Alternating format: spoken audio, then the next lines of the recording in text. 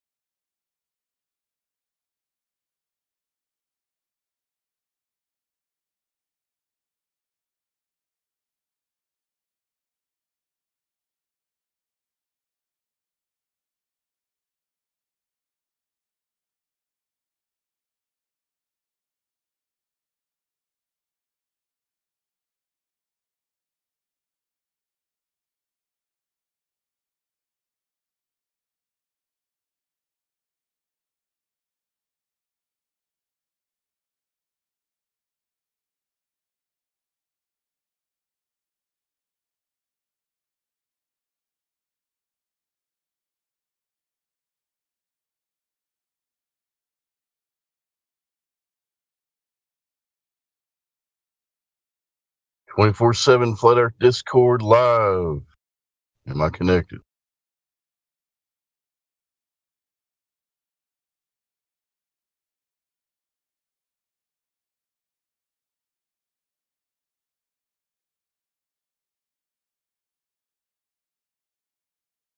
Alrighty, I'll try to rejoin.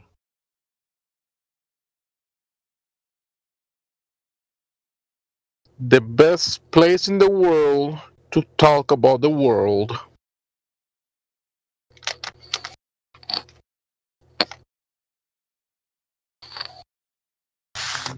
Jimsy's there.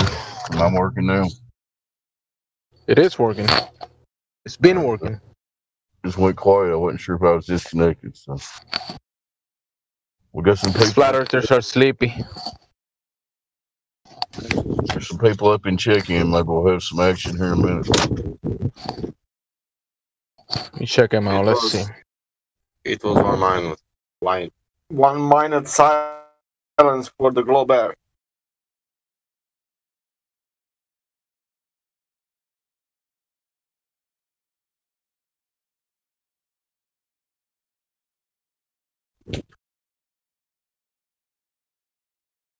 Rest. Good luck finding globe Earth evidence, Sasha. I've been looking for 5.5 years myself.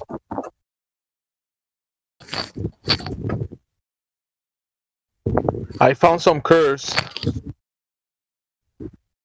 Hey, stop looking at your wife. Oh, that don't count? That level is curved. That is curves.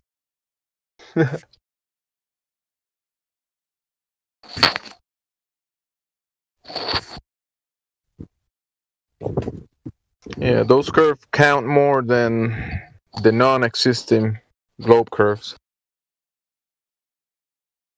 These are some real curves.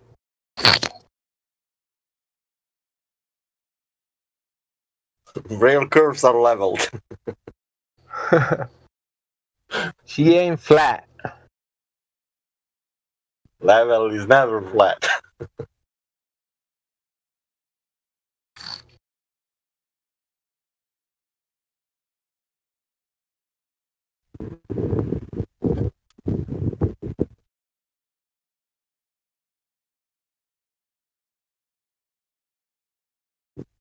Mm.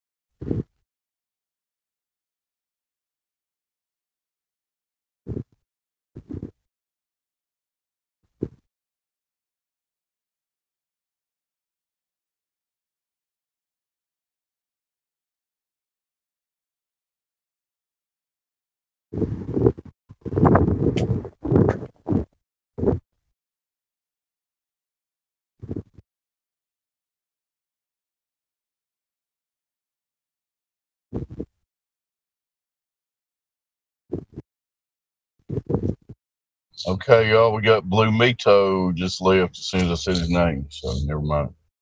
Now he's back. Blue Mito, can you talk?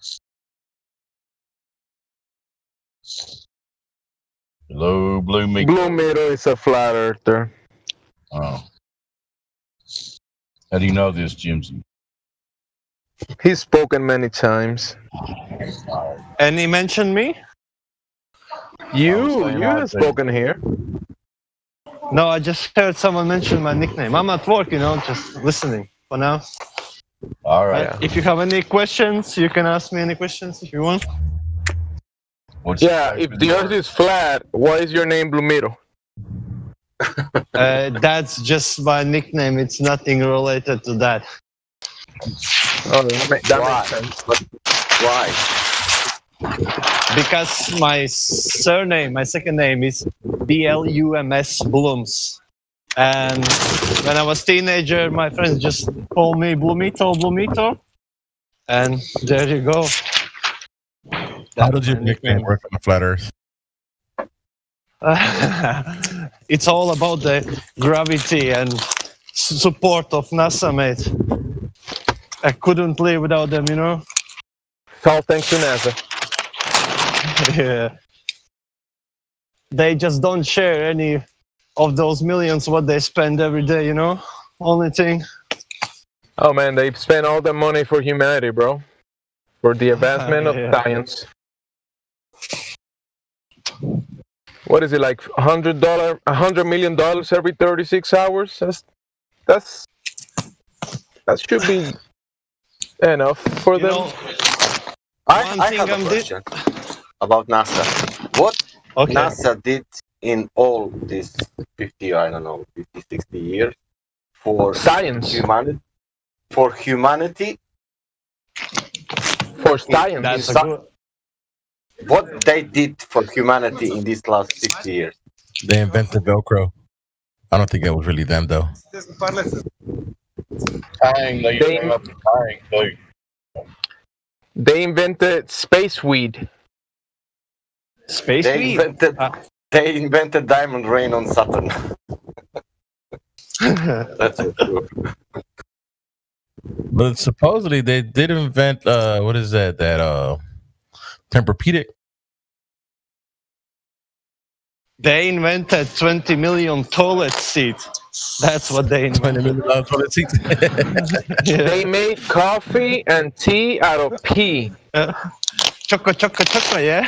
And you make No, but really, what they discovered in the space that helped humanity on the Earth? Well, thing any- is, making, Does it making ever- coffee out of your own shit is definitely a discovery. An advancement. Yeah. Making bubbles in the space, maybe that. Dude, that would save me $23 a week, not including the milk and. Blumito, you're working, bro. Mute yourself, bro. You're making noise. Thinking David Bowie in space. That's cool.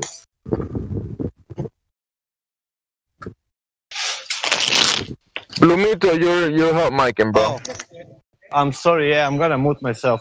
Yes, sir. Thank you. So yeah, space So, weed, space tea, space coffee, made out Why of is- pee. Why is Flintwood in trouble when they can just get one of those NASA P water makers? Because it's rocket science. Why is space coffee different from Earth coffee? It's sweeter. Why? It's more sugar in in vacuum. Sweeter is better. So that's it. Okay. That's a good enough reason for $100 every 36 hours. $100 every 36 hours. That's space coffee. I We're heard talking about NASA. They've been probing Uranus since 1958. And I've been liking it.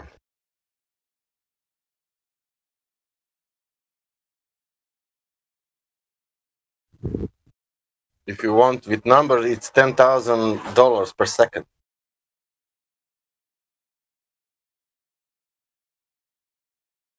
You know, we should give them a raise.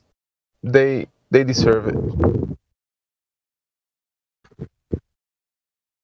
20,000 per second. I mean, what else are we gonna do with that money and those resources? Anything better to do than space travel? Nah, I couldn't think of anything, Jim. They're spending I mean- the money well. Trust them. You got janitors, you got taxi drivers, then you got soldiers, you got pilots, then you got astronauts. Top of the food You- chain. You need to pay food, insurance, health insurance, everything.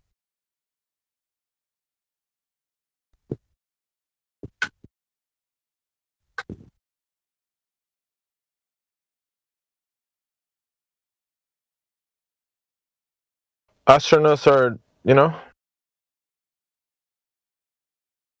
top of the food chain. Top of the food chain.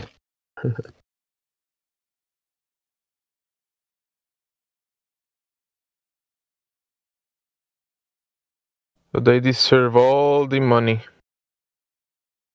Just ask any Glober. If we talk about the money, imagine how unfair is that 8 richest people in this world own half wealth of human race. Yeah, man. They need it. You know? And They- 1% of richest people own 99% of all human wealth. There you go. That's so unfair. No, that's fair. Uh, At least 99 believe that we are on globe, and that's fair. imagine if we would just took that 1% from that 99, we would be 2 times richer, right? Kinda.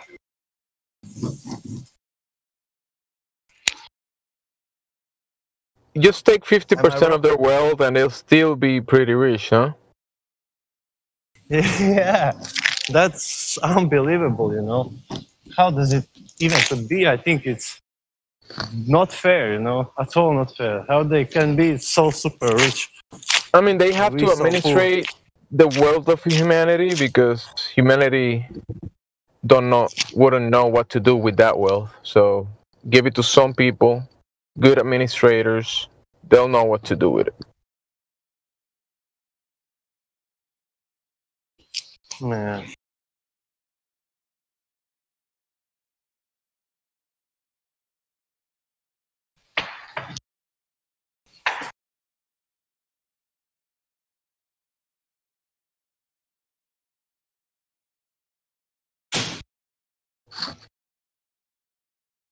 It's like the politicians, they will administrate your money better than yourself.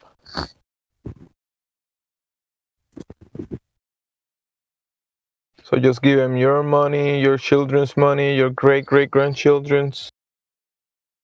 Even if they're not born yet, just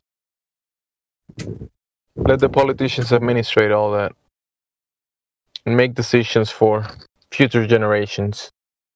Because politicians know better than the unborn generations.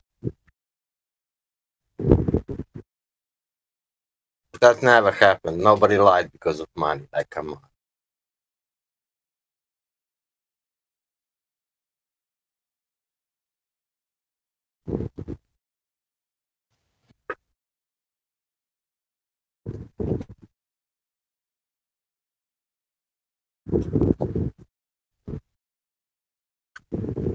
Let's add everyone in the VC. Checking.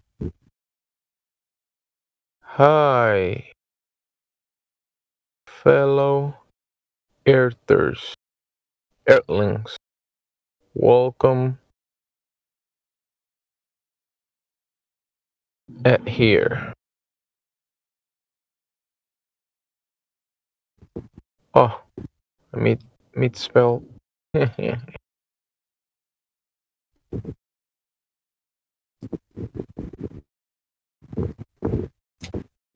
try it again.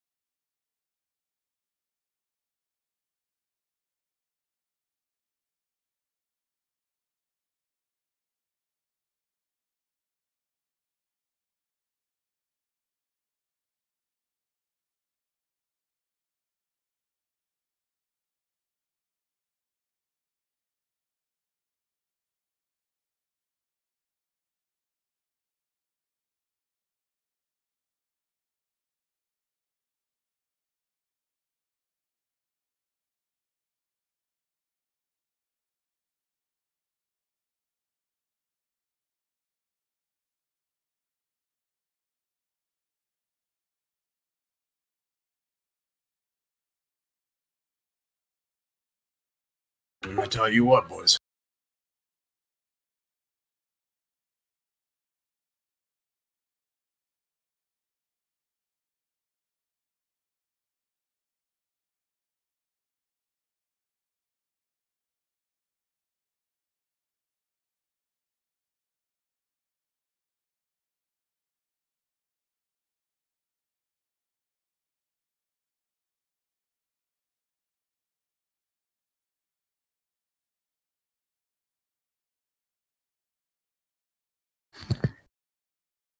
Have you guys heard of the square globe Earth theory? I'm more into the pizza theory. It's a square globe.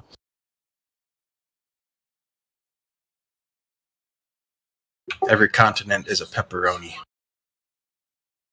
Huh. It's just a theory. It's just my theory. It's just my belief. Kinda makes sense. No, see, I picture it as a snow globe. Sadly, I'm not joking, but as a kid, I always kind of pictured the world as a snow globe, though. It makes sense, right? It's a firmament.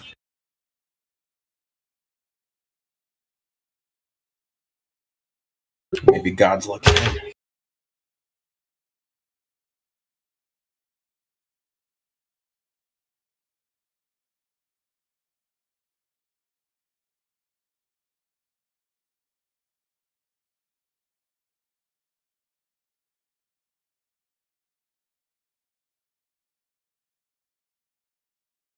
I'm going to change my name to Snow Globe. Snow globe theory. A lot of people with rock in their name in this server, but we don't have any snow globes. So does that mean it has to be moved to be able to snow? It means God just shakes it up now and then, you know what I'm saying? Huh. So the Earth moves.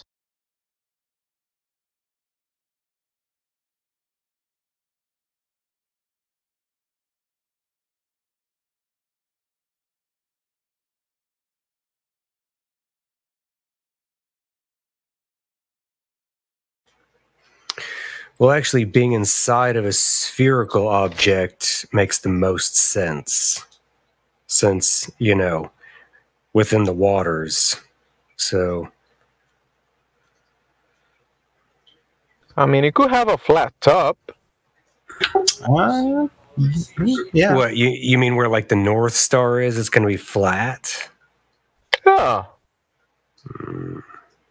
I mean, why would that happen? Like a flat roof. Yeah, but why would that happen? I don't know why, but I'm just saying it could. Then it wouldn't make. So is there?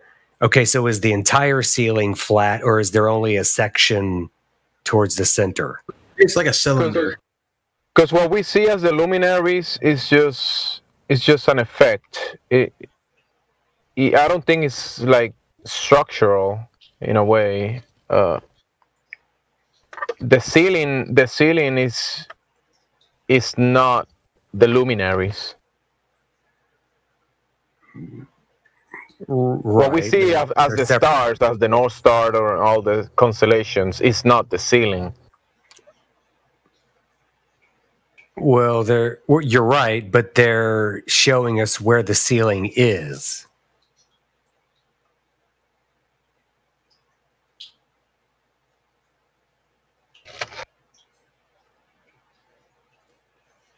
It's possible that the luminaries are just an effect in combination with the ceiling, but like I'm saying, it's not. 356. It's a combined effect of what we can observe, perceive, and the construct itself. Okay, so the stars, there's only two options. They're either in the firmament or they're on the firmament.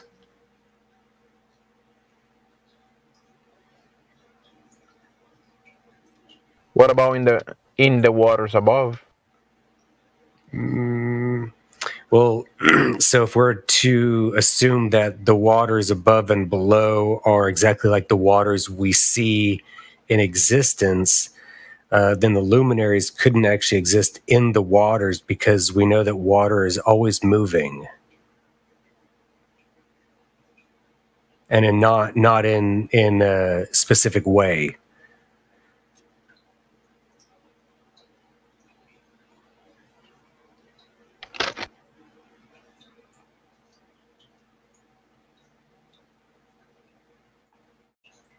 Yeah, there's definitely movement of the waters up there. Sure, I will agree. Some people say that the firmament itself is moving, but I don't really know. It's possible.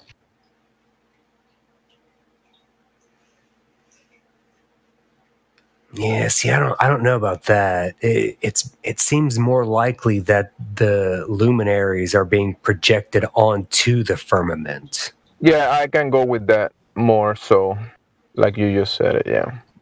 And they're not actual objects, because I mean the moon couldn't be an object. It Yeah, has to I be can some agree. kind of projection. The sun is the same way. The sun has to be a projection, and the obviously the stars. See, I So want to chime in on that. So Yeah. you were saying that the stars could not be in the waters. right, they either have to be in like the firmament itself or on the firmament, not So this is- beyond the firmament. This is what I was listening to a TED talk one time, and what they describe dark matter or dark energy, the way they describe it is like if they put, let's say, figuratively, a penny will be a star, and they put it inside a tub of water. You see the penny, but it's kind of moving like there's something in between it.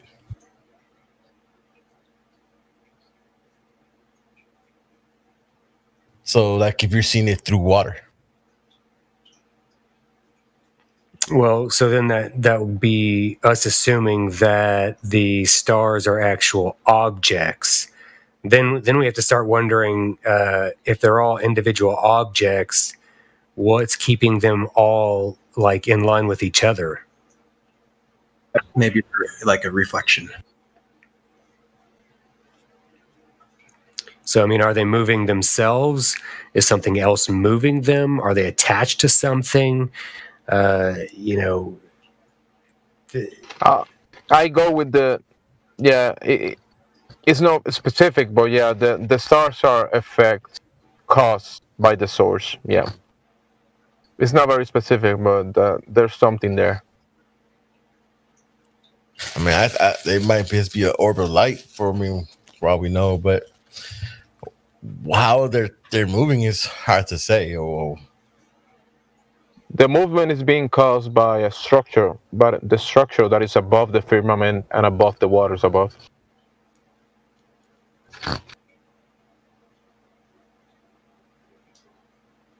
so there's a structure, so a God spaceship, essentially. Well, you say spaceship, and it sounds kind of funny, but Oh, I mean, it's the truth because it's a ship in space. I would say is just. I mean, I don't know. The firmament is a surface, right? I mean, some type of surface. and the structure above is probably on top of the firmament. Yeah. And by the way, I don't think the surface is curved. It might just be some flat ceiling. Yeah, the surface is definitely curved. Otherwise, satellites would not work. What do you mean, bro? Yeah, because so if you just look at Dish Network, all Dish Networks, there are little satellites on top of people's houses. They all point to the same location in the sky. And that's because that's where they're bouncing the radio signal off of. It don't have to be curved to bounce the signal off. It does in a conical fashion. If you attempt to bounce a signal off of a flat surface, you can't point things at it and receive it because it'll reflect off of the flat surface the exact same way it was pointed at it. So if you point a laser beam at a flat surface and you angle it, it'll come off as a pointed laser beam. But if you point it at a curved surface, it will cone outward. It'll become conical in shape. Yeah, no, you could definitely point a flat surface and get a reflective cone. I mean, not a cone, but you could definitely get a signal to bounce off of it. So yeah, but you won't get a cone, which is what satellites require. A conical, what do you call it? Dispersion of their signal. That's the only way they can receive it. They can't receive straight line reception. That's why they're designed the way they are. The receiver is actually that thing that sticks up. The signal comes into the dish and then bounces up into the signal, or into that little receiver that's pointing outward.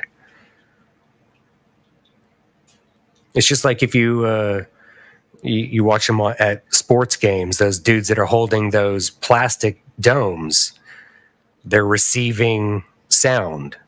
That's how they receive the signals, because sound goes out that way. That's the only way you can pick it up.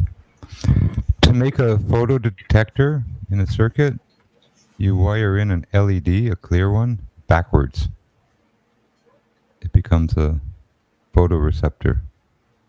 When light hits it, it generates a little current. Instead of the opposite, passing current through it to generate light.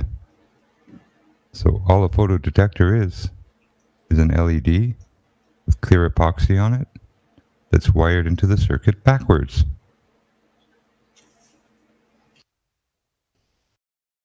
And the only times that I see like the green laser 50 mile I have form a cone so far is over fields with a very specific amount of humidity and water droplets in the air. It'll form like, an ice cream cone instead of the beam. And you get this it's really nice, but a nice big green cone instead of your little fine point, thin line, ray, beam. So it could happen over water, but I haven't seen it over water yet. I've only ever seen a nice straight beam. And from up high, point to point, only straight beams so far.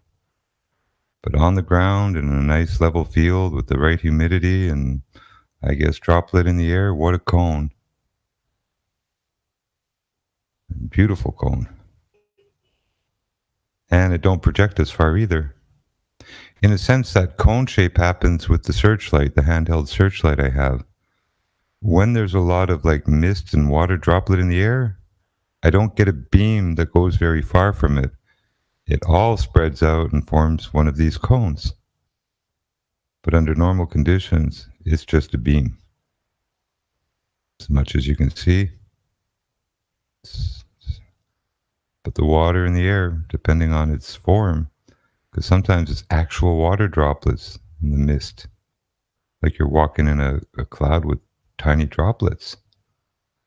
That really affects light, images, and what you can see. But yeah, anyway, just on the point of what is a light detector there, it's just a simple, common electronic component, your basic diode, your LED, and it's just wired in backwards. So instead of giving off light when it receives it, it creates current. It does the exact opposite. The current says, well, it's night or day, the light is on, the light is off. It creates a little current, says the light's on. There's no current, says it's off. You can engage a relay and turn on a light when the night comes. Turn it back off when the day comes. All through just a few so-called photons hitting a little LED epoxy and a making a little bit of current or not out of it, deciding whether to activate a relay for on or off and keep a place lit at night and the light off in the day to save money. Automation. And the key to that one would be just a little LED.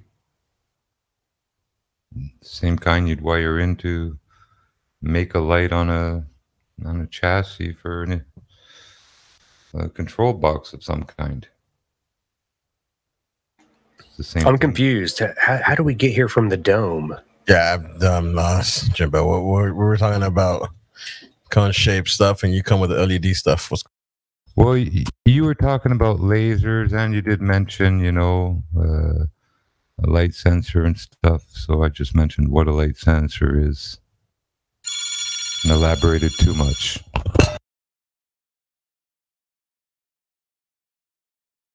We were talking about bouncing signals off a flat surface or a curved surface.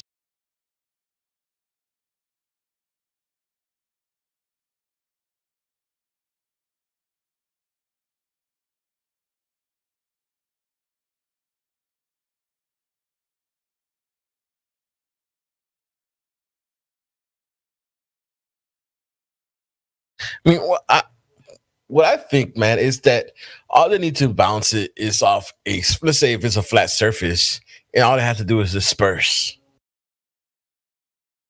And that's why whenever you receive it, the other thing has to be curved. In other words, to be able to cone it up. Yeah, but the problem is that a flat surface doesn't disperse.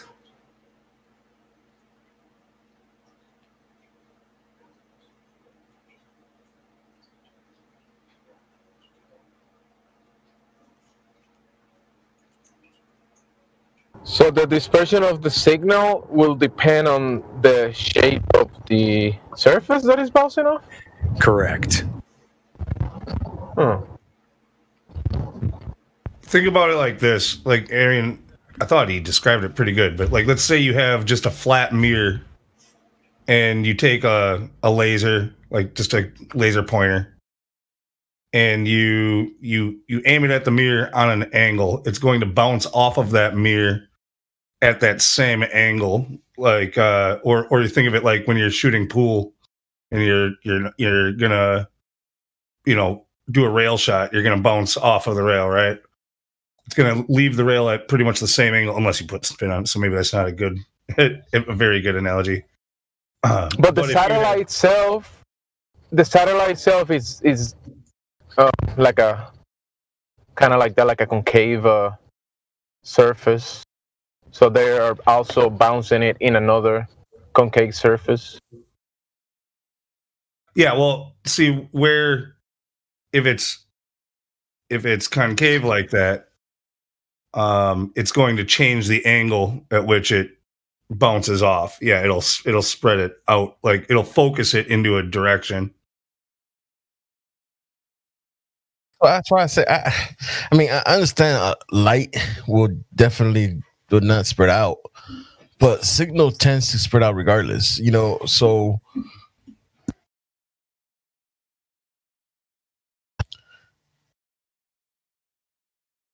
I mean, what you're saying is being focused, Right. So they're shooting the signal at the dome, and then it's bouncing off and outward in a conical shape.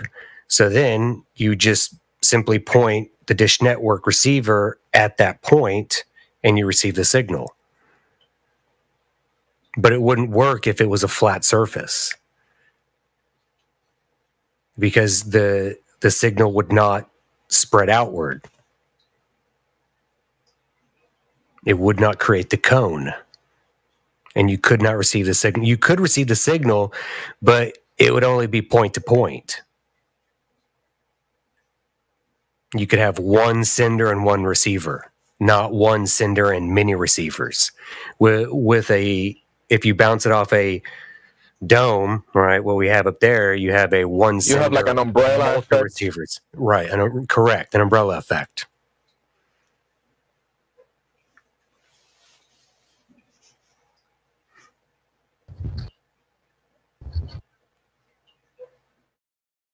So what's up there has to be a curved surface. Has to be, or Dish Network would not work. Yeah, I see what you're saying.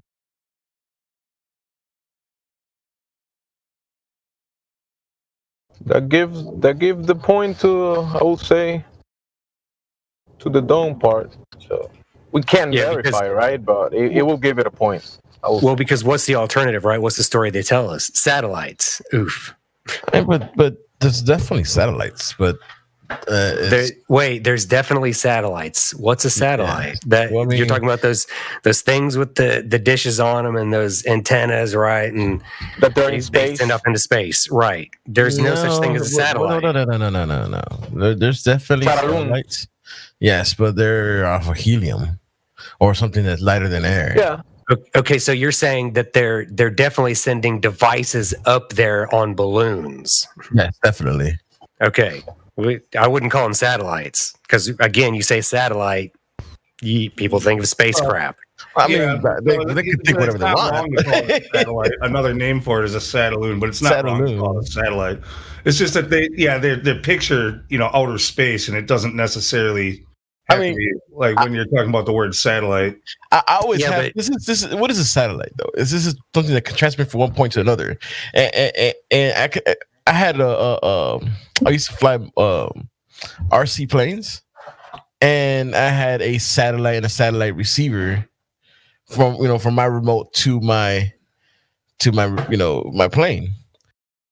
And it's not, that's why I was like, when people say, oh, it's satellites. Yeah, well, my freaking RC plane had a freaking satellite remote and receiver. Yeah, my drone is the same thing. Like, I'm usually getting like 14 to 18 satellites, supposedly, in my area when I fly it.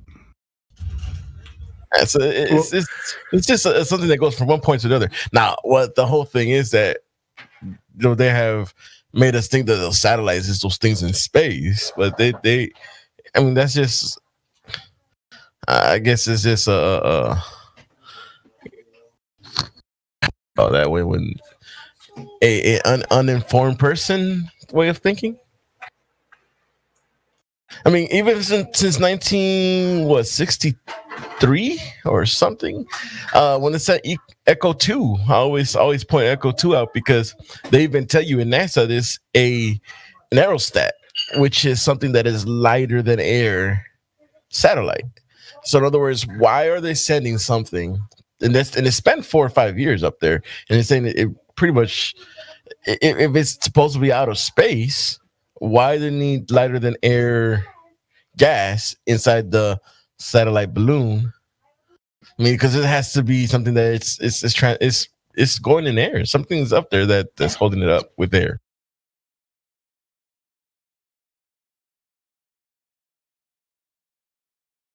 Which in the Book of Enoch says that what's holding the firmament is actually air. Just like it says the clouds as well as being held up by air, and actually science, what they say also is the same thing, that what holds the clouds up in the air, millions of pounds at times, is just air.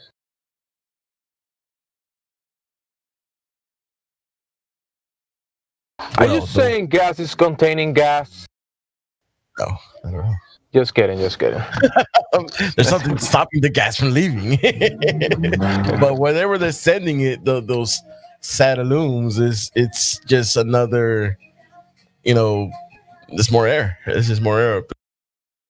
And if what Enoch says is correct, which says that what's moving the firmament and all the other stuff in the air, it's wind, then that will explain why they say whatever's up there moves at 17,000 miles an hour.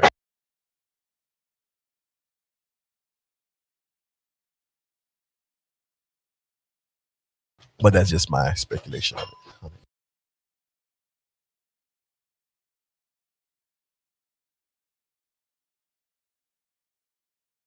I could pull that thing up that says that as well, the aerostat, and if you look what aerostat is.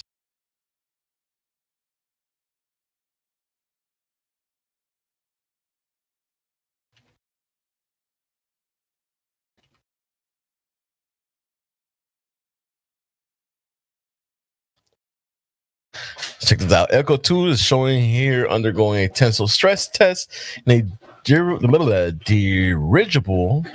hangar at Westfield, North Carolina. A dirigible is a type of aerostat or lighter than air aircraft.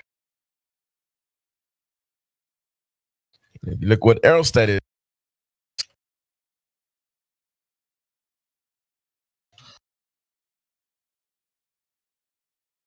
Here's the wiki.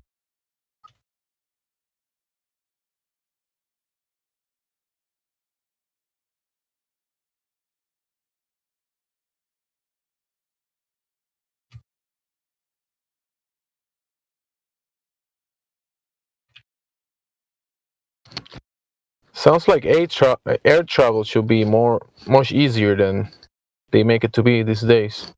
Tell me about it.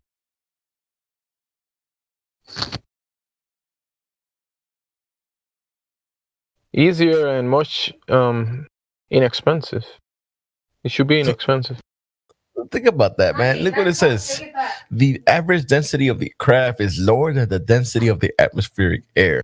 So if they're sending an aerostat up there, and it's spent about 4 or 5 years up there, moving at tremendous speeds, that means there's definitely there's definitely still atmosphere and there's air going all over the place. I mean, they tell us there's no air up there or hardly any, but we haven't gone over there we haven't gone there to verify. Just less water, less vapor, less pressure. There's still air, nitrogen, oxygen. Yeah, exactly.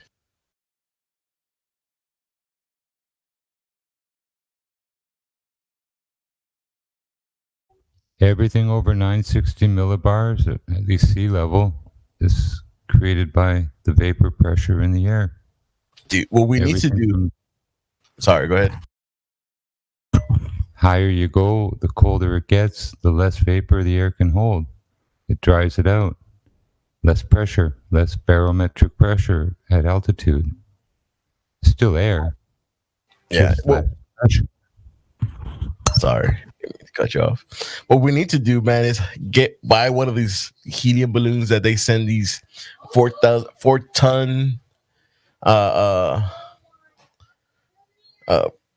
satellite or whatever payloads. Yeah, right, 4-ton payloads, and send it up there with a camera. Something that will send that shit up there.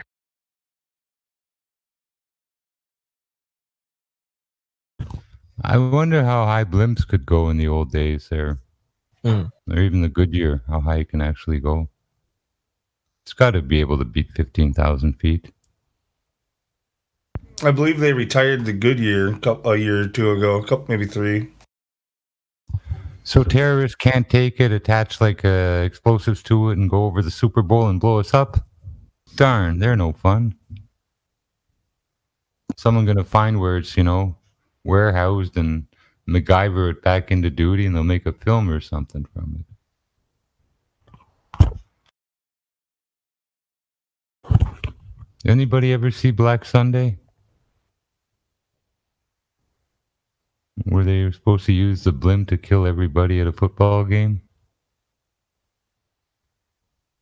I guess I'm the only one who saw it. That's boomer talk. I saw that film, Jimbo, so you don't feel alone. That's boomer talk. Yeah, it came out a little bit after Jaws because Captain, well, not Proudy, but what's the movie again? Because I did see Jaws. Black Sunday. It had not Black Roy Scheider, but the other one. Let me see. Yeah, and it was of course, it was. I guess it came out after the Olympic thing in Germany or whatever, when all the Arabs were the terrorists at the time. See, terrorism started out back then with the Jackal, I guess they called him. Was one of the terrorists that they, vilified. Then there was PLO, and Yasser Arafat, and the terrorists evolved to Latino terrorists, to others. It's been quite like a rollout, just like back when we had these Ebola outbreaks, and you'd go to the dentist and they'd ask you this battery of questions. You've been overseas, blah blah blah, been in contact, the same fucking thing. They've been conditioning us with this fear porn leading up today, and movie? double masking. Wow, double masking, and people dying within sometimes moments of getting their pig pus in their arm. It's interesting times we're in. And I'm glad a bunch of these like politicians and doctors and others are getting whacked first. It's not really a bad thing. And one of these politicians took it in the arm and he's in a fucking coma now. Started like in a seizure about 30 seconds after they pulled the needle. Another one. Oh well. I told the story earlier about my cousin when she was born. Born perfectly healthy. They stick her with this pig pus. Oh yeah. She has a seizure, tubes, everything. Epilepsy for life. Thanks. You want to push pig pus on me? It's not going to go far. You take it first. Stick it in your arm. I'll wait. Like I say, if I stuck something in someone's arm, your child, and he went into seizure and died, you'd think I killed him, and you'd probably be right. And I should be charged. But these people with impunity go into old folks' homes and other places, stick thousands of people with this puke juice, and they say, well, we expect some to die. Well, if I went and injected people with stuff and expected at least a few of them to die, wouldn't I admit I'm a killer? Just a murderer? Yeah, but it's just 1% that we're damaging. But isn't it just admission of like, I'm a Dr. Kevorkian?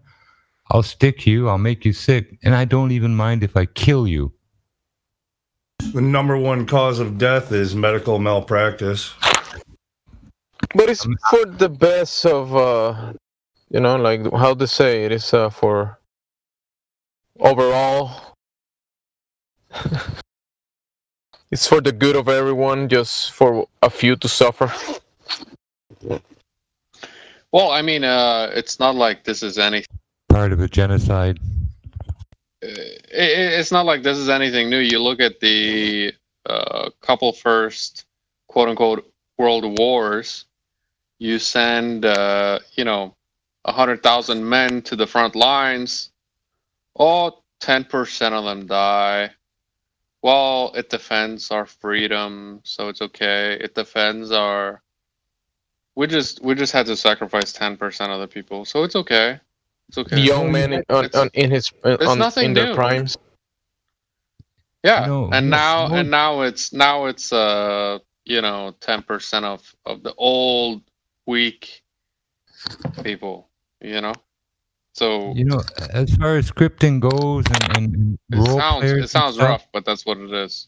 Hitler, everyone knows him from the Second World War and Third Reich and all this shit. But in the First World War, Hitler played very and what his story claims to really have led to what rolled into the Second World War. He was hit by mustard gas. He was, I guess, a corporal or something, and he was one of a bunch of people hit with mustard gas. It was a return favor because the Germans had developed mustard gas and used it, and they got a little dose of it, but it was from the Russians, I think. But anyway, while he was in the hospital, a couple of Russians dressed as enemy, I don't know, Germans tried to get some people to recruit. It was like betrayal and stuff. But again, he was a story player and a character from the First World War. And they brought this little corporal nothing, little guy they wrote fictions about, all the way up to the Fuhrer. It's a narration, a narrative. It was from the beginning, not just the Second World War, but the First. The same players were involved. How did Hitler go from a famous little corporal in a Russian hospital bed after a mustard gas attack to the Fuhrer in the next war? Kind of right to riches story, it seems. Well, I think everyone knows the answer. I don't. It's a little something called dollar bills. Well, part of the problem apparently for Hitler with the mustard gas attack is Germans had developed it, but an American chemist figured out what it was and how to produce it and send it back type of here it is back. But the chemical is called bis-dichloroethylene sulfide. When it touches your skin or gets in your lungs, it reacts with water and forms hydrochloric acid. Now, this stuff was invented by the Germans. Americans did not know how to make it, and an American chemist, Jewish man, named Joseph Gomberg, was the first to figure it out and reproduce it in a lab. And the fact that he was a Jew and that Hitler got hit with something Germans invented and was sort of reinvented or figured out by a Jew insulted him. So one of the reasons that seeded, quote, his hatred of Jews was an American chemist named Joseph Gomberg, who figured out how much gas was put together. That's an interesting theory. Where's theory, that it's from? one of the stories from the First World War. I didn't make it up. So who made it up? Read some books. So who made it up? It might be a theory and all fucking fiction, but it's fucking there. It's there? Yeah, the globe Earth is also there on the television. Does that make it real? It's all fucking fiction. Hear my words. Well, I'm asking you, where is it? Books. It's in books. Okay. So it's in books, so therefore it's true. No, it's all fucking fiction. Hear my fucking words. You're trying to make words for me. It's all fucking fiction. I'm literally repeating your words. Yeah, but why are you doing that, bro? Come on. He said the story that I never heard. So what's the big deal about questioning his story? It's not a big deal. He just shared it. He read it in a book. All right. So are you gonna question? You're gonna question Jimbo because that's the story? Maybe hard to believe. There's some books that say Hitler had a fucking mother, and he came out of a womb. Do I have to fucking prove that?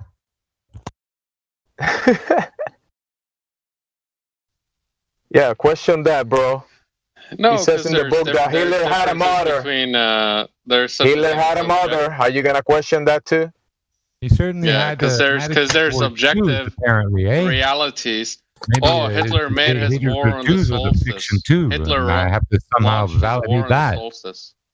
Hitler launched his war on the solstice. How are you gonna object that?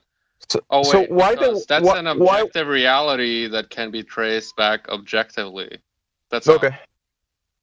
So it's about objectivity versus subjectivity. You understand? No.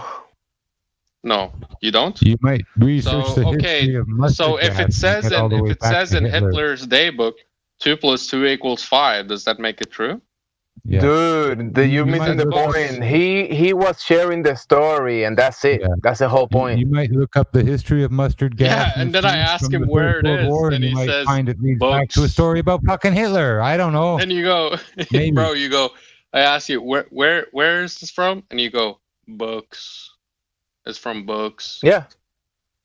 Okay. And you expect that to land in the flat Earth channel. What do you want to hear? Good luck. If you want information, you're gonna look at the air, leaves on trees, a pond, and read the pond.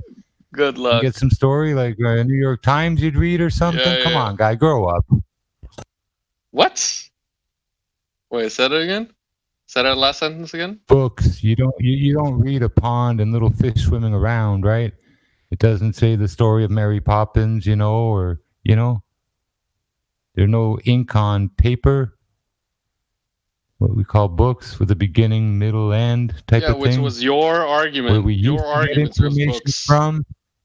Your arguments was no, books. I said it's stories and it's fiction, and it's a fiction that leads back to Hitler from post World War II. From pre-World War II. What the fuck are we discussing here anyway?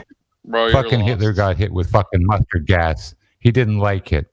A Jew in America reinvented it, send it back to the Germans. It's the fucking story. Look up mustard be. gas history. It might lead you fucking back to the story of Hitler in his fucking bed in the First World War. Could be. I don't know. Could be, man. I don't know what the fuck to say to you. Yeah.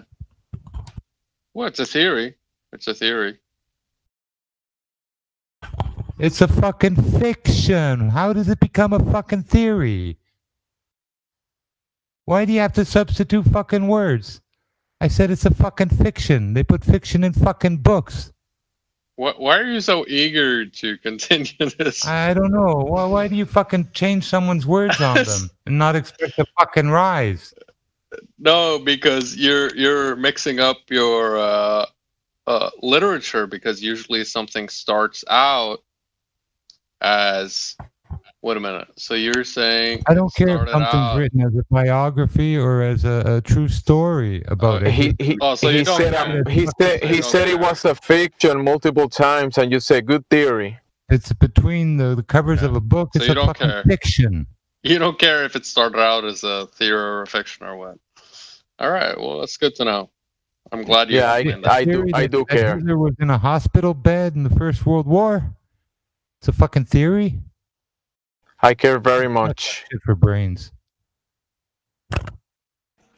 Well, really, anything told to us about Hitler is just a story. We can't verify anything. Yep. Or World War I or World War II. For all we know, the rabbits could have started it. Yeah, good theory. Good fiction. Good film on those new reels where, dummies sometimes on the ground as dead people. Fake nuclear bombs on, scaled down sets and stuff with models. All fiction. Not theory. Why did they wanted to take out Germany and Japan so badly? To take control over them? Calls for speculation. There were four main empires at the time of the Second World War, weren't there? There was the Japanese Empire, the British Empire. I mean, the Germans didn't really have an empire anymore, but they had a lot of influence on the French Empire, and all four of those empires were destroyed by the Second World War. So Yeah. that was what actually the aim of the war was to dissolve all of the power bases so that it could be centralized under a few people. And that power base was basically maybe all the young men that were sent to die from all sides What? of the equation. What? Wait, what's it again? All the young men that were You sent. think that's the power base? You think that's a source of power? Is that what you believe? Yes, that's what I believe. Yes. Oh, okay. So you don't believe that the central? No, I don't know. What you're about to say, I don't believe. Giving their lives. What? What? What? So you don't believe that the central banks actually are the ones with the power? You don't believe that? Dude, you shut up. You think it's the individual soldiers on the battlefield? You think that's the people with the power? Yeah. I'm asking that if you send like young men to die in a war, that will change the landscape, and that will affect the power structure. That will have some effect if you send a lot of millions of men from different nations to die, because the power structure is big, and they have control over many things, economics and all that stuff. But if you send a young man to die for one silly reason, war, because reasons, that will definitely have an mass effect. Deaths among humans causes usually economic upward mobility for a lot of people. Because say for like now, if a lot of people die off from the puke juice and other stuff, well, sometimes like their businesses, they go away, and new businesses have to come in and take their place. There really is opportunity in all of that loss and all of that death. That's what I'm saying. For me, if I survive it, not to be morbid or anything, but if it gets bad, I'm looking at ways to, capitalize later. What'll be needed? What can you make money off of? It's It's not cruel or evil. It's just practical. I mean, anyone with common sense would, figure out, surviving and doing a little better if everything around you is kind of like not the way it should be.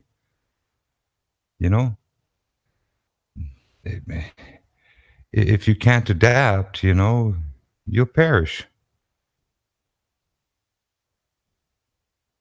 So I don't know, if you don't have the support of the state, you have to find ways to support yourself.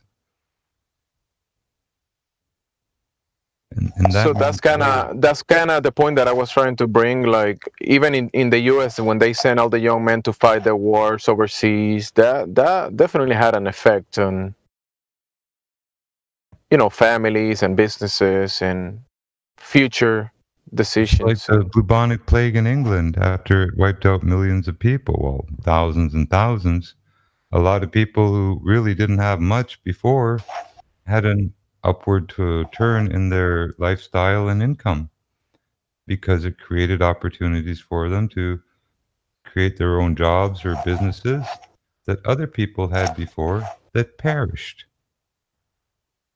It starts off with the old money and on with some new type of thing. In an organic manner, like let's say one family business owner passed the business to the youngest man, but that man died for some reason. Okay, the business, someone else might take the business, right? But if you send millions and millions of young men to kill each other, that will create like a bigger effect than just in an organic manner. It'll create a vacuum.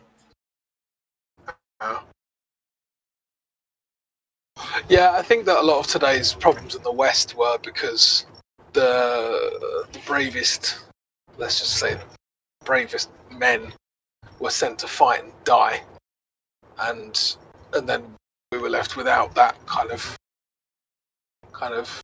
patriarchal influence on the West. I think we've reaped the problems from that ever since. You can add that to many of the nations: Europe, Germany, Japan.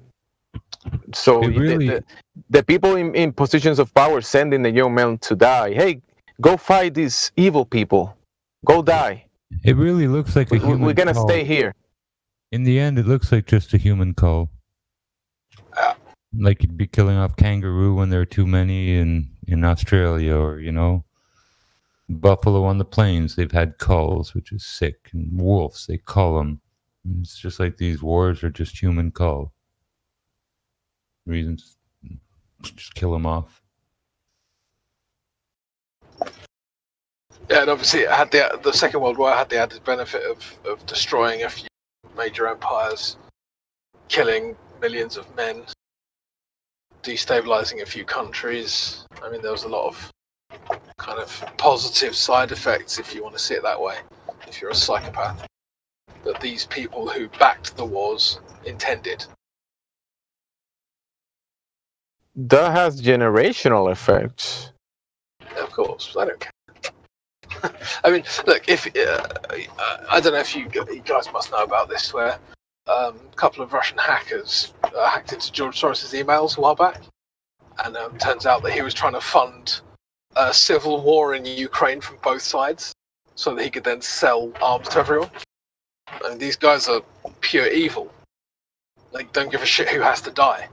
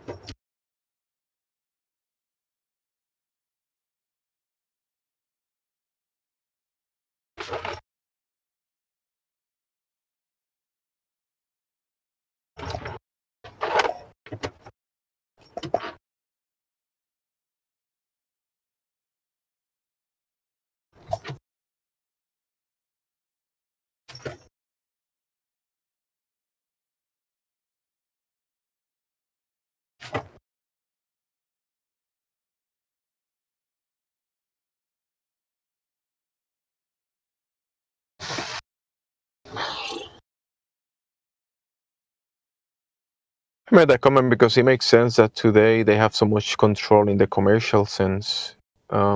Because what will normally be the foundations of a commercial world is being manipulated to, be controlled economically. All the resources that would have been under control of family generations and stuff are now under control of power groups. And those same people, when you follow them, those are the same ones that benefited from wars, banking scams, and they got a grip in the whole thing now. Before it wasn't like that. They took certain steps, like including the world wars, because taking out the young men was a big part of the equation. What is an old guy is gonna do against the young men in their prime? It's gotta take him out somehow.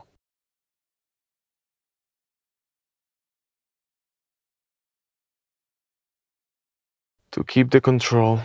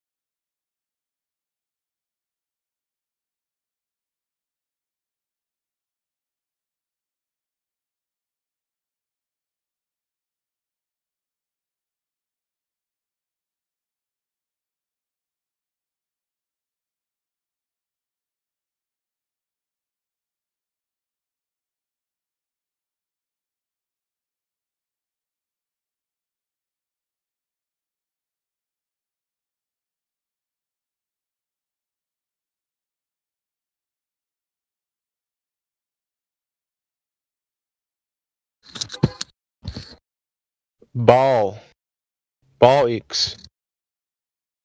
Yo, Welcome back. thanks. You've been debating flat earthers for the past few days. Yeah, What's going on? Did you made it back to reality, or are you still spinning on the globe? I'm still spinning. Oh, what is keeping you spinning, bro?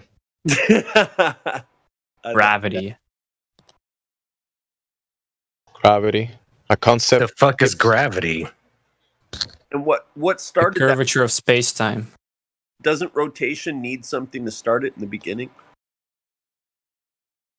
The fuck does that mean? How does things rotate without anybody spinning it?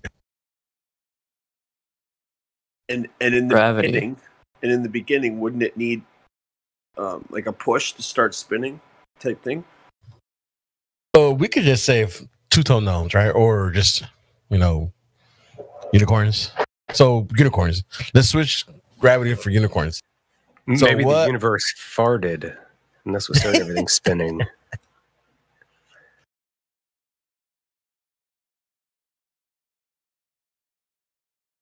Sorry, I was looking for the word momentum. To start in motion, aren't the rules of motion that it needs momentum? Yeah, the universe farted. That's what started it. Yeah.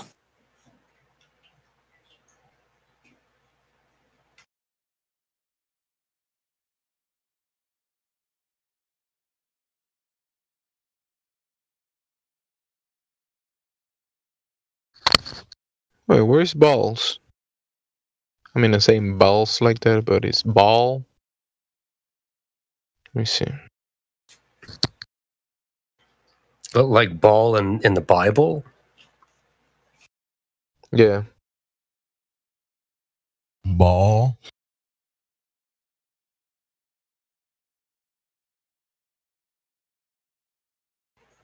It's weird that in the Bible, every time like something happened, the people went back to worship Baal.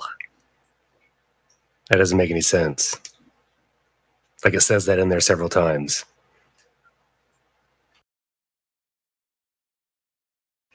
It's like, who the fuck is Baal?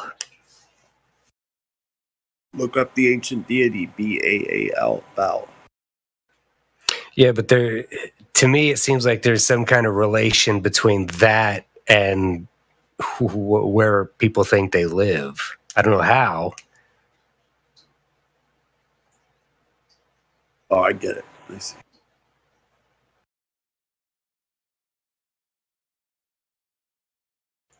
Because even now, people are worshiping a Baal. Right, excellent. I never thought of that. And gravity is his priest.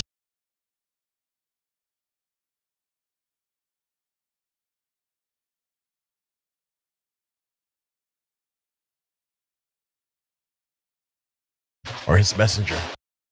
Huh? I like the messenger part better.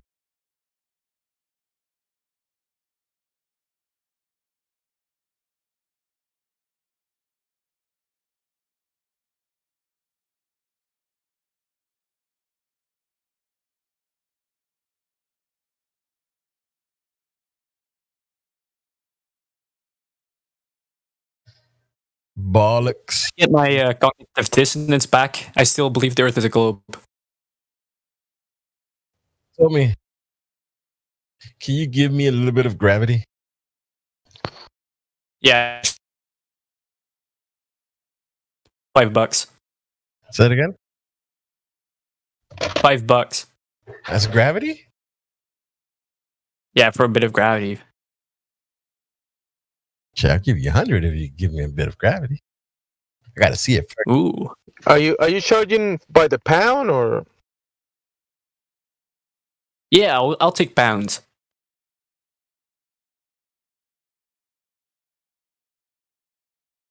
When you charge $5 for gravity, like how much gravity are you giving?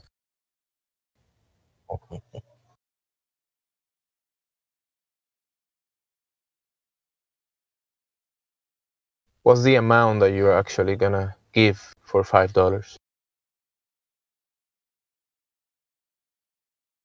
Ball.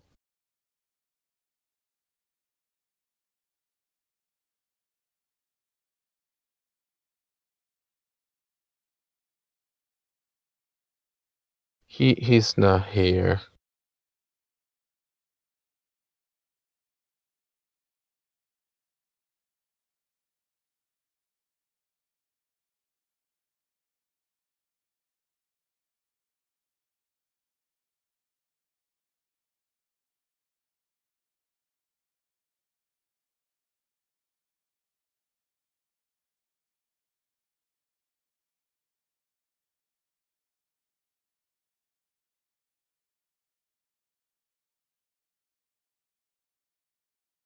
going on? Val was here talking to us. I don't get it.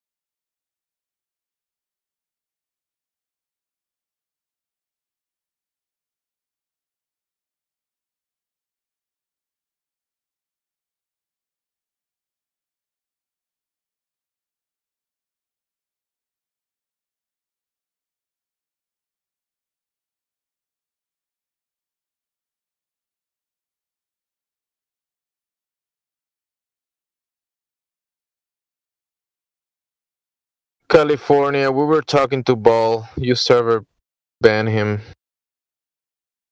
Now it's all quiet. Come on, bro. You wanna take all the fun?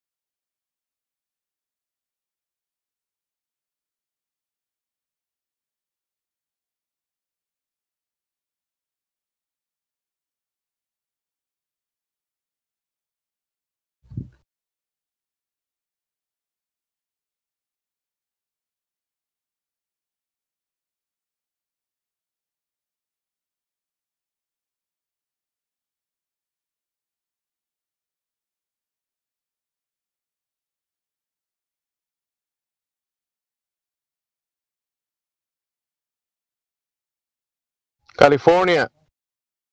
California. You server ban Ball. We were talking to him. Oh, really? Where? Bro, you server ban him, bro. And we were talking to him right here. Oh, in this chat? Yeah. No. Oh, I'm sorry. I didn't know that. What's up, Kelly? I was arguing with him in the Cogdis, and oh man, that guy, he would not concede that you can't have gas pressure without a container. He would not, budge at all. Just had enough of him. Yeah, I had no idea that he was in here when I guess I was talking to him. Yeah, it's a quiet time, and I brought him here to talk. Well, I'm sorry. And we can speak to ourselves. So as soon as you pulled him out of CogDis, he banned him from CogDis. Is that what happened? Yeah, I guess that's what happened. I mean, he's arguing for the globe, which is something that I guess we like in here. I mean, if you guys want to hear his bullshit on how you can't have gas pressure without a container, then let me go ahead.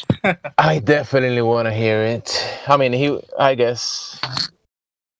Sometimes putting the Glover argument on display is better than silence, right? And there's no way to learn better than to listen to others. It's flat smack for me. I mean, I don't know what his argument is, but he was talking, so. He doesn't have an argument. Yeah, that's what normally Glovers do. But I guess we'll stay quiet in here. Well, basically, to sum it up, he said that we have pressure gradient, right?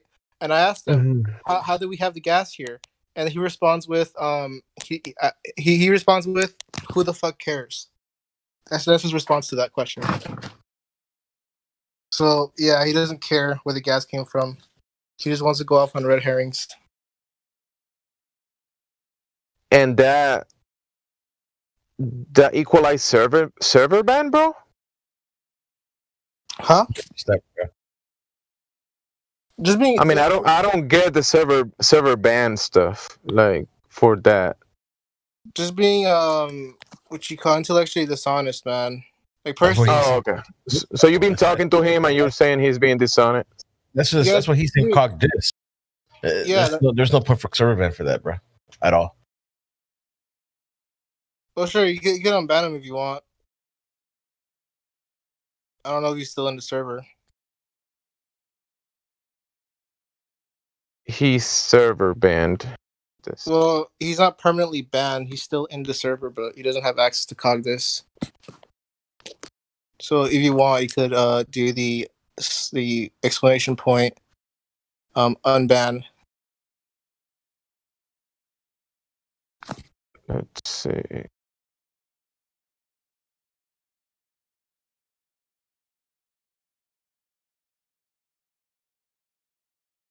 Just be careful with that server ban, bro, because you know that's been happening. Like a few people have been in text talking, and they just get server banned. I mean, at least in Cogdis we can still see what's going on and talk and maybe argue a little bit, but server ban is kind of like. I think, well, personally, I think he's on the level of Kosho. Or worse. Yeah. So if you want to deal with that, well, he'll be my guest. I'm just saying he was here, so people were talking to him, and just to server ban him while we were speaking to him, it's just that's all I'm saying. Well, I mean, he didn't know we were talking to him. That's the thing, though. Yeah.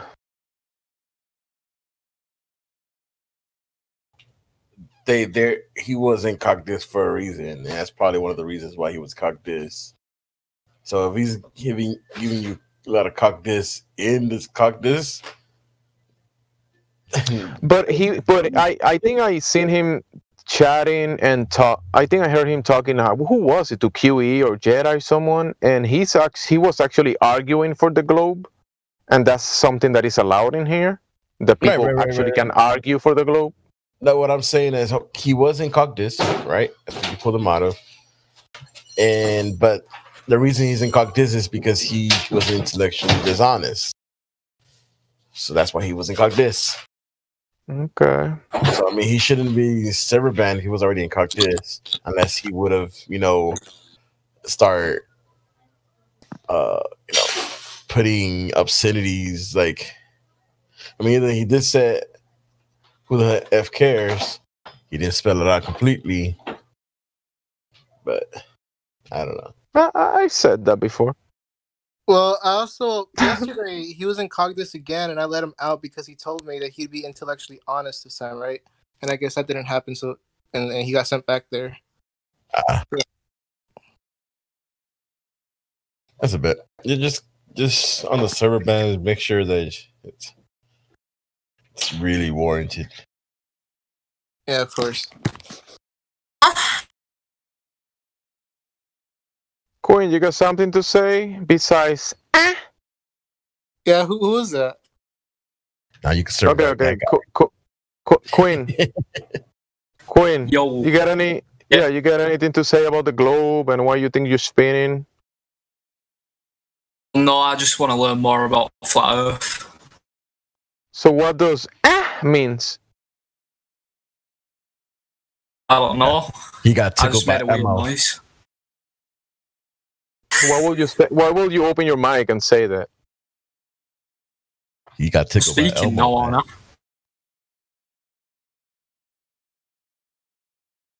Can you answer? What do you mean? Can I answer what? Why will you open your mic and say? What noise did I make? That noise. You moaned a little bit, man. You know the female sexual sound that you made, or maybe it's what you make when you're getting pumped in the ass. Why would you do that? I think he got tickled by Elmo, man. He got some Elmo picture. Look,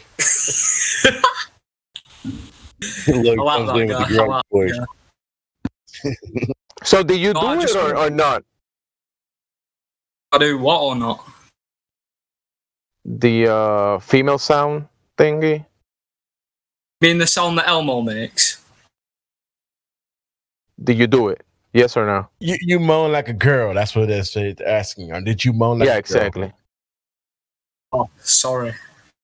You could apologize, Yeah. man. You could come back from this. Hey, he apologized. He Yeah, said sorry. okay, That's okay, good. okay. That's a good step. I didn't hear that. Don't worry, I'm an asking. Good job, I'm just bro. gonna listen in. What was that? I'm just gonna listen in. Listen to what? Oh, just listening to your conversation. Why will you want to do that? Are you interested in flat Earth? Well, obviously, seeing as I'm in the Discord. Well, that's awesome, dude. I'm glad you're here. Let me ask you a question. Go ahead. Let me ask you a question, Quinn. Usually when people come here, we like to kind of know where they stand and what do they know about, what they believe they live in, like let's say the globe, right? I'm a beginner. That's awesome. So usually we ask 3 questions. One is, I'm gonna tell you what the 3 questions are, and then you can honestly answer. You could say I don't know. That's definitely fine. But one of the 3 questions we ask is, do you know of anybody or somewhere like in this time or in the past that have measured curvature? Second is the rotation of the Earth, the axial rotation. How has anybody now or in the past detected axial rotation? The spin, the 1,000-mile-an-hour spin. And the third one is gas pressure without a container. How they say we live on, next to outer space, which is the deprivation of gas. And then we have gas pressure here on Earth. So, first question. Do you know of anybody that actually measured curvature in any way? Well, like I said, I'm a beginner. I literally started researching it this month, and I really don't know much. Okay, but you do believe you live in a globe, right? All right, so you don't know anybody that has measured curvature, but you think the Earth curves, so it's just a belief then, right? I don't know. I've seen a lot of different opinions online. Yeah, but I'm asking what you know of anybody measured curve or anything like that. Oh, no. So it's pretty much a belief that you think the Earth is curved. All right. The axial rotation, has anybody detected the spin of the Earth in any way? Do you know of anybody that's done that? Oh. No. So that the Earth is spinning is another belief, right? Sorry? So the Earth is spinning, pretty much you believe that somebody's detected it or it's just a belief that you think somebody's done it or detected it somehow or somehow they know? I think someone's measured it. You think somebody's measured it? How would they have measured that if you know? Well, seeing this technology's been advancing for years to come, I don't know. They've just been finding new ways to measure the globe and stuff. But you actually don't know which way have done it. You believe somebody's done it. Oh, no. Right, so it's another belief. I just believe somebody's done it. All right, so gas pressure without a container. In order for you to have gas pressure, you have to contain it. Is there a way to contain gas without a container?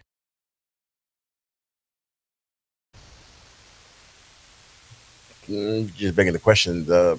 We're trying to prove that, so we're trying to figure out if there is a way on Earth to try this, or has anybody done this? Held gas in a location without a container, like pressure. In other words, like a soda can. Once you open the soda can, what happens to the gas that's inside the soda can? All the gas gets let out, but it disperses, right? It goes. Yeah. Am I right or am I wrong? Right. So is there a way to hold that gas in there without it being contained? I have no idea, to be honest.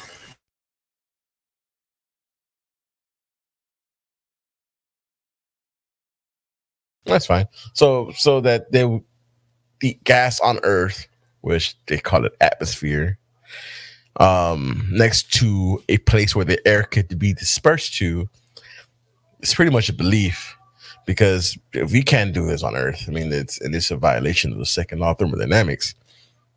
It's impossible.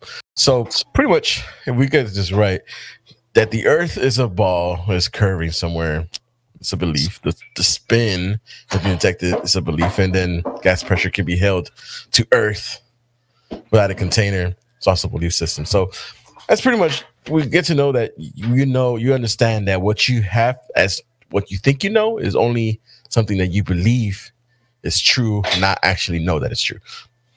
Right?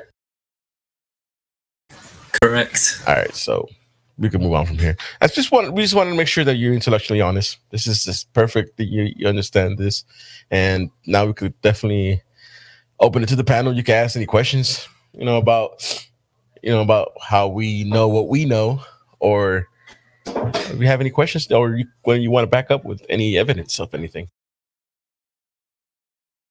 guys.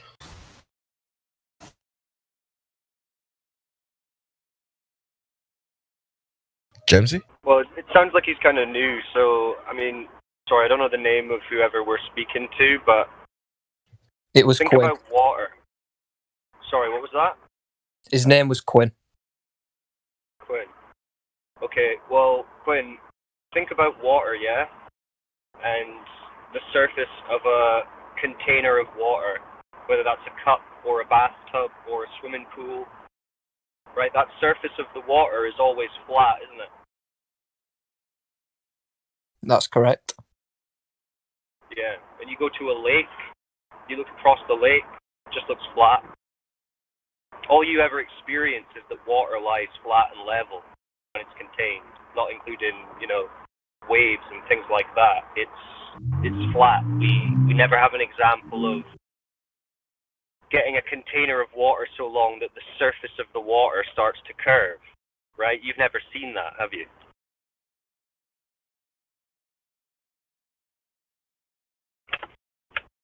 Quinn? Sorry, I thought I was unmuted then. Sorry. No, you're all right. I'm just saying, you've never seen the surface of a body of water curve, have you? Oh. Yeah, no one has. And, I mean, if water's 70-odd% of the Earth, how can it be a ball when water doesn't curve? Yeah, you're right. Does that make sense? Perfectly makes sense. Yeah, makes sense. Yeah. I mean, it's that simple. Literally, everything proves that the Earth is flat. I mean, I know it sounds crazy at first, and everyone's like, whoa, these people must be insane science deniers. But no, we're just reality acceptors, right? We accept reality as it is, as it can be tested and measured. And water's one of them, as is gas, right? You heard them talking about gas pressure. To have gas pressure, we require a container. It's in the definition of gas pressure. It's the force exerted upon the walls of its container. Right? So, how do we have gas pressure here without a container? And they can't show us, quote-unquote, gravity creating gas pressure without a container and next to a vacuum. It just defies natural law. Yeah. So, everything ends up proving the Earth to be flat. Like when you get off in a helicopter or like a hot air balloon and you hover above the Earth isn't spinning underneath you, is it? Yeah. Or do you think it is? Yeah, because you land at the same place. How can it? Yeah. Exactly. Yeah. So. Yo, Tommy H, I don't like how smooth your burger is. What? I don't like how smooth your burger is. Who? Who was that? Yeah, don't worry about that. Is it a troll or something? Yeah, it was Mars. It was Mars. Yeah, don't worry about him. I mean, I'm just listing off some basic kind of points that you can think about that lets you realize, oh shit, I don't live on a giant spinning ball of water in a vacuum just because I've been told so on TV. Yeah, exactly. Maybe I should have a think about where I live. what I actually believe. Marsden, what's your opinion on this then? Yeah, Mars, why don't you tell us how you know you live on a flying, spinning water ball in a vacuum?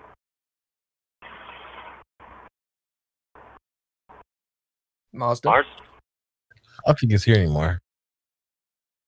That's okay. I grabbed his ID. As soon as I'm done with this game, he's gone. He fell off the earth.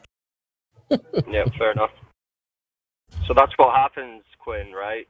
Some people can't handle having their beliefs remotely challenged, so they kind of spaz out, talk about smooth burgers, and leave.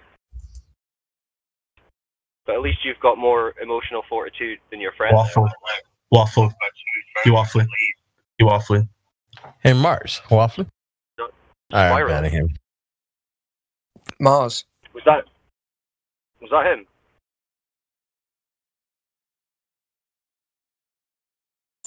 So you can't even. Was that Mars again? I'll send him to call. I got him. I got him. Ban him for 7 days. Oh. Damn it, I told you I was going to do it. All right, no, it's fine. Where is Mars? See, that guy realized he couldn't even have the conversation. He was too triggered. Yep. It's pretty weak, guys. I mean, the globe's supposed to be a slam dunk, isn't it? It's 2021. Still coming in here with sticks and shadows from 300 BC. Come on, guys. Pretend you're on a train. Really? There's nothing better than this? Come on, man. Come on, man. Come on, man. If Hello. Yeah, Wolfgang, can you give Quinn the 3-point roll?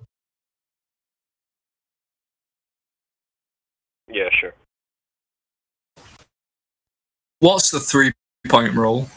The 3 questions we just asked you, Quinn. Oh, okay. Is this for anybody else when, we'll ask you the 3 same questions again?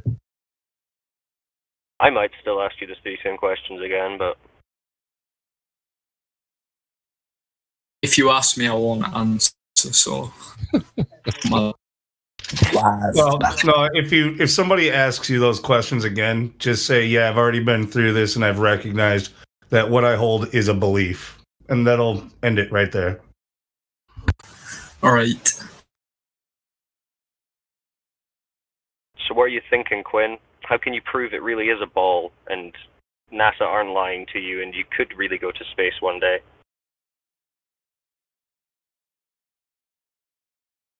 Do you think you could prove that? Or figure it out? Potentially. I don't know. Fair enough. Well, there's been. Well, if you do want to know, just let us know. There's physicists in here that can't figure it out. Too real. Too much, yep. Too much for the pea brains to handle. Sure. And I don't mean that in a rude way. I mean that literally. Their brains got to be no bigger than a pea. Isn't it interesting that when you challenge them on their beliefs, they start making random noises? And then they start spiraling?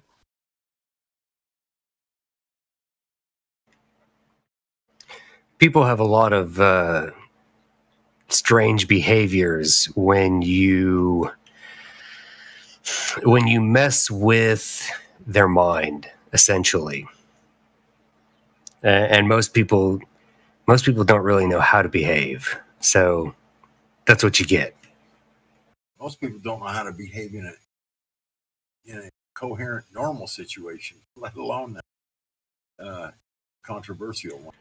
Yeah, that's kind of what I meant. Yeah, there you go.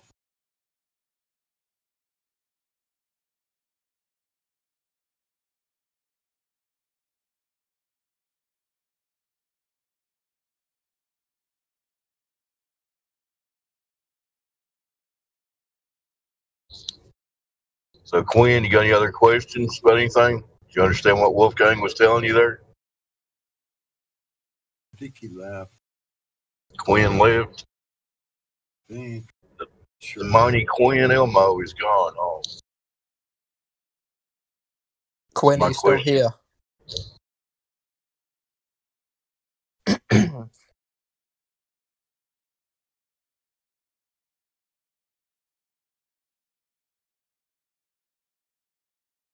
How about Joe 52 VC verified? What do you think the shape of the Earth is, sir? Joe Joe 52. 52. Oh, this is Joe 52. Sorry. Hello, Joe 52. What's the shape of the Earth? Well, it's flat. Shape, I'd say Flat. disc. You say it's a What did you disc? say? Yeah, I'd say curved. A curved disc? I can't hear him too good. Somebody else talk to him. Who else is in here? Tommy H, can you hear me? Yeah, I can hear you.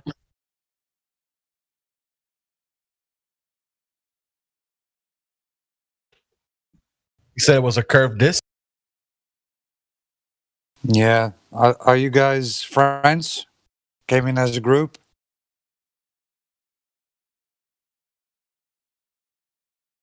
You know each other? So, Joey, what made you think it's a disc? I think your guy, massive titties here, Will Elliott smells of piss. Oh, fuck this. So That was a quick spiral. Yeah, It's usually better if you don't laugh while you're trolling. The troll is more effective. What were we on about?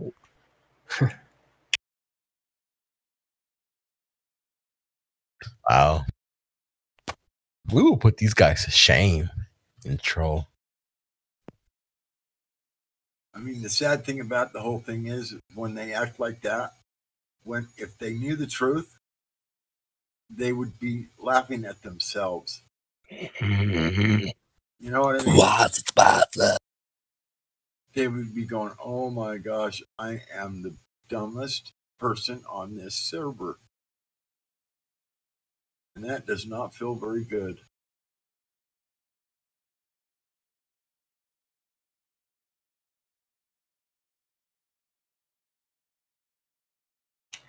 Well, that's a part of why they behave the way they do as well, because at the base of it, they realize that they're dumb. Well, that's when you're so stupid you don't even know you're stupid. That's pretty bad.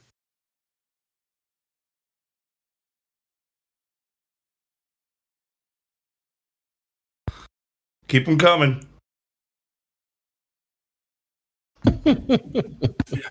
Hilarious, man. Keep coming.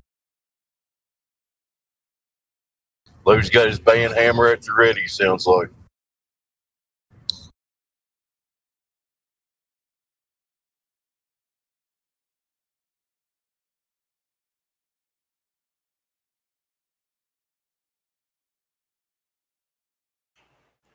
Now, what's hilarious is, the guy who's getting banned, he's thinking to himself, "Oh, I got him. Ha, ha, ha. They banned me. Now they're all probably talking about me. Ha, ha, ha. I'm going to do it again. Watch."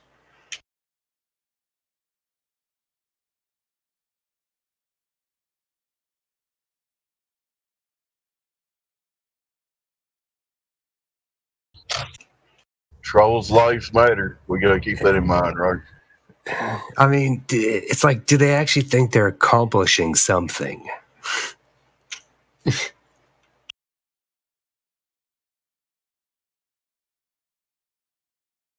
I guess in their delusions they are, or who knows.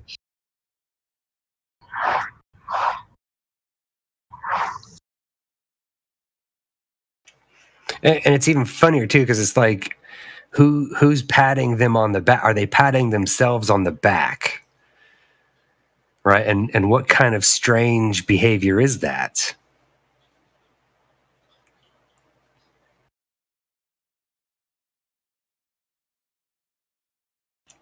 Right, because certainly. Go ahead.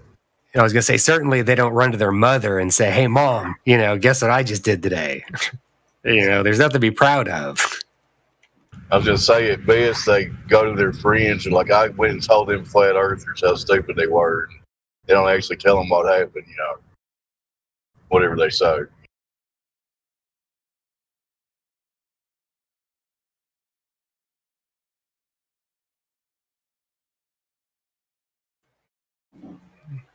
It's funny though because all their friends are just like them. So I guess I don't know. See, that's the thing. What do they think that they're like winning on the internet? Is that what it is? I mean, I don't understand it. Because certainly in real life, none of these people would even say anything. Like they wouldn't even speak. They would literally, there'd be too many people around. They'd be too afraid. It's easier to go home and, talk into a microphone to a bunch of people that will never meet them. And then what? You win? Huh? Win what? Earth is still flat. Exactly. I mean, that's what I don't get. It's like the only thing, it's like, okay, so the only thing they're doing is they're prolonging their own agony. Just rip it off and get it over with.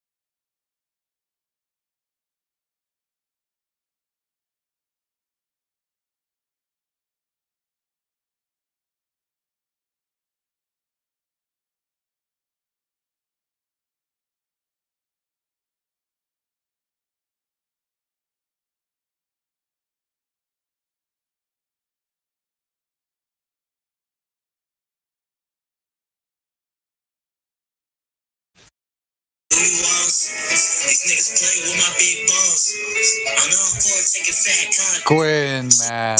Spiraling already? That's a shame. Globies. And he just went through the 3 points too. So what's up with that? He had to show his friend that he was cool too. He went with the long troll, I guess. Nah, he had to show his friend that he was cool too. They asked him, "Are you banned yet?" That really wasn't very long either.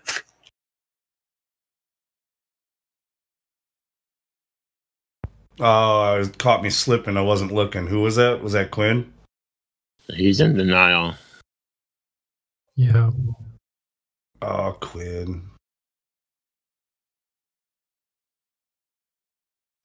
Now, see, Kosho, M. Scott Veach, those are long trolls.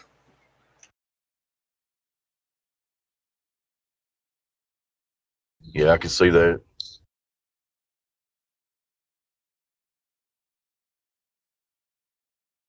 Damn it, I thought I had Quinn still saved in there, but that's the other guy. Unless he changed his name.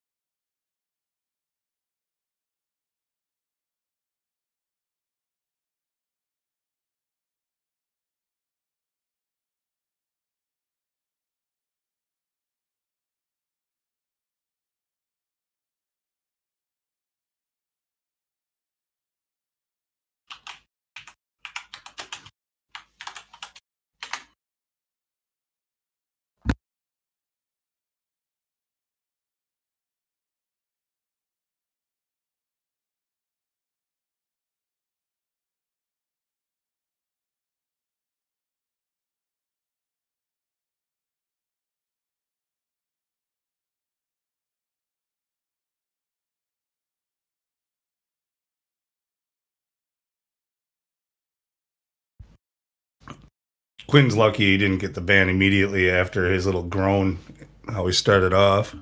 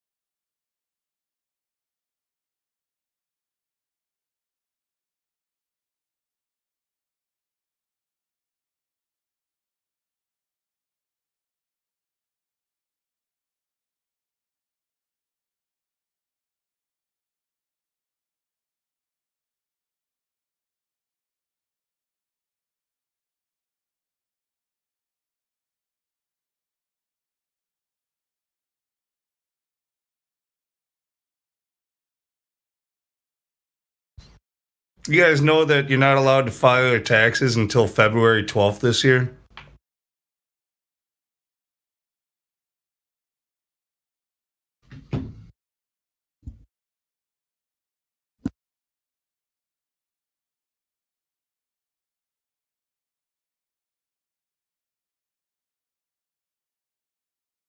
Good thing I don't pay taxes. That's good to know, though. Why? Oh. I'll let you guess. Something to do with C-19. Yeah. Makes sense. It sounds legit. I'm sure the government knows what they're doing.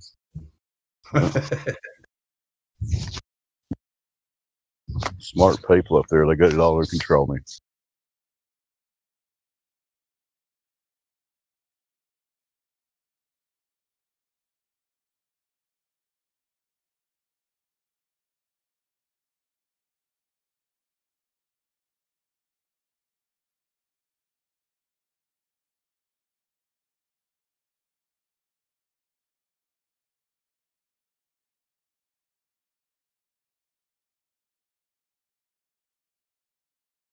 But it's ridiculous that the amount of money that they're actually printing through the Federal Reserve, they actually don't need the tax from the people anymore, but they're still going to take it regardless because it keeps us suppressed.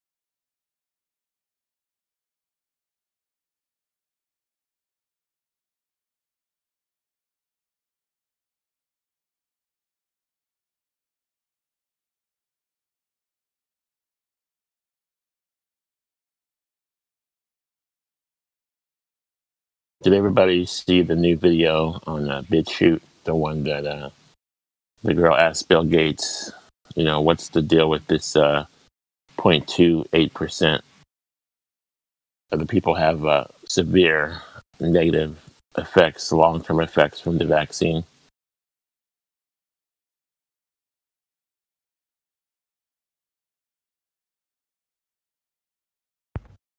I don't think I've seen that. No, what does he say? What's his response? I like to post the video, but I don't know where.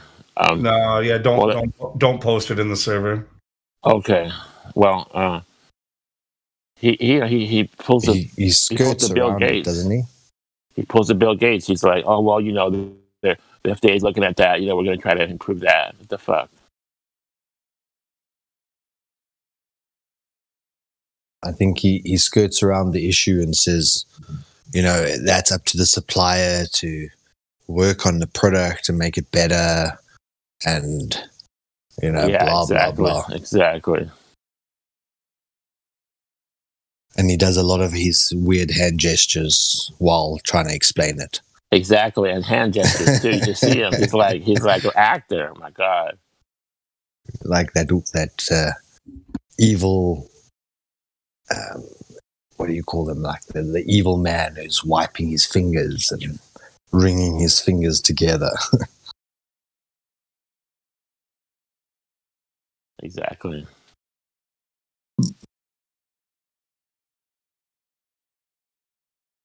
But he's disappeared now. I think they got the picture that the people are not that dumb. He seems to have wiped off all the mainstream media now, whereas he was being pushed so hard last year. As the face of COVID.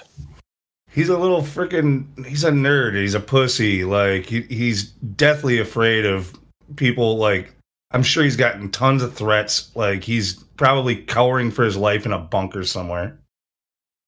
No, did you see that he's bought about 200,000 hectares of farmland across 18 states in America? I did see. I don't know, like, when he bought that, but yeah, he's the largest, second largest, the largest farmland owner, like, in the United States.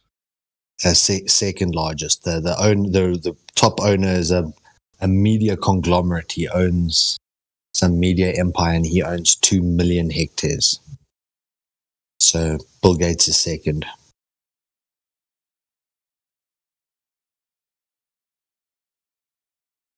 But he's always been talking about his smart cities and integrating his IT. So I think he's considering little smart concentration camps. I mean, smart cities.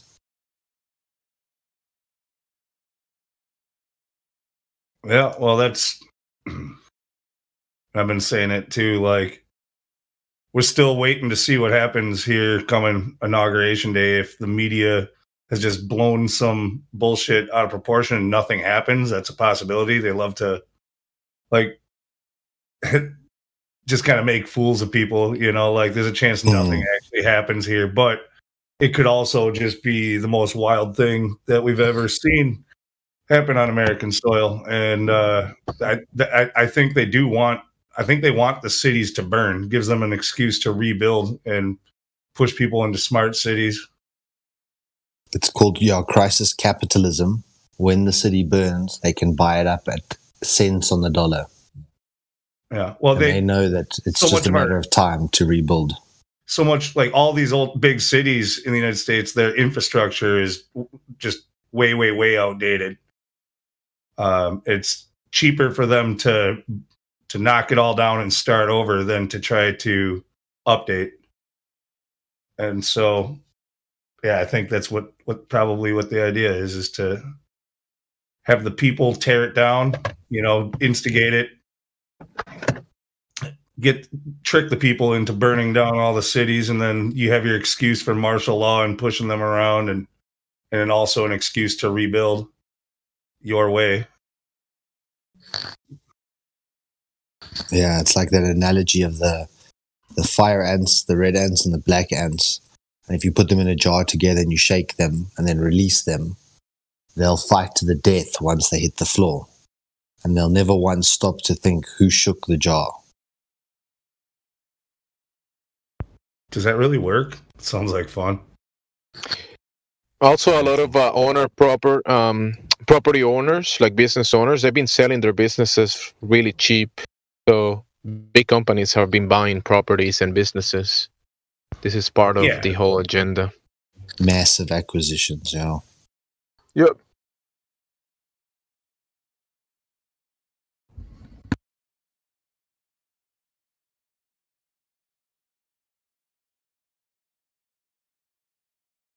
Don't be surprised if we have like an economic resurgence, like let's say, in a sense, an economic boom, and some political group will, you know, claim that it's thanks to them, you know.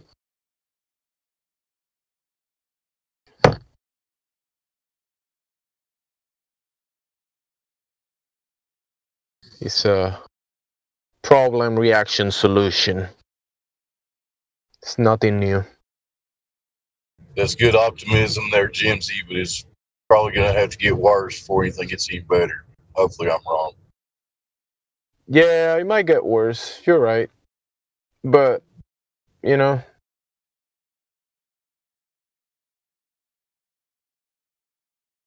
go to cities right now, you see a lot of homeless people and stuff, and they got it pretty bad. But you're always going to have the people that are going to be living the good life. That's mostly part of the equation. You got to have that division going, because I don't think, you think they're going to have everyone suffering? Everyone, like, being in the poor part of the equation? It's gonna be people thriving on the I think none of their plans include everyone. I think their plans include a proportion that are going to be used for certain things. But it feels like they're getting ready for basic income, get us all super dependent on the government. Mm-hmm. But not all. So there's going to be a big culling off, and then the government will decide how many they'll basically allow to live. Those who get vaccinated, they've already got the no jab, no pay going on in Australia.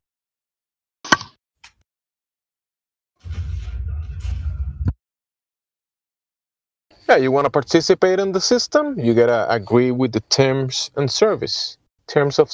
And one of the terms is for you to give up your freedoms and your health and allow us to do what we want to do.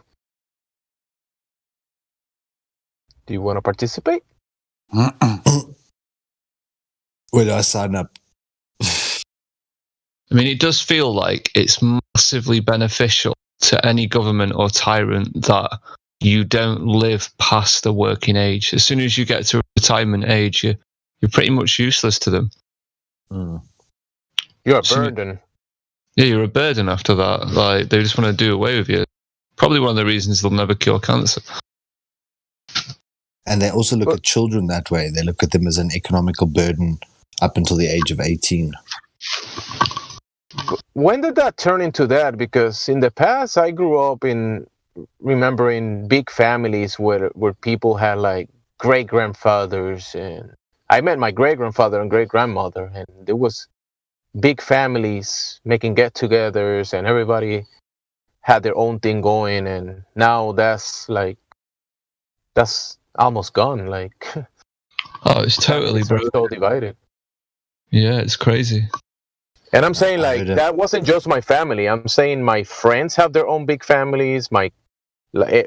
People that I met in school had huge families. So everybody had big families. And now it's not like that anymore.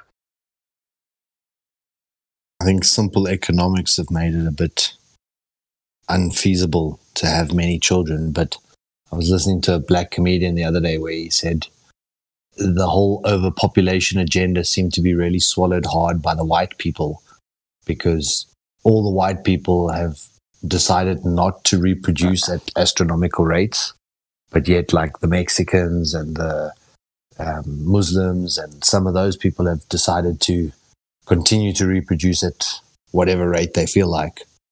And effectively, though there is a diminishing population in the Caucasian race, whereas in the darker races, there is a growth.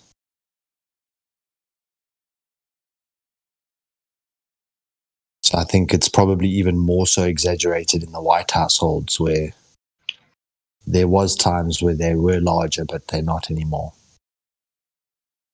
We seem to have swallowed that propaganda, hook, line, and sinker.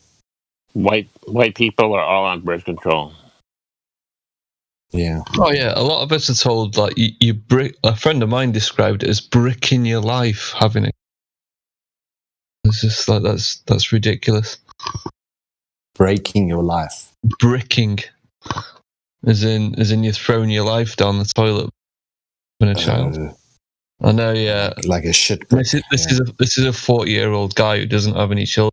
Plays video games all day. The real meaning of life. Yeah, exactly. Now the time comes around, you know.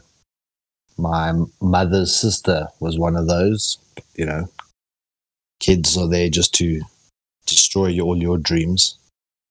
And now that she's sort of in her 60s, now she's reaching out to everyone else's kids, trying to create relationships, but you're alone. Time has passed. Yeah, I have a aunt and uncle that it's kind of the same deal. Yeah, they're in their 60s now, and they decide they're both in healthcare, and they decided early on, I think it was more my aunt, but that they didn't want to have kids. They thought that it would hold them back. I'm pretty sure that's it. She was always a bitch when I was a little kid. But now I have a daughter, and she just wants to spend time with her, like every holiday. Like she's got special gifts for her. She's super sweet to her, and I've talked with my uncle about it, and he was kind of looking at her and just like almost teared up. Like I could tell just with them that they regret that decision, that they feel like they missed something. But the ego won't allow them to really say it. They'll still justify their decision of not having. No one likes to be thought of as wrong. There's been a massive misinformation campaign about overpopulation, and I say most people bought it.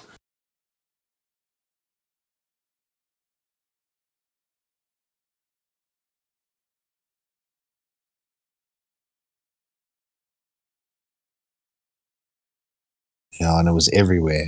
The whole concept of we breed like bacteria, we're actually a parasite to the planet.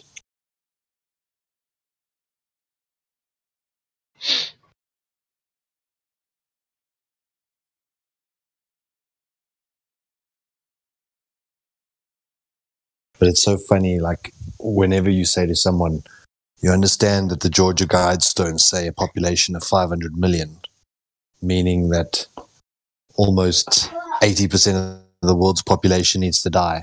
Everyone is in total agreement until you point out the obvious, that they're probably in the 80%.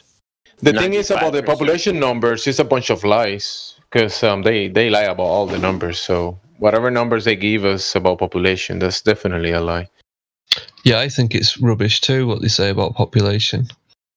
People used to live longer in the past and have more children.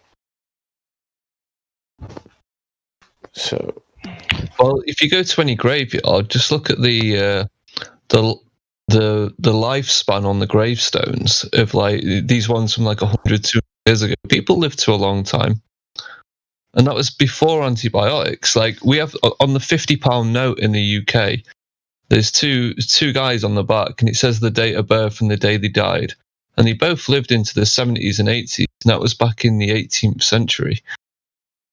Before any antibiotics and modern medicine and things. There used to be way more people in the past. Come on, like.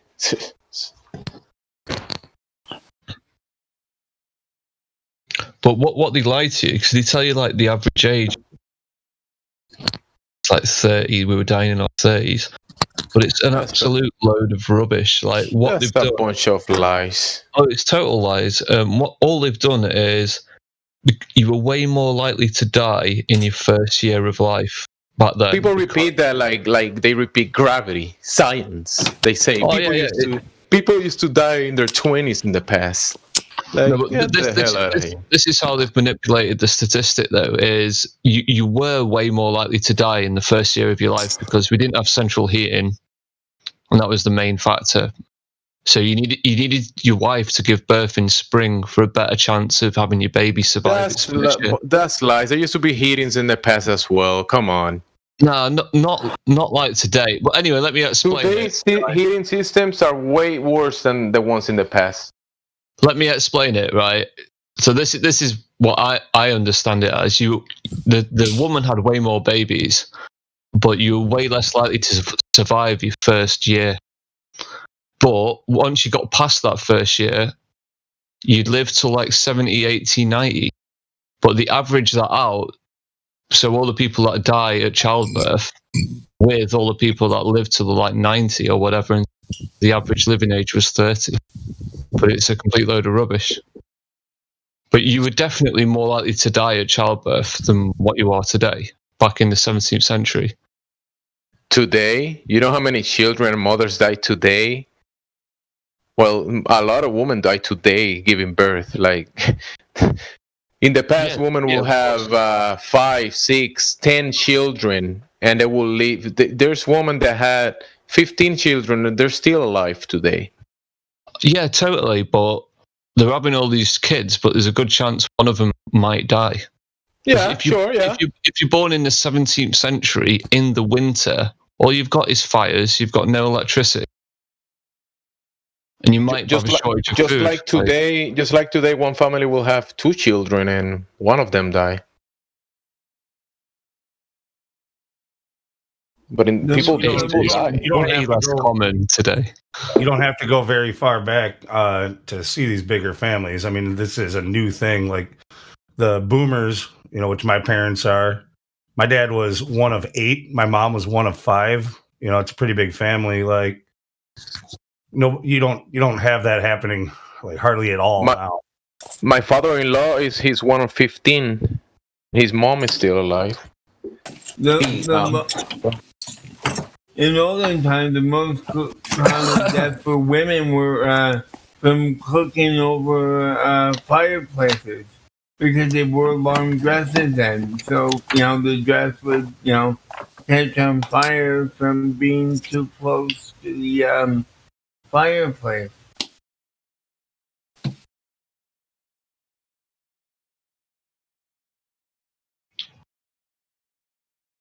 People use the heat of the ground to heat up air and use that air as heat systems. Fireplaces were a common thing as well. Heating systems were. Yeah, but it's not nothing new. It is new because it's not like today where every room's heated, right? So basically, if you had a child 200 years ago, you needed to give your child the best chance of survival. It needed to be born in spring. Spring, because as soon as it's born, you're in summer. You give the baby a chance to put on some fat over the summertime and survive the winter. And then when it gets through its first year of life, it's likely to live until into its 80s. Warm air is been there forever, dude. I know, but if you're born you could put tubes underground. You could be in cold regions, and you could put tubes underground, and if you do it correctly, it will give you warm air. And then you isolate let's say a room or a house, and you get that air warm coming from the ground, even if it's freezing outside. You understand that, right? People have been knowing this for a long time. This is nothing new. I know it's nothing new. I'm just saying how, as a baby, you need to put on some What fat. is new is people charging you for warm air and warm water. That's new.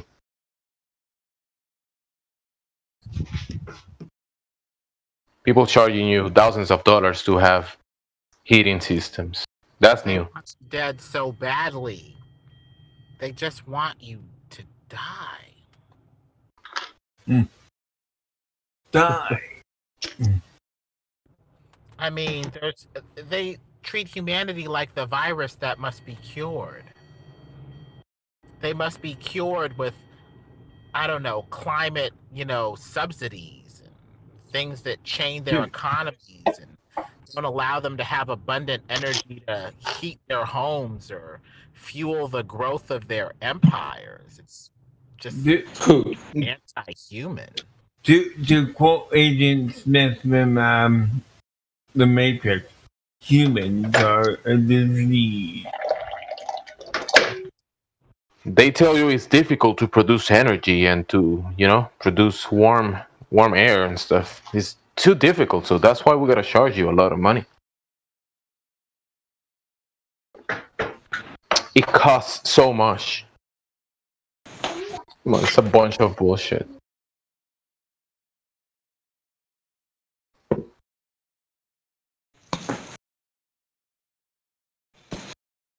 Hello. Hello. Hello. Hi. Welcome. Thank you. Welcome to Movie Phone. Thank you. What's up, Faisal? What brings you to the server? Just looking around. I just got voice verified, and yeah, just came here. You looking around the level plane? Yeah, just looking around here to listen mostly, because I'm not sure myself. Just hopefully learn a few things. If you guys don't mind. That's always good. Thank you. What are you not sure about? That you live on a ball, or exactly? Okay. Like if it's round, flat, or something else completely. Just yeah, let's verify this ball, right? So tell us, please. Tell us how the curvature of the Earth was measured, and what was the method used to measure the curvature of the Earth, either in the past or in the present or any time. Please tell us.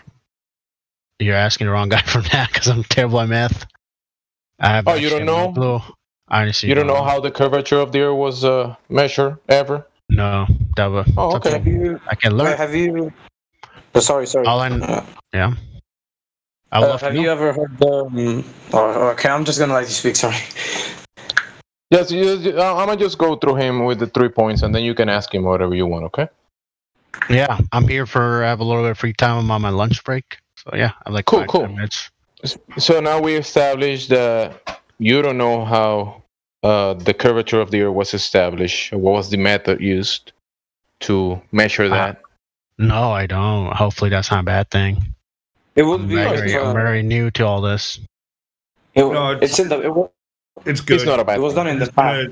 We're just trying to get through 3 questions, and at the end of this, we're going to determine that if you believe that the Earth is a globe, that really it is just that, a belief. And with the way you answer that first one, I think you're going to get through the next 2 questions pretty quick also. Yeah, the second question will be the movement of the Earth, the spinning on its axis, the spinning of the globe. How was this ever detected? What experiment was used? What method was utilized to detect the spinning of the globe? Do you know? That something I would like to find out, because like how can you do? Yeah, that'd be pretty fucking wild if you could find out that.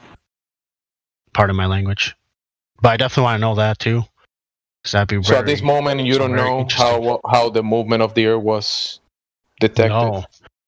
The whole time I'm thinking, okay, if I'm driving, and people always say like if you're gonna go around, you'll feel something, right? Like, wouldn't you just fall off? I mean, I know it sounds really stupid, but like, how come I still haven't fucking fall off the planet? If that makes sense. I know it sounds very stupid, but this makes me I'm very conflicted, and I'm very curious. Can you repeat what you said? I didn't understand. Sorry. I'm sorry. I was cussing. I'm sorry. It's okay. He's going like, through. If you're driving straight, if I'm driving straight, if I'm going around the world, if it's like around the world, how come I haven't like fallen off or like floated into space or something like that?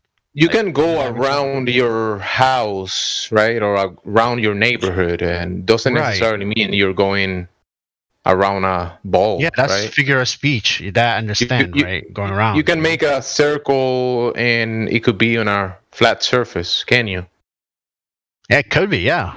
But literally going around the globe, like, how is that impossible if everything is straight? Like, because we already established that globe, that curvature. You don't know how it was measured, so honestly, thinking about I was Google it. No, it was easy. So the only problem is that was an experiment done 2,000 years ago, But I'm sure everyone knows about Aristophanes that That's not an measure- experiment. It is. No, it was. All right, So the anyway, one no, problem is Hugo, wait.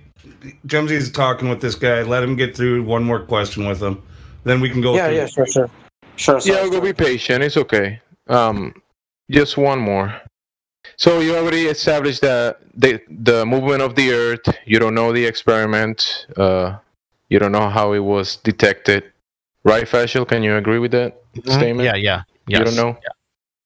No, So I that's don't another know. belief, because that's another big point of the globe, a big positive claim: the curvature, the movement, and both of those you admit you don't know.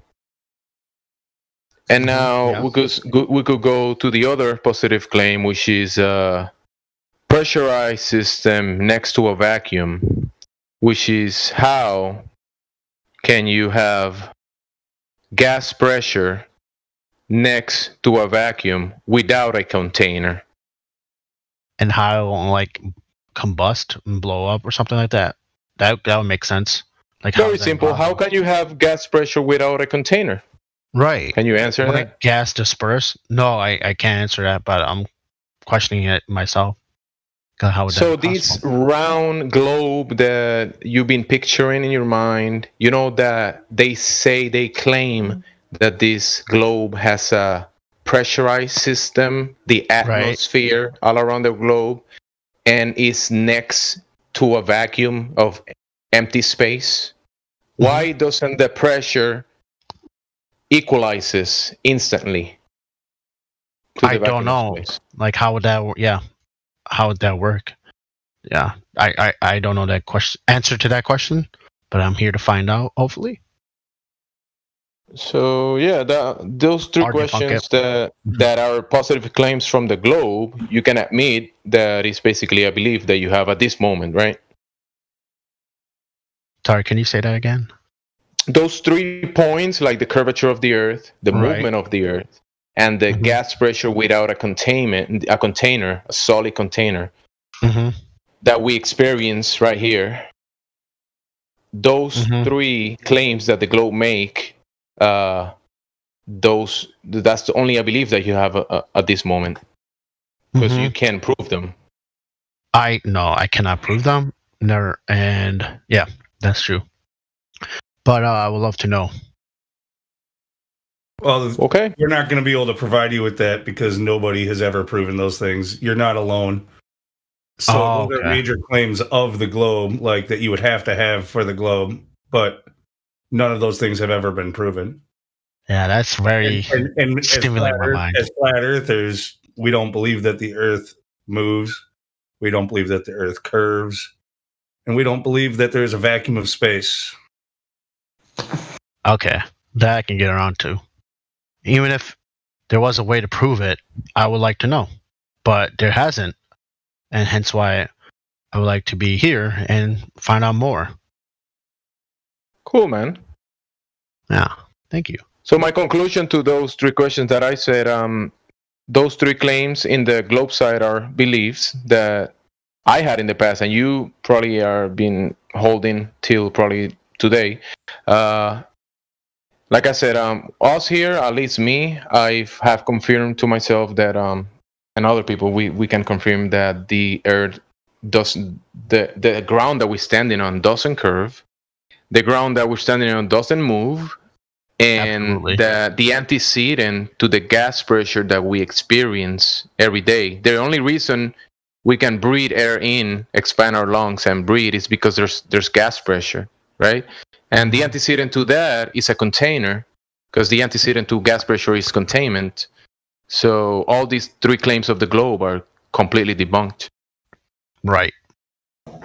So yeah, good job, man. That's all I had for you. Thank you. I'm really here to learn. So yeah, I definitely appreciate everything. Yeah, thank you. I like your attitude. I wish we had more people like you coming in like this. Exactly. Yeah. Appreciate it. I think Hugo had a few things to say. What's up, Hugo? Oh no, actually, just forget it. I just came here to hear as well. You seem to have something to say about the 3 points. I know. Yeah, what I was saying was, some people people, I'm open-minded, and some people when they come to the server, they usually come with. I'm not sure. I don't know how to say it because I don't speak that good English, but I think it was an experiment, Eratosthenes experiment. And they say that that experiment proves completely that the Earth is round. Well, that's first off. That's exactly. You can do. Yeah, we can explain that. That one. It's not an experiment. Two. So here, let me put it this way. I do want to say that. So that's the first question of the 3 points. Like, if you want to go through the other two also, but. You know that you can get the same results on a flat Earth also. Yes. That was what I was saying. That was what I was saying.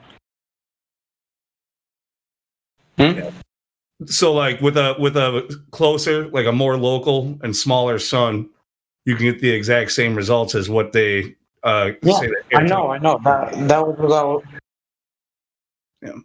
Okay, as long as you understand that. Like, for one, like if you have a ceiling light in the middle of your room and you place, let's just say like a domino, you stand a domino up directly beneath the light and you put another one towards the edge of the room, are they going to have different shadows? I know. That was what I was going to say after. Okay. I was saying that both models can use that experiment, so... Yeah, so is that the only time that you can think of that the Earth's curvature was detected? I can think now. I mean, I can think now, yeah, but there should be others. I'm not really sure now. Let's get something clear first up. Do you believe the Earth is a ball, or... What do you think on that? No, as I said, I came here open-mindedly, so I'm open to any opinions, and whatever they are, I'll listen to them. What do you think? What about your opinion? What do you think? I mean, initially, I thought that was, obviously has thought everywhere. I thought it was a globe. But soon enough, I came to think about other theories, and now I'm in the middle, I guess. And I have some people backing up on the globe theory. I have some people backing up on the flat Earth model, and it's like that. The people telling you about the globe, what will you say is their best argument?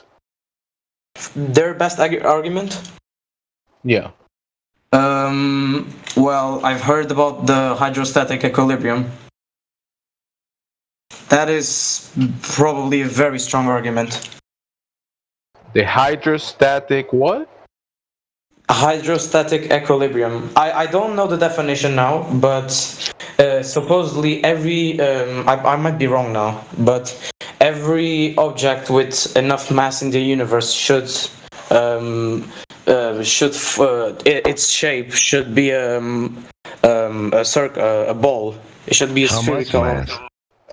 I don't know now, but with enough mass, it should turn to a circumference. I can give you a definition. Let me search it up. So why would it be a certain amount of mass always needed when in the universe there's no such thing as size or scale? It's all just relative, right? Yeah, as I said, it was just one person. So the quantum. Hold on. I was going to ask you something. Like your idea of the quantum and your idea of what's huge. How do you know we aren't quantum? And the thing you think is the hugest thing in the world is one of the smallest things ever.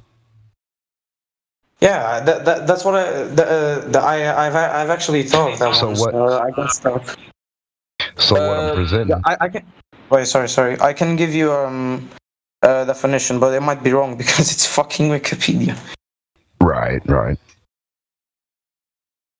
Yeah, as they say here, they treat gravity as a force, and gravity is not a force. Right, and wouldn't you need a force to like mold things? Not necessary. You'd need an interaction. For example, such a gravity is an interaction. For example, there are A resistance or a force of another medium, right? Or, I guess. Wait. Wait. Just give me a second. Hold up. Hey guys, how are you? Hello. Hi. Hugo, take your second. You say you need a second, just take your second. No, I'm just searching it up. Enrico? Oh no, it was it. Who said hi? Oh, Dumb Kid. Dumb's Kid. Hello. Hi, welcome. How you doing? Thank you. I'm doing good. Are you guys debating right now? Just talking.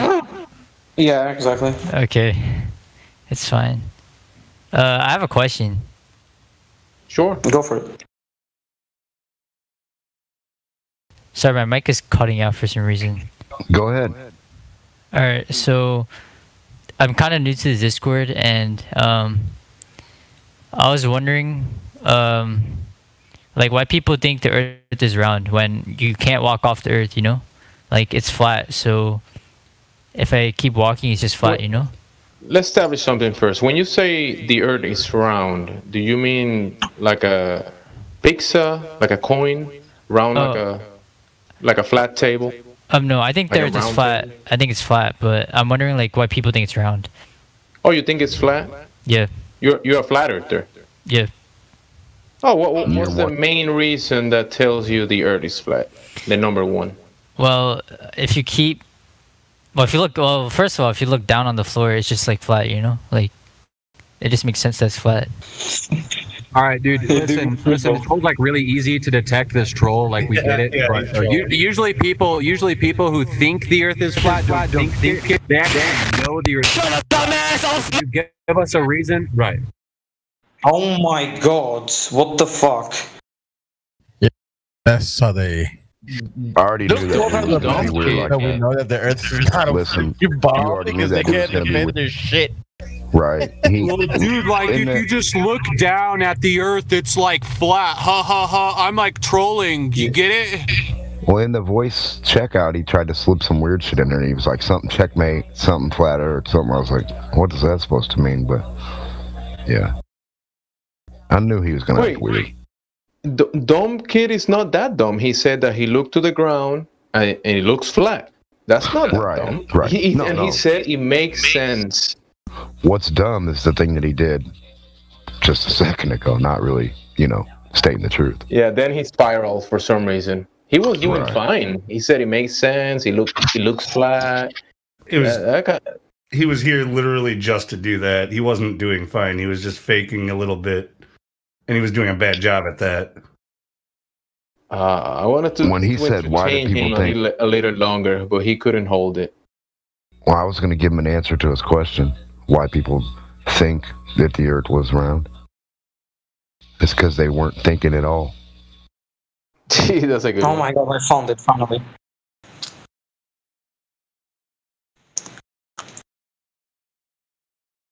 Wait, hello? It's like the possessed. Oh, thank God. I thought my internet had gone down. Shit. Have you made that cube on the circle yet? You whacking trolls early, Lou. Oh, dude. In the last hour, I think I banned 5-6 people. And it got to the point where 7 days wasn't cutting it. I had to up the dose for that last guy. Oh, you gave him double dose, huh? Yeah. With 2 Ds for a double dose. Uh-oh. Damn. A dose, double democ dose. Wait, I just have one Release question. the Kraken. Can I ask something? Yeah, you can right ahead. Okay.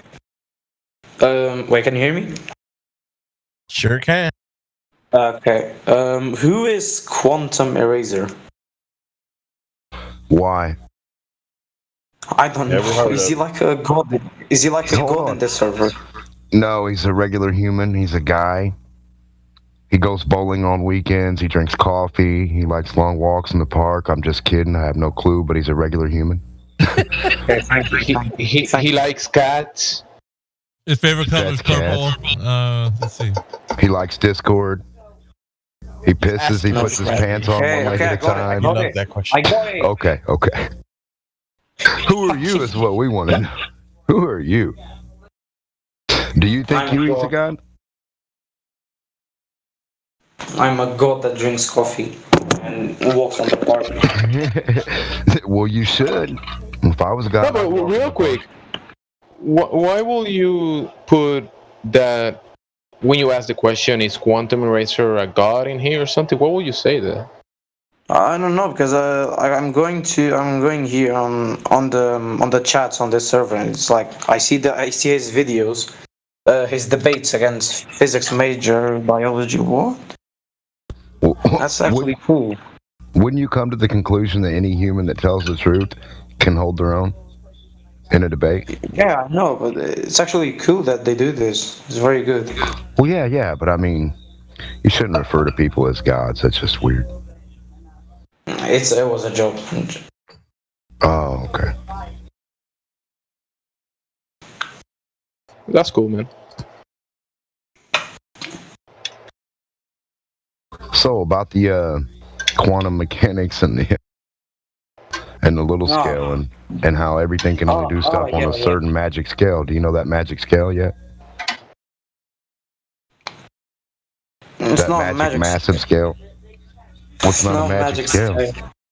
Well, what's big or little in space? I can't really say anything about the math because I don't know it myself. But No, math. What's big or little in space? What is big or little in space? Like in space, what is big or little? I mean, there's no such thing, right? It doesn't make any sense to say that, right? There's no small But now or you're big. saying, It's well, hold on. Now that you understand common sense when you think about it, right? Why do you think it needs some special amount of mass to do something certain? it's all about the math. I can show you. Let me just. It's all about writing numbers down in the dirt. So if I write 2957C-B, I'll even throw some letters in there for you, right? Is that going to help me?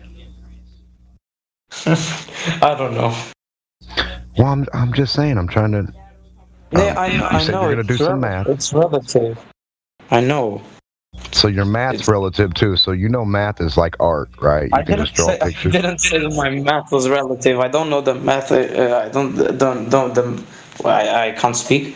I don't know the math itself. So it's okay. Remember that this game when I asked that what will be the strongest proof? Because you said you have some people that it's keeping you to the globe side because they have some strong proof. So you mentioned static the hydrostatic equilibrium. Yeah. No, it says here usually objects larger than about 1,000 kilometers are able to pull themselves into a sphere. I don't know if that's right, but it's from an article and it's verified. So objects over 1,000 kilometers are able to pull themselves into a sphere shape. That's when they are in hydrostatic equilibrium. That's when they can pull themselves into a sphere. I guess. I don't know. As I said, that's one of the arguments that people have put me to the globe side. I get that.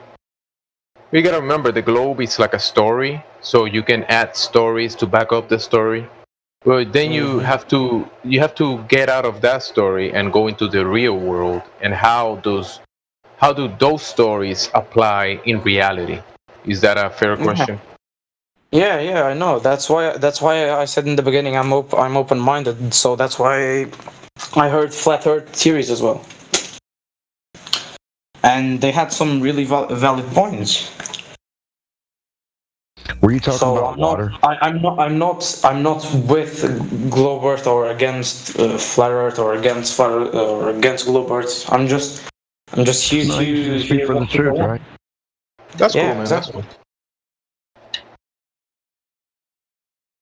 Now the problem Well, you is brought on up this water. server, usually like once a day, there's some attention-seeking retards come here and just say, and they don't know what to say, sir.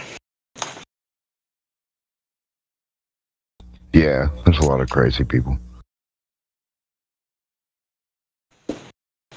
So you were talking about water also, right? You were talking about the size, like something has to be a special size for some special things to happen that aren't forces. And then you were talking about water. So what else do you know about water besides? I don't. Actually, I don't remember. I probably said it. I just don't remember when I said it. No, because when you say hydrostatic equilibrium, yeah. it probably sounds like water. But he came back and said that objects that have a big enough size of 1,000 kilometers will form themselves into spheres. Yeah. For example, you have some asteroids that have an elliptical shape. I guess it could be because of its mass or its size. So it forms spheres if it's 1,000 kilometers. Is that what you said? That's probably just an estimate. That's probably just an approximation. So when I get like a little plastic thing and dip it in liquid and blow that soap bubbles, and they don't have to be 1,000 kilometers, and they make bubbles. That's different. And once again, I don't know how to explain it, but for some reason that's different. Maybe, I don't know. It's different. I was just I mean, you said for something to be a sphere, it would need 1,000. Yeah. I know. And I'm showing you a soap bubble can be an inch and be a sphere. Just telling you to think outside the box. That's all. Yeah, that's actually very good thinking. And also, water usually at rest finds its level on top. Besides all the other crazy cool things that water can do. You could also. Water can climb ropes. Gravity pull, not just the equilibrium thingy that I was saying.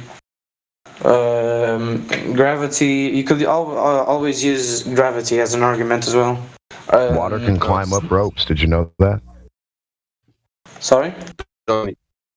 You can use gravity for what? Yes. You can use gravity only to say gravity. That's only using for gravity.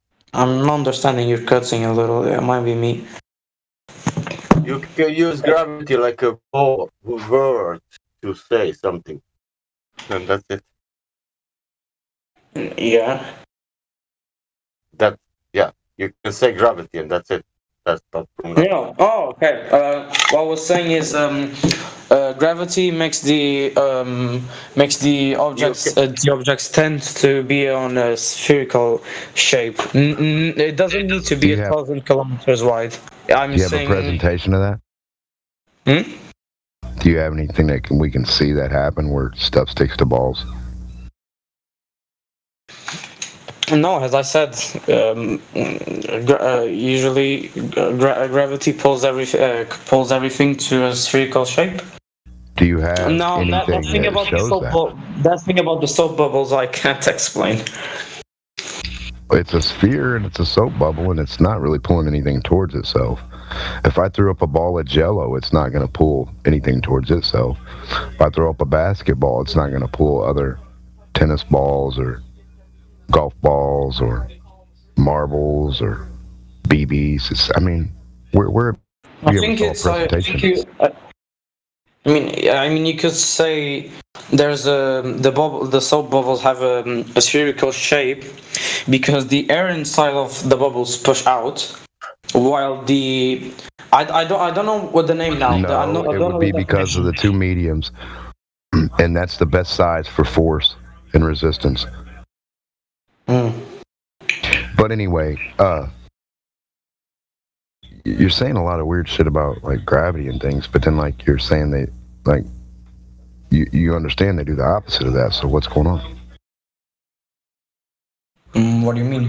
Well, what's down in space? If I said I got a ping pong ball sitting here between me and you, we're in space. What's down in space? Which direction is down? There are no directions in space. No directions. Now on a ball, which direction is down? There are no directions on a ball. Oh, so gravity doesn't pull down now. It pulls no direction It on a pulls ball. to the center. It pulls to the center of the object. Obviously, there's a center. What's pull? When you gather mass into an object, there will be a center, and that's obviously you can't explain gravity, but the gravity. Sorry. What that have with this bending space time? What that have with the bending space time? Did he say something about bending space time? Yeah. Yeah. Can you say that? I didn't hear. Can you bend space or time? I don't know. No, you can't. They're concepts. It's a concept. Did you? Oh, okay. Did you know that theory that was your Newton theory? That gravity. I mean, wouldn't proceeded 100 years ago? Sasha, you're shopping and roboting at the same time, and it's just barely understandable. Well, I mean, I asked him. Yeah, we can't really hear you that good, Sasha. The Jello, like a ball of Jello, a big ball of something, and a small BB or a small marble or a small ball of lead. Why doesn't it find itself in the middle of the other ball? If something pulls towards the center of something else, we should see that. We should have a practical demonstration of something. That's because the mass of the objects are too small. Hold on. Don't say no. Why would you say no? Wait a second. We should see in a lab an object get pulled to the center, into the center, and end up in the center of another object. I'd love to see that. Can I say it now? Yeah, go ahead. I think it's because the masses are too little. The masses are too small between the objects, so the interaction. There is an interaction, but it's minimum, almost. No, it's not seen to the eye. No, that's not true. If you know anything about gravity, you know the apple's supposed to pull its way to the Earth as well as the Earth pull its way to the apple. Right or wrong? Yeah. Yes. So now, why would not these two objects pull themselves together? But like on a no. The apple is pulling to the Earth. The Earth is pulling to the apple. Why would these objects not be pulling to the Earth at the same time as pulling towards each other? No, but what I'm asking is, are both of the objects on a surface? On a flat surface? Are they on?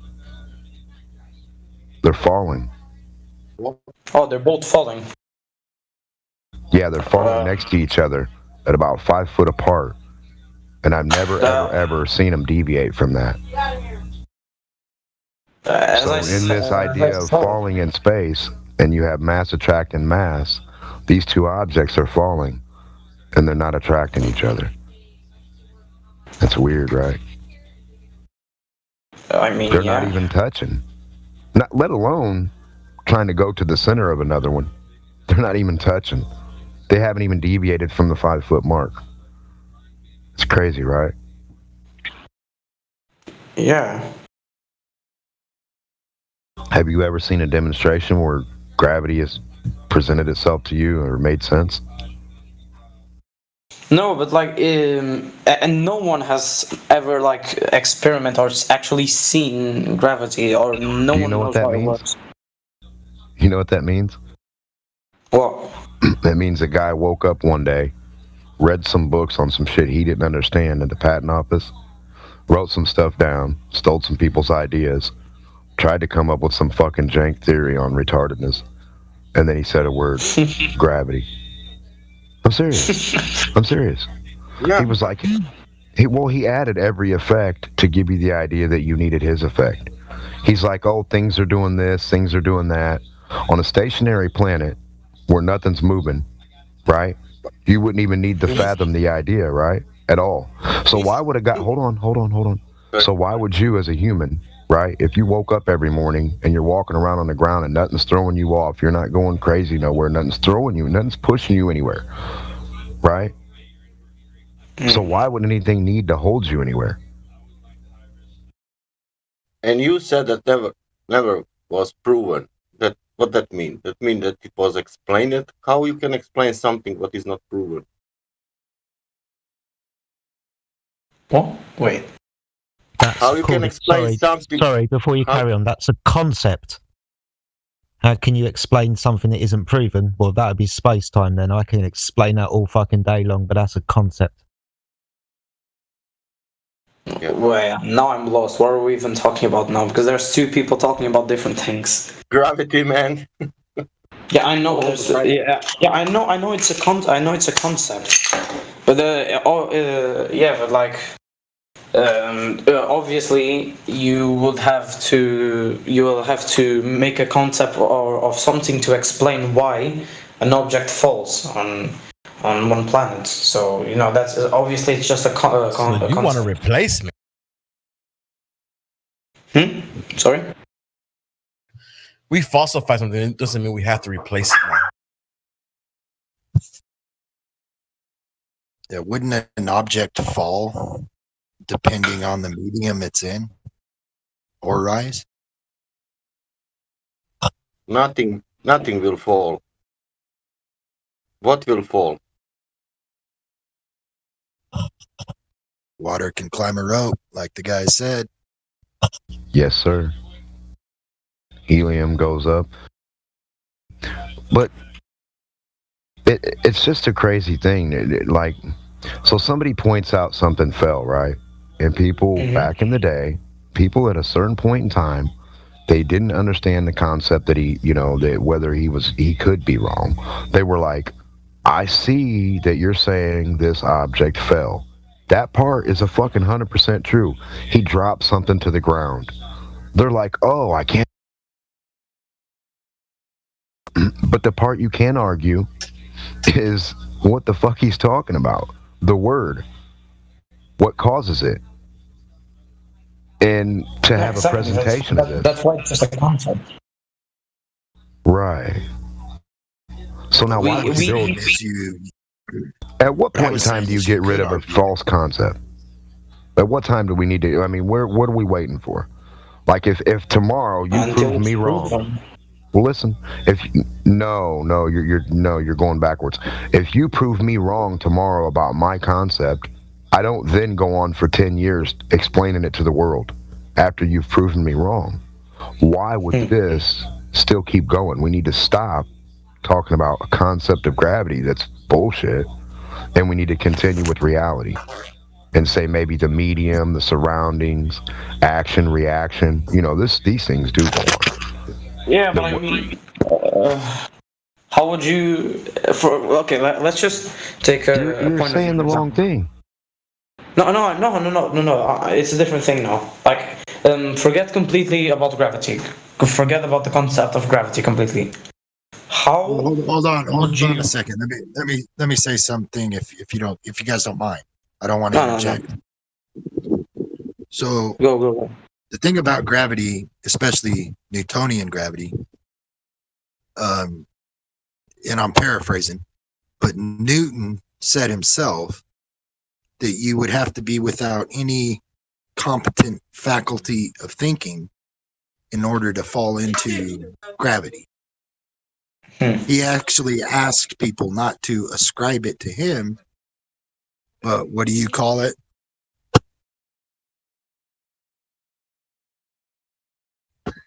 You call it Newtonian gravity. Sorry, I thought you were waiting for an answer there.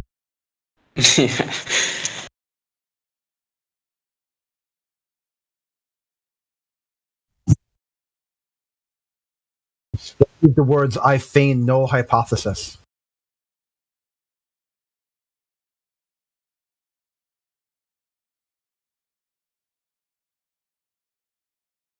So the very guy that come up with this theory actually asked people not to ascribe it to him, but they did anyways. Let that sink in.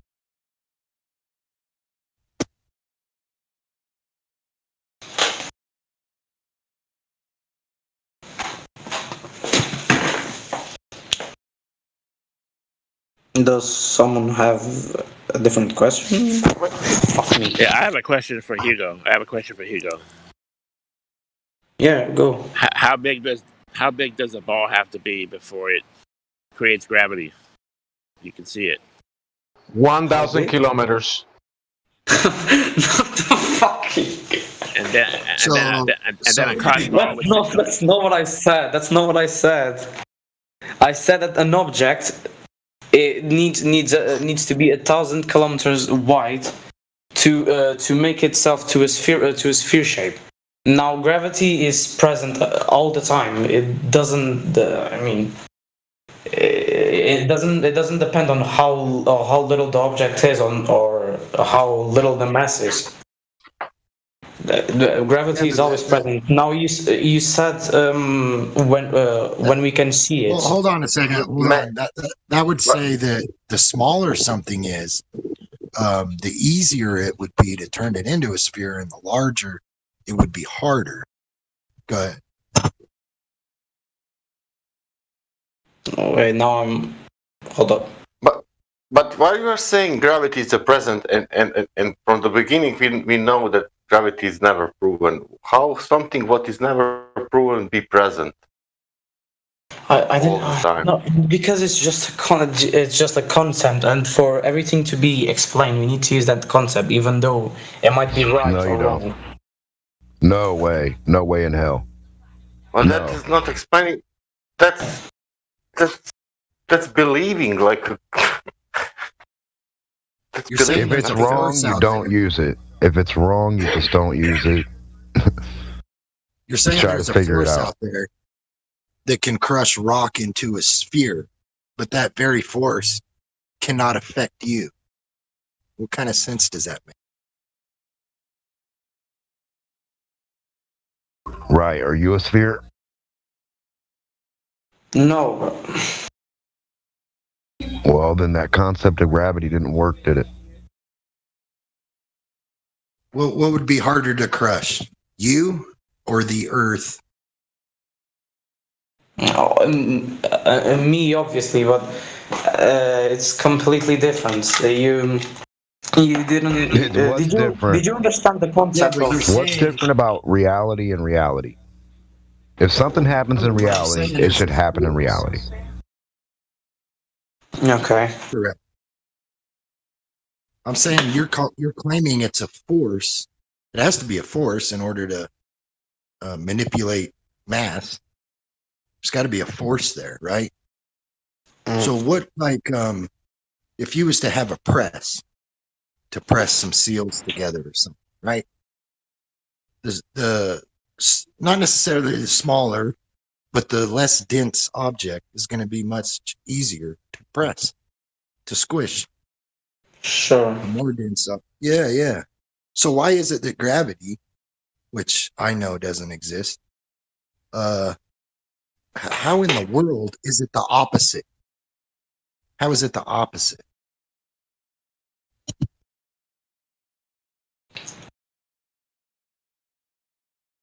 Well, I don't know if you understood the how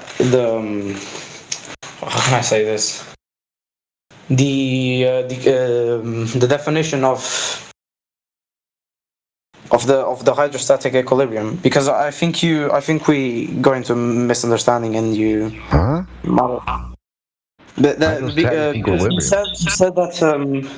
You said hydrostatic equilibrium and gravity. Why am I not turning into a sphere? Listen, hydrostatic equilibrium. It's not gravity. I never said it was. So we were talking about gravity, and now you just said hydrostatic equilibrium. Now what's that? What's that doing? Why would?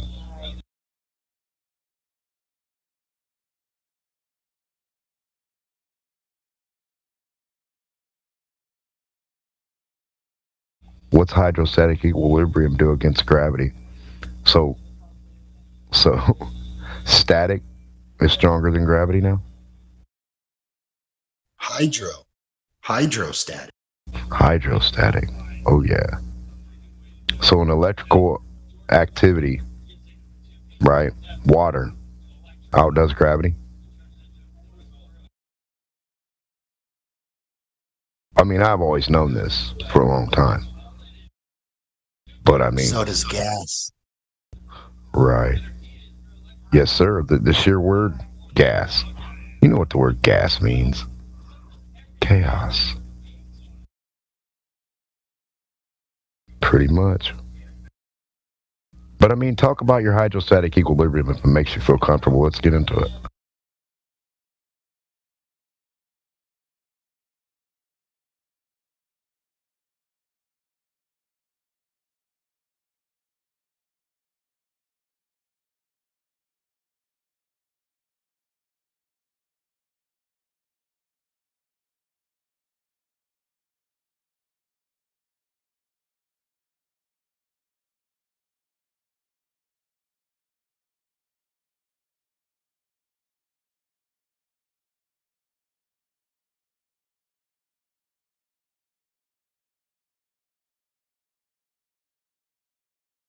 Are we still on?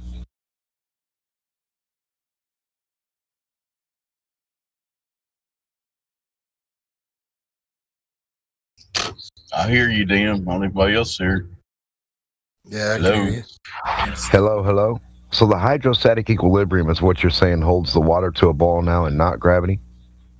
Did he leave?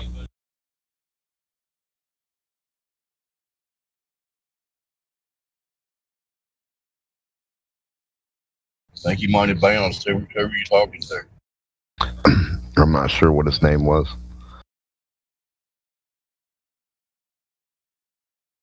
Yeah, he must have took off. Never mind. I'll say, here you go, pog champs. So you're just going to leave us hanging on the hydrostatic equilibrium? I want to hear about it. I thought he was going to teach us.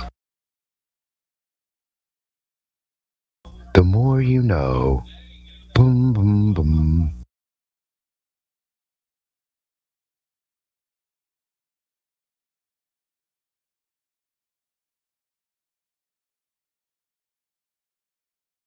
What's the next topic, guys?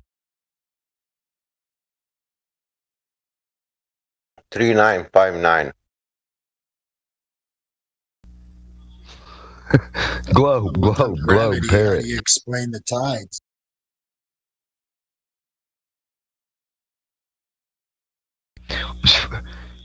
I've been asking him that for years. The only one I know that knows how the tides work is Dave Hinkle. Well, I can do like so-called scientists do today, and I could speculate. I could say that it's the fountains of the deep just fluctuating on a consistent basis, like a set of lungs. This just in, 2021 science discovery, Earth is breathing in and out like a set of lungs, and our tides are flowing in and out great. Have a good day. Welcome to Flat Earth. All I got to do is throw science in front of it or behind it somewhere. It might work. New science technology. New science discovery. Discovery in science. It's new. New science. We just discovered the wheel. 2021 is just in. Tell your friends. It's round. It rolls.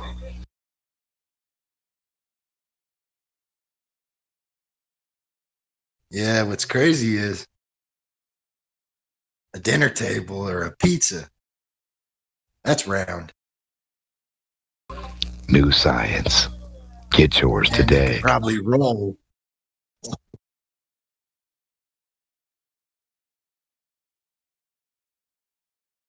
I could roll a blunt. They have to be careful Not on a with kid's the show. terminology. They can't say the Earth is round. That could mean flat too. That's what I was. Yes, sir. Like a quarter. They Oh only yeah, I have know. two things they can work with: sphere or ball. That's all they get. They have to be concise. I still don't understand why they haven't put a couple big ass square cubes off the top of some buildings and got up to about the same height and just in the distance and looked at them. Like as far back as you can. I don't give a shit. Getting a hot air balloon, get whatever they think they can get in.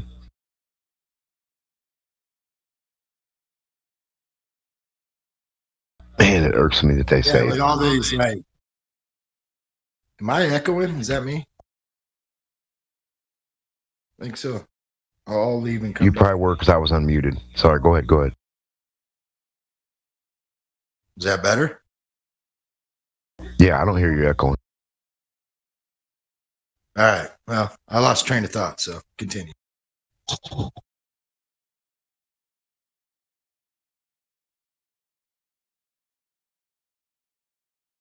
No long distance cube observations. It's just odd. It's also odd that they always say 1 degree for 69 miles. Where in the fuck have they seen a hill or anything in front of them that was 69 miles away and something wasn't tilting on that hill? What the brain capacity of people? I don't know. And I thought I was stupid. There's a group of people out there that, you know, they don't want you to discern the world for yourself. They want to tell you what it is and then label you a psychopath if you don't, what should I say, obey, comply. Conform. Yeah, parrot. Yeah. The whole world thinks it's a ball spinning, right? And you don't. Well, you're not part of the cult, so they gotta use you for an example. Well, if you repeat answers A through C and number 1 through 57 on these questions, and you repeat them correctly, you'll get an A+. You'll move on to the next class, little Timmy, just by repeating. But by all means, do not discern the world for yourself. Exactly. Stop learning. Just repeat. Better yet. And then 500 years later, it's logically to live on the ball, not on the flat surface. Can you imagine that? You'd have thought when they discovered the wheel, they'd have knew they were on the flat plane for forever after that. I mean, damn. Like to live on the flat surface has no any sense, and to live on the ball surface that have every sense. Can you imagine that? That's like it gives logic a whole new meaning. Very well said. It's got about 1 sense. I give it 1 sense for that.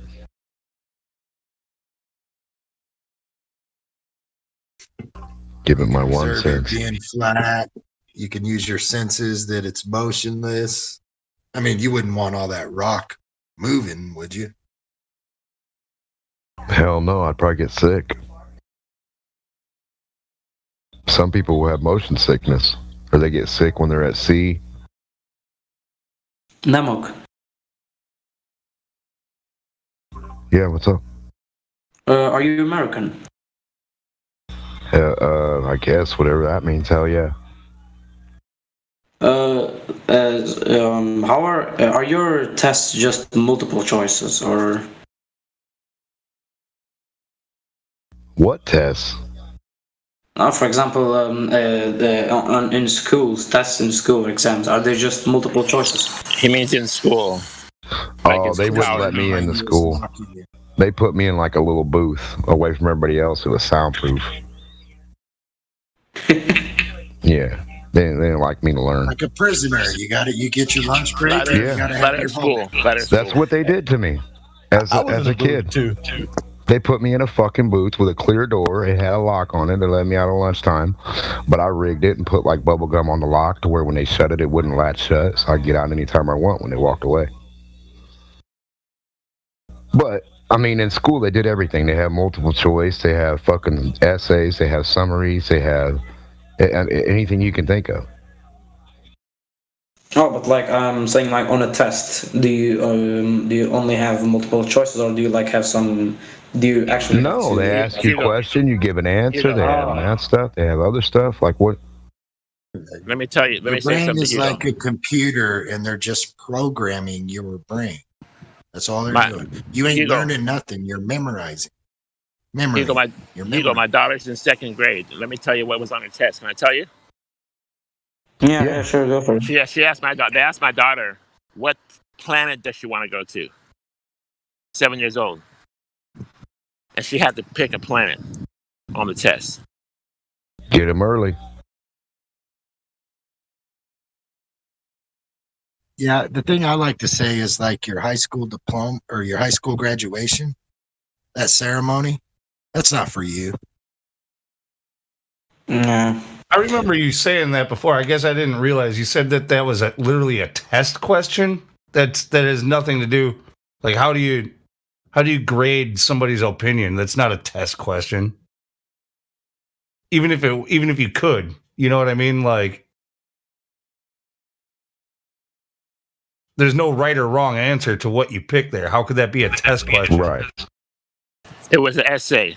It was a mandatory essay. Like you had to write an answer. It was up to you. Yeah, they had that shit too. But you had to that. plan it. Just like saying, "Oh, what do you want to be when you grow up?" It's the same shit, but they're asking you what planet do you want to go to. Now that you say that, did you need to give a reason why? Like, why do you want to go to that planet? It was like an arbitrary thing, but if you left it blank, you would get it wrong. Check out what they did also. Did you guys have like a camp type thing? Like certain grades, like some of the class, like you go to a camp for a while or not? Yeah, I did. Yeah, okay, so some of the people could go to a camp. I was one of the people, I didn't go to the camp. I stayed back at the school. And the whole time back at the school, for like a week or two, every day, it was to think about a new planet, think about going to a new planet, think about, draw planets and this and that, and like our choices were like just round things, and we got to like on the paper it was just like round circles, and they were like, okay, think of different planets and what they could be made of, and if you got to go there and shit like that, right? So it was all about like the solar system, the planets, for like the week or two, the whole time that the people were gone. Like that's what we got taught. Wow.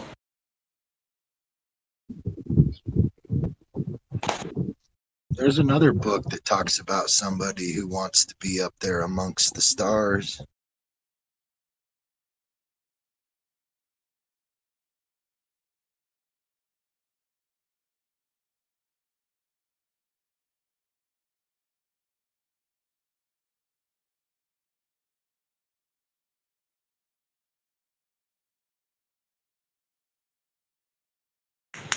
Is anybody there?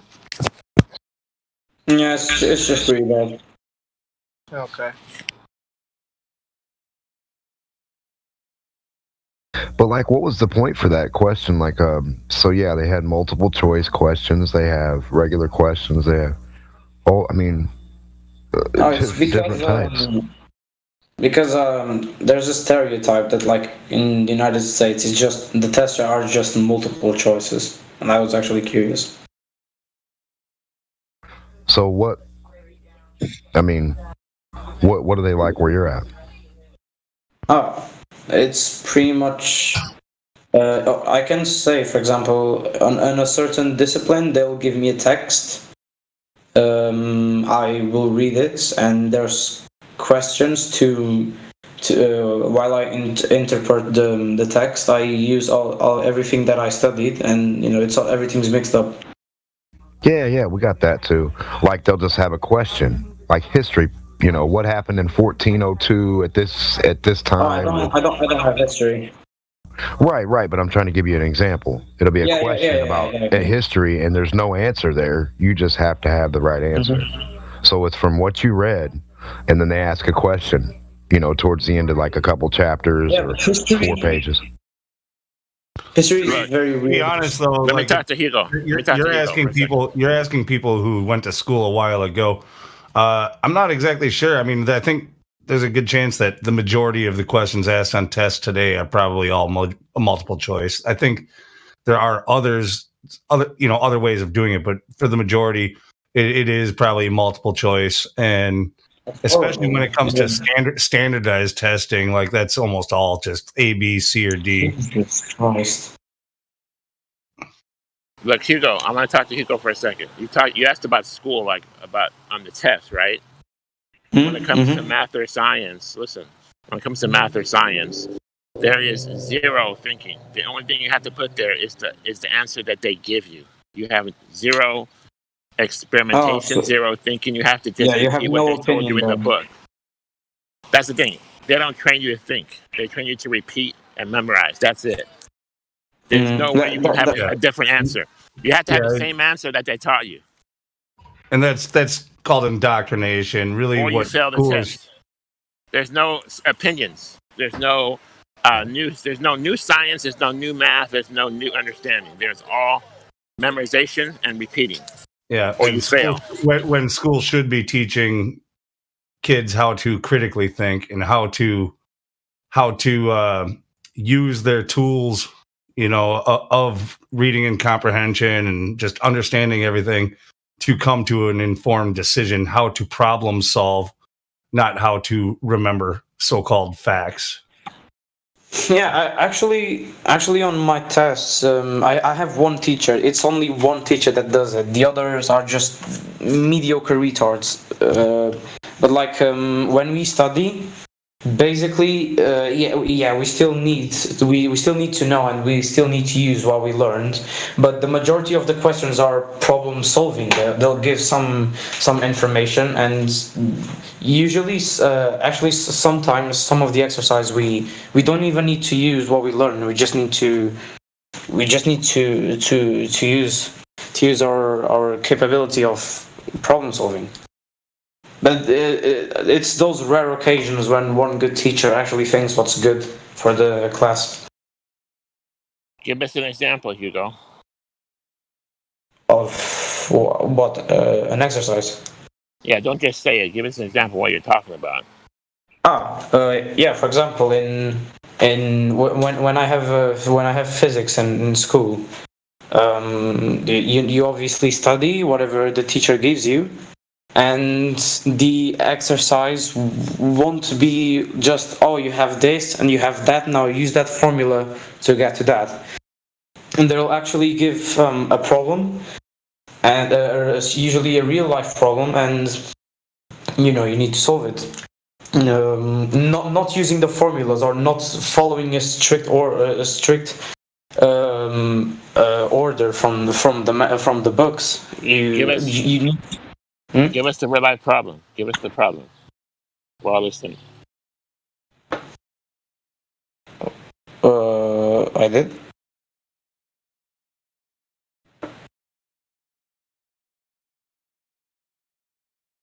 Give us the example. Tell us what you're talking about. Give us the real life example problem.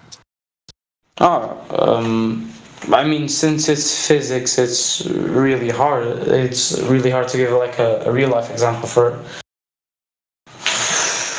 So you can't apply it. So you can't apply it to real life, is what you're saying. Obviously, you can. It's just not. You can't. I mean, you can apply in some situation where you need, but usually whatever you need to do in a daily basis, you don't need to. But it's just some occasions.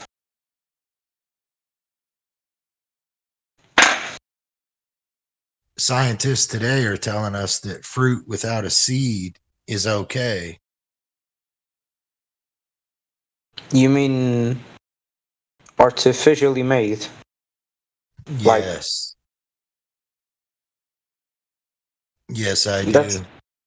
Oh, okay. I mean, I guess it isn't a problem, but why?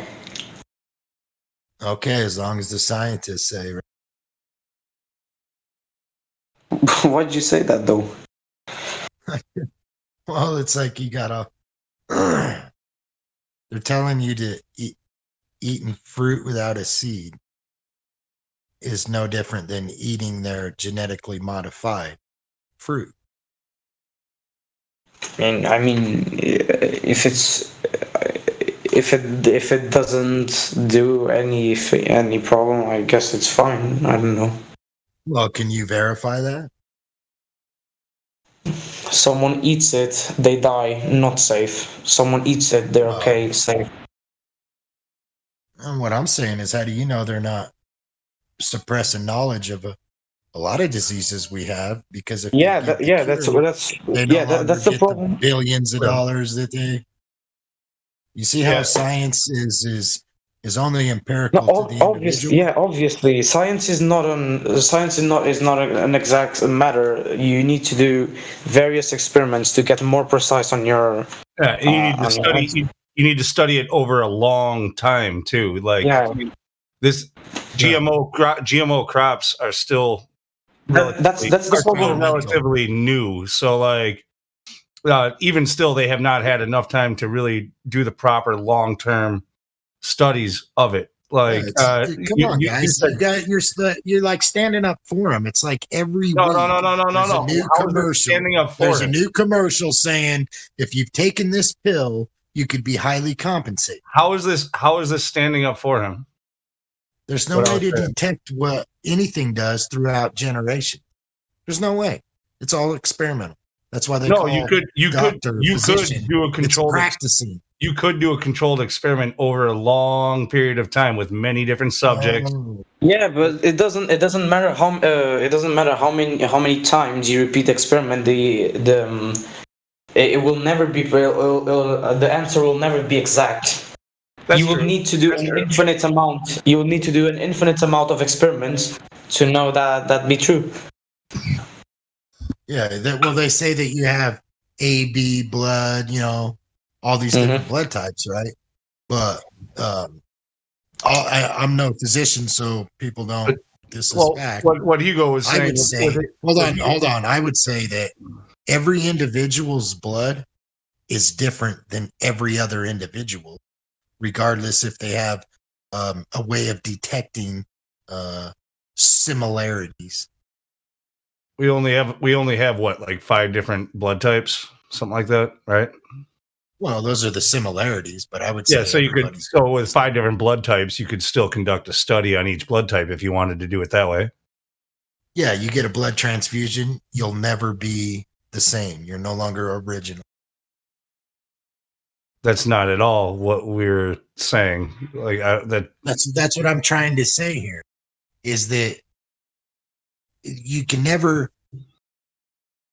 only do very minimal things, like stuff that you and I could prove too. We wouldn't. Yeah, a physician. Anyway, I wanted to point out with his answer a minute ago, where he said if somebody eats the genetically modified plant, like tomato, let's say, I think that's what he said. Yeah. Somebody eats the tomato, they die, it's bad. If somebody eats the tomato, they don't die, it's okay. Well, that's a very short term, study. Like that's not thorough enough, right? Like you need to. Right.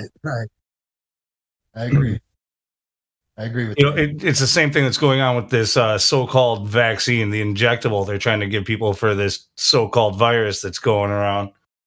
Well, if you notice any of the videos when they show the people that are actually putting the shot in poking people, they're telling people it's experimental. Oh yeah, no, exactly. The long-term medical effects of this could not be known for decades, but they're going forward with it anyway. Well, they know what they're doing. They're protecting their own ass.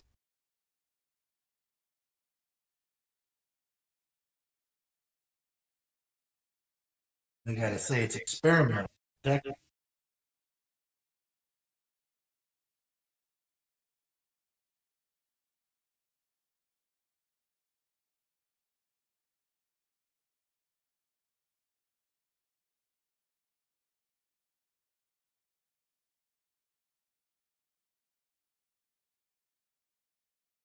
Did I lose you guys?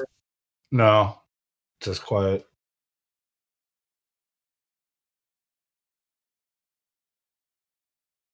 Yeah, it's all. What I was trying to get at is it's all belief. It's just a belief, trust, and faith. If you yourself don't know the science.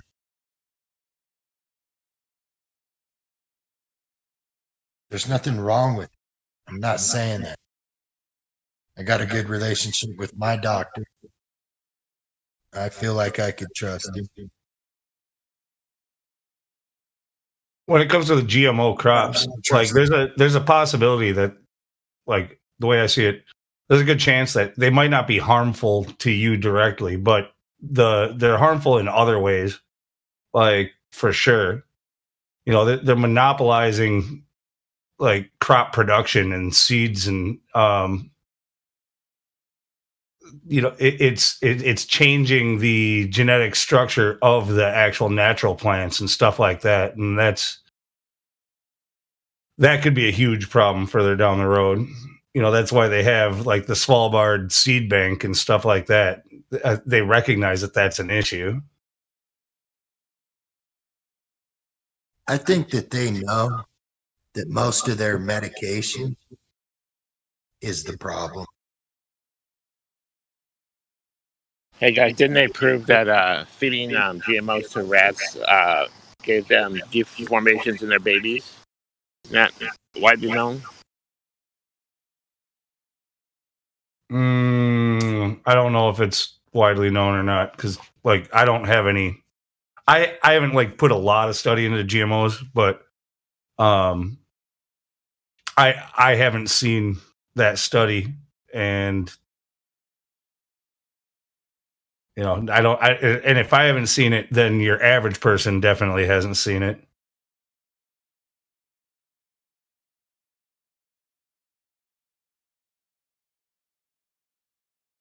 There's a study done several times by a lot of, I guess, researchers that if you feed only GMOs to rats, they have deformations in their babies. Like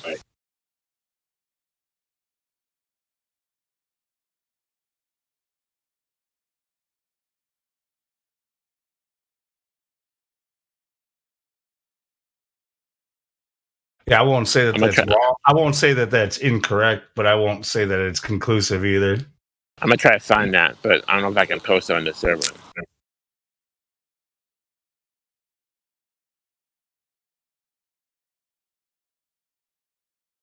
Well, think about rats as they breed really quick, so you can have 10 generations within a year or two, a couple years. So that's a benefit to test with rats.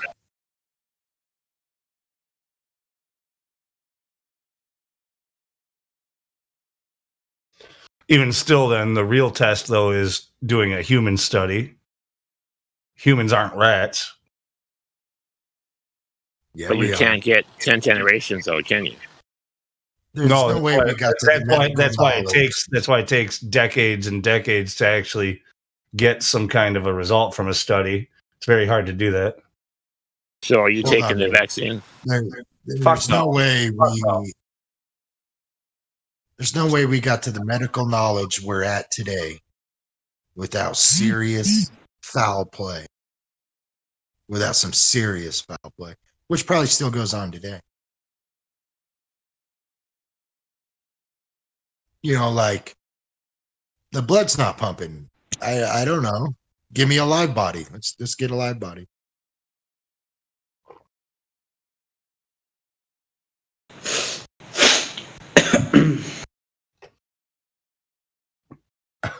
I thought that was a strange question, though. I tell you that the real question is, doing a study on people, and that it would take many decades to come up with a result. And the next thing you say is, so are you getting the vaccine? What did I say that made you think, yeah, I want to be the fucking guinea pig?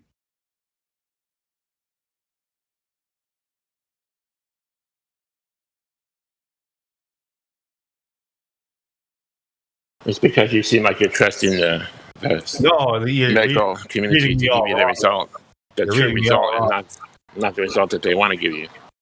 No, I'm telling you that rats don't make it conclusive, that you would have to actually do a study on people but that's practically impossible to do. It doesn't mean that I would want to do it myself. Why would I want to be the guinea pig? Well, they're giving us GMOs in mass quantities all around the world now, and they're saying it's safe. So that should make everybody alarmed, right?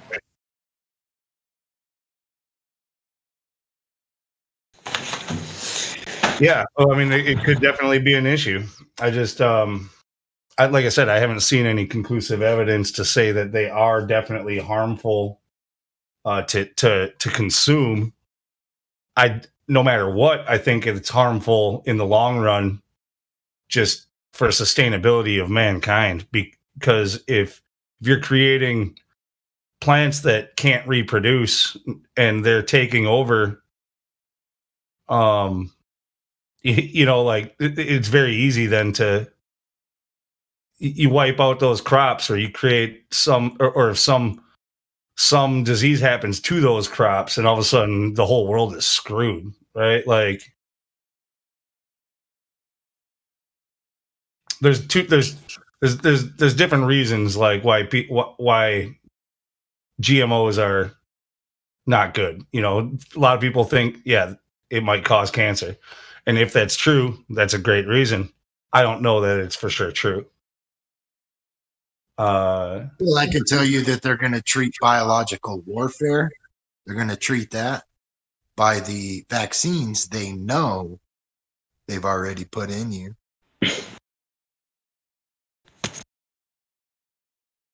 Hey, Lou. Yeah. Rapid wants to talk whenever you get a chance. Go ahead, Rapid. I'm uploading videos, so I'll be kind of busy, but I'll still be here. Yeah, we don't need to be talking about GMOs and shit like that anyway. If he wants to talk about flat Earth, come on in. Also, Kiwi's in the building. What's up? What's up, Rapid? Well, you have control of the mic. You hear me, guys? Yeah, you're good. Well, I have a question. Okay. Why do you think that Earth is flat? Like, what's the reason that makes you think like that? Because it is observed that way, it is measured that way, and is practically used that way. No, that's not the answer. Like, yes, that is the answer. You asked. No. He says that's not the answer. That's not the answer. It's not the answer. He's going to tell you. He's going to tell you. Water is straight and level and horizontally. Show us a measurement of curvature, then. Oh, I want to hear him tell you. Yeah, I want to know it. Well, you can't see it. Rapid, but it's like okay. Rapid, hold on. You're muted. Okay, you ask a question and you're given an answer, and then you say that is not the answer. So now when I unmute you, you're going to tell me the answer that you wanted to hear. Okay?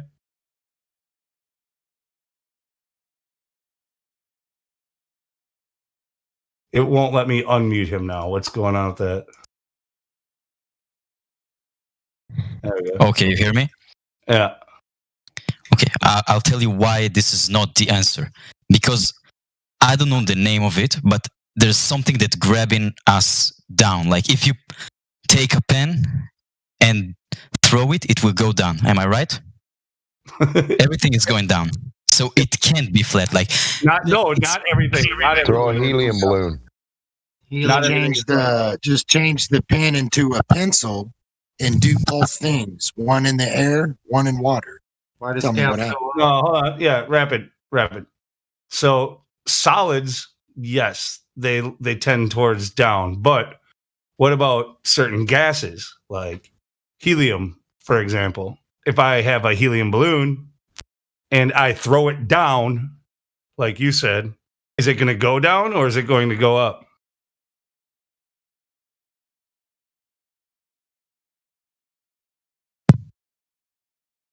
I don't know the answer. Rapid.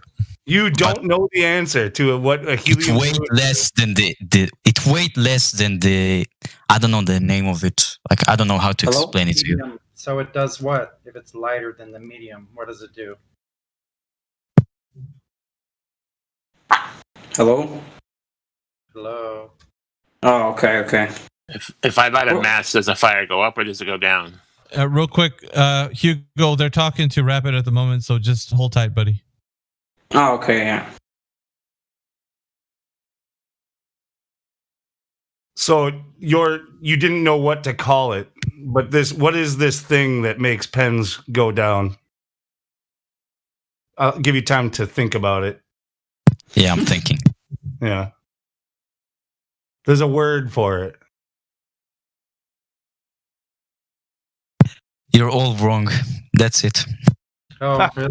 Okay. Well, show us that measurement of curvature, because the ball has no use talking. Did he just say nuh-uh? Yeah, he did the ultimate nuh-uh. He just said no. A ball has measurable curvature. They made a big mistake. They gave us the measurement. They told us what the radius is. So we went out and tested that, and we falsified the radius. So no ball. Water's always flat.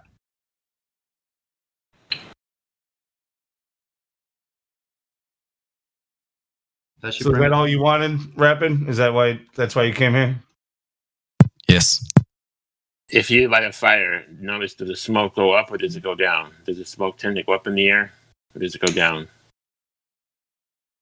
Did you achieve anything, Rapid, with what you said?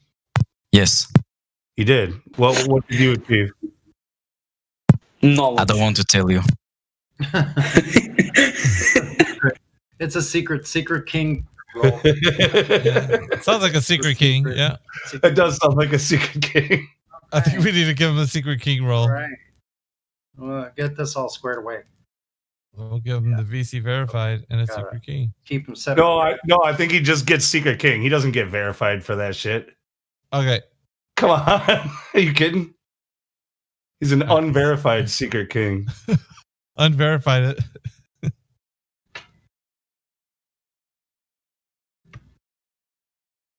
Well, that was Rapid.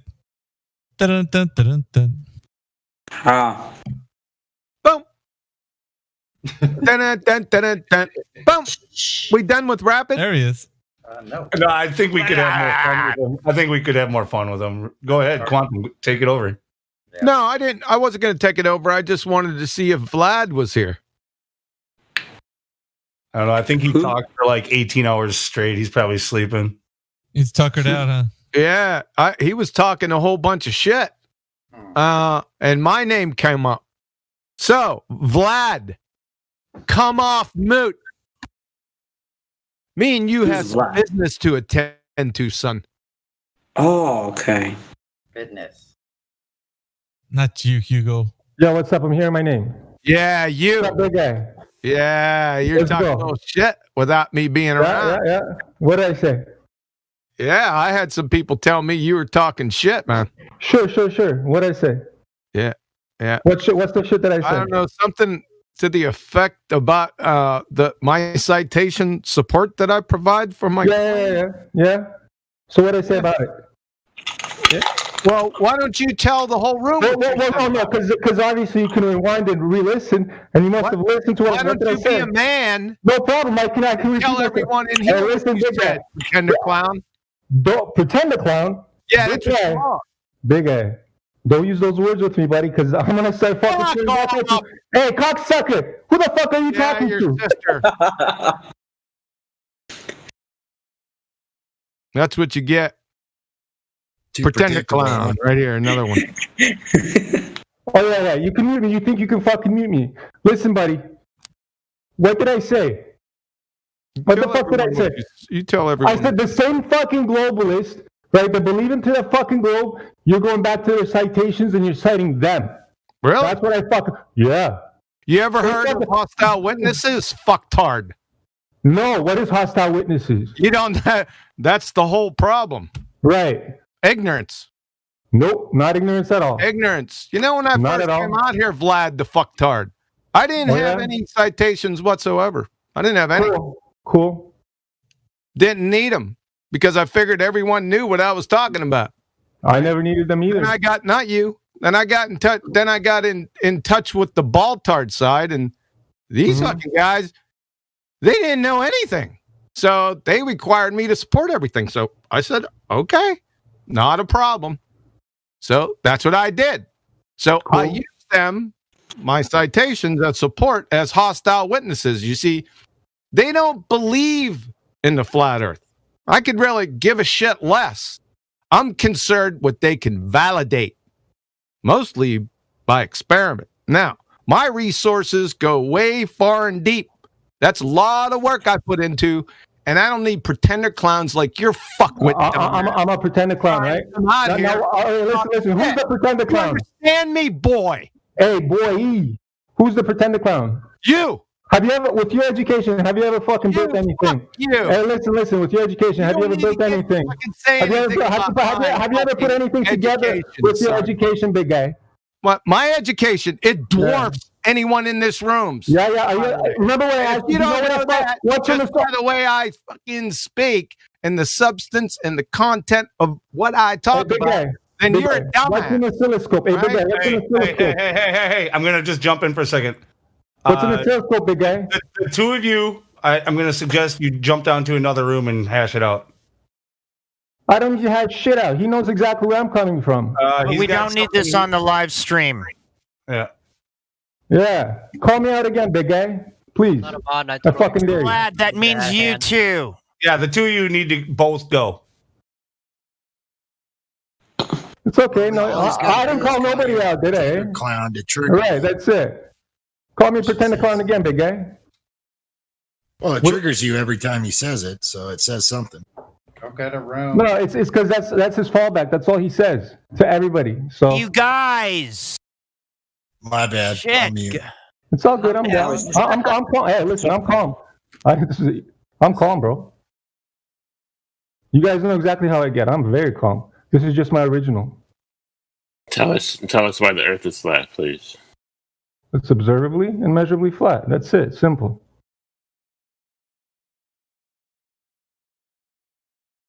I'll jump down there too because I think part of this has to do with what happened with me over on Science versus Pseudoscience.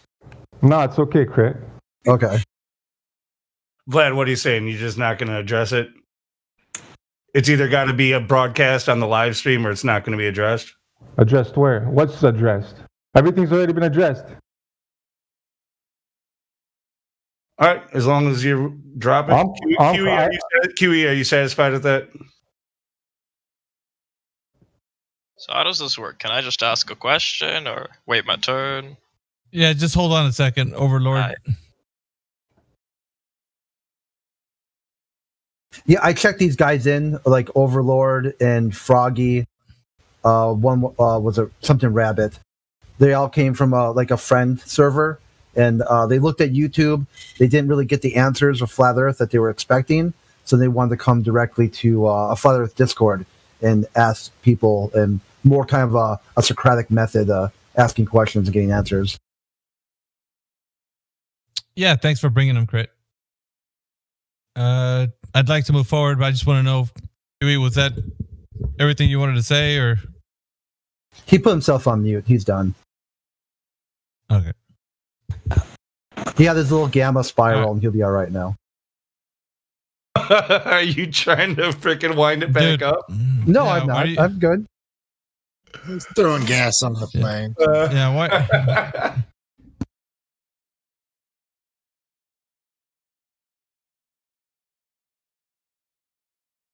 All right, so we can take the first guy who was talking right now, Overlord. Did you have a question? Yeah, I just wanted to know how the flat Earth model or theory just explains gravity, because the globe Earth seems to have a good explanation for why we stick to the ground, and I couldn't find a good one.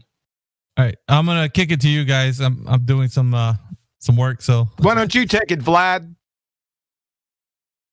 Let Vlad take it. Okay, I'll start with ether. Right now, why is it fucking that Lemonberg? Every time Lemonberg brings up ether, why the fuck do you spiral out of control? Have you ever heard of Michelson-Morley? Is that an experiment? No, but it's an observation. I noticed you didn't. I noticed you didn't say experiment, though. You're trying to overtalk me, won't you, pretend to clown? Fuck with. No, you're trying to put me in a position I don't have to be in. But I don't have. Yeah, listen, your tactics don't work with me. Go ahead, tap in, man. I've been listening for so long, especially you. You're a smart dude, bro. Answer his question, man. What's the question? Round 2. No. Answer his question. The guy What's asked the question? Ask it again. Vlad's The going to take question it. was how does the flat Earth model explain gravity? How We don't how have do a we model. Yeah, what the fuck model? There's no model. Okay, so what's keeping us on the ground then? I just wanted to know. What's keeping us on the ground? Yeah. The ground. Like, it's that easy. If there was no ground, you still keep falling. Super easy. Yeah, but I mean, like, something's pulling objects towards. Well, on the globe model, it would be towards the center of the planet.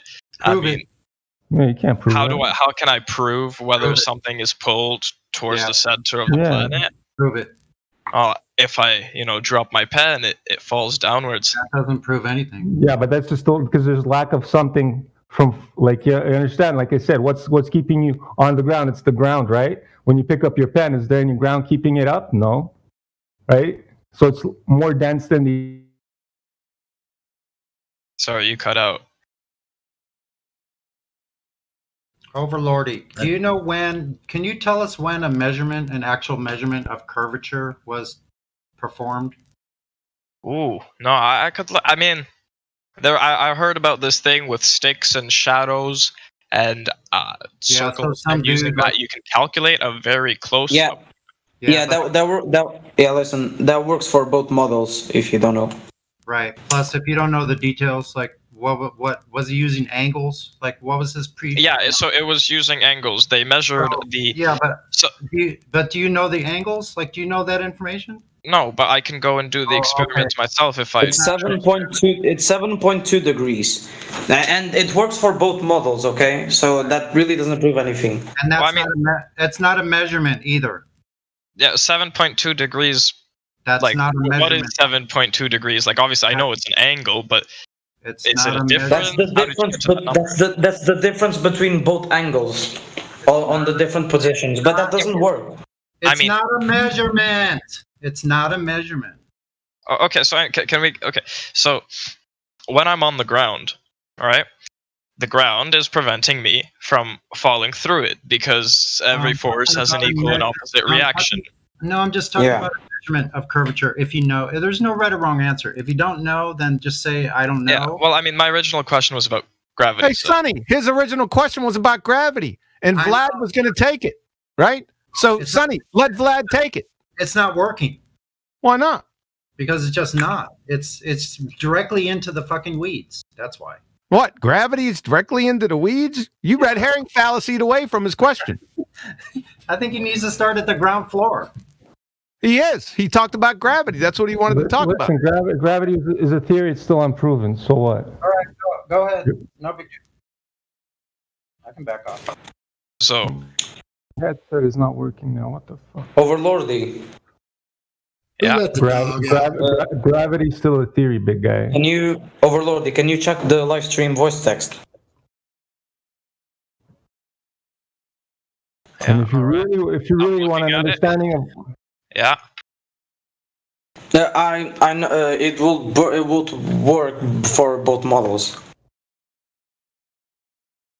Oh, that's garbage. Well, I mean, we could get to the curvature. I mean, later, some other time. But so, with the globe model, we have equations that can very accurately describe, if you know the mass of two objects, the force between them, force of attraction between them. That's right, using the gravitational constant, the distance between the two objects. Yes. I know the formula. Yeah. So, is there anything like that that we can use with the flat Earth to predict forces between two objects? I actually don't know. I hope people in here know. Hey guys, can I don't mean to interrupt, but can I tell you guys about something that I had like when I was in a spiritual awakening? Mm-hmm. Like, okay. So humans, to me, I think. Wait, hold on. What the fuck? Hold on, stop. You're going into philosophy. Shit. All right, See what I mean? we're losing the conversation. spiritual awakening. Yeah, look, we we're got losing somebody else here that's been wanting to talk. We're not going to just have you jump into his turn. We have to finish with this guy. Then, what's his name? Lina Gang. He's up next. Saito, I don't even know how to say that right. You're probably not going to get a chance to go very far with that, but maybe we'll open up your mic after. So, Overlord, he had some legitimate points and legitimate questions. Good, Vlad. Oh, thanks. So some people stop talking. That's fucking phenomenal. Right. Gravity's still a theory, never been proven. What's up? Sure. I mean, it's hasn't been proven. We don't know exactly what causes gravity, Right. but we know how to very accurately predict it. No, And I was just wondering, not at all. Not at all, bro. Objects fall at different paces, at different rates. how so?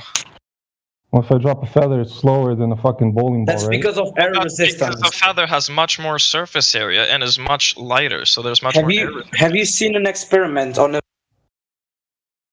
If you were to drop a feather and a hammer in a vacuum chamber, they Yeah, fall. that vacuum chamber. Listen, that vacuum chamber. The vacuum chamber isn't even fucking big enough. All right. Well, let me that vacuum. Oh, so again, more interruptions. Okay, cool. Whatever. Sorry, but what have you done when you put those objects into a vacuum chamber? What is the thing that you changed? So you take the air out. Yeah, you took the air out, which is the medium, right? Yeah. Sure. So we're going to tell you that gravity and the rate or things falling or rising, all that it has to do with their density. And if you have the absence of any medium, then both those objects, the feather and the bowling ball, are infinitely heavier than nothing. Okay. So that's the reason why they fell, is because you've changed the medium. But in real life, there's always a medium. Yeah, you said absence of medium, but I would say that would be a medium. Or less dense medium, I guess you could say. Yes. Well, it would be a medium that requires a container. It still has less dense. You So took this- the this is medium of when it air out, so the density of air is no longer there, so it's less dense. Yeah. So the reason why things go up or go down has to do with the relative density to the medium that it is in. So a ping pong ball dropped in the open air will fall because it's more dense than the air around it. But a ping pong ball that you pull down to the bottom of a pool will rise up because it's less dense than the medium that is in the water. Right? Helium will rise in above other gases because it is less dense than those gases. So this all has to do with like a density tower. I just think that the concept of buoyancy heavily relies on gravity, because things that are more buoyant than the surrounding No, thing. man, it's relative to the medium an object is in, bro. You understand that? How Like can you- the anvil will fall through the sky, but it's floating on Mercury, bro. Because Mercury is very dense and much Right. heavier. So where's gravity involved? When you're just talking about density at this point, there's no gravity involved. It's the object based on the medium it's in. It's that Well, simple. it's also got You're to trying to overcomplicate simple shit. It's also got to do with weight. If the Mercury is, I'm not really sure how Like the weight is based on the medium it's in. Guy, if you put a scale inside the water, the weight of if you and you're gonna try to weigh yourself on a scale inside fucking water, do you think it's gonna give you the exact same result as if you're trying to weigh yourself in just open air? No, it's the medium that object is in, bro. Get that? That's the most simplest way to fucking explain why objects are falling down. Earth, it becomes a different medium. That's why when it hits the top of the Earth, it gets stuck because the Earth is denser than the object, right? But let's say now if you fucking drop a very heavy object, right, like and it's going down pretty fast, right? It'll indent a crater in that fucking Earth, and it'll push out whatever medium until it all balances and equalizes at the end. It's that simple, bro. Anybody have anything against that? No, not at all. That's exactly what I was saying. Thank you. I hope that he understands it. Like, well done, Vlad. where you stated that he's overcomplicating it. It's What if that's exactly it. That's what you're adding in some fictitious force that's never been proven that complicates the issue. It doesn't need to be there. What if you have, let's say, okay,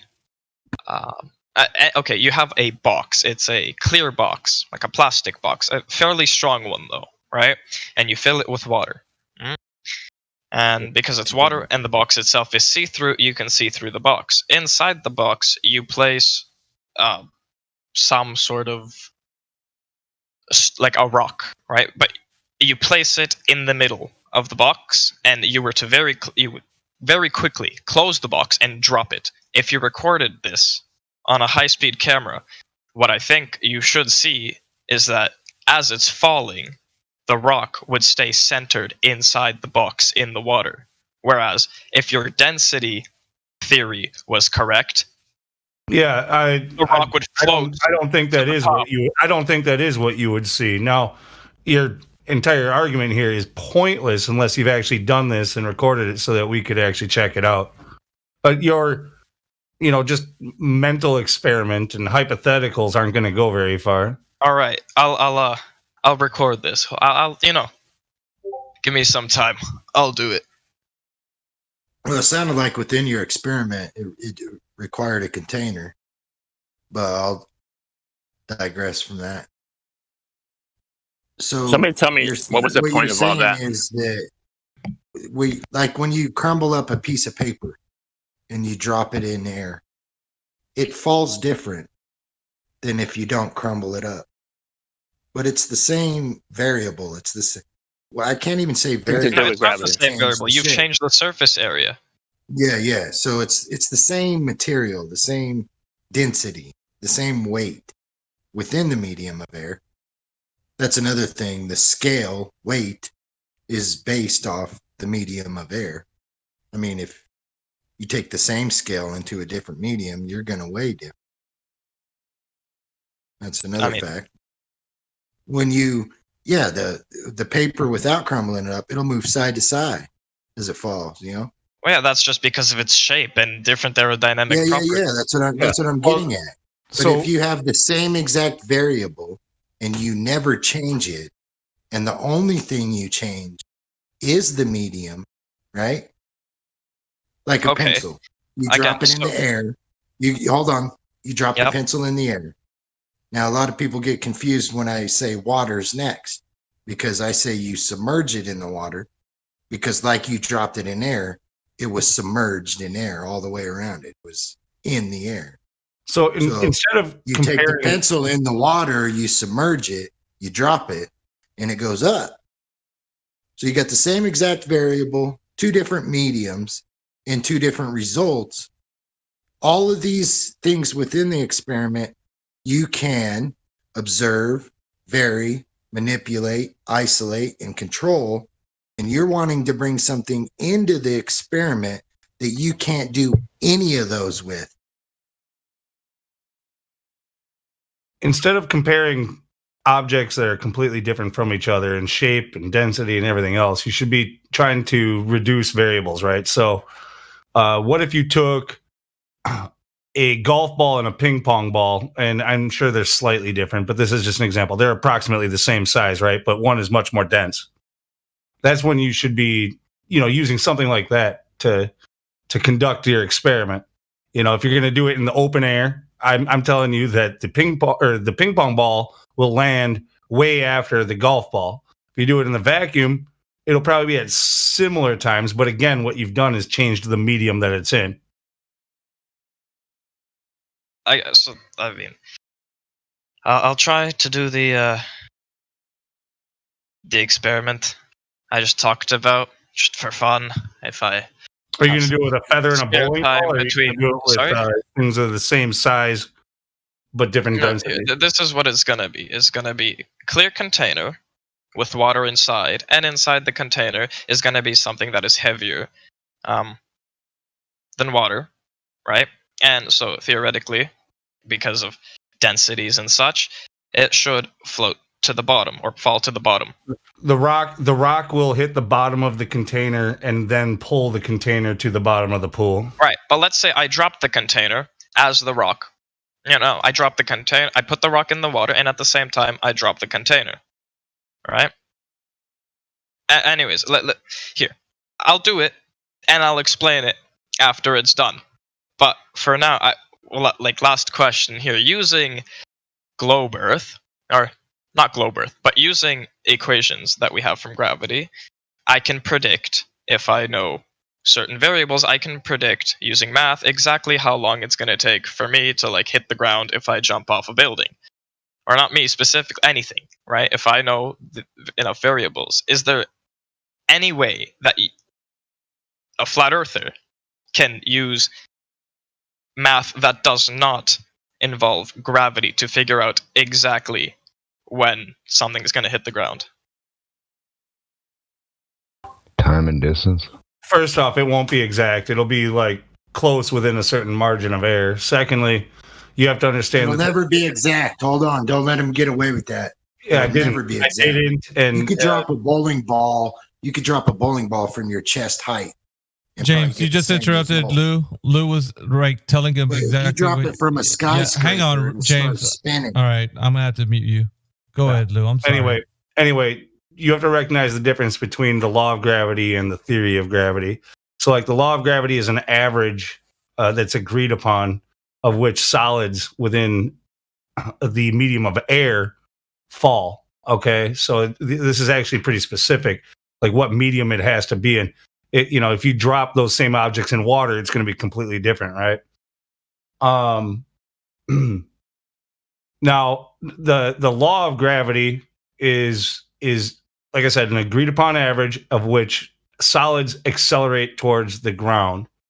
But the theory of gravity is an attempt to explain how that works. That is what's in contention. We know that things fall at a certain rate, or approximate certain rate, anyway. So we wouldn't be flat earthers aren't going to throw away the law of gravity. That's incorrect.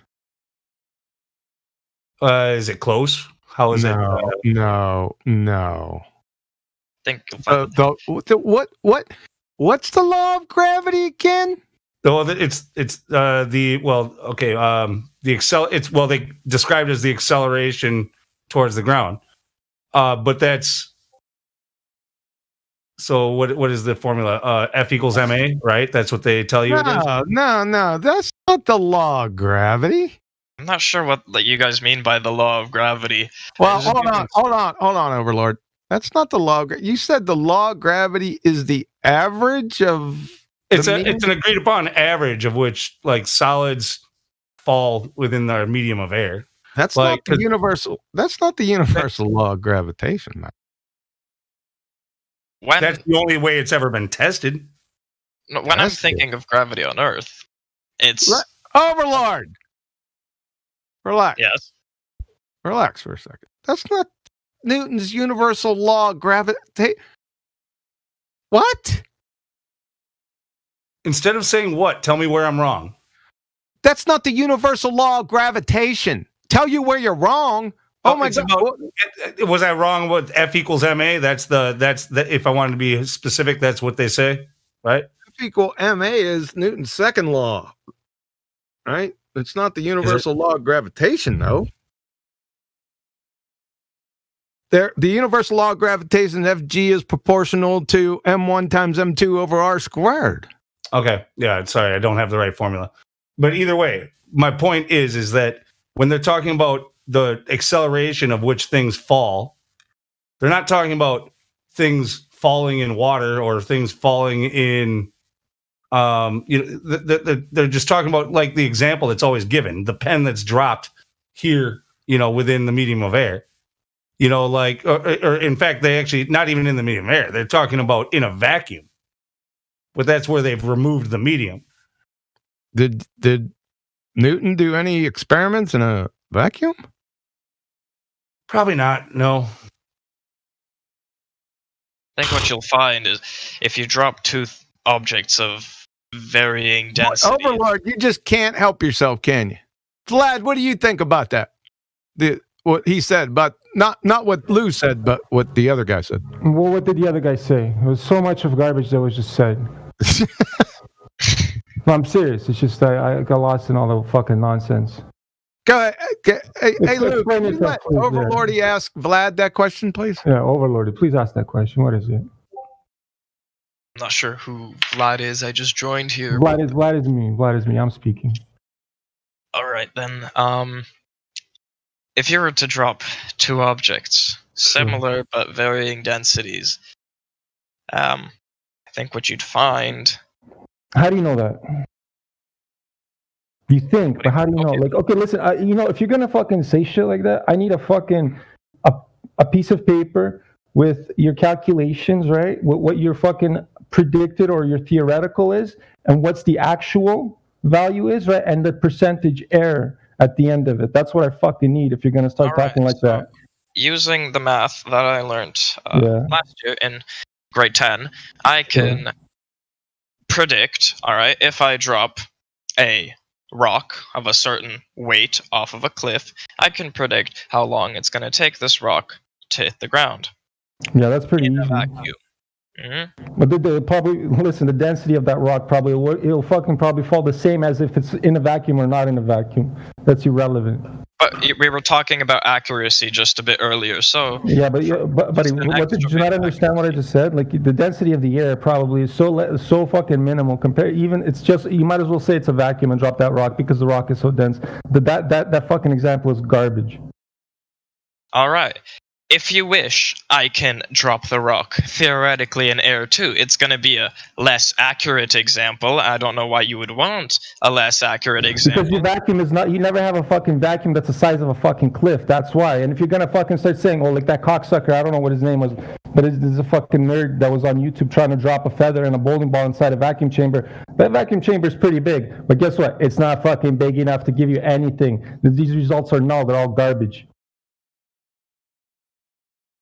How do you understand that? To give you anything, like if you have a because nobody built. Probably I've never seen anybody build a fucking like a 30-story fucking vacuum chamber and try the same fucking test there. Nobody fucking did that yet.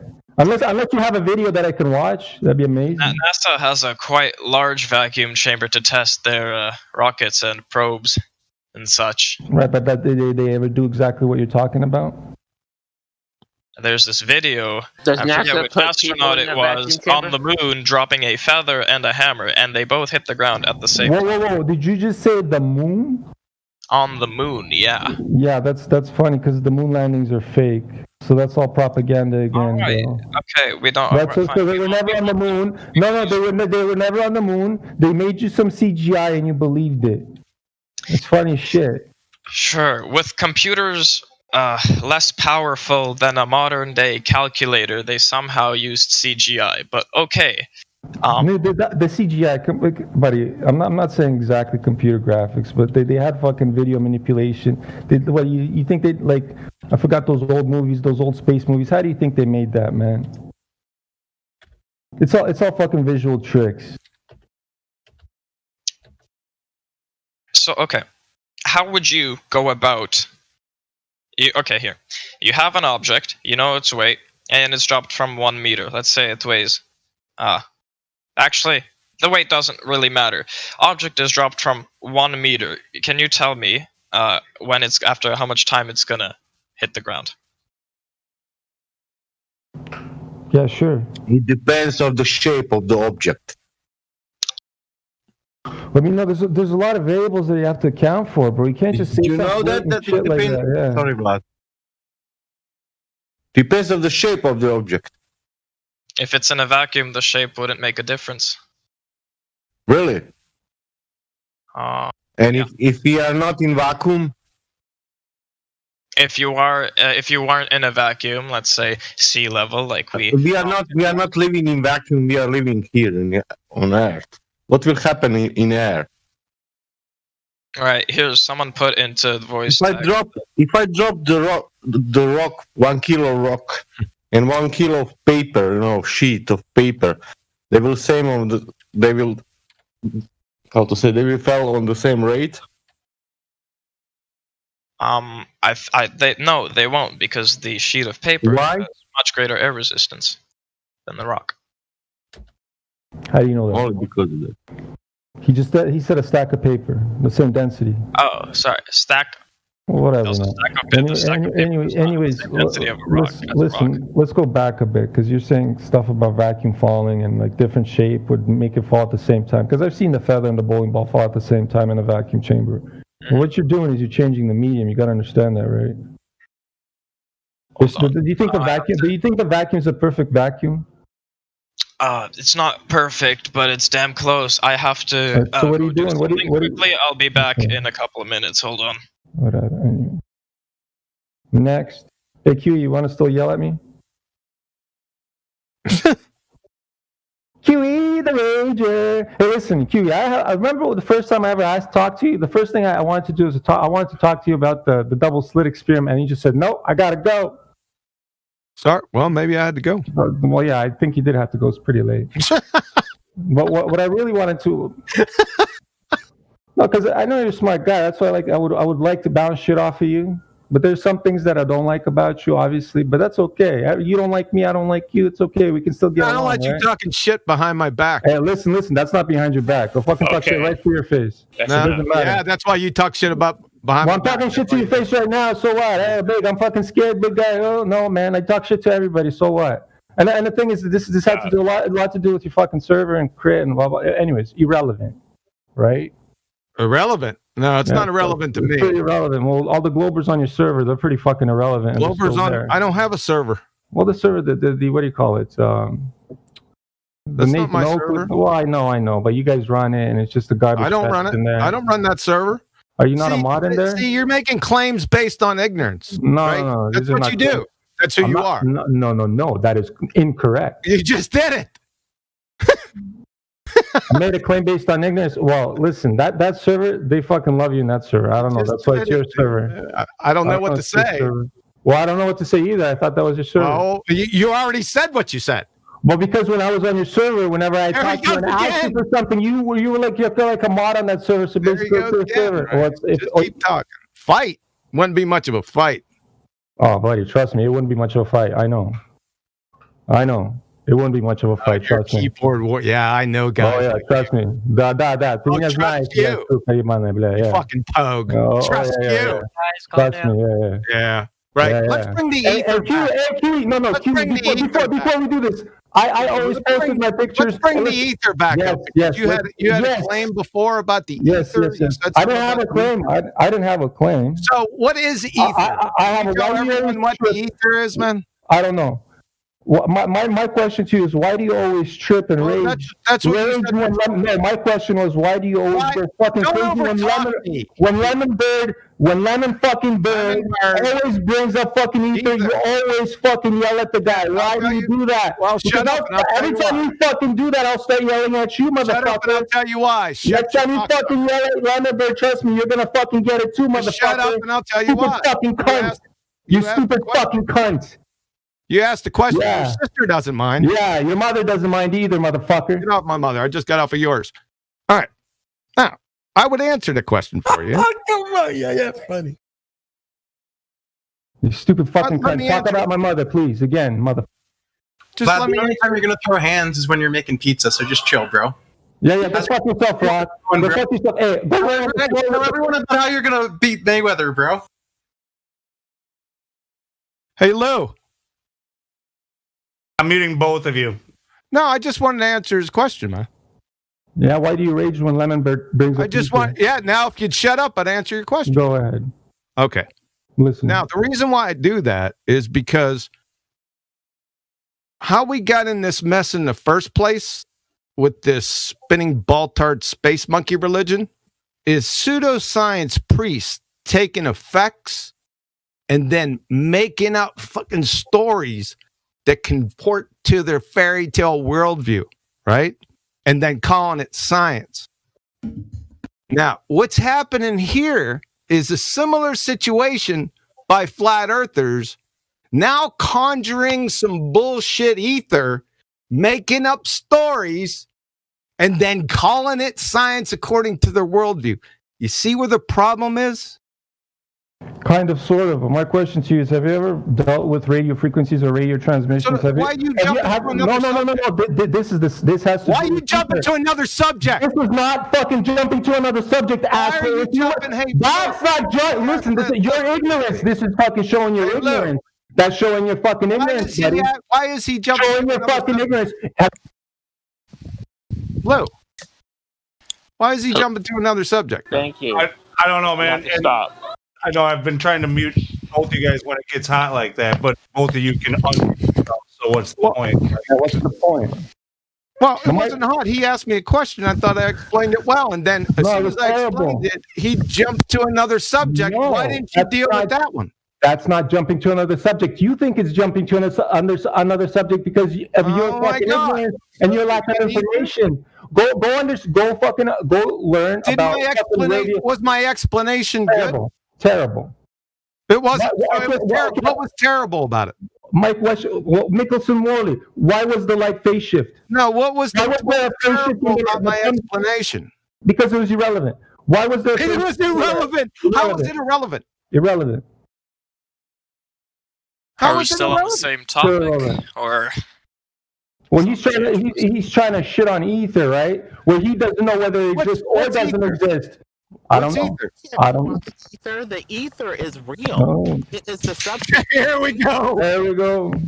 Wow, you guys managed to summon Lemon. Holy shit. Lemon. All right. So, here's my suggestion. Just drop it for now. You two want to talk on your own, do it.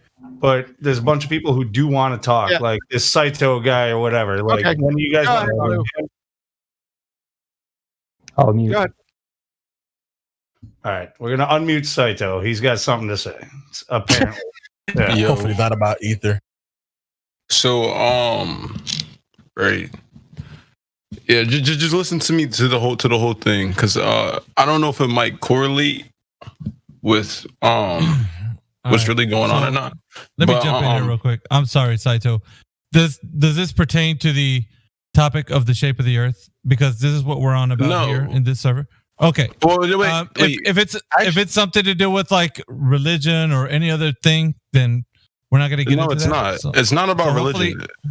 Right. So hopefully it's a topic about the shape of the Earth, because that's what we really want to discuss. If it's not, I would warn you, because if it is something off topic, I will stop you. I will interject. So hopefully it is not. Just warning you, buddy. All right. Yeah. No. If you let me, I'll tell you when I'm done. But it's a good I will stop you. In between, you go ahead. So something like 1 minute. But all right. So right, I was contemplating and thinking about a lot of things. Right, on how the human diaphragm or how the human is built. Right. Nope. We can go to somebody else. That's the biology server. Yeah, Saito, look, it sounds like with what you want to talk about, the speculation room would be better. Try to get yourself an audience down there. I'll unmute you, Saito, but take your questions to another room, please. I have a question.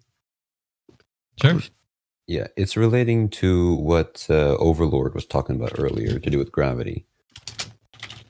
So I didn't really understand. Does the flat Earth, or do people who believe in flat Earth believe gravity is real, and is it a thing? What's gravity? Well, something pulling you down. Ball spin, pull down to ball. What? That's silly. Come on now. What?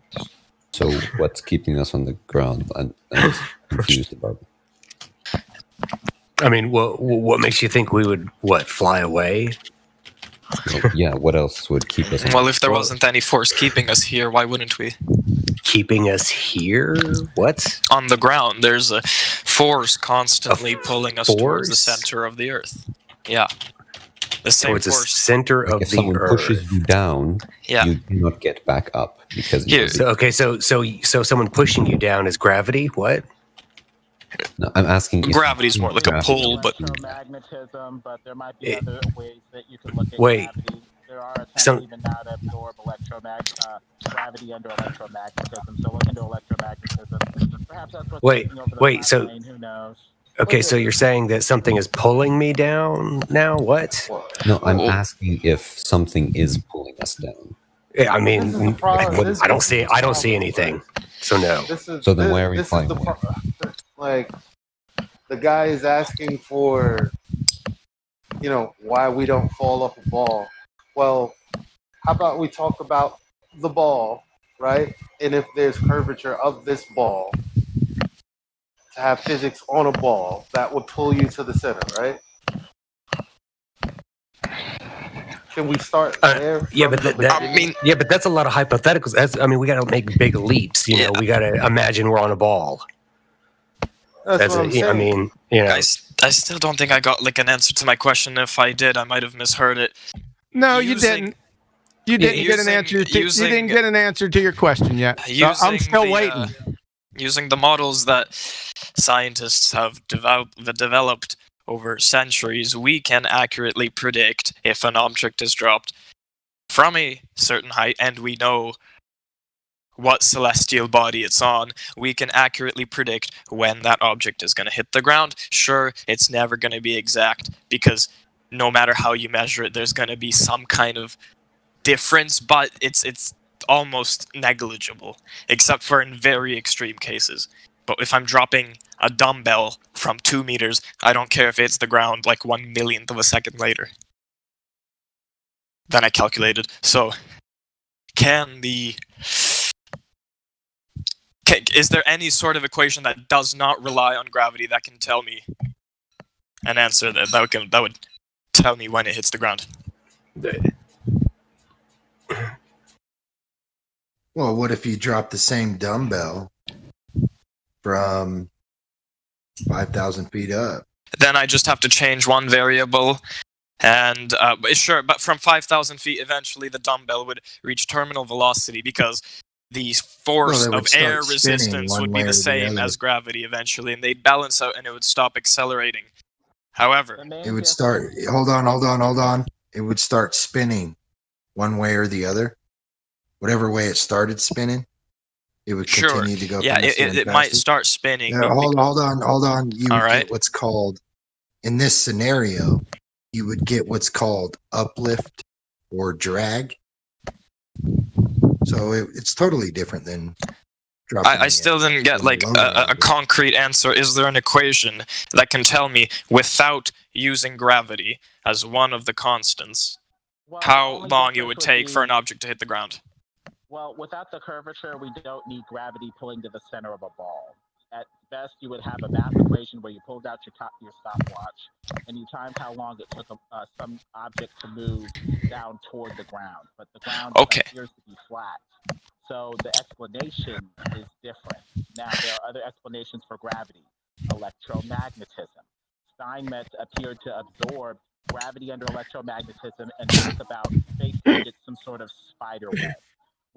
Dude, no, what I'm looking for is an equation that would simply tell me how long I have to wait for an object that I dropped to hit the ground. That is, it's useful in many cases. If I'm I don't know, flying a plane or something, or anything. It's useful anywhere in engineering. I want an equation. Pulling to the center of a ball. It's just timing how long something moves toward the ground. Okay. An explanation. So let's imagine we're in an alternate universe where the popular theory and the popularly accepted theory is the flat Earth model. How would someone from that universe then explain or calculate how long it would take for my dumbbell to hit the ground after it was dropped from 2 feet or 2 meters, whatever? And beat the crap out of it with a stopwatch, regardless of the shape. That's an experiment. I want a prediction. I don't want to like. Your stopwatch. So in that universe, I'd have to, if I wanted to find out how long it would take a dumbbell to fall from 3 feet, I'd have to do an experiment for 3 feet. And you but some sort of mathematical formula best fit to it. Yeah, but can you tell me what this mathematical formula is? I mean, there's different. Can you tell me what this mathematical formula is? Because I can. The data. You just use a line of best fit. regressive analysis, statistics. There's many ways that you can go about it, irregardless of the shape. You have to prove that something Right now, I can go on Google. And that it's shaped like a ball. Or that's the part that you can't prove. Yeah, so I'm curious, why is it so important to you to have some kind of mathematical equation? Because What it is is this going to do useful. for I you? can use this math To do what? predict anything. I can predict how the universe functions using this math equation. You can predict how the universe functions. Yes, if using I drop an equation. apple, if for some reason I needed to predict how long it takes for an apple to fall, I can find that out. But with your model, I don't know how to do that, and I don't think. So is there an neither do you, neither equation do you. to predict what I'm doing right now? Can any of you explain to me how you would go about finding out, other than experimentally, how would you predict how long it takes an apple to fall? I can do it. Now, with a why bit of does research. any of this matter? I mean, you're really so far up into the weeds. You know, you're. What does this matter? This is grade 10 or grade 9 math. I don't know how far off in the weeds that is. Hold on, man. In your equation, isn't gravity a constant? Isn't it negative 9.8? Isn't that what it is all the time? Does it ever change? 9.8 is the acceleration, and it's 9.8 meters per second when you're at the surface of Earth. If you were to move away, if you were to go higher up, that would change. The gravitational constant is some terribly small number. It's like 6 point something times 10 to the negative 20 something. I could search it up for you right now. So is all this going to help you to justify your belief in a globe, or what? No, I'm just trying to find out. Look, we have so much math that relies on the basic principle that gravity exists. So the problem with math is just made up. Look, it is made up, but we can use it, like language is made up, but we use it to communicate ideas. And math, it's the same. It's made up, but we use it to predict real life. I thought the initial question was why are we on the floor? Yeah, why is there gravity? You still haven't told us what even gravity is. Nobody is answering his question or shutting him up. Is getting really boring. Look here, because well, then do it. Look, we have so much, so many. Yeah, you're a moderator, Eli. Yeah. It's just we have a lot of. I'm waiting for this proof of your mass attracting mass. Mass attracting mass. Every time I try, it's like three guys That's your just gravity. waiting to ask him another question. Or Lemonberg.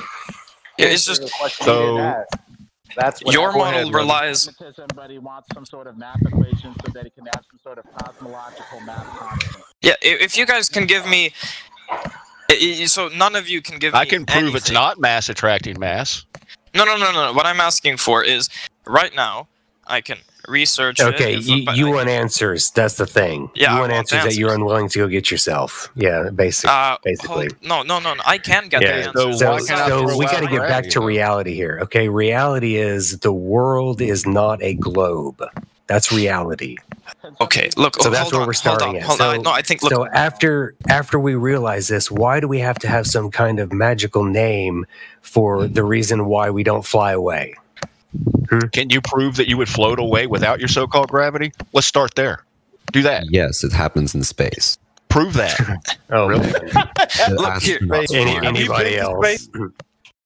I want proof that you're going to float away because that is your claim. Just look at the math equation for Superman Okay, flying. and how about this? Can I say this real quick? Your mass attracting mass has been debunked, man. Okay, you cannot prove mass attracting mass because everything in a vacuum falls at the same rate. So no matter the mass, right? And if you change the mass, then that should change the rate of fall, the rate of drop. And it doesn't. So you cannot prove mass attracts mass. It is done. That's why they got rid of this theory. Really? Hold on. What? The Earth Do is so you not much understand bigger what I than just said? Anything you can drop, even if you drop a skyscraper, the Earth is. That is your claim. Prove it. Really? Prove that the Earth is smaller. No. Then I don't think they're arguing that the Earth is smaller. They're just arguing it's flat. But Yeah, there's no and argument. gravity could, and your so-called gravity could work on a flat plane too. It doesn't need to be a ball. What gravity? Fuck, man. if gravity did exist and we lived on a flat plane, your disc, What gravity? it would be crushed into No. a sphere. What gravity? prove that gravity makes spheres. You just man. said that Prove it. gravity would work on a flat Earth, and I'm just saying that. No, I said supposed. What you think would be gravity, right? Supposed gravity would work on a flat Earth. You don't know how it works. That's the thing. You don't know what it is, but could be something keeping us down. Yeah, you're right. There could be, but it ain't gravity. Sure, I don't know exactly. I don't know exactly what causes gravity. I don't understand. They've given you explanations. Have you heard of electromagnetism? We live in an electric universe or an electric realm. That is obvious. But as I'm hell, not made right? of metal. You don't have to be. Electromagnetism and electrostatic doesn't affect just metal. Really? He just admitted that he doesn't know what gravity is. Actually, electrostatic affects everything. Everything. Really? If electromagnets were pulling us down, then whenever you stepped into an Nobody's pulling us down. What the hell are you talking about? Look, you can even look live it up in on an your electric model, universe. You can ignore it all you want. Magnetism affects gravity. I'm sorry, guys, but I had to put that out there. Anyways, bro, what do you think? You really think if gravity existed on a flat Earth disk, right? You think it just crumples up into a perfect sphere? It's not already a perfect sphere, dude. Yeah, it's not a We perfect got mountains, sphere we got because fucking- it's spinning. Who the fuck keeps talking about gravity? Holy shit. Look, here. Okay. My problem is, if we were to accept the flat Earth theory, we wouldn't be able to do anything that, well, not anything. Really? Many You're doing of the it now. things that we can, hold on, let me finish. All right. Right now, we can use our theory of the universe to predict a lot of things. No, you can't. We can predict when solar eclipses, lunar Did eclipses. you say our theory? You understand the solar eclipse is based on a solar cycles? Hold on. And that was before a globe theory. Here, again, none of you can tell. Wait, I have a question. Can you predict it? Can you predict it? Please, I have questions. No questions. I mean, sure. No. Ask the question. He can predict. He said. Can you predict? Look, the reason that everything is out of control. the images they give you, man. Number one, you guys keep answering or asking questions, and on top of that, he's asked one question that nobody's really trying to answer. Here, yeah, my original. And My that's original why I know what your original question is. Exactly. Why we don't. Thanks, Look, it's just Elijah. no one has Appreciate given that. me an explanation. Hold up. No one has That's given me a right. method. Answer it. I mean, told you that like 20 times already. What's up? Yeah, Elijah got it. Go ahead, Elijah. Tell him. Well, he's trying to ask us why we don't just fall off, float up or whatever. Okay, no. That's Okay, my basically question slightly changed. Okay, here. No, we're gonna Here, go here, with I the original found a better way to question. phrase it. I found a better way to phrase it. No, I don't think any of you can accurately predict when an Fuck your object is going to hit the prediction. ground. Go with if you your know when it was dropped. question. Stop. That's not a question. Fine. Okay, here's the question. He never really even had a real question. No. Here, just let me say the question, and you'll hear it. Elijah's gonna answer your first question. Okay, Elijah, go ahead. Answer, damn it. I don't have take control kind of time. I'm just trying to keep it on the rails, but as you can hear, I got background noise. Yeah. Just answer this question because everybody's going around in circles.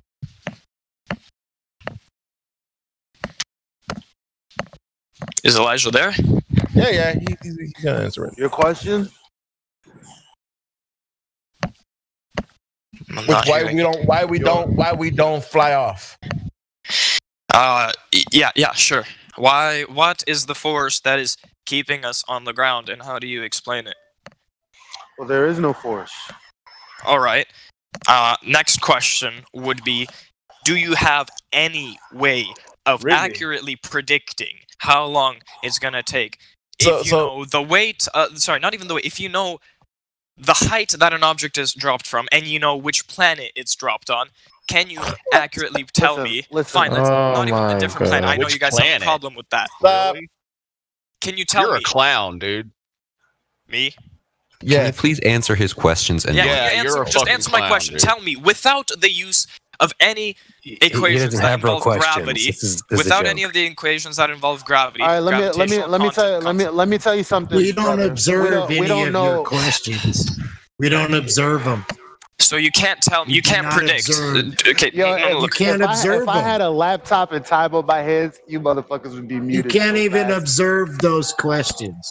Yes, I about can. you too, bro. If I No, dropped, you can't, if I because you've dropped never the Okay, how do observed you a observe globe in your life, dude. Oh You've my never gosh. actually How do you observed a observe globe in your life, so you don't even know if you're. I'm not talking give me about your- whether the Earth is give even me- flat right now. I'm just arguing you whether know or not gravity exists. Well, that's That's right. irrelevant to the shape of the Earth, literally. Я не знаю, что это такое, Аня. Sorry. And actually, your gravity is based off of the radius of the Earth. Did you know that?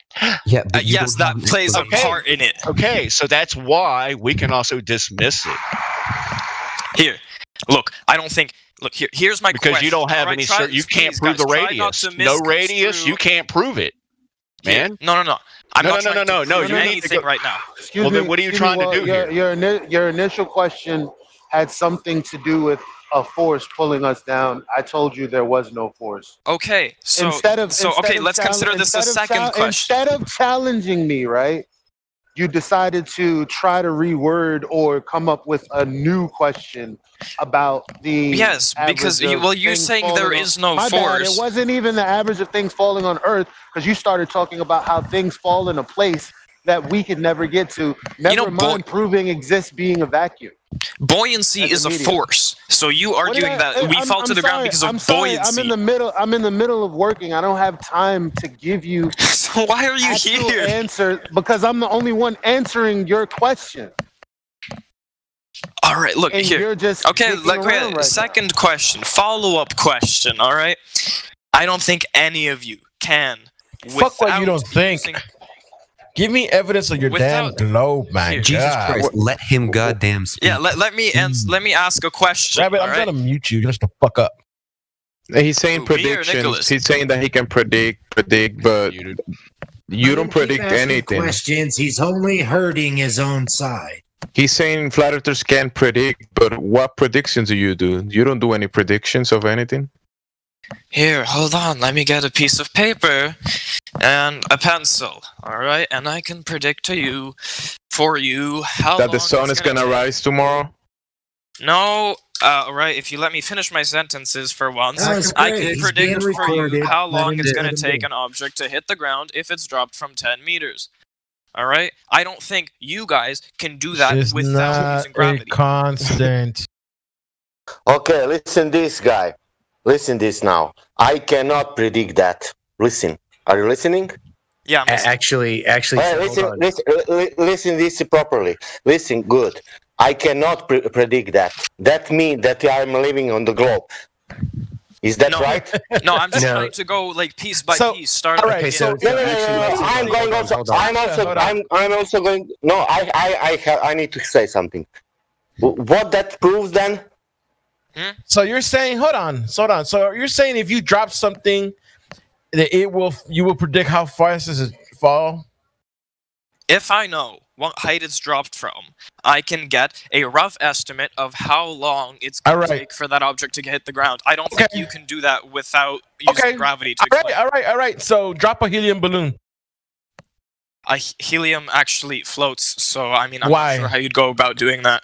Well, I thought you said you could predict. I thought you said you could predict if you drop something from a skyscraper, how fast it will hit the ground.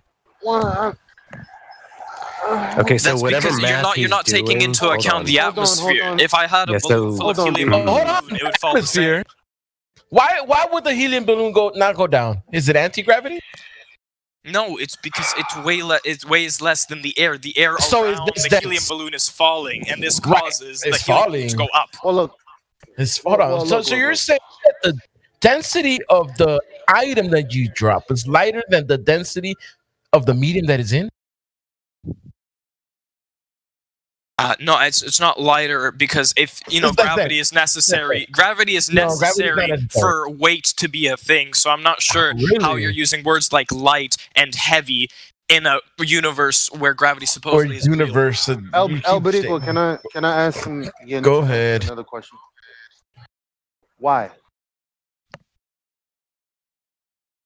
because that's the whole the reason you're saying what you're saying. Why? So things fall down. Okay. Most things, yeah. There are a few exceptions. Let's just give you that. Let's just give you that. Things fall down at a specific rate, right? Why? Isn't that what? Because I think that's what you're trying to ask us, right? No, what I'm trying to ask you if if you're telling us things fall at a specific rate, okay? You're telling up until me a certain point, you're yes. telling me that it's because of gravity that you can calculate this. No, you can drop something and you're observing an effect. No, but I don't. You see, because we have these equations, I don't actually have to do anything. I can just use paper and pencil to find out when it's going to hit the ground. But guess what? You know that because it's been done already here on Earth. No, Okay, perhaps so what? maybe it's Okay, hold on. Okay, so what's your point? What's your actual question? What's your claim? Okay, can any of you, using your flat Earth model or flat Earth logic, can Hold give me- on. I don't need a model. I don't need a model because I live on the same Earth you do. And if I was to observe things falling, it would be as simple as that. But what are you trying to say?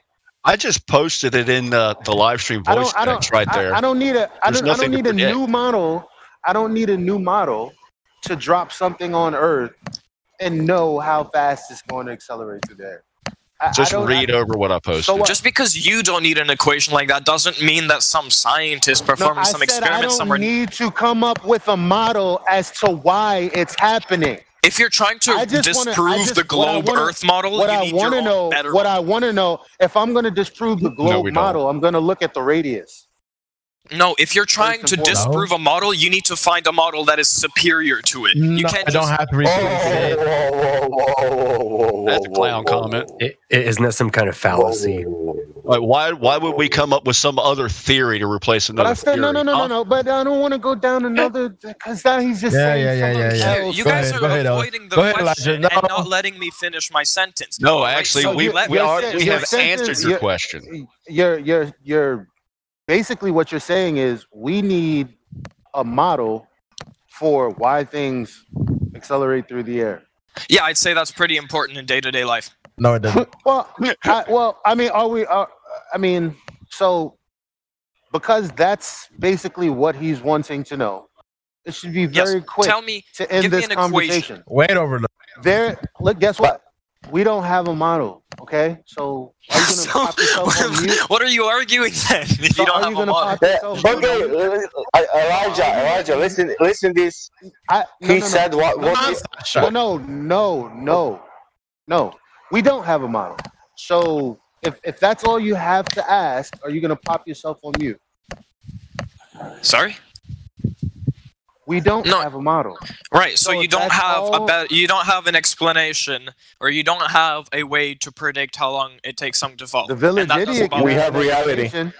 Okay, so can you tell me how long it's going to take for something to fall if it's dropped from 10 meters high? I just told you, I'm not going to come up with another model that would explain to you why things do what they do.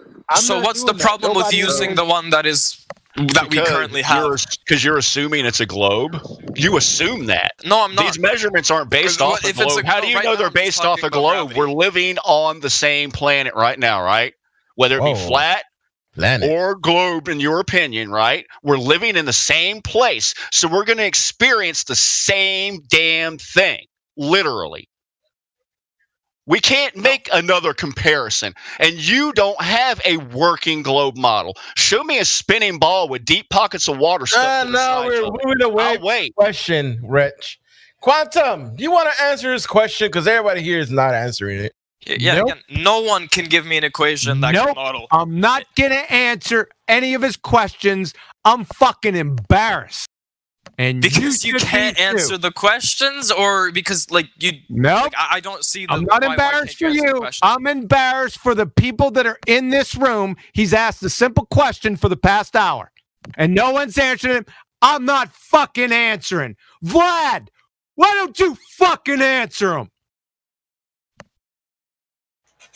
I mean, really, he has not. Crazy. No, he has not even asked a You have question. psychological issues. Oh, yes, he has. Oh, yes, he has. Oh, The yes, first he has. He answer- asked the question an hour ago. He continues to ask it, and no one's giving the answer. You're all gamma spiraling, calling him names and shit for disrupting. If you just answered the question, you'd put him out of his misery. But none of you can do it. Why? Okay, so What then was the step up and do it. Just get it over with. Overlordy, what was your question an hour ago? Here's the question I'm asking now. Using the model that is accepted by most people on this planet, I can Look, every time he asks, it changes. This is ridiculous. No, hold Just shut on. him the fuck up. I can predict. Why don't we fly off the earth? Here, if Yeah, I know something what is his dropped, question is. I guess I don't know how to answer it. here, no. What do you mean? I think. Look, I think The reason why you don't fly off the earth is because you're a lot denser than the air you in, man. The medium that you're in. And you're not I dropped spinning. something from 10 Why meters. would you fly off the earth? Look, if I drop something from 10 meters, how long is it going to take to hit the ground? Can any of you answer that without using gravity? Do I care how long Yeah, it well, takes? you could get a stopwatch. Two answers for you. Do it once and then. Yeah, I do can it answer yourself. Without actually performing the experiment. Do He said if you drop something, drop a helium balloon, it will never drop down. Quantum, that's his original question. All right, I would like to answer that question. I would like to find out if that was his original question because we're saying The first answer to your question crap. is that gravity Dude, does not exist. Yeah, The this guy has second been answer to changing your his shit the question entire is time. That if I wanted to use that equation, I would change the G to say something else because gravity doesn't exist. again. Okay, but do you know what this I'm trying something to else figure value out is? what was his original fucking question. I don't remember my original question, the but whatever question, it he was, just- it hold led on, me hold to on, ask this Overlordy. question. Hold on, Overlordy. His question is very close to one he just asked. It's real close. It's not exactly it, but it's good enough for government work. It's the same question. Show me where gravity is using that equation, man. You got time, you got distance, and you got velocity. Please show Yeah, me and the gravity. velocity would be an acceleration of 9.8 meters per second in Okay, now you got to downwards. prove that's gravity. Thank you. Sorry, what? Look, here, I don't think V is not gravity. V is velocity, right? If it was G, no, actually, in this it would case, say V, G, I don't. right? Holy fucking Hold on, shit! look here. I think no, V Wow, is velocity. We're talking about V acceleration. is velocity. Gravity is You're acceleration. talking about dropping an object. That's exactly what I just pointed out. Time, distance, and velocity So is the gravity is not antiderivative in of that acceleration. equation.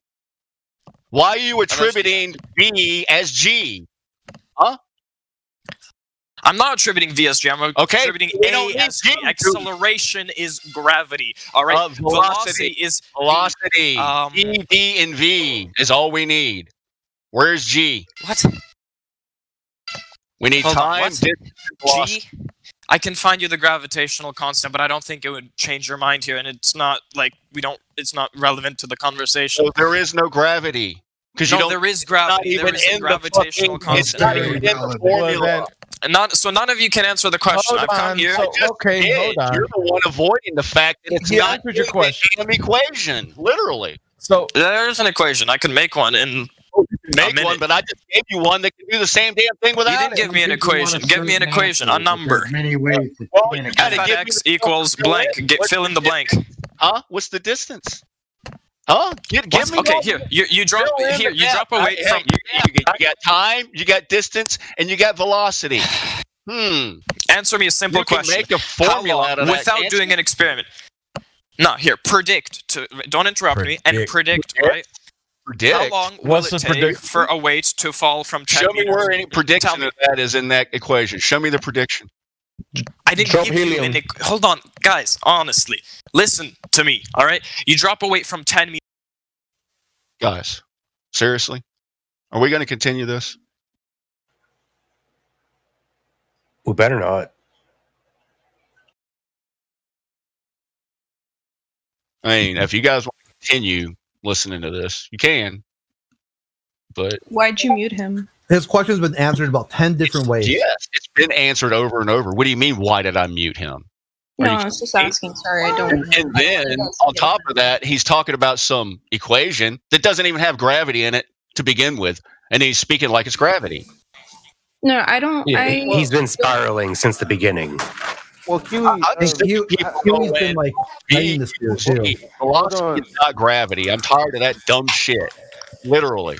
All right. Well, Huey, how would you have answered it? Where'd we go wrong? Are you asking me? Huey. Nope, he's asking me. I'm off tonight. I'm just sitting back listening. That's all I'm doing. It's pretty pathetic, folks, by the way, just in case you wanted to know. Thanks. Well, yeah, you're pathetic. Concern trolling. I thought you answered it pretty good. What was the answer? Been answered.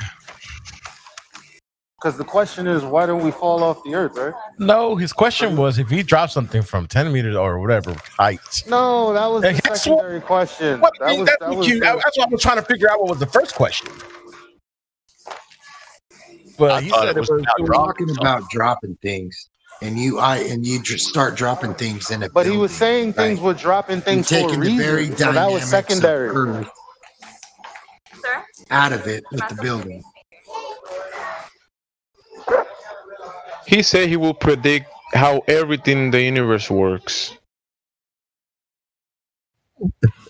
with his Yeah, but equations. that's all. That's also like a goose chase. Like it's, I mean,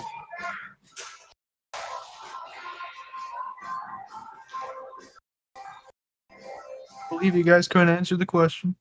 Yeah, but I guess it's not okay. Joey, you didn't answer the question. Why? I just didn't answer the question at all. I'm off tonight. What happened, Joe? Elijah, why didn't you answer the question? Nice one. I heard that one. That was good. The biggest problem is he didn't have a real question. No, he had a real question. Oh, he didn't. What was it? What was his question? You don't even know what his question was. I asked you when you question was. Time to do it. It was like if I. He said why you flat earthers can't predict how things fall.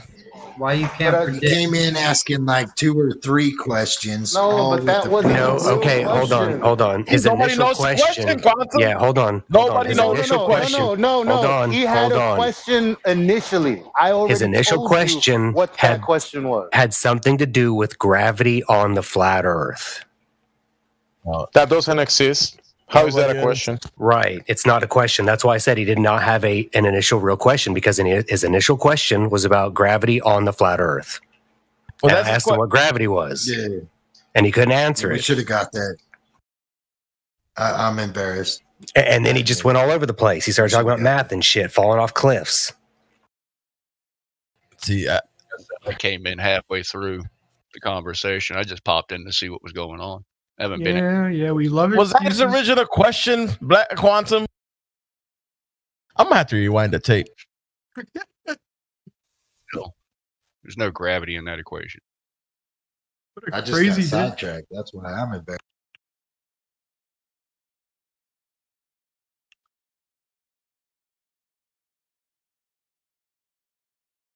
You guys failed. You didn't answer his question. But he was implying if things falling, it could not be flat. QE failed. He didn't answer the question. Actually, he's off tonight, so exempt. But he still failed. He's still saying it. Yeah, he's supposed to be off tonight.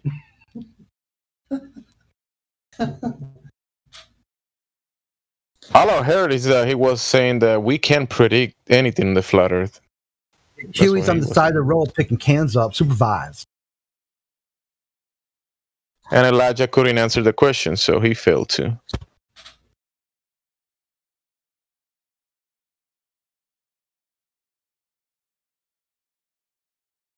I don't know what was the question, so I didn't fail. His question was... Glad you failed. No, everybody's interrupting. I'm just letting you guys fucking spiral out of control. Listen, his original question is loaded. It makes no fucking sense, right? You shouldn't even answer loaded questions. That's it. Straight up said your bro. fucking question is loaded. So his first Garbage. question was, what's the explanation for the flat Earth model? Because the globe Earth model has gravity. So why do we stick to the ground? Elijah answered that. There is no I model. did answer that question. There you go.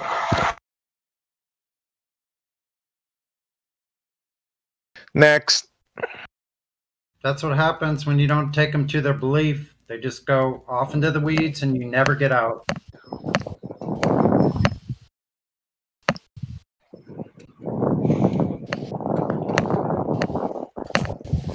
Overlordy, you're unmuted. What was your question? Okay, so thank you for unmuting me. Okay. Yeah. Here.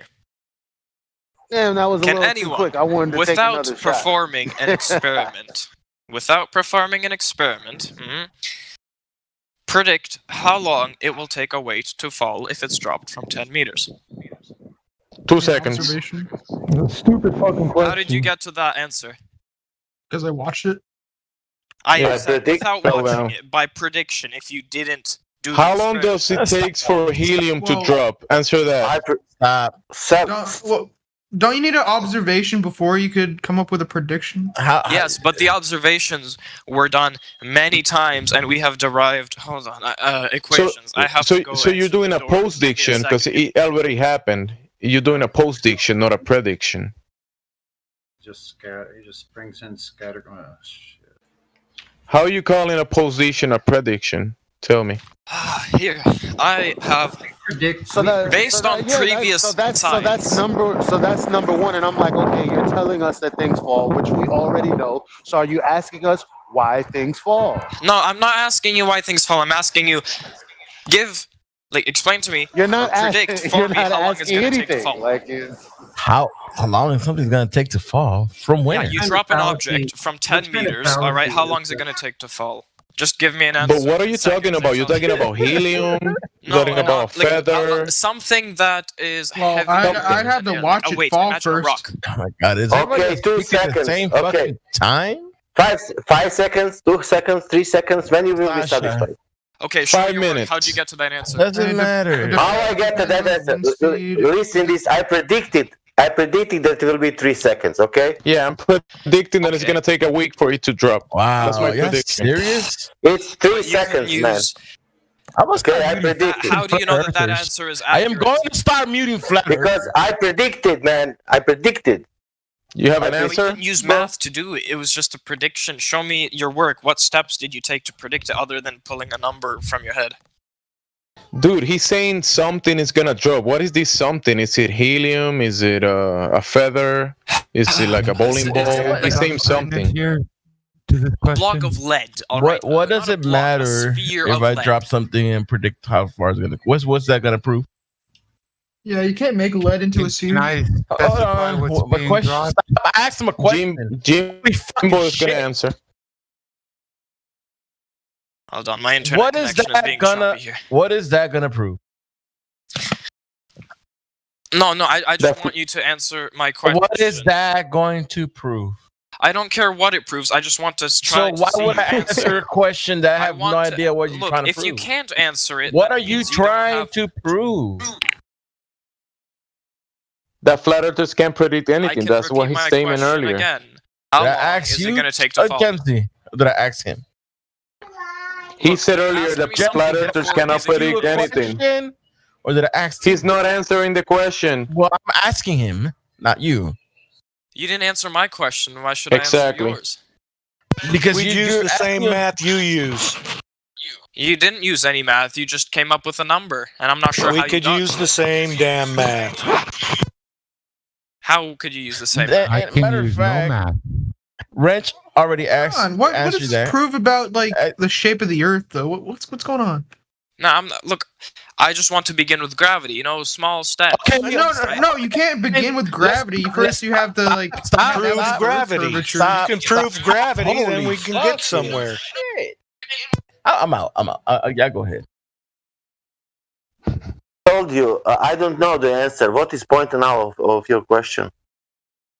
So you can't You can't give me. Yeah, I cannot. Yeah, I cannot. What is point of your question, please? Damn, Sasha, were you not listening to what I was asking him, and all of a sudden he asked another question? Doesn't it bother you? Offers no explanation for something. You're not lying, Quantum. This is embarrassing. I want that he told me something. I want that he tell me now what is the next step. I don't know the answer. All right, What is so the point of your you question? don't know how long it's going to take.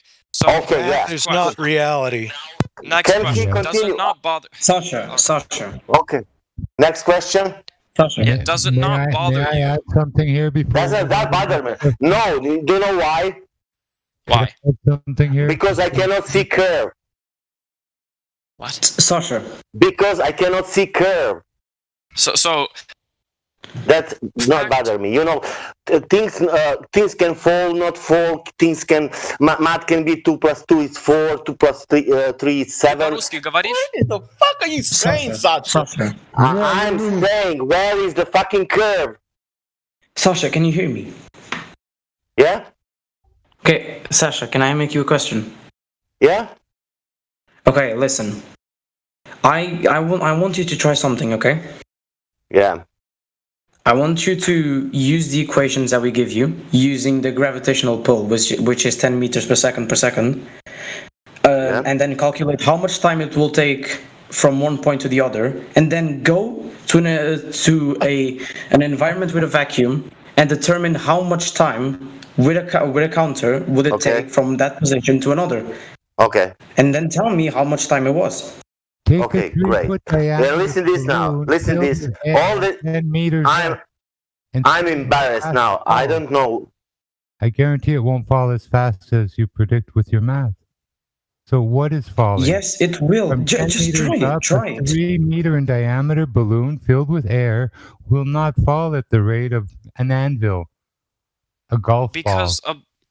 Because there's a fucking atmosphere. It doesn't matter. It's something dropping, right? No, if you put it in a vacuum, it's going to fall just as fast. Exactly. If you put it in a vacuum, something falling with no specification. Listen. That's I'm the being perception. very That's perception. specific, and you That's don't perception. like it. Okay, No, that's it's not perception. It's reality. If you drop a ping pong ball from the Empire State Building and a golf ball, guess which one's gonna hit first? That's because there's air resistance. There's air It resistance. doesn't matter. They both have the same volume. Go to a vacuum environment. Go to a vacuum environment and see how much time it takes. Go. You see? So things do not fall at the same time, at the same speed. They do. That's not because. That's because they're being influenced. Ping pong ball will not land at the same time if they're dropped. Okay, Jimbo, listen, Jimbo. Yeah, this conversation is way too stressful. You guys need to calm down. Seriously. Yeah, like I say, you drop both. Guess which one's gonna fall down first? If air resistance is on the equation, then the goal. Oh my God! If the air resistance is in the equation, then the other ball would fall. Yes. But if you remove air resistance from the equation, gravity. How about center of mass and the object that's falling? If it's not center of mass would have very little to do with how fast an object is falling. Okay. Listen to this. Listen to this. Out of 35,000 feet of a car, it's going to fall symmetrically, like it would an arrow or. Are you? You're not understanding. You're not understanding the only thing you're saying. Things do not fall at the same speed because they don't when there's air resistance involved. So when there's a medium, you're saying that things don't fall at the same rate. So So let's say if we increase the medium, the density of the medium, would it fall even slower? No, they would accelerate, but they would stop accelerating at an earlier point in time. Did you just said no, Overlord, Lordy? That if you increase the density of the medium, the things would not fall slower? They would fall. They would appear to fall slower, but there's many factors that go into something falling. No, they would always speed up at 9.8 meters per second until they hit terminal velocity, and it's not a at which point they will constant. stop accelerating. Let me stop you there because it's not a constant convention. Exactly. What do you mean it's a convention? The 9.8 meter per second. I want these globers to show how your it's been experimented. Hugo, tell us how your That's globe outside the real predictions world. that you're talking about, how they predict helium balloons going up. Go. No, you're creating an environment that requires a container known as a vacuum, and you're doing experiments within the vacuum, and then you're saying that those same experiments are applicable to the real world. That's insanity. Is the vacuum chamber not real then? Is that your argument? Because Can you show me a vacuum in nature? It's created artificially yes, by I mean, man. no, not Yes, nature. yes. You can make a vacuum. Hold on. He said that he can't. He showed me a vacuum in nature. Well, yes, you can. No, not where is it? Where is there a vacuum in nature? You can make one at home with a vacuum pump and a glass jar. Is that in nature, or Doherty? Is that in nature? Neither are planes, but we have planes, don't we? Yeah, but we're talking about you're trying to do some kind of science experiments, and you're trying to say that, even though I can't say it's the science before quantum. I think that's an appeal to nature fallacy. Just because it's not natural doesn't mean it's real. Right? And nobody's saying it's not real, but you're trying to say that things fall at that. Hold on. Even if you drop a variable within a building where you're controlling air, the medium we're in, then your experiment is outside the dynamics of the real world. So your building is controlled. You see, the dynamics of Earth are so dynamic that you would sound like a fool to act as if you know them. So, do the laws of physics suddenly stop working once I'm inside a building as opposed to when I'm outside a building? Yes, they do. So, Drop a physical feather in the location, building. a distance Drop of a a few feather in meters, outside. depends on how the universe functions. You cannot mimic within a building what the Earth does outside. And you could sit there and act like you could. You can. It's called the vacuum chamber. Dynamics. Those dynamics. So did you not understand what he just said? That you cannot mimic inside a building what the Earth does outside, and you just said yes, inside a vacuum. Where in Earth is there a vacuum? I didn't say inside a vacuum. I didn't say inside a vacuum. He actually said something more egregious, and it just. I didn't say inside the vacuum. I said yes. For example, a vacuum chamber. That's what I said. It's completely different. So inside a vacuum chamber, you're doing what exactly is happening outside on Earth? No, you can't. It's by a fraction. By a fraction. It's only by a fraction of a difference. The difference by a fraction. But you can still. Have you seen? Difference by a fraction. Have you seen inside the vacuum? Have you seen inside the vacuum chamber a bowling ball and feathers falling exactly at the same time? When the air has been almost completely removed, they fall exactly at the same time. It does not happen. Did you manipulate the gravity or the medium of the objects? What the fuck are you You talking manipulated the medium it's in. You removed the air. Well, the real problem is they're trying to say that we live in a vacuum, and that's how things work in a vacuum. Except here. No, that's just stupid. That's just completely stupid. What you Except said. here on Earth, we have an atmosphere. But the way the physics of the universe work, right, is what he's saying. It must work here on Earth the same way. Without having proved that the universe works in the way that he claims it works with the vacuum and things falling in it without atmosphere to drag and all of that, et cetera, et cetera. So Okay. The actual problem is assuming that there's a vacuum out there. So, if we've established that things function because of gravity inside, We haven't established that. We haven't established Gravity that is things not are falling. proven. Wait, How would holy I- look, shit, bruh. man. Holy crap. We haven't established that things are falling in a vacuum. First and foremost. So things float in a vacuum? We You haven't haven't established that gravity. a vacuum doesn't exist. That a vacuum my exists God. outside of Earth's atmosphere. That's what we haven't established. Not only that, he's trying to say gravity. Actually, first of all, and he haven't even established gravity. But can I just ask I guess we just moved on again. No, he said that gravity. That's pretty much what he said. Because gravity, that's the way it will work. That's exactly what he said. Okay, well, can I? We don't even know which gravity. Do we agree that things accelerate downwards at a speed of 9.8 meters per second? Nope. No? I would agree that. So at what speed do they accelerate downwards? Depending on the medium. What experiment did you do that did that? Wait, did he say things? What things? Things, things. Helium balloons. Do we agree that in a vacuum? Do we agree that in a vacuum, all right, things fall at a speed of 9.8 meters per second? Big things or small things? Doesn't matter. It doesn't matter because it's a vacuum. So But if it doesn't matter, how fast those heliums falls? In a vacuum, a helium balloon would fall at 9.8 meters per second. Is helium a thing? Oh my god! Helium Okay, is a gas. this is just. Oh, no, vacuum helium. Hold on. In a vacuum, helium would not fall at 9.8 meters per second squared. It would expand to fill the container. Exactly. If you Did they filled change if you within put a this balloon, experiment, did they change the variable? No, it's not even an experiment. So in a vacuum, Meaning in the vacuum, did they, no, they, please stop. they extend the height? Please stop. In a vacuum, helium would not fall at 9.8 meters per second squared. It would definitely, because it would expand to fill the vacuum. right? But let's say you had some kind of incredibly strong. Hold on, you just agree with me, and you want to move on to something else. Okay, yes, it expands to fill the volume of the container. Correct. So it doesn't fall, right?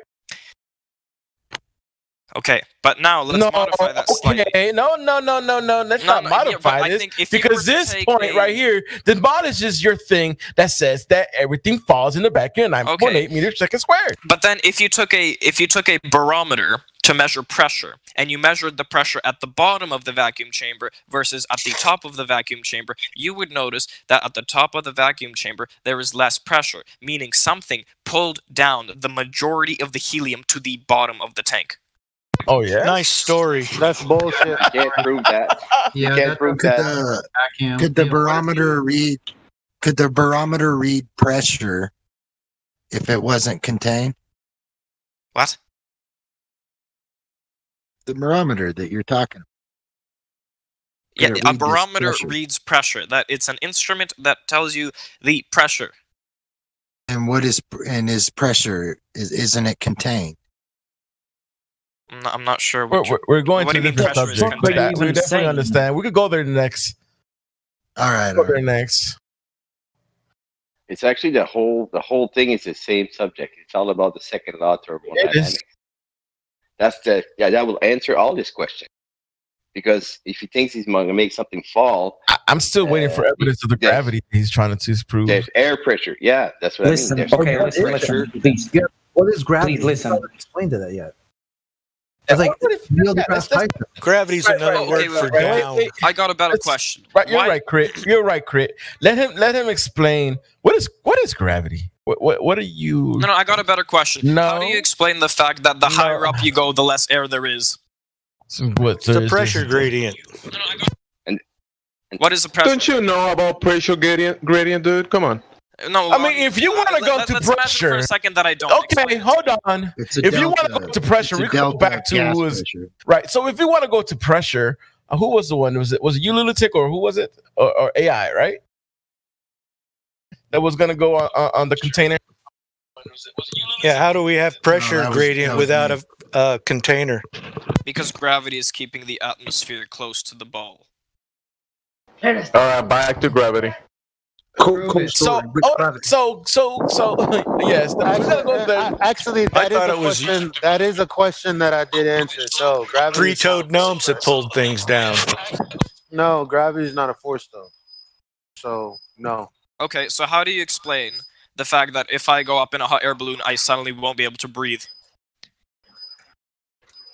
Because there's less oxygen being produced up there, right? Oh, so oxygen is produced. Oh, okay, so Because so if I brought a tree oxygen is produced where the oceans are, right? You see any oceans in the sky? You see any trees in the sky? If I brought a tree with me, why won't I be able to breathe? And why would my blood kill the tree, dumbass? Wait. It's a less dense gases. Why do we have pressure in the first place? Less dense gases go up. That's what the answer is. Less dense gases go up. So the higher you're up, there's not the same type of gases that we have down here. So we're breathing helium, nitrogen. Would only be on the floor and above oxygen. You know what I'm saying? So that's why. Now, hold on. What you're talking about is before we talk about delta X. Before we talk about delta X, we have to talk about and prove X. What's X? We're talking about air pressure. No, just tell me why pressure goes down as I go up. Okay, hold on. I'll tell you. Okay. Because there's less. So have you ever seen we'll just say an oxygen tank, or you go to fill up your tire. Have you ever seen air compressor? Well, yeah, I've seen air compressors If you before. if you take a heat source and you put it at the bottom of the air compressor, within the container, you will develop a pressure gradient. A higher pressure. Yeah, so a pressure gradient is a delta to pressure, gas pressure. Delta means change. You must first have the gas pressure in order to have the gradient. It's a delta to it. So the question It's the antecedent. That's right. We're talking about X. Hold on. So why does pressure decrease as I go higher? Why do you have? We're in a dynamic system. A The question dynamic is, closed why system. do we have pressure? How come we can have pressure if it's an open system, negative up there? How is that possible? Are you suggesting that there's some kind of cover or dome around? Well, the second It's law the of thermodynamics telling you that. antecedent for pressure. It's No a much- container, When no pressure. you ask why the pressure is less the higher up we go, who was that? I forget what his name. Because the density of the air molecules decreases. Overlordy. That was me. Yeah, I asked why does No, density- I why does wasn't. I pressure wasn't referring to you, right? I was referring to the person who was answering you, saying that if you change the temperature at the bottom, you can you create a gradient. What is this? So what we do know is that it gets colder the higher up you go, right? Yeah, it gets colder the higher up you go. So what was wrong with that explanation? We have a pressure you're saying gradient, that but it you gets- still need a container is the main point. So are you suggesting that there's some sort of cover around the whole planet? You have gas pressure, so yes, there is a container because the antecedent to gas pressure is a container. Yeah, you're correct.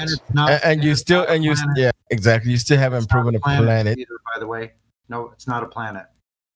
Okay, so if it was flat, you're imagining It is some flat. sort of cover around It is flat. It's measurable. It's not that we imagine. Gas pressure dictates it. So, Overlord, the Earth is flat. No, This is a Overlord. Are you dome thinking the around flat? Overlord, listen. Are you thinking of Do you flat have to Earth imagine and- cows if you have a steak? Oh my! Are you thinking flat Earth inside the heliocentric model, or are you just thinking flat Earth as Earth? What? No. Are you trying to ram flat Earth into a heliocentric model? Is that what Is you're trying to do? there a dome around the flat Earth model? We don't have a model. Okay, so is there a dome? There's a container containing the pressure. There's something containing the pressure. Otherwise, So we would there's not some have kind pressure. of. Can we call it a roof? It has to Say be. whatever. It has to be Ceiling? some kind of Some sort of container. ceiling? It has to be contained on all sides. All right. Can you show me proof of this Good job, ceiling? kiddo. Yeah, Yeah, gas pressure. Gas pressure. Gas pressure. Gas pressure. And gas go up and gradient. touch the Pressure ceiling. gradient. Damn it, Jancy. You covered it in the PSI, heart. pounds per square inch. PSI, Sorry, bro. pounds per square inch of the volume. Pounds per square inch, PSI. That's right.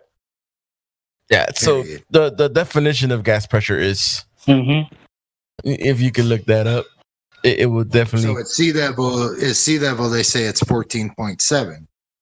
So when you look at your tire gauge and it reads 0, that's actually 14.7 because it would be equal to the pressure outside and inside.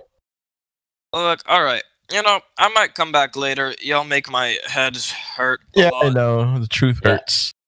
It's mutual. Ooh. The beginning Okay. of practice. I don't know. I suggest you think about it perhaps before going to bed. Why it doesn't bother you that you can't come do back, anything. show us how you Lordy, have listen. gas pressure without a container. Lordy, before you go, okay, we talked about this in the check-in, right? Is a flat Earth geocentric or heliocentric? Well, I'm assuming you guys think that the sun is much closer than it is. So, Okay, is the flat Earth rotating around the sun? I don't think you think that. No.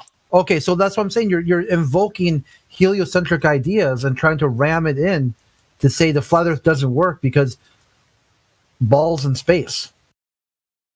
I don't see how I did that. I was just asking whether or not there's a ceiling. I'm not sure what that has to do with balls in space. You can't think There's a problem there, then, though. I mean, because there is nothing that holds the gas pressure in on a globe model, so the gas will definitely disperse to the available space or medium. You wouldn't have it in the first place. And Hold on. Let that sink in. Let that sink in. And can you explain? Can you explain how would it contain gas without an actual container? Especially because the pressure of gas is the force that the gas exerts on the walls of its container. Where did I cut out? I think I cut out. I'm not sure what the last thing you heard was. Your head hurt. Yeah, my head hurts. Anyways, I need to go recover brain cells. Goodbye. It's been fun. Go take some pills, bro. Go take some pills. It'll be all right. Go find that curve, yeah? Bring it back. Curve rotation. Adderall drip. Some verifiable proof of that curvature that everybody believes in. Because to this date yet, I haven't seen any. To see gas gas pressure without a container. That would No wonder his head hurts. Gotta believe all this nonsense about the freaking spinning globe in space.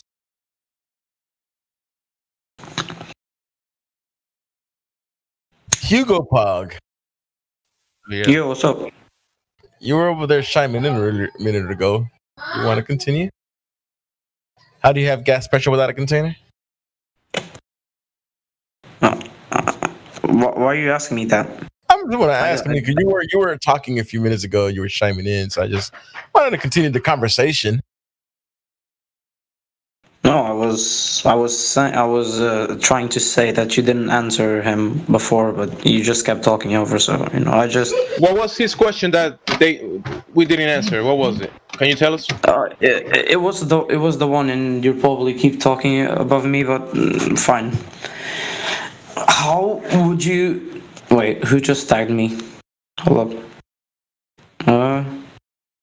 Someone tagged me on the server. I don't know. Don't worry about it, dude. Just an answer. Right, Yeah, this question is really He trying to actually answer the question that I asked you. You need to give. So you don't believe that what I got from that conversation. I mean, the one part of it was that you don't believe that gravity exists. No. Can you show me gravity? Or an experiment that shows the cause? Validates. Yeah, that validates it. The question is define what you mean. Wait a second. Did somebody ask for an experiment to validate a possible cause? Really? It only took you 2 fucking hours. I was just fuck it. I was. Oh my God! He's already gone. Yeah, but 2 hours. See, Hugo reiterated the question exactly. That's why I came up with that question. 2 hours ago, he asked you. He said, "Do you want me to lift?" No, the guy's here asking right now. There's one guy asking that question right now. That's why he's answering. Hold on, Jimsy. Wait. What was that, Quantum? Do you want me to lift the veil for you? So, what did he ask? Now, the first question he asked was a little bit stupid, about gravity in the ground. I got you. That was stupid. But he repeated a question a number of times in the beginning, and no one was dealing with it. Everyone was getting frustrated.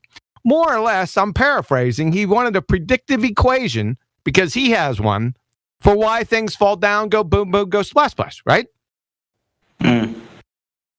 He kept on repeating that over and over and over again, and no one would deal with it. They would answer different parts of that. They wouldn't even answer the question. They'd go off on another tangent. So all you had to do, can somebody time this? Not everything goes down. That was all okay. Who said that? Right? Here we go. Me. Not everything falls. Number one, you're not. All he's is doing is just describing an effect with math. And number three, scientifically validate the cause. Natural phenomena, please. That's it. That would have got him. It would have got you all off the hook, right? He would have been fetching and stepping. Those three, 15 seconds. Thanks. Have a great day. Fuck. Go back on mute. That conversation was... Go back on mute. Don't ruin your night off, man. Hey, it's not my night off, man. I was just messing with you guys. That conversation and that answer was asked and given today multiple times just because this guy... Yeah, it was. Today, you wasn't here all day. No, I'm just talking about this guy. Exactly. This guy got multiple answers, and that was brought at the end, obviously. What was brought at the end? The scientific evidence. No, he didn't. He had already left. This guy just asked, this new guy asked the question and someone brought it up. And earlier, someone else brought it and someone asked that question to the other person. No, he didn't. I listened to the whole thing. Focus. I'm not talking about this guy. To someone else. I'm talking about the other guy. The other guy. Well, hold on. Well, I did say, so basically you want to know the reason for why things fall. And he said no. But isn't that what he wanted to know? What's the cause of why things fall? No. No, Kiwi's right, man. He's absolutely right. That's all I got to say. He wanted us to have a prediction on the flat Earth. I say we because I'm involved in myself. Yeah, I only got it 5 minutes ago, so I don't know what happened then. That's the thing. No one knows. Now, you can go on to the next gentleman. That's fine. I just, I wanted to leave you hanging out there for a little bit just to get your attention. Now, start getting your fucking act together. Pay attention to the words that are coming out of their mouths, not replacing things what you think that they said. Listen to the words that they're saying and then bury him with it. That's all I'm saying. All right? You might not. Why doesn't gravity works in the flat Earth? Yeah, the first question got everyone pissed off. So he did a good job with that because it was really stupid. But you guys should have kept your composure and then listen. I think it was his second question, and he asked that for about an hour. And that was the one I stated. Right? The predictive equation, right? For the rate of fall. Ring a bell? Yeah. It's the same thing on both Yeah, because that shit was for like 2 hours. The answer was the same. It's the same thing on both. I just gave you the 3 points. That's all you had to do. It would have been real quick. I can't believe that took like 3 hours or something. You're saying we should have asked for the hypothesis for gravity. Well, not right off the bat. You should have said, like I said, I had 3 points. Not everything falls, right? Now, a couple people brought up, well, what about helium, right? But that was later on. That wasn't right off the bat. So not everything falls. That's a big problem for him. All he is with equations don't predict, number one. A scientific prediction is a hypothesis. So it's not a scientific prediction, but all he's doing was describing an effect with some things. Now, if he wants to, we want to know why that's happening, right? That's the point. So he's going to have to show why that's happening. How can he do that? Well, you have a natural cause and effect relationship, right? You want to know the cause. What do you got to do? Yeah. Scientifically validated. Exactly. It would have stopped him. It would have stopped him in his tracks, man. This is why I brought up the fact that it's Alborico's fault. Yeah, it is. I wasn't paying attention. I know Alborico was going off, man. That wasn't. No, I'm not blaming Alborico. No, it wasn't his fault. I'm just messing around. But this is a good learning opportunity. This is a good learning opportunity, isn't it? Don't lose it. By the time I got in, everybody was screaming and hollering, man. Right. I was like, what the hell's going on, man? Right. I kept wanting to bring it back to that pressure. I was always trying to, when I got in there 10 minutes ago, I just wanted him to understand that before we talk about things falling, if helium goes up, we need pressure. So what do we need to have pressure? The antecedent is a container. Oh, that was there. Fine. You go. That was fine. Yeah. That was the later on questions about the gas pressure. I wasn't concerned about that one. But I was wanting to bring him there in order then to break everything that he was trying to say right there. Did anyone ask them what gravity? No one asked him which gravity, which was another important point, but that's okay. Right. Yeah. Hey, QE, you're getting a lot of love from my my live stream. Oh, really? The mods there. Yeah, Matt Cannon says, I love how QE rolls. I'm so thankful he's in this. Thank God for QE. Horizon Level says, I second that, Mac. Aurora says, we need QE big time. So, yeah, they kind of appreciate you. Not according to Vlad. Also, I wanted to bring up another horn. Yeah, right. So, Jimbo was another one in on this, by the way. But he's on definite mute. He's lucky. Yeah, exactly. Jimbo was another one talking shit with Vlad at that point. It's your ass when I catch you, Jimbo. Just want you to know. But go on, carry on. What else we want to do? Want to try this again? No way, Vlad's not bad talking you. Vlad's not bad talking you, is he? Let's see how long we can drag out that conversation on gravity. No, let's not do that. No, let's just let it fall to the ground. No, I was working on the little clips that I'm putting out. So, I mean, I was listening, but I didn't want to interject. Yeah, I see these guys get in the driver's seat. They got you, man. They're going to take you wherever they want to go. That's right. Throw out every question in the book. And it's painful. Like, preach it, Miggy. Preach it. Don't follow those tail wags, people. Yeah. You are the dog. You are the dog. Pay attention I was trying to get him to the 3 points, and I was fucking just like blasted out of it. So okay, talk about. All I'm saying is sometimes QE, it doesn't matter. You could have the pepper spray. You're still not going to wake up. Yeah, watch. Yeah. Next one that comes in here, I'll show you. Right. Anyways, guys, Bobby Fish is here. Bobby Fish is here. He's new to the server. Hi, Bobby Fish.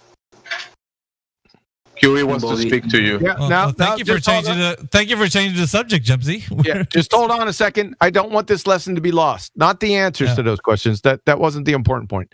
Listen to the words coming out of their mouths. Listen closely. Hyper focus on how and the way, the tone, and the words that they're using. Focus on that, not what you think they're saying, right? That's all. That's a good lesson for today. That's all I'm saying. We'll just go with that. Okay, let's roll.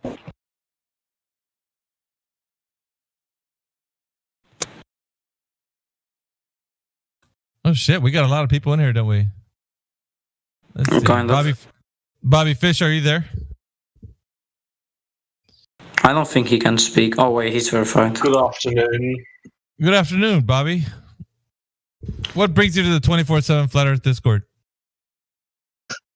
Just to chill. I'm sorry, what'd you say? Just to chill? Yes. All right. What do you think the shape of the Earth is, Bobby? Chill on that. Very much a sphere. Very much a sphere. Why do you think it's a sphere?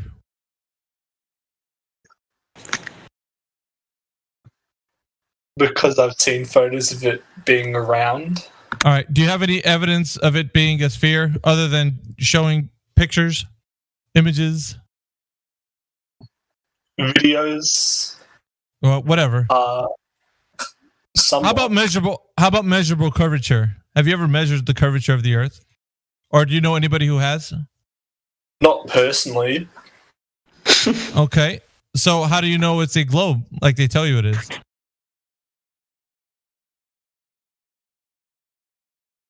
Hello? Sounds like he's just watched the film Gravity. Because many people vacuum for gravity things. All right, so you're really not going to be able to get through this conversation, right? Sounds like you're chuckling a little bit. Oh no, I was just laughing at the comment of the gravity situation before. All right, let's stay focused, right? Because I think you have this belief. One second. Yeah, you're jumping in and I'm talking. So 1 second, Bobby. I really want you to focus on the question. How do you know that the curvature of the Earth has been measured? Go ahead. Well, it was measured originally all the way back in Roman times, and then it was continuously measured by scientists. So did you say Roman? And they came out. Okay. Wait, was it Roman? Fucking something stupid shit like Greek. Yeah, you don't know. So continue. I can't remember the dickhead's name off by heart. Yeah, that's fine. Go ahead. And obviously, what you've come up with is a different outcome of the same test. All right. So because you don't know, it's just a belief that you have that somebody's done the work, right? Somebody figured it out. Somebody measured the Earth. Is that correct? Why, definitely.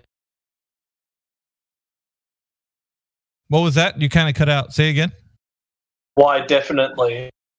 Okay, so you definitely believe that somebody's did the work, right? Obviously.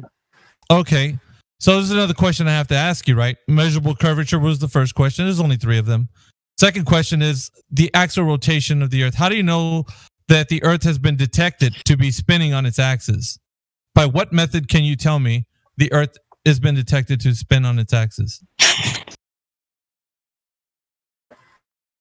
The use of laser gyroscopes to detect rotation of the Earth. Okay, which one? And who has done it? And can you provide the evidence for us, please? That this method is showing us that the Earth is actually rotating. Can you do that for us, Bobby? Or not? Just say you don't know. Because we're not going to accept vague answers. We want specifics, right? Because you know or you don't know. I'd rather you be honest and say you don't know. Makes this thing go a lot faster. It's up to you, Bobby.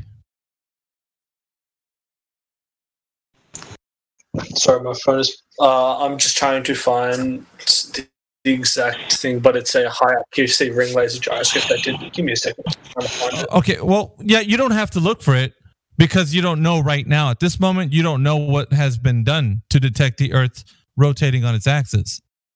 So that's what I want you to be honest about. All I'm saying is that I don't have the actual file at hand. So what I'm trying to look for I know that, Bobby. I know you're looking for the file. But what I'm telling you is since you don't know right now, then it's not clear that you know how the Earth has been detected to be spinning on its axis. So therefore, it is just a belief right now that you have. I want you to just be honest with us who are listening to you. You could be honest, right? Bobby?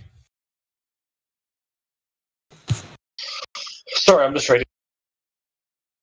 All right. So are you going to answer? I know you're going to read an article. You're going to try to tell me an answer. I don't need to know because you're looking something up. I need you to be honest with me right now. That's what I need.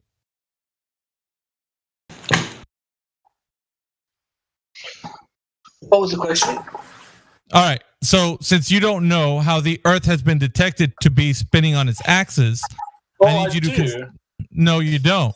You're saying that I don't, but I do. No, you don't. Okay, then without looking at that, what you're looking at, then tell me right now how it's been detected. You responded by not personally. Go ahead. So you already answered, Miggy. All right, who's chiming in? Because I think I was speaking to Bobby, but I hear another voice. Yeah, sorry. I was just saying that he did say. All right, not Jim, personally. just give me a second. Thank you very much. Go ahead, Bobby.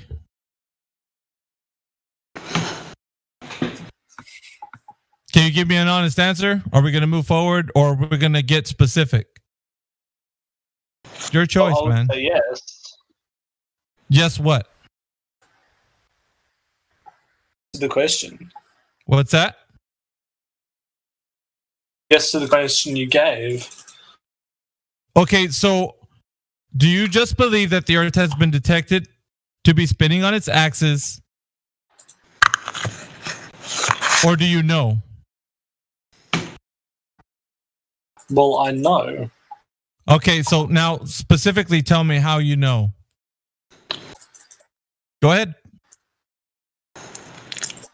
Go ahead. Yeah, fucking sorry, I'm currently doing something else. Well, go ahead. Tell me.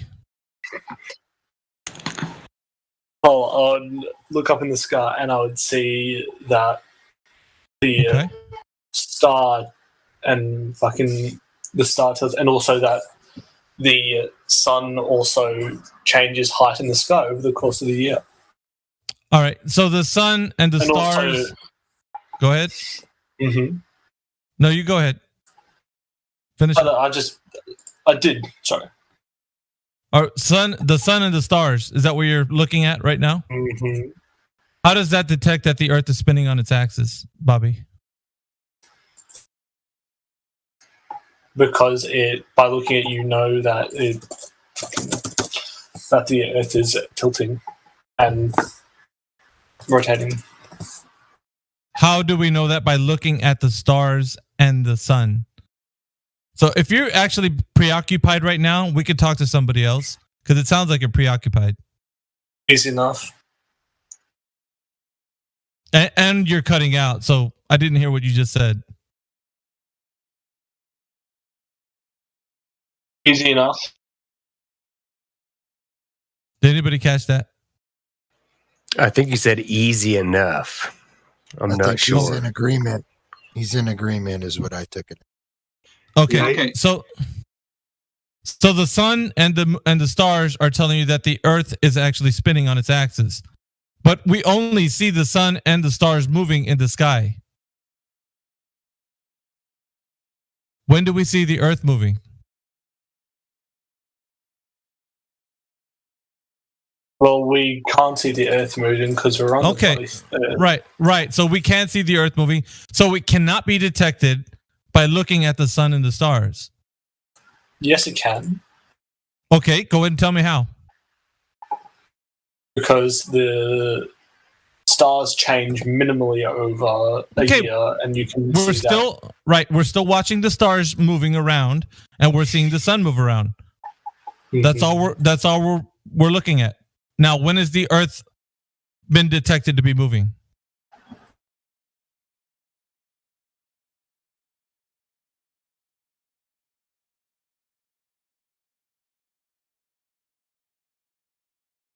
Yes? In other words, when you want to stand still. Who's this talking? Give me a second. It's me. Are you busy right now, Bobby? Because we're going to come back to you if you are. No, I'm not. I'm just chilling. All right. So go ahead and are you going to finish telling me how you know that the sun and the stars are telling you that the Earth is spinning on its axis? That's an article about the bubbled words. All right. So we're just going to say that you don't know this question. I'm going to put it in the realm of belief because you believe somebody has done the work to figure it out. Is that fair enough? $10,000 piece of equipment, so I can't really do it myself unless I go there. Well, which that's is fine. Because COVID is as a free. That's A-okay. I was actually going to be at an institute where a high accuracy ring laser gyroscope was going to be used. Okay, but for right now, Bobby, So hang on, Bobby. For right now, I just want you to be honest that since you don't know how it's been. So we're going off of somebody else's work. So you just believe it to be true that somebody figured it out. Is that fair enough? I'm not going off one person's individual work. I'm going off. Okay, it doesn't matter if you say fine. Let's say multiple people. Okay, multiple people have figured out that the Earth is spinning on its axis, but you are just believing that story, whatever it is. I'm believing, yes, the different people who have no connection to each other. All right. Yeah, who constantly try to prove that the Earth is not spinning. I got you, Bobby. Got you. All right. So we got through that question. Now the very last one is the vacuum of space is a medium that we could travel to according to the heliocentric globe Earth, right? And also they're saying that this vacuum of space surrounds the Earth, and we have gas pressure here where we're at next to the vacuum of space. But how can we have gas pressure without a container? Because they say, Bobby, that the Earth is an open system. Rockets can travel to the moon, rovers can go to Mars, satellites can leave the Earth and go into low Earth orbit, and so on and so forth. So if that is possible to have an open system, like they say they do on the globe being the way it is, how can we have the gas pressure we have here? Like I said before, how can we have gas pressure without a container? Without a container? Mm-hmm. Well, just putting this little fact up first, that as you get to the as you're traveling to the vacuum of space, pressure becomes less and less and less till vacuum space. But there is pressure because all the upper atmosphere is applying the pressure on us down on Earth's quote unquote solid surface, where we feel pressure. Isn't atmosphere gas? All right. Mm-hmm. It doesn't matter if you have Bobby. Even if you have a gradient pressure, what would the antecedent be for the gradient pressure? It would still be a container. I would suggest it would be gravity. No, listen. You need a container for gas pressure. In every instance that you have gas pressure, not necessarily. Bobby, yes, necessarily. Give me. Okay, no. I'm going to give you. All right, that's fine. You're saying no. I'm going to give you one chance to go ahead and tell me can you tell me how you can have gas pressure without a container?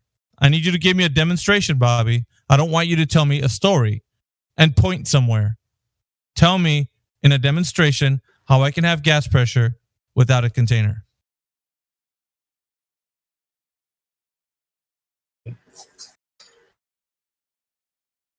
Well, I would first originally say Jupiter is a massive gas giant with pressure. Remember what I told you? But you would say... Yeah, I told you don't point to something and then tell me that there's a story behind it. I need you to give me a demonstration of gas pressure without a container. For sure. Sorry, I'm just trying. I can't remember the actual specific fucking name. The stupid thing that. Sulfur hexafluoride. If you put a large quantity of, so if you get a large, like a very long. I gotta stop you, Bobby. I'm sorry. I'm sorry, Bobby. No. Let me finish. No, you can't finish. You can't finish because it has no relation to reality. We're not breathing sulfur hexafluoride, are we, Bobby? Well, no, because you can use sulfur hexafluoride to create pressure. So no, it doesn't matter. Listen, I don't want to get into the man-made gas you just brought up. Listen, I don't want to get into the man-made gas you just brought up. I want to talk about the gas that you're breathing right now. That's specifically what I'm talking about. Well, in regards, I know that you are, but it's not the demonstration of the air that you breathe, Bobby. That's what I'm talking about. Because the claim is that this air that we're breathing is next to the vacuum of space. You can't have that because if you have gas pressure next to the vacuum that they claim that is there, what would happen to the gas pressure? Well, it would equalize. It would disperse into the available space and you would have no more gas pressure. Right, Bobby? No.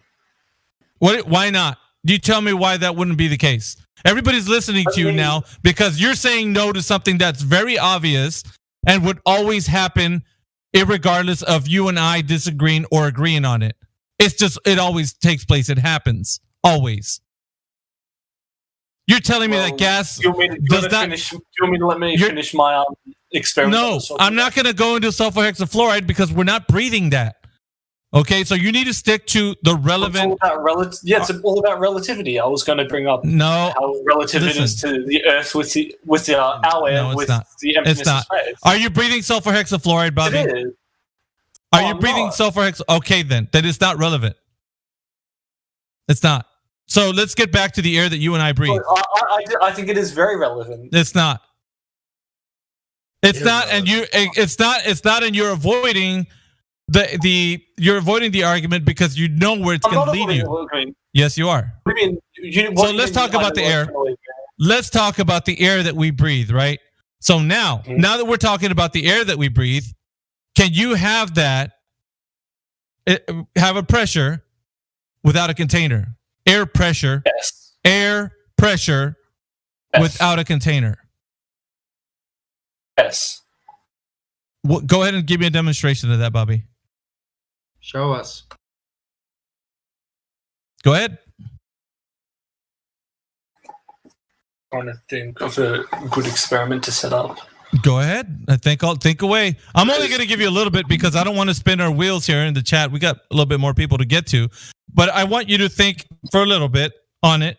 And if you can't find the answer, I need you to be honest and concede and say, I don't know, which then we could finish up because that was the last question I was going to ask. I would say I do know, but you're saying the experiment that I was going to propose is wrong and isn't relevant, even though you haven't heard it. Yes, I don't. SF6. I don't want to talk. I don't want to talk about SF6. That's a man. Look, just stick to the air pressure.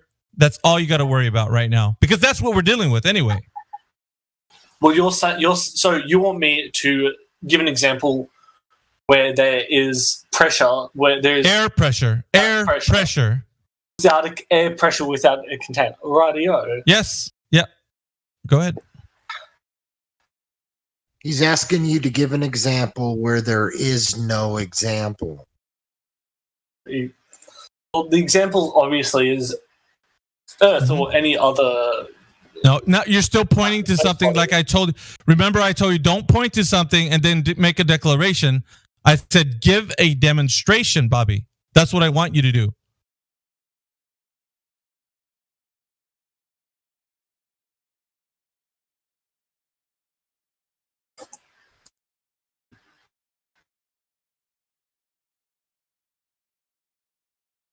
All right, we're gonna. Just trying to think of it. That's fine. We're actually. When I think of a demonstration. No. What we're doing here is wasting too much time.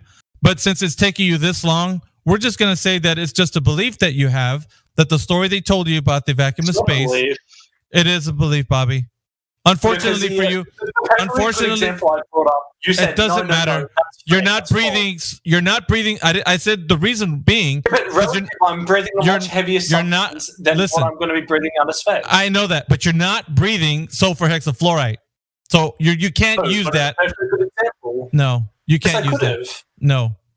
You're only trying to use it because you think it's going to help your argument, but I could even destroy that. I could destroy that argument as well. I don't want to because it's going to waste too much time into what I call going into the weeds.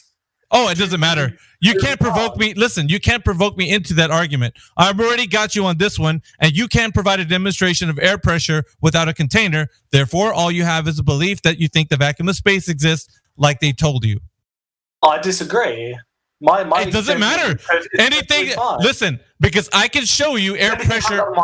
Listen, Bobby, air pressure has to be contained in order for you to have air pressure. It needs to be contained. No, it doesn't. Yes, it does. In every instance. Yeah, you can say all you want, but everybody knows that if you want to have some type of pressure, that pressure, air pressure, needs to be contained in order for you to have it. So therefore, it doesn't matter if you say, you don't have a demonstration. I do.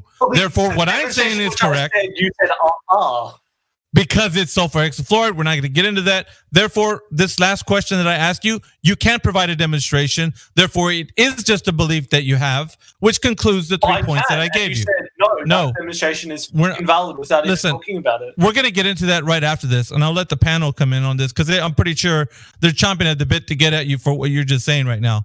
But I'm going to go ahead and conclude the 3 points, which is measurable curvature. You didn't have any answer for that. Axial rotation, you said, well, I don't know, sun, stars, which didn't correlate to anything because you can't still prove that the Earth is spinning by looking at the sun and the stars. And the third one was the vacuum of space next to the air pressure, which we have here. And you didn't know or give me an answer as to the air pressure, right, not being contained. So there was no demonstration given. Therefore, it is just a belief that you have that the Earth is a globe spinning in the vacuum of space, Bobby. That's all you have. The paradigm in which you hold dear right now, because it seems like you want to justify it for some reason. I don't know why. You don't owe the globe Earth nothing. So that right there, what you have, this belief in your mind, you're fighting tooth and nail because you want it to exist, and it does not exist because the three physical claims of the Earth that I just showed you are just beliefs that you have that cannot be proven by evidence in which we need so that you can actually have a case, but you don't. So at the moment right now, all you're going to do when I open it up to the panel is try to justify your belief and use your little SF6 example, and let's see how far it goes. All right, we're done. You've never heard my SF6 You'll get into this in just a moment. I'll let the panel deal with you. All right, we're done. I just want to jump in 1 second. So, Bobby, you were being DM'd something by somebody who likes to hide in the shadows. Is that right? Oh, Sonny, who the fuck's that? Sonny? Is that what you said? Yeah. No, who was it that brought up sulfur hexafluoride with you in DMs, trying to coach you on your arguments? That was me. I sent him QE citations on gas pressure. That's what I sent him. Yeah, I know it's not you. Yeah, it's not him, but Lou's right. He's not, and Lou, obviously, he's not the only one. It's been happening now for the past few weeks. Yeah, it's the second person today who we talked to. Second person today who we talked to, who somebody slid into their DMs saying to bring up sulfur hexafluoride. It's the same person from earlier today. Now, you're going to out that person or you're going to out yourself. Do you got me? Damn. Lou's had enough of that shit. I'm with brought up sulfur hexafluoride because it's perfectly reasonable. It's heavier than conventional air. I don't think you're listening to what Lou said. I don't think you listened what Lou said. Lou, you want to tell him again? Lou, I think you need to tell him again slowly. Yeah, I think he understands what I said. Now, there's somebody who is in your DMs trying to coach you on your arguing. Tell us who that person is, and you can stay and fight your own battles. Or if you have some kind of allegiance to this person and their anonymity is more valuable than your participation here, you can just stay quiet and we'll get rid of you now. Damn, anonymity, that is a $10,000 word. You better show up, son. Wait, so who's this talk? Sorry, I can't say who's talking. I'm gonna address you directly in a second. Who's this? Lunatic. Lunatic, however you want to say it. That's me. Lou. Good day, I'm 100% swear on my life, no one fucking DM'd me. What's the panel think about that? He was being DM'd, man. It was obvious. I call bullshit. It's up to you, man. But it's up to you. Didn't he admit it that somebody DM'd him earlier? Well, that was earlier someone else that admitted that he was being DM about hydro, whatever. Sulfur hexafluoride. We're going to deal with that in a second. If Lou doesn't still need a container even with that gas. So. But maybe this guy is not, but who knows? Yeah, no, it's possible. It comes up from time to time. You got to carry it over in a container. You got to contain it. Hold on a second. Is Lou going to give him a pardon or what? Well, see, I wasn't here to hear about it. I just got back in the chat, and all of a sudden people are telling me that this guy was taking DMs. If I can't prove that he got a DM, I don't know what I should do about it unless I just let a vote happen from mods, something like that. Well, it's up to you, bro. I would say that if you guys want to play with this little Bobby Fish a little bit more, great. If not, I'm going to give him at least a little warning about it. Yeah, just warn him, Lou. Yeah, the one earlier, he admitted that he was being DM, remember? So if this guy is saying that he's not being DM, so maybe he's not.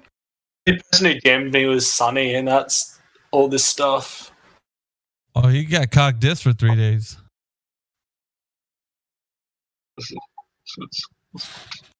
It's in your hands, Lou. What are you going to do? It's almost been like done. you gotta I gave him a 3-day short sentence for it. Okay. Yeah. Fair enough. And I could be wrong. Maybe nobody did DM him. So that's why it's only 3 days. Yeah, it's all gravy, man. Well, if he's still listening, at 29 minutes after the hour, I posted sulfur hexafluoride SF6. Why are they in containers?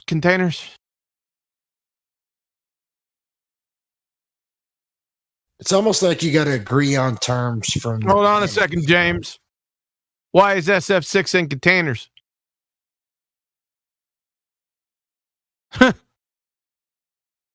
The prosecution rests. See how easy that was? All right. I guess you can move on, Meggie. All right. What else do we have in the chat? Looks like Carla Viv. Oh, never mind. I'm not used to these names. Sorry, Carla. You're a flat earther here. Let's see. Yes, thank you. Not a problem. I'll click on the name next time I do that. Looks like Gibby. Gibby's in here. See. I'm just here to listen today. Oh, sorry if I was cut off anybody. I'm just here to listen. Yeah, I'm getting PM. I'm sorry. I'm enjoying everything that's going on. I'm just playing my game. Yeah, thanks, man. I'm sorry. I'm getting DMs by Bobby Fish saying he's live muted for some. I don't know who live muted him, but I'm just letting you know. Lou? Yeah, he's the one that was given an ultimatum. So yeah, he's on mute and he's also got to cog this sentence. All right. So stop DMing me, friggin' Bobby Fish. Once he gets disconnected from this call, he'll be in Cogdis.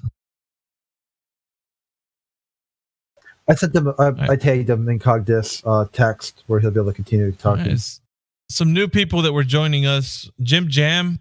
I haven't seen your name here. You're VC verified. You jumped into the last conversation I had with the guy. What is your take on the shape of the Earth, Jim Jam?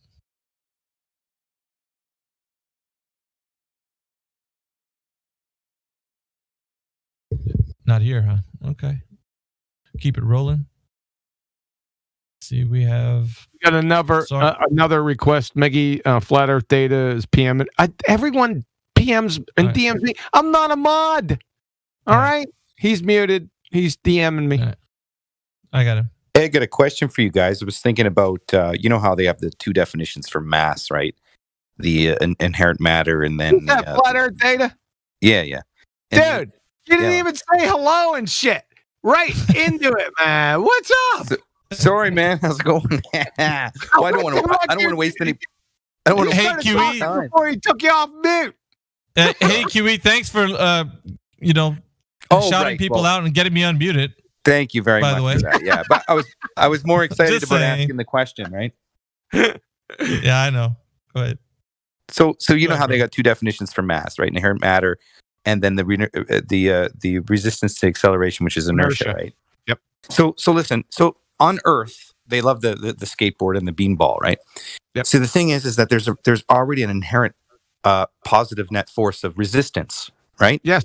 Friction. Yeah. Well, when you go up to space, you're supposed to inherently remove that. That's the whole point. Yeah, no friction. Yes, that's a false equivalence fallacy. That's why. No resistance, right? Yeah. So when there's no resistance, how can you have a force? Yeah.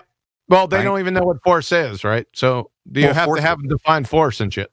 Well, here's the thing, right? Mass times acceleration is their force thing, but no, negative. That's not force. Nope. Well, I know, but that's what their formula is, right? Yeah, but that's wrong. I know. Without resistance, there can be no force. So in that formula, where's the resistance? Well, it doesn't matter. The formula is wrong, so they're screwed either way. How does the formula wrong? F equal ma. Yeah. I see it wrong because there's no. How is it wrong? Resistance. No, it's just wrong. Richard Feynman said that it's horseshit. That's why. Well, it wouldn't describe space properly. That's for sure. Or outer space, quantum mechanics destroys it. Yeah. Well, because the idea here to have any resistance to acceleration, they claim you need mass, right? Well, that's right. Well, you can't define mass. In right? space, if if your object is weightless, it would have no resistance. Dude, I know, but it would have no resistance, right? And if it has no resistance, dude, you keep on continuing to go down the begging. You're begging the question times. You're 3 steps down the trail begging the question.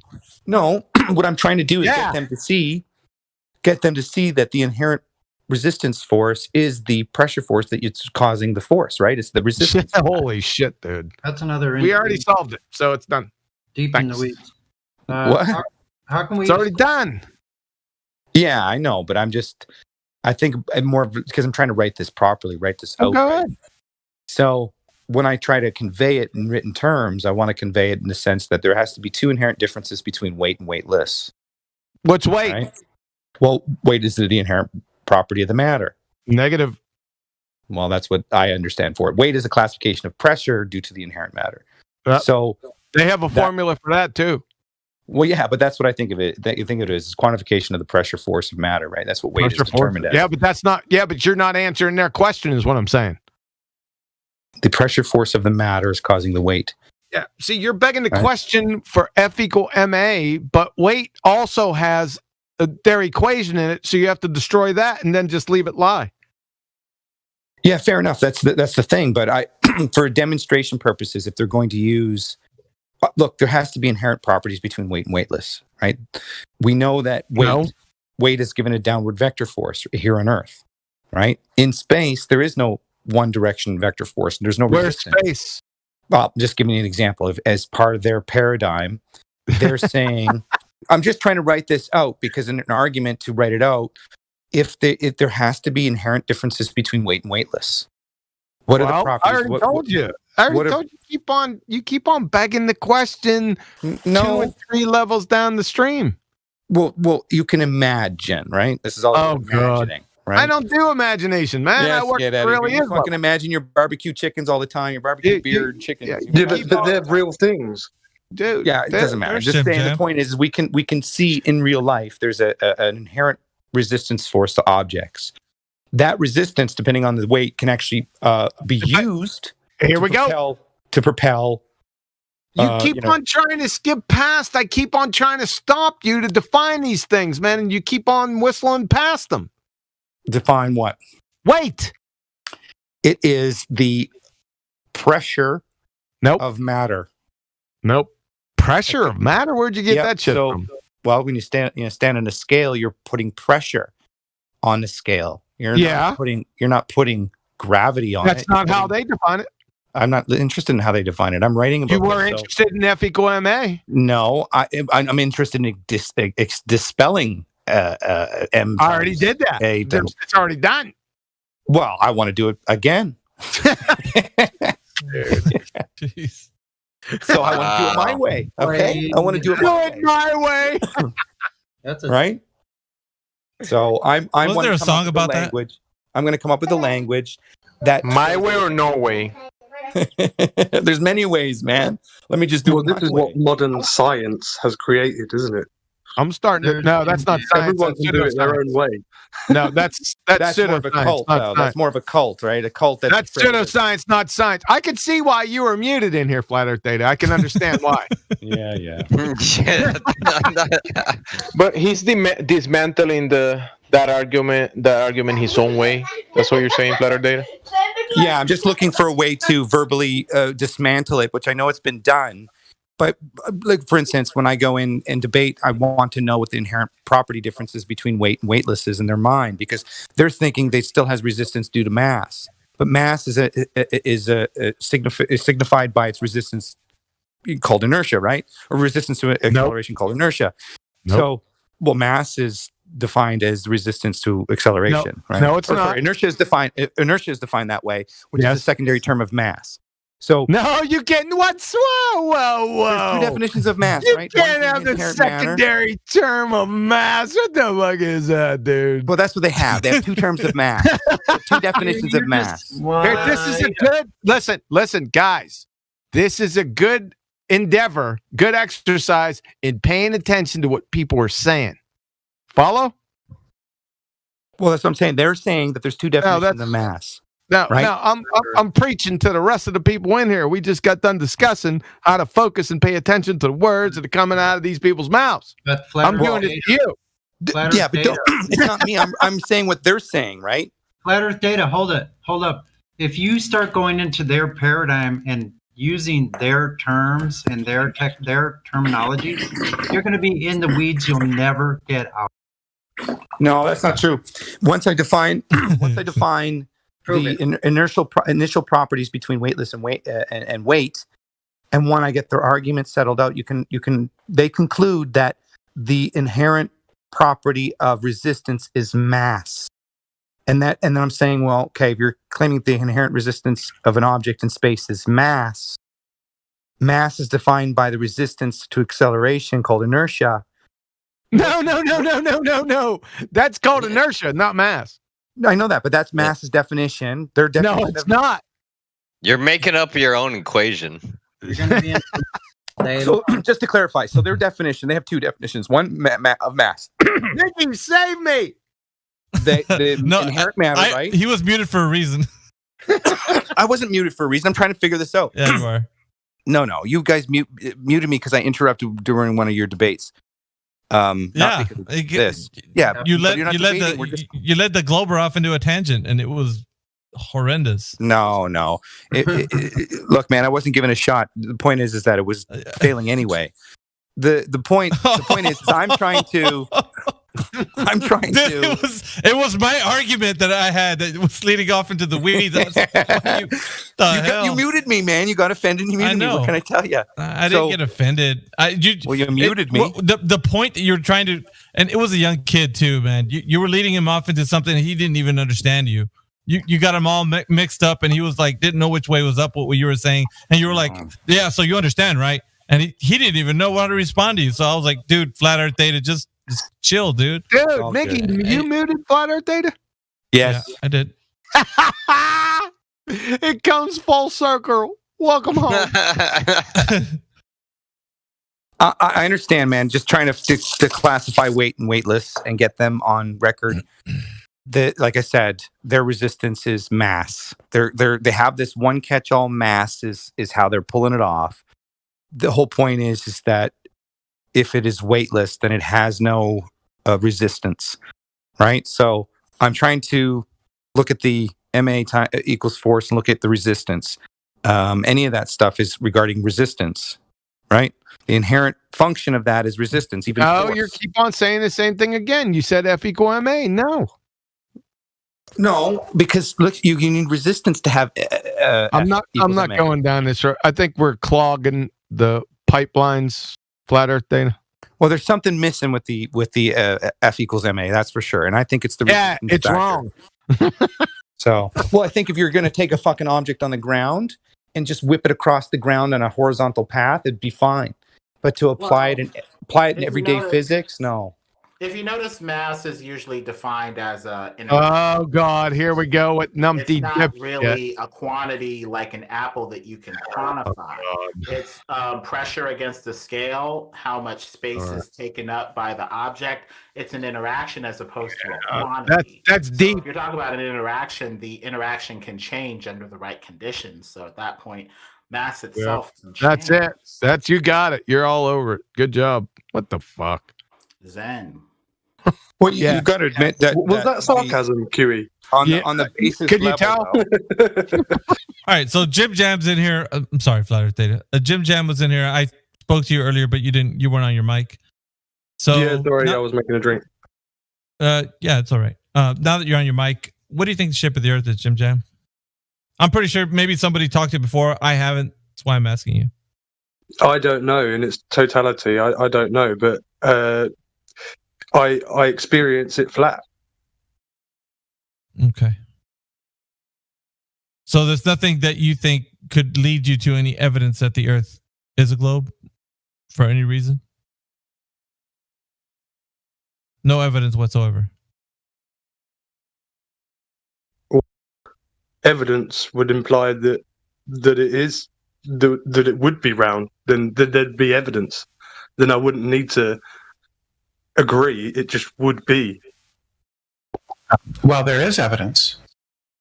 Oh, there. Oh shit! Oh no, Brenda. Thought she was gone.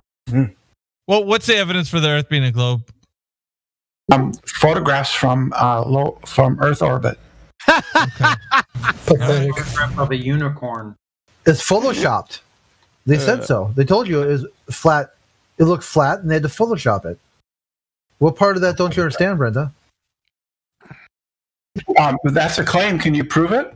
Yeah, it's right on NASA's website. Brenda, your mic is super loud, man. I'm like a foot and a half away. I don't know. You're coming in pretty hot. Pictures from space. Can you prove space first? Well, so evidence is photographs. Photographs are perfectly good evidence. Evidence is photographs. Number one, you don't have any photographs. You got images. Number two, they're taken from a second law of thermodynamics violation fairy tale. So you're fucked. And how did we get the photographs? How did you get? You didn't. They're not photographs. Yeah, they are. They're taken. They're taken by a Hasselblad 70 millimeter. Sure. No, they're not. Yeah, you can see the camera. Hasselblad. Have you figured out what an isotope is yet? You can see the camera at the Smithsonian Museum. Yesterday, you said isotope was one with a lesser electrons. You sure you're sticking with that? So this is a different topic. So shut the fuck up. Show us how the film. Go ahead, Maggie. 400 degrees difference in temperature. We don't need to put up with that shit this evening. It was enough last night. Did you get any objects casting shadows on themselves yet? Go find that posted in live stream. Fucking clown. Go ahead, Maggie. Wait, was he the person that said that shadows casted shadows on itself? Yes, she. Yes. Yeah. Oh my god. Specifically the moon. The moon is casting the shadow onto itself. And an isotope is one that has less electrons. Same Dog one. bones are clocks. Dog bones are clocks. Shoes are a natural phenomena. Shoes are natural phenomena. Yeah, you know. Brenda is a physicalist, according to what she says. Yeah, but thoughts are physical, man. So are speed limits. So are shadows on a shadow.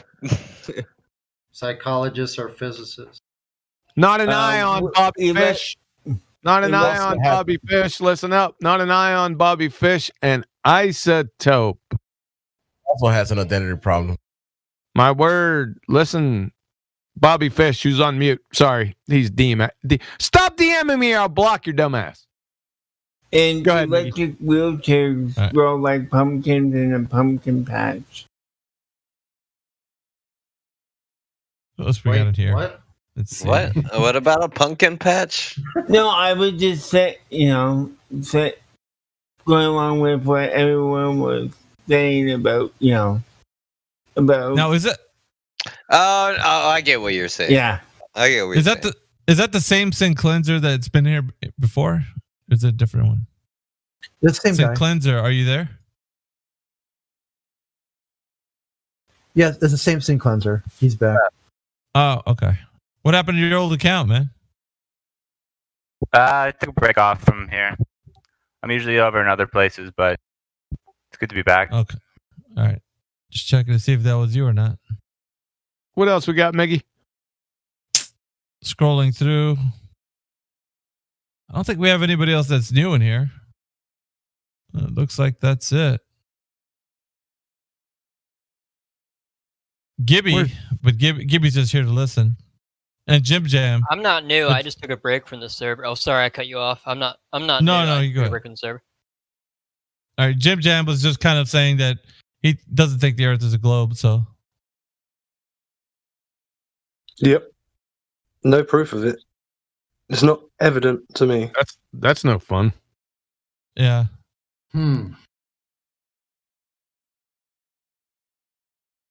Space-time donuts. Yeah, sorry, Sasha, I forgot about that. The space-time. You can measure time in a table. That's another one. Is she still around? Yeah. Jeez. I've talked to Jim Jam a few times. Yeah, he's on the thing where it's flat until someone can say otherwise. He's not claiming flat either. Well, that's like on the fence. Well, no, it is locally. I'm saying I haven't been up. I've not been up high enough to look at it in it. Maggie. That was a trigger word. Basically flat. Do you know that there was a specific glober that actually said that? His name was Gummy. He would always say that. Yeah, the Earth is locally flat, but when you get higher in elevation, it's a globe. Do you think that's a possibility, Jim Jam? No, but I haven't been up that high. But then, what I'm saying, all right. So if it's not possible, also if it's locally flat, how can it be? Yeah, hang on, Jim Jam. I think you just interrupted what I was. Hang on 1 second. Just calm down, relax. So if you're saying that it's locally flat, and then I asked you what happens if you get higher in elevation, would you see a globe? You said no. Well, then it's not just locally flat; it's flat everywhere. Right. Especially when they try and say, "Oh yeah, pictures from space," and they give you this perfect sphere. Okay, so then how can you have 500-mile portions of the Earth being flat, and then when you go out and look at it in its entirety, it's curving everywhere? You know, it can't just be flat in some places, and then it would have to make up for the curve further down the line. So then you said it was locally flat, but I think you want to recant that and say that it's not just locally flat, right? Well, it's only because I experience in my locality. I can only go by my experience. Yeah, but that doesn't matter anymore because what supersedes that is something that where you would understand it's flat everywhere. Flat stationary plane, right? I mean. Yeah. Okay. Well, I'm just wondering if you wanted to stick with locally flat or change your mind. Because we don't say it's locally flat. Because if we're saying that, then what does that imply? Jim Jam? Well, it's just literally saying that in your experience, because that's local to you. It's yeah, that's fine. I don't want to beg the question or say something. Well, the thing is here, right? Assuming something that I'm not experiencing. Do you see what I'm saying? Right. So long, have you been around? How long have you been knowing Flat Earth? Let's just start off there. Like you've been in here for a while. Okay. Well, you do know the arguments as far as long distance observations. Have you heard of the Black Swan? Let's say. Okay. So you know that if that is showing that there is no curve, the Earth isn't curving anywhere, then what other option do we have?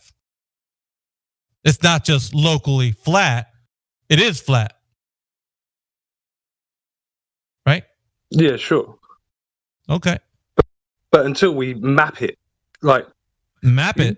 Well, yeah, you've got devices now where you can map. You know, what are we going to find out if we map it? Is it going to change the fact that it isn't flat anymore? Well, it's going to make other people not be able to reject it, and we're not. Do you know what I mean? The thing is, yeah, I know where you're going with that, but it's not.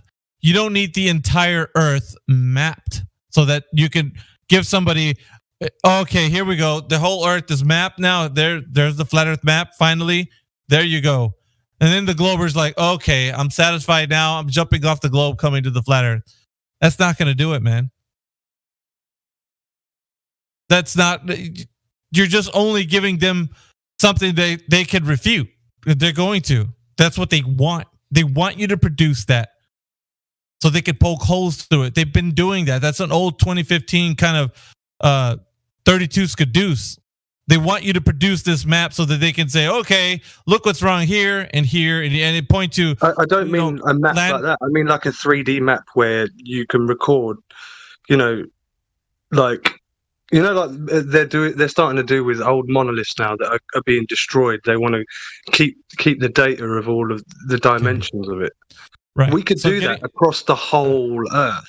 Right. So why is not what we have good enough? Why isn't the Black Swan good enough? Why can't they just look at that and say, oh, okay, guys, Earth isn't curving anywhere. It's not like what they told us it is with the radius and circumference. Well, they seem to just have immunity in talking bullshit because now they say, oh, we never claimed that the horizon is the sphere edge. So I don't get it. I know. They just have loopholes everywhere. All right. And have you heard of the 3 points that I give people when they first come into the server? Yep. I don't know if you're okay. Yeah, and no one's been able to familiar.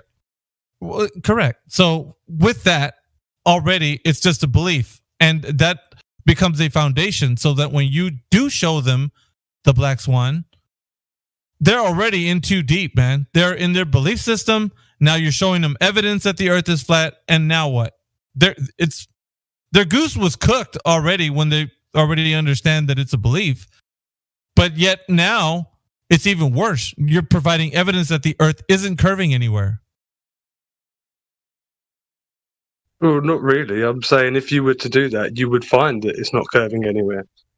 Right, and that's what I'm kind of telling you, is that by doing these things that they can demonstrate for themselves with these long distance observations, they don't need an entire map of the Earth, 3D model, whatever you want to construct. It doesn't need to happen because you can already provide the evidence right now.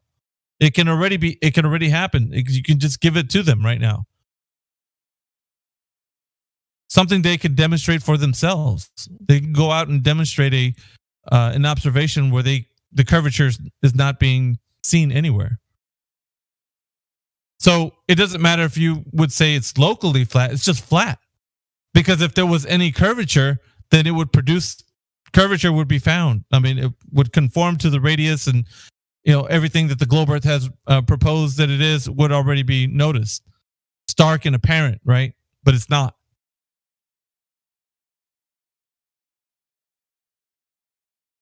So do you see that it's their problem, not yours? Like, you don't have to try to figure another way to convince them. You already have the tools. It's just the people that reject it. They get into the cognitive dissonance, and they don't want to come to truth. They'll just outright reject it, and that's fine. I mean, dust your shoes off and move on to the next person, right? Because why are you going to spin your wheels on somebody who just wants to religiously parrot the pseudoscience? Yeah, true. So, and I mean, you can get into the conversation with them if you want to, but you don't have to, man. You can just, okay, we've already provided evidence that it's a belief. I've given you evidence of the positive claim of flat Earth. We're good, right? Should be good enough for any conversation. I mean, there's more evidence, of course, for the flat Earth, but I mean, right there should be. It's all you need. It's a wrap. They can't go back to their bias because they just conceded it was a belief, and now you give them actual proof that the Earth is not curving anywhere. That's it. Yeah, but then they have this illusion of immunity just by spouting bullshit. That's okay. What do you think they could? How do you think they could weasel their way out of this? I don't see them having any way out. But they can't. There's nowhere to run. They imagine that they can say anything and it gets them out of it. They can carry on believing their religion. Yeah, well, you could tell them that. Okay, you can, if you want to, go on and have a nice day and keep believing the Earth is a globe. That's up to you, because you can't make somebody, arm wrestle them into flat Earth. You could just tell them, and if they don't want to know about it and they say, I want to believe the Earth is a globe still, okay, have a nice day. Go on about your day and keep thinking the Earth is a globe. I don't care. It's just a belief anyways. You conceded it. Doesn't bother me. It's when you say it's a globe, then we got some problems. Yeah, true.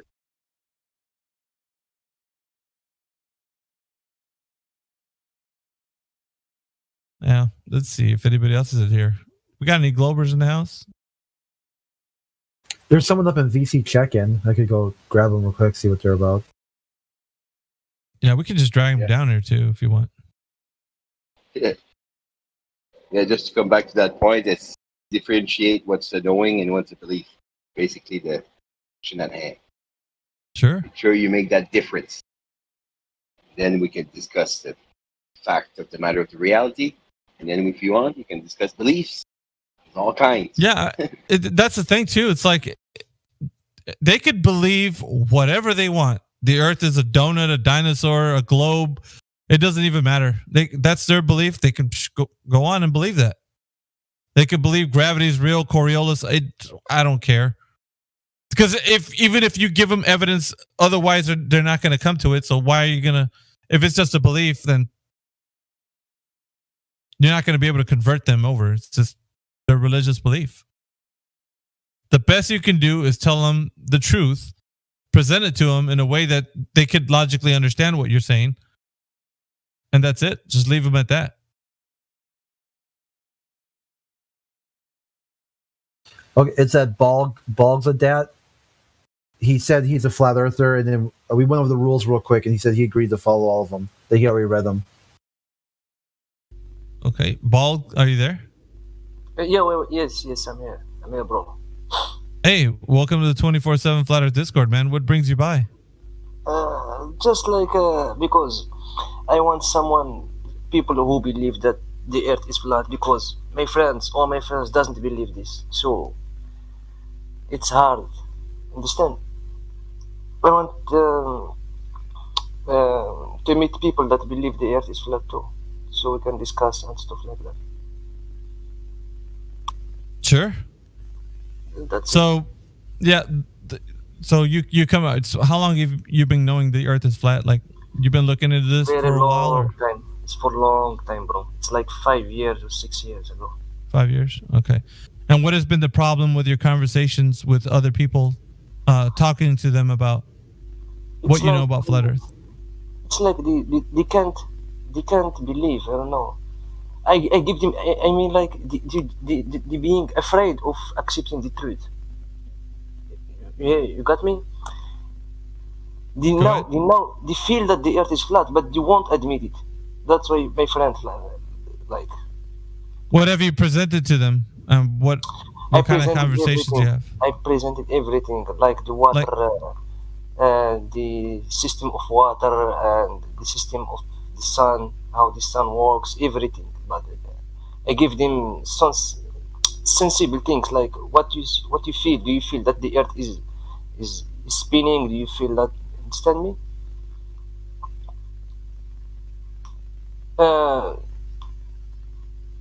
For me personally, sorry for my English. You're fine. Go ahead. I know about the Earth. All I know about the Earth is not like what is not actually a ball. That's a hoax. What I know about the Earth is a flat Earth that like goes for long. It's without limit. We don't know the limits, because in the scriptures that like we have to believe only in the scriptures. You cannot believe anything else. Believe that the Earth is like seven Earths again. 7 Earths. If you go through the ice mountains and stuff like that, you will find another Earth like that, and go again, you will find the third Earth, the fourth Earth, fifth Earth, like this. The multiple ponds on the infinite plane. It's not limit. We can't reach the limit. We can't. But again, that's a belief. This is what we're speaking about. Again, beliefs, and you have to differentiate. When you speak to your friends, try to make a list in front of them and discern what to believe and what you know, and make some examples. And then once you start to say gravity is a belief, then you're gonna have a conversation about gravity. You're gonna say, how can you get pressure without a container, or how can a vacuum of space exist? No, about gravity. I'm sorry, what did you get this idea that the Earth is 7 Earths, and like what are you talking about? Where did this come from? To be honest with you, dude. To be honest with you, I'm a Muslim, and in Muhammad, peace be upon him, said that when a guy asked him, he told him what's behind this Earth. Then he told him there is another Earth. It goes like that under the 7 Earths. And it also with the sky. It's not like one sky. It's sky above one sky above one, and the sun is in the 7th sky. What we see now is just a reflection of the real sun. The real sun, which the sun who is among the skies, because the 7 skies. It's not. Are you Christian, right? Yes, I am. In the Bible, there is not stuff like this. 7 skies. Oh yeah. No, Oh, yes. no. Well, the No, firmament no. says it's many levels on the No, firmament, right? Yeah, seven skies. No, what he's talking about is something different than what the biblical text says. But in the Bible, there is only a dome, right? In the Bible, it's a firmament. Yeah, It has to be contained. Yes, and that's where we have to stop talking about beliefs, and you stop them at beliefs. I mean, if you're a Muslim, you want to believe, that's fine. I'm a Christian. I believe the Bible's fine, but we're not talking about that. We're talking about what can you prove. And of course, the scripture says all kinds of stuff. But let's say we live on Earth and we have science based on our practical, empirical science, nature, and we have to look at it with our own eyes and discern truth versus belief. Yeah, true. Understand. In science, you can debunk globe Earth in science easily. Yes. Because science is against globe Earth, in every aspect. Whenever you come up, science doesn't match up with globe Earth. No, what I believe. But then again, you have to explain to your friends what is science. It's pseudoscience and science. Science is something very important. Science is something you can experiment. You can do experiment with it, and you'll find out something. Science is not like imagination or science. You need to experience it. For example, naturally, and something's got to be occurring naturally, not something you invent. Yeah.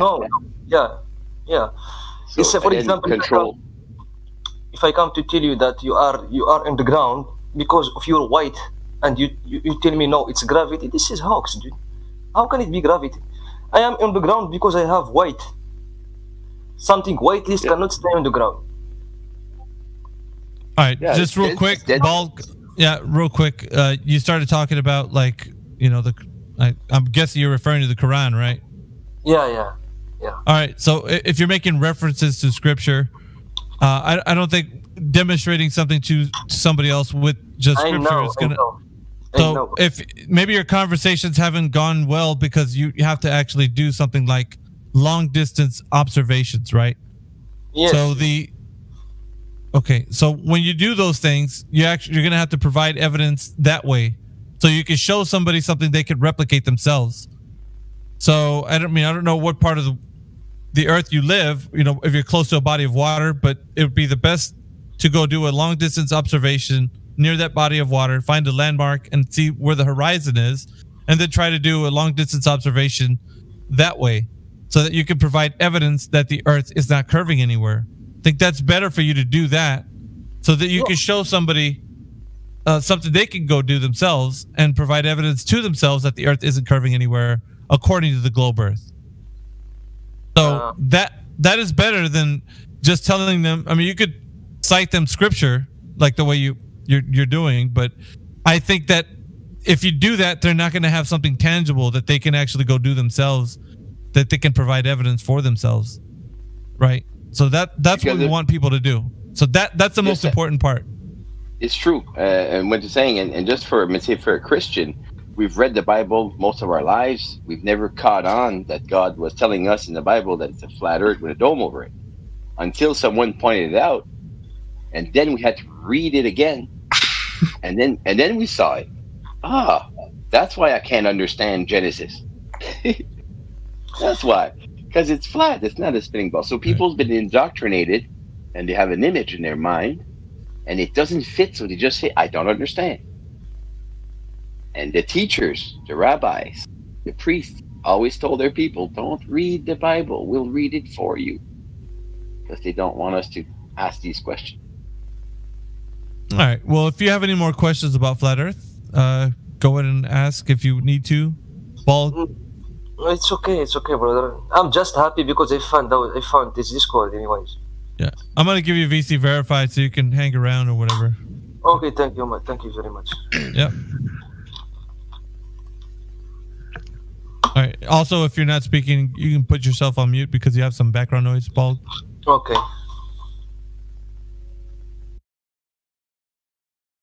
All right, Extremisist seems to be joining us tonight.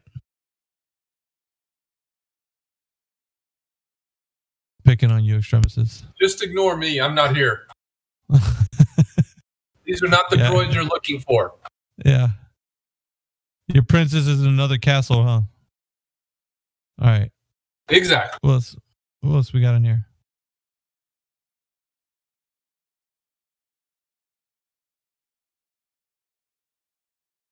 All the fun happens when I'm actually doing some work. When I get off of doing that, then everybody leaves. What the heck? Where's all the eight people who were in here talking?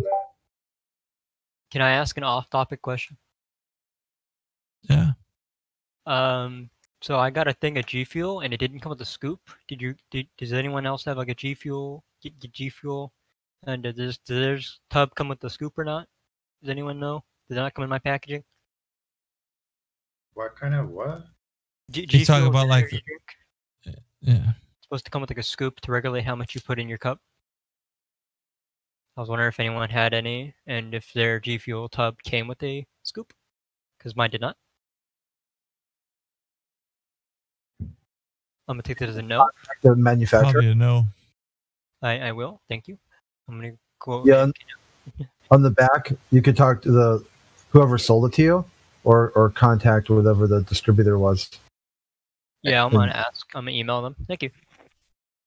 Did you make the? If you read it, normally on the box it says what's in the box. So if it's supposed to be there. Did you ever make that shadows, self-casting shadows clip yet? No. Hey, if you guys haven't subbed to my channel, I'm just gonna put it in here real quick. Give me a sub, will you? I would appreciate it. Live streaming all the time with dude. I tried the freaking shadow experiment. I was like, I'm gonna do it. It didn't work out. Extremis has some stuff to say about that. I don't know why you can just say Extremis and just be like, hey, that's what I'm thinking. I posted pictures. Yeah, you need to put the self-casting shadow and the curved lines together. Those are just completely delusional. Are you having numpty dipshits trying to figure out how an object casts its own shadow? You're kidding me. Extremis is eating, so pretend he's not here. Gas pressure, pressurized gas. About me?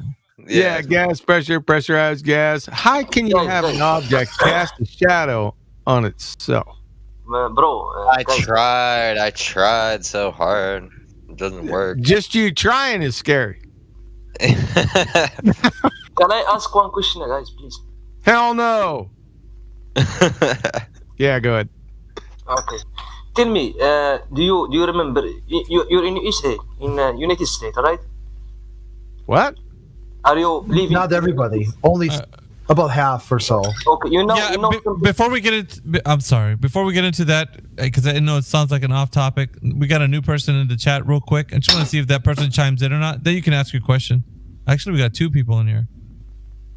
All right, we got Pablo 1123-4. Are you there? Yo, Pablo. Yo. Hey, what's going on, man? Hey, what's up, bro? Hey, what brings you to 24/7 Flat Earth Discord, Pablo? I just want to listen to discussions. Oh, why listen, man? Well, you can be a part of it. I'd like to listen for now. Only listen. Well, I mean, yeah. What do you think the shape of the Earth is, man? Since you're here and you have your mic open. I think it's a globe. Okay, why do you think it's a globe, Pablo? I don't know, because when I was born, my mom said it's a globe. Your mom? Bulk, you have a hot mic. Can you put yourself on mute, please? Students, teachers, everywhere. All right. So somebody It's told like you a a story. Yeah. Correct. Yeah, that's very correct. It is a religion. It's not like one. It is one. Yeah, you're born, you hear that the Earth is round. You never. Bulk, you got a hot mic. Can you put yourself on mute, please? Okay. So yeah, that's All the right. reason. So it's just a belief you have that the Earth is a globe. Yep. So there's nothing you can have in the way of evidence to provide that it is a globe. Nothing you could think of. Nah. Nope. So what if we provide some evidence to you that it's flat? What would you do then? Yeah, I would like to look at it. I'd like to look All at right. the evidence and then think about it. If it makes sense, then it makes sense. Quantum, do you want to go over the Black Swan with Pablo? Yeah, I thought you were gonna do that. No, if you don't, I'll go over speculative reflections. It's up to you. I go first. You go first. I haven't done the Black Swan in a couple days. I don't know if I should do it. Is this like providing references? I know people don't like me to do that. For some reason. Yeah, just provide the with it. I knew you were sitting back saying, "Oh shit, he's gonna get himself banned again." Get in there and do it. Just go for it. All right. We'll do a quick Black Swan. It doesn't take that long. All right, give me a second. Let me get it up there. That sounded bad. Hopefully I'm in the right chat. Yeah, you are. All right, Pablo, you with me? Are you looking at the I can. live stream voice text? Do you see the white slide and then the oil rigs beneath it? Nope. Go ahead, scroll down to the bottom of the live stream voice text chat. He doesn't have roles to see it. He needs. I'm gonna hook him up. Give me 1 second.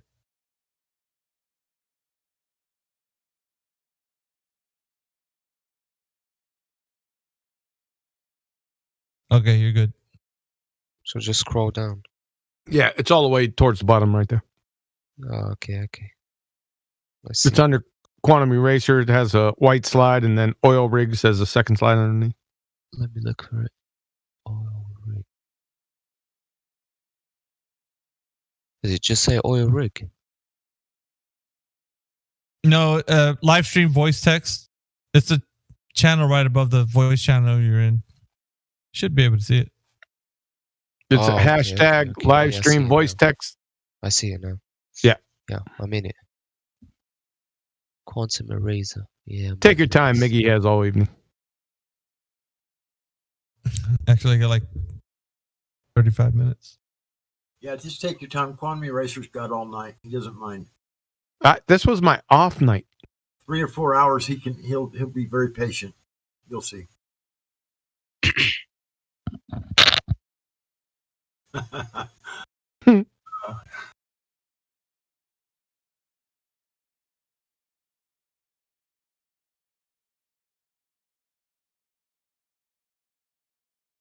Let me know when you're there, so we're not boring everyone to tears. Okay. Okay, you're there. Okay, you'll let me know when you're there. Okay, now I just looked at the pictures and read. What next? Stupid phone is answering questions. You'll try what? Get out of here. All right. So how did you measure the curvature of the Earth? Hold on a second. What the hell? That was Trent firing off his gun. Trent. Yeah, I'm firing off. Hold off. Yeah, put your pistol in the holster, man. Relax. Okay. I'll shut up. Yeah, stow the pistolche, man. You could get out your cleaning kit and clean the barrel while you wait. That'd be good. Yeah, I bet he cleans it all the time. Somebody's got that real quick. I do it after every single time I hunt. I think he was talking something a little different. All right, are you there yet?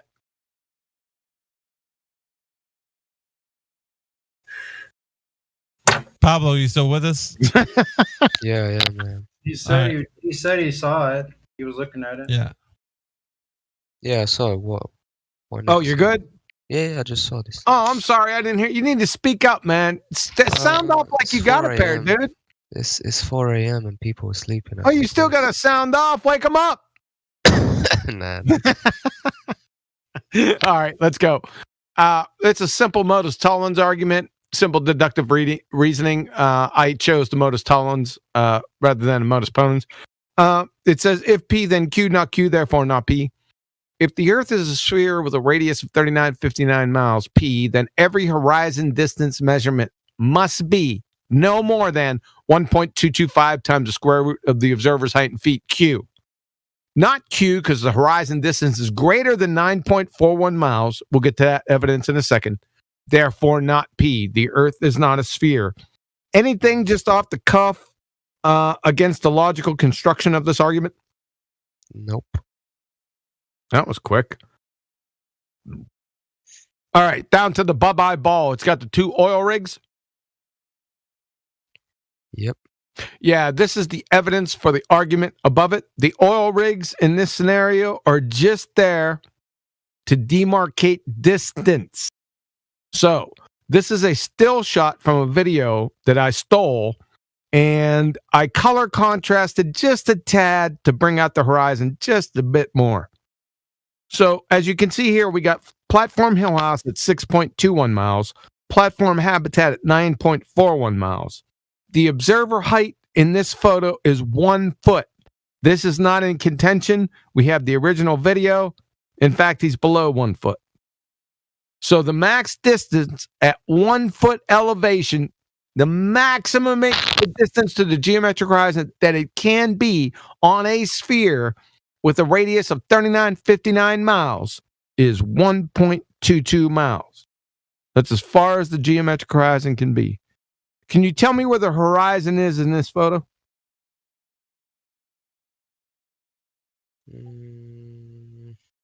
Don't know how to describe. Say again? 1 sec, let me look at this. Where the horizon? I don't know how to point it out. Yeah, is it before the oil rigs, in between the oil rigs, or after the last oil rig? After them.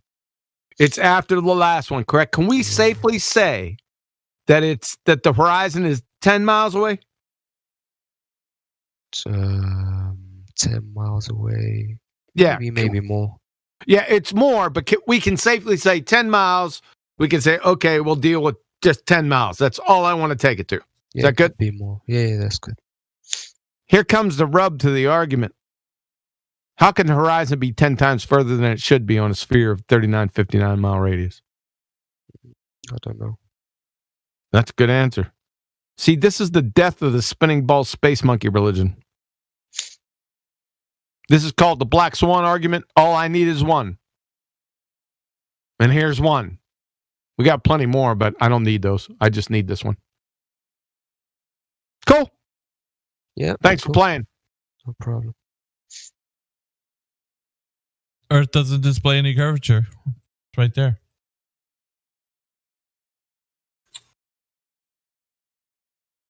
What do you think about that, Pablo? Well, I think it makes sense. I mean, there could be another explanation, which I don't know, but as of now, what was the guy's names? Quantum Eraser. Yeah, whatever Quantum Eraser was saying made sense, unless there's another counter argument to it from another point of view.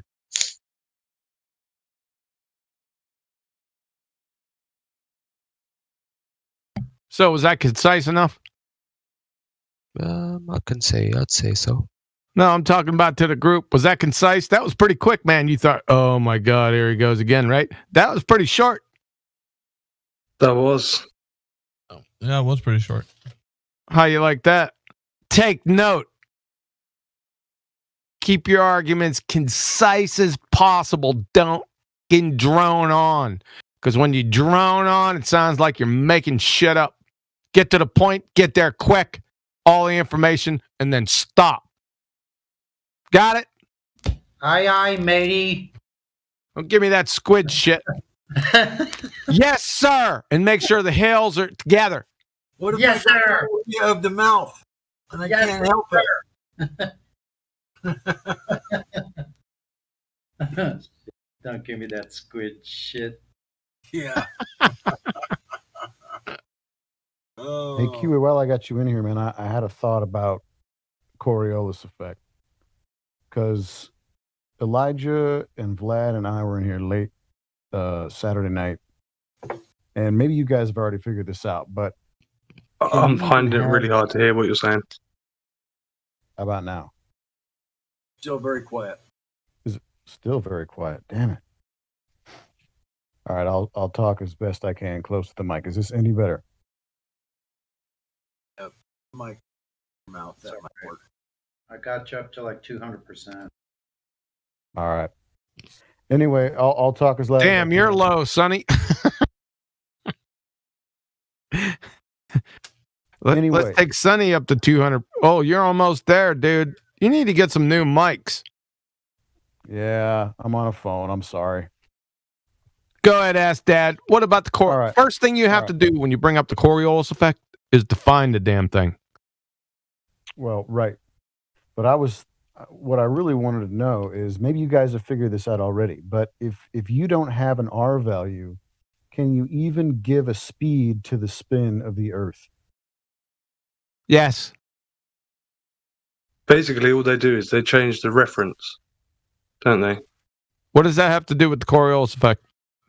Well, just as an argument, if you can knock out the idea of having a predictable speed or a measurable speed of the rotation, because in my mind, if you don't have an R value, you don't have a speed. It wouldn't matter. It wouldn't matter as long as it's rotating, as long as it has angular momentum. It wouldn't matter all that much. You're still going to get Coriolis effect. All right. Was that your question? Well, yeah. I mean, in my mind, it's like, well, if you don't have you have to have a radius to have a speed. I mean, you can have a degrees per hour spin, right? But you can't have an actual miles per hour spin. Yeah, see, don't get confused with the angular velocity and tangential speed. Those are two very different things, right? It doesn't matter about the radius value. As long as they're saying the Earth's rotating, it's whatever rotation you're going to have, it's going to produce some type of Coriolis effect. If it's going 5 miles an hour, you're going to get a Coriolis effect.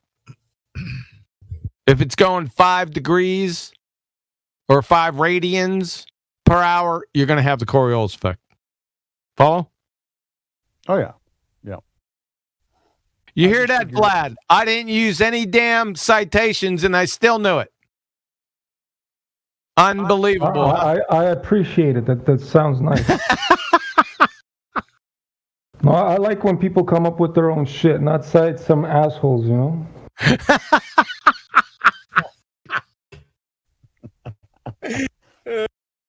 Shit. You think maybe I can think on my feet without those citations? You think that might be possible? No, you can. It's just you should do that more often. It's better. No, I need citation support, man. Well, I don't. Well, I never do it. I do because I use it against the Globers. If you listen up, see, I listen. That's the pseudoscience priest that they appeal to, so I use it against them. That's the second order effect. No, I get it, but the thing is, I just ground them. I bring it back to Earth, and I'm like, show me the curvature, and that's it. You ground them. Yeah, but I'm more eclectic. Whatever. I like grounding people. That's it. I'm more eclectic. Oh, I can ground them quick too, brother. Don't you worry. You're both classy in your own way. Lou comes in as the friggin' arbiter. Hey, Lou. Yeah. Get stuff. I knew it was coming. Well, the citation does ground them. It's their own priest saying it.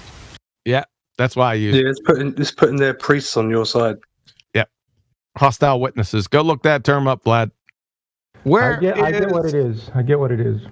Jimbo. Okay, Vlad, we solved our little situation for now. The other one's Jimbo. Jimbo, I heard you talking shit about me the other day without me being there. Oh, Jimbo. Hey, he did. I stuck up for you too. He said you like to eat shit sandwiches, and I said no. John don't like bread. Damn. Oh, that's a good one. Wow, that's a zinger. What is gas? Nothing but love. What is gas? Yeah, that's funny. Yeah, Jimbo's here. Hey, Jimbo. Yeah, Jimbo, your ass was. I've been waiting for you to come on. My basic comment is that a limited volume of air at different temperatures holds different amounts of water vapor. What the hell does that have to do with anything? It has to do with being the force that moves the mercury in a barometer. I'm not talking about that. I'm talking about you talking shit about me behind my back without That's the only shit I thought. I say something and water is a gas. That's not. I never said that shit. You friggin' clown show. What did you say about me? Yeah, there's other people to entertain Water's you. not a gas. Don't worry about me. Water vapor. Now, I want you to stop. Hold up, Mike. Hold up, Mike. He was talking shit behind I wasn't even there. So you got to stand up for yourself. Grab them cojones, cowboy. What did you say about? What did he say? Yeah, that's what somebody reported to me that he was talking shit about me. So what did he say? He knows what he said. Ask him what he said. Sure do. What did you say? I said what I said. Sure just don't. Hey, Mickey. We can continue, man. I don't want to bog this down because you only got limited amount of time, man. So go on with your bad self. Jimbo. Don't let me hear another word. Don't let me hear another word. I'm gonna friggin' spank that ass. Oh, your ears might burn a little bit from time to time. I don't know what to tell you. Yeah, I'm gonna friggin' spank your ass. Go ahead, Mickey. All right, we got little Darty. That's a bad picture. Little Darty, are you there? Little Darty, are you there?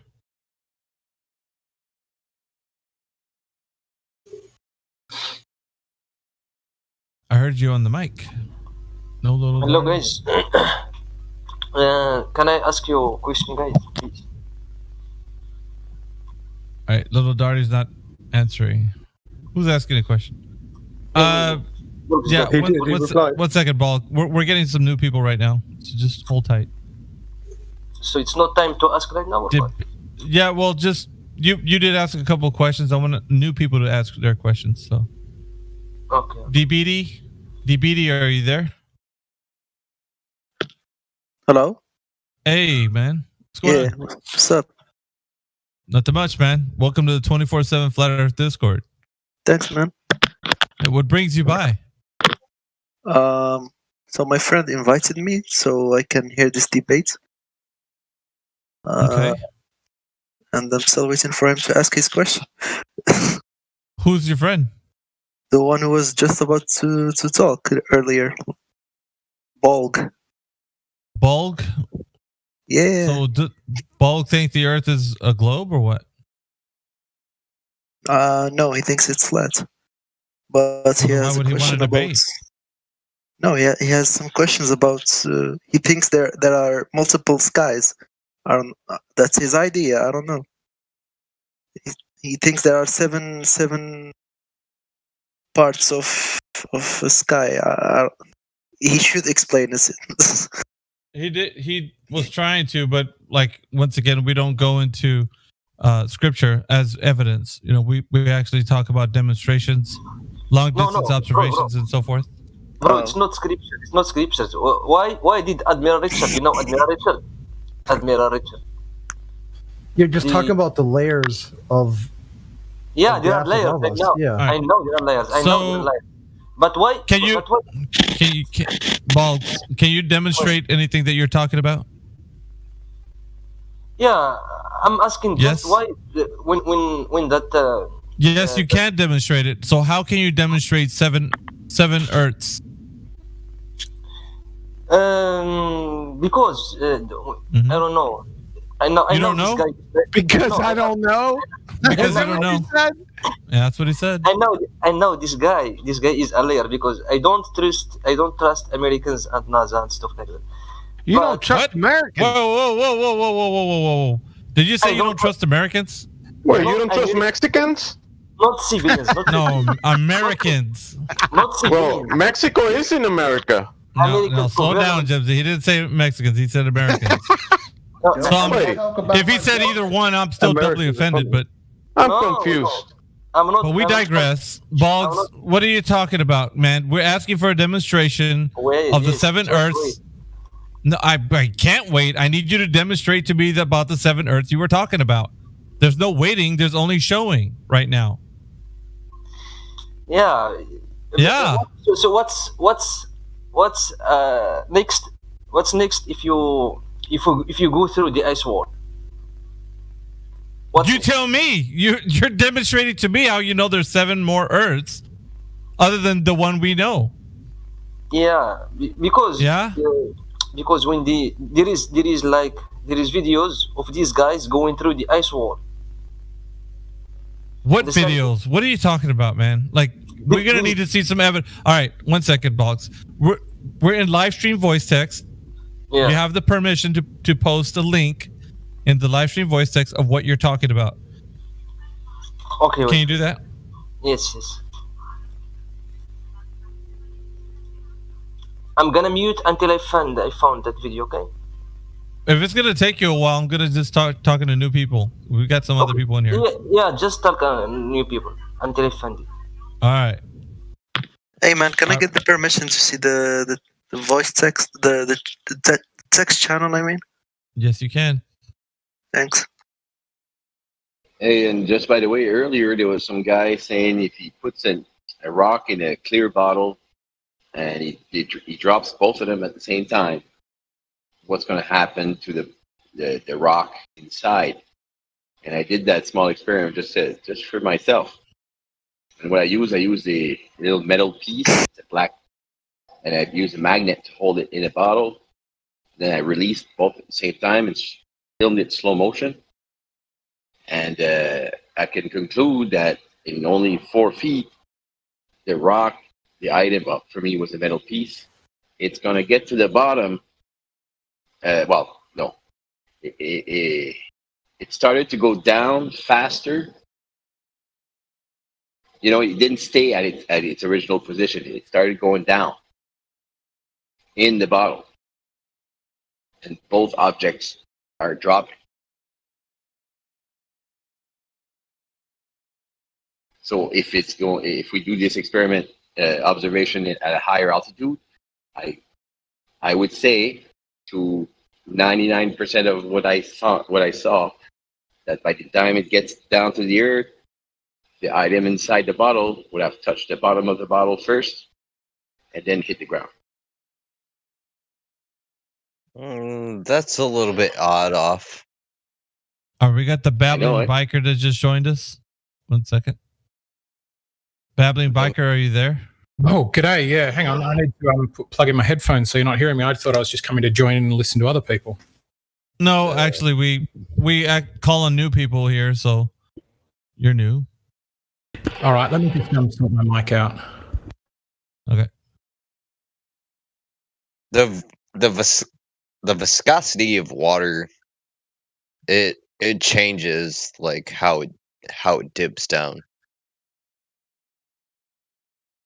What in the world are you talking about? I think he's having another conversation with somebody else. No, I was just like talking about the last person. Mm-hmm. The experiment I just made there, the observation I just made. So to my explanation is that the item inside the bottle. I'm sorry, Watchmaker. Before you guys get into a conversation about that, I just want to get to the babbling biker, and because he's new. Okay, cool. Yeah, so I'm able to get it to work now. Just DM me. Oh. Water we deal with surface tension. Thicker fluids we deal with viscosity. Are we not dealing with the babbling biker right now? Yeah. G'day, I'm the babbling biker. I've just joined you.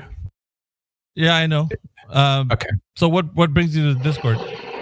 I joined this Discord a while back, and then suddenly became interested in it because I've been trying to have a chat for over a year now with a friend of a friend who's a flat earther, and I wanted to talk to them and understand a bit about it with them.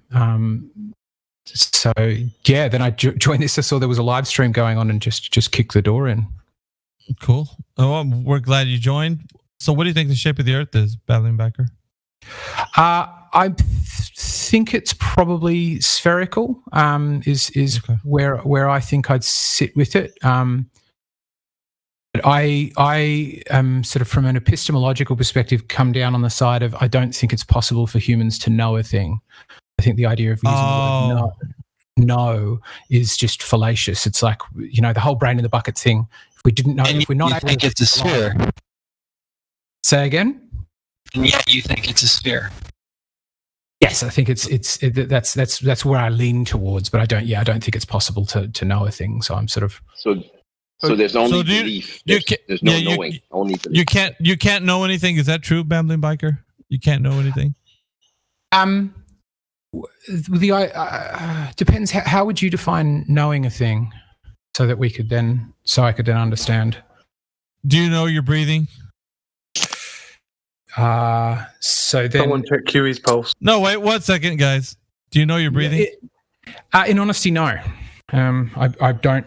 I don't know anything. You don't know anything?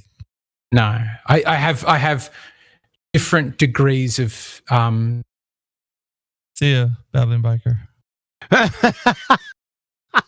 So if there's a fire burning in front of you, do you know that when you I think he's gone. It's going to burn you? He's gone, Watchmaker. Okay. Miggy doesn't have patience for that. Yeah. Hamsters are immediately gone. Yeah. That right there was that's like a spotless hamster.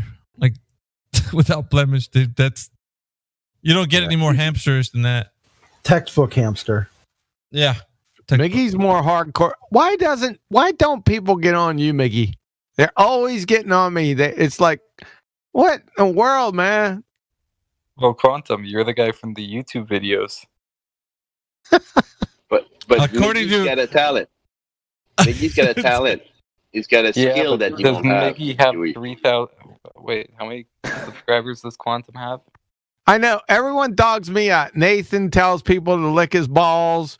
Maggie's just, fuck it, I'll just get rid of him. But I'm the bad guy. Look, Maggie, you have 3.6 thousand subscribers on YouTube. Say good night to the bad guy. I can't post in live stream voice chat text, guys. I can't post in there. Holy shit, man. I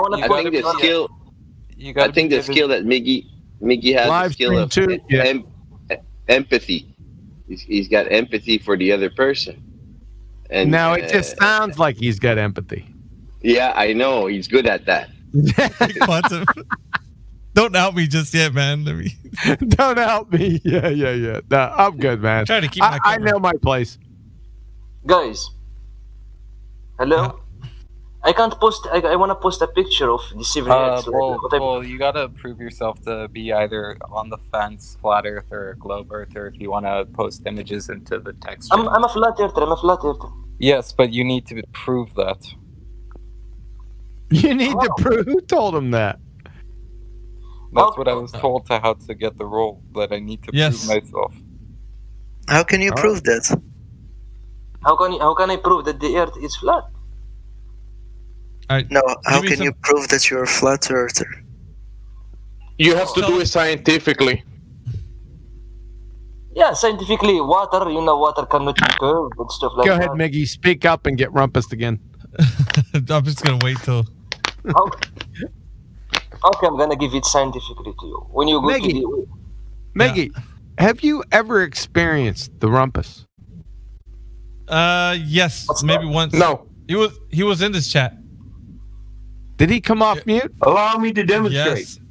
Yes. Allow me to demonstrate. All right, go on. I'm sorry to interrupt. He just came out right. I don't think you have. Not like the way you guys have in the Ballbuster show, but yeah. Okay, guys, do you hear me? I'm gonna give the go ahead. We just had a side discussion. We're sorry for ignoring you. We forgot you were there. Go ahead. No, just I want to ask. In my demonstration. Yeah, I'd like to hear that too, Mike, if you got one. How long the technology has been found? And I was saying that's a rumpus. Sorry, go ahead. Yeah, I have pictures of the Earth, but I cannot post them anywhere.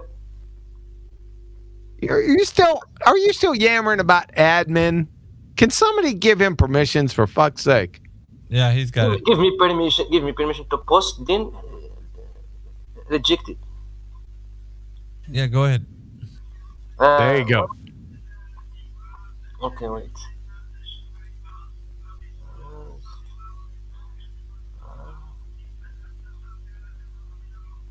Freaking Mike, dude. There is one possible shape of the earth. It's like this. This is one possible, and there is another one looks like this. All right, put it in live stream voice text, will you? Can somebody translate that shit? Yeah. Is Helio out there? Can you got a translation app? He's gonna pipe up, man. Watch. No, I'm posting it in live stream to voice chat. No, Voice one. text. It's live stream 1 we're in.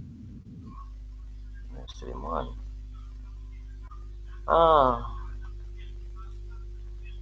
Okay, there is one possible shape. This is not 100%, but it's one. It could be possible, and this one also it could be possible. But in the sky, I think the sky is like it's not like a dome. It's just like I don't know how to say it. Well, why are you talking about speculation when we're asking you to provide demonstrations to people of how they can look at what the Earth is right now? Right now, you can just go to when the sun going to set, when the sunset. You can go to the beach or the sea or something. When it's trying to, when the sun is going to set, you will see that the sun reflection is going like, I don't know. It's like wait. Is going like a straight line to your legs. I mean that gives your reflection to your legs. That you can experience it by your eyes, using your own eyes. Yeah. Mic check. Wait. Thanks. Now we can't hear you. What the hell are you talking about, son? Hey, he's trying. He's trying to explain his perspective. Come on. I'm trying to get it. I'm listening. I'm trying. I'm doing one of those friggin' pantomimes, Archie Bunker pantomimes. He's talking about. Yeah, you're being very patient, Huey. I can tell. On the water. You just got to use a little bit more body English there, Huey, when you're doing it. Can you tell me what he's trying to say? Is this his little photo right here? What the hell is this, son? I can translate for you if you want. So, okay, hold on a second. I had to click it. So, first heaven, second heaven, third heaven, fourth heaven. Where are you? Where'd you get these heavens from? It's like I don't know, because in this, if you look at the sky, there is like star which is really close, or I mean, the stars and the planets are not in the same place. Star roaches? Did you say star roaches? That's what it sounded like. The stars are always in the same place. You can always see the same stars, the same shape of stars. The same shape. Okay, yeah. Every year they like reconnect and then go on their way again. Yes. Yeah, it's the same. Okay. Talking about the constellation. For me, I did an experiment. Like. Whoa. What? Observation. Observation. Yeah. In the night, there was like a star that was really shining in the night. It's like 3 p.m. I don't know. What is night? That was PM or Venus. AM? 3 a.m. That was 3 a.m. in the night, like it. And when the sun has rised, it's not fully come. The stars still in the same place. What this means? And when the sun really comes, the stars still in the same place. I'm sorry, I'm not following. Can somebody translate that? No, look. In the night. So what he was trying to say is that even though it's 3 a.m., the stars are in the same place, and then after a couple of hours, they're still in the same place, and when the sun's going to rise, they're still in the same place. This is what he was trying to say. I don't think so. They're not. Yeah. No. Yeah. There is one star. I don't see that. No, they're not. One star. It keeps shining. Oh, not all the stars. One star. All the stars. No, all the stars are not in the same place. The North Star is. Okay, he's talking about he's seeing a light. He's seeing a light in the sky. He thinks it's a star, but it's not a star because it stays at the same spot. It's not light. It's a star. It's a star, bro. Because it's a light. No, right? no, those are lights. It's not a star. How can? What's the difference between light and star? All stars are just lights. Exactly. All stars are lights. Is the sun a star? No. The sun and the moon they have nothing to do with stars. Okay, fair enough. Fair enough. Go on. Yeah, what I'm trying to explain here, when the sun fully rises, I can really see a little bit of that star. What that means? That means that the sun has come, not the earth has been. Here's another question to you. What relevance does this have to the 7 heavens that you were presenting as Maggie. The earth is? The 7 heavens, I think it's like religion stuff. I don't want to talk. No. I'm trying to tie in what you're saying right now to what you were saying about the 7 heavens. I can give you an agreement about 7 earths. An agreement? Yeah, 7 earths or 7 heavens? There are 7 earths and 7 heavens. The earths are one by one. The heavens are one above one. Dude, that's pretty heavy, man. Are you a Muslim? Yeah, he's a Muslim. Bulk, can I ask him a question? Yeah, go ahead, Royal. Bulk? Do you speak Arabic, Bulk? Well, yes, I speak Arabic. Okay, can we go down and we can finish this much faster? Okay, go. Okay, we have the channel here for Quran, okay? Just scroll down, you'll find it. I'll be there, okay? Okay, let's go. Thanks, man. Thanks, Royal. Thanks, Royal. No problem. Yeah. Good job. Go ahead, go with them, DB. I think you want to follow their chat. Nah, I'm good, man. No, are you serious? Royal's gonna answer him, man. He's gonna answer him. Dude, you don't want to miss out. No, I'm good. Okay, all right. Hey, guys, correct me if I'm wrong. You guys are flat earthers, right? Come on, bring in some hard questions, dude. Mickey's only got a few minutes left. You got to come with your A game.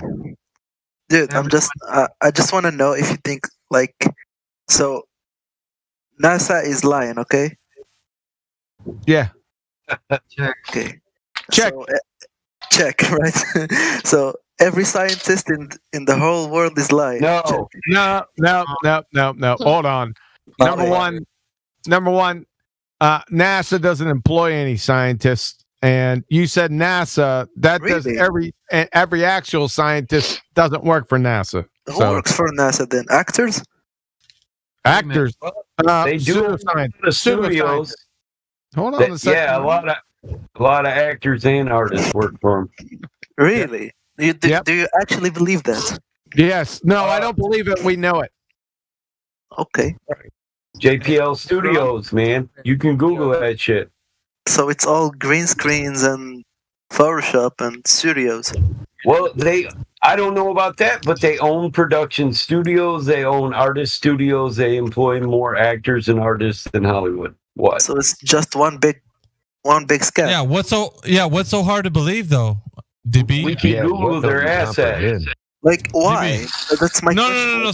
Stop asking why. Why is it so hard to believe? It's hard to believe because why would they do that? Like, there's no point. We can only guess why, bro. You want us to jump around and guess for you? You want them to do a rain dance? Get you some rain too? Bro, you need it doesn't rain? make sense to me. Like, it's... All right. Well, guessing don't make facts either.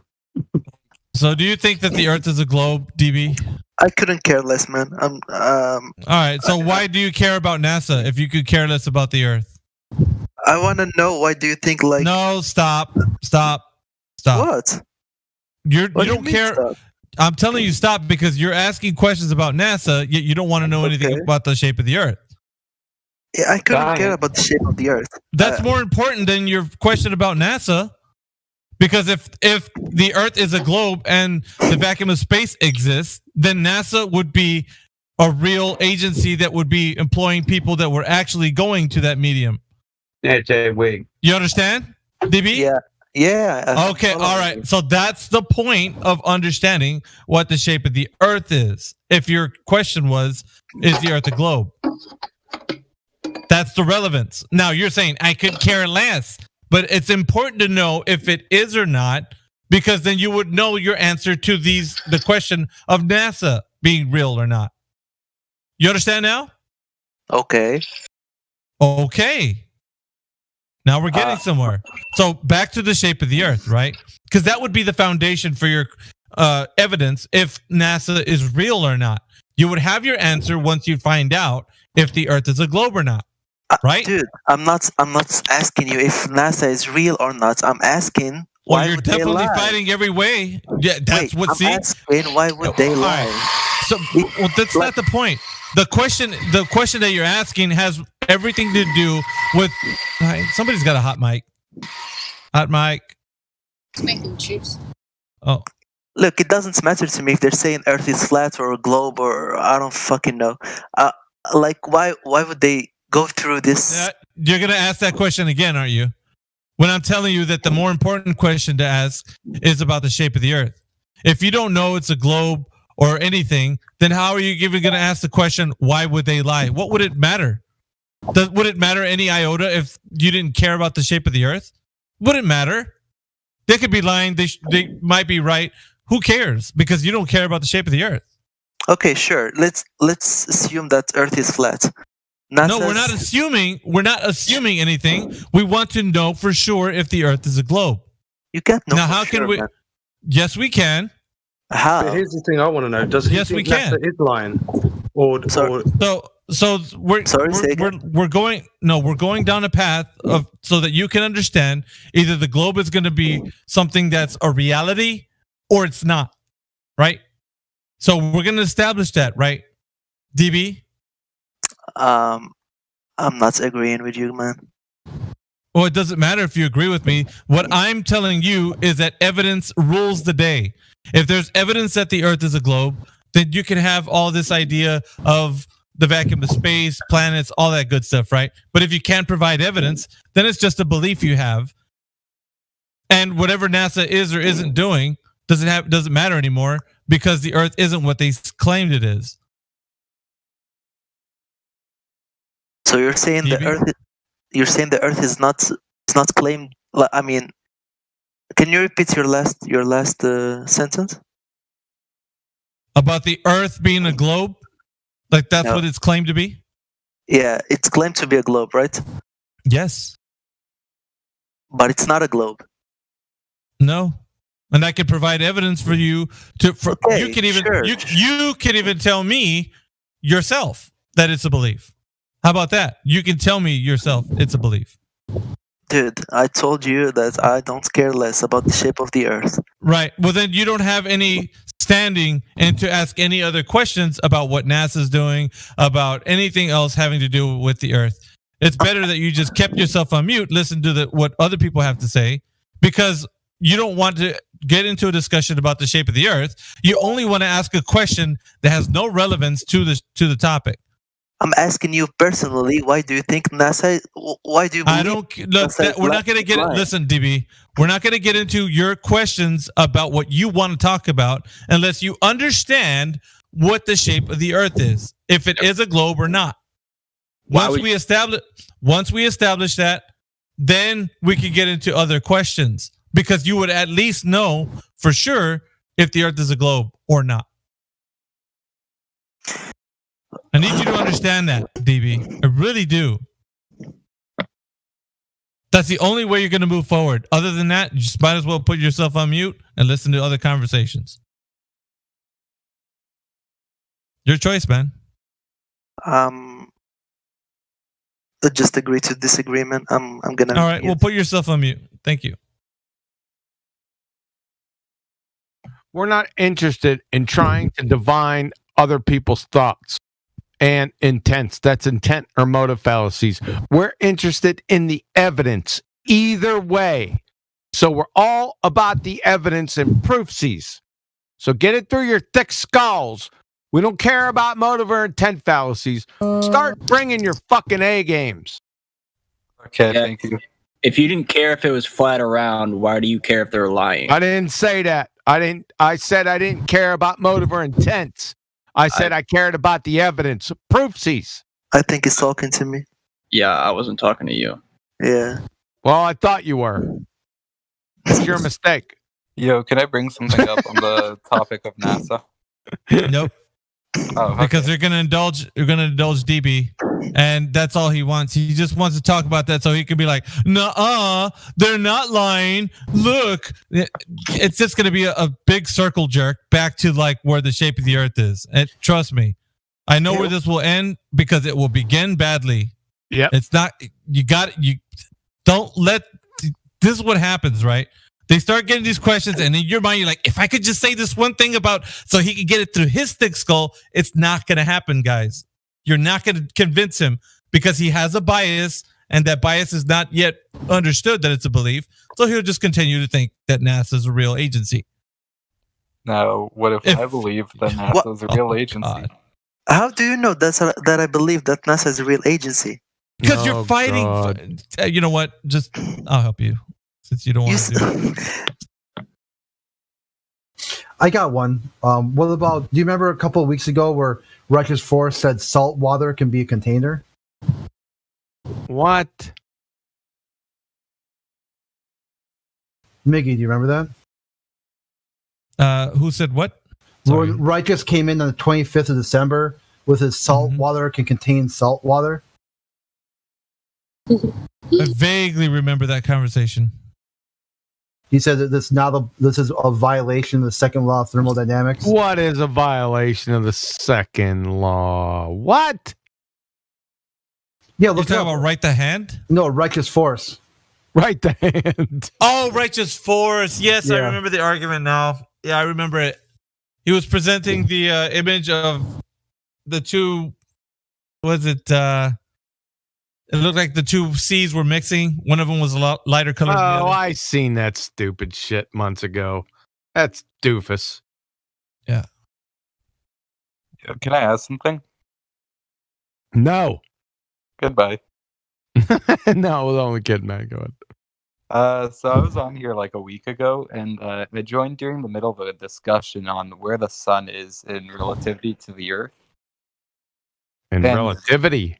Relative to the Earth, not relativity. Okay, relative, my bad. Yeah, I'm not good with big words. All right. The sun's your relative? is that what he said? What the fuck? Is your son these guys? Yeah. Is your son the relativity? Go ahead. Go ahead. Sorry. Missing, and I think NASA took him. Go ahead. What's your question? I was on here like a week ago, right? And there was like this whole debate on on the flat Earth model where the sun is. There is no flat Earth model. That's the problem. Number one problem. But go ahead. Okay, I'll follow under the belief that the Earth is flat. I will be flat earther for this. Okay. There was this huge debate, not on like between globe earthers, between flat earthers. If anyone was on there, really remember? All right. What's the point? Get to the point, quick, because Mickey's got to go, man. Yeah. Okay. Sorry. Yeah. Where is the sun on our Earth? What do you mean? Where is the sun? It's above us.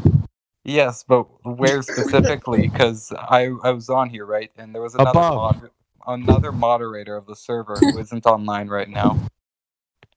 Vague. Spit it out, man. Yeah. Don't straw man us. Just say it. Yeah, spit it out. Talking about the sun being in the cloud layer. Okay, well, I'm pretty sure most of us don't believe that shit. So. Okay. And your point is? I was just wondering what the thoughts on that were. Well, I don't think the sun rests with the clouds. All right, I think I know when he was talking about. I went into it pretty hard actually on Truth Prevails. She was the one saying that she thought that the sun was in the clouds, and I do not like that for an argument. I don't think flat earthers should be using that as an argument. If they want to go into speculation with that stuff, sure, go right ahead, but it's illogical. I mean, yeah, 90 some odd % of flat earthers don't believe that shit. Okay, 90. Has anyone taken a flight and looked out the window? during the daytime? Sure. Where's the sun in relation to now? Obviously, you're flying 35,000, 39,000 feet. Most of the time, the clouds are way below you, but clouds can get pretty high. 60,000 feet, right? Thunderstorms and stuff, they can get up there pretty high. But every time I've flown, I've looked up, I've seen the sun way the fuck up there. I don't know about you, but that's what I see. Yeah, that was one of my arguments when we were talking about it. I looked up like how high the clouds are, and I found basically between 2 and 5 miles is where you find clouds. So the question then is, do planes fly above the clouds? Have you ever been on a plane and flown over the sun? No. It can't totally be ruled out because we don't know what the sun is, right? Oh God. Okay. We can't. What does not knowing what the sun is have anything to do with where it's at? Has been video showing it literally in the clouds. I've been on plenty of flights, and I've been up pretty fucking high, and the sun was a whole bunch higher. I agree.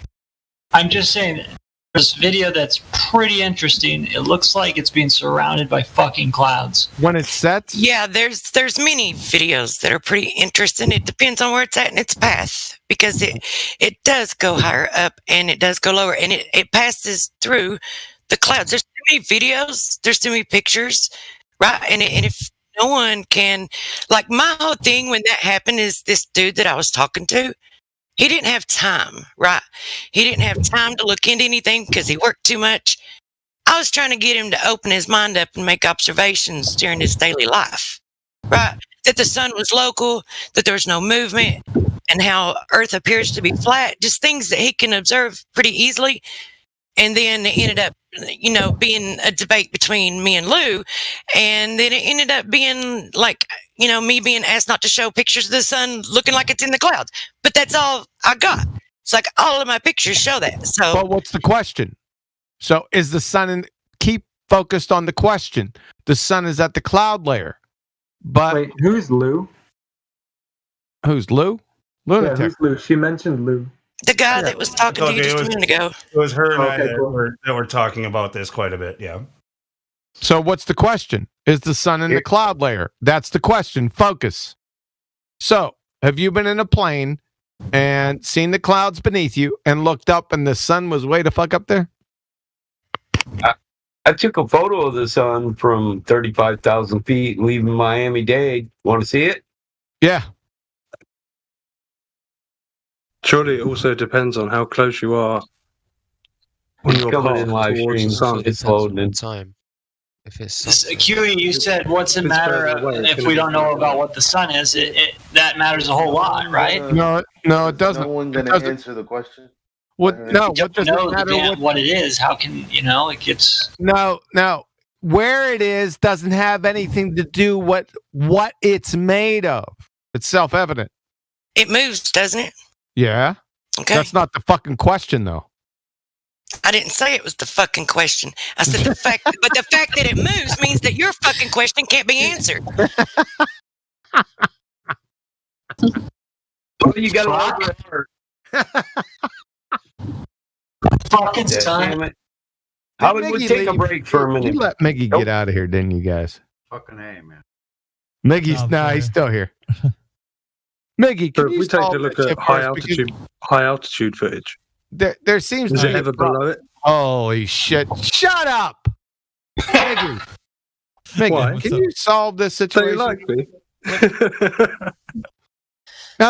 I like you just fine. Just shut the fuck up for a second. So there has been a lot of people that would say that there's video out there that shows the sun in the cloud layer, but whenever they see the sun in that cloud layer, like in the videos, we're gonna have to actually know whether it's in the clouds or it's not in the clouds. Like, how can we validate that information? That would be the next. Right. So the next step would be, can we validate that the sun is actually in the clouds? Right. So if we can demonstrate to people, because it's one thing to show them the video, because I've seen the video that's out there of what I think I know what Truth is talking about, and of course, Other people know about this video that's floating around that the sun looks like it's nestled in the clouds, right? So if you could validate that it's actually in the clouds, then you have an argument. But if No, you I can't, don't. But can I if you interject? can't validate please? it, go ahead. Okay, using the same logic that we do for flat Earth, right? If everyone observes the Earth as being flat, level, and stationary, someone's going to make a claim otherwise. They got to provide the evidence. Everyone observes the sun appearing to go through the clouds. So if anyone's going to claim otherwise, whoa. Not always, though. Wait a second. Not always, but sometimes it moves. So when it moves through the clouds, that's what it appears to do. I need to jump in here real quick. So it's one thing to say that you see the Earth looking flat, but there's people that say I see the Earth looking like a globe. What is the decisive factor there, that deciding factor that actually tells us what the Earth is? We measure it. There's validation that comes after you see the Earth. Look, it's observably flat. It's measurably flat. And then it's practically used as flat.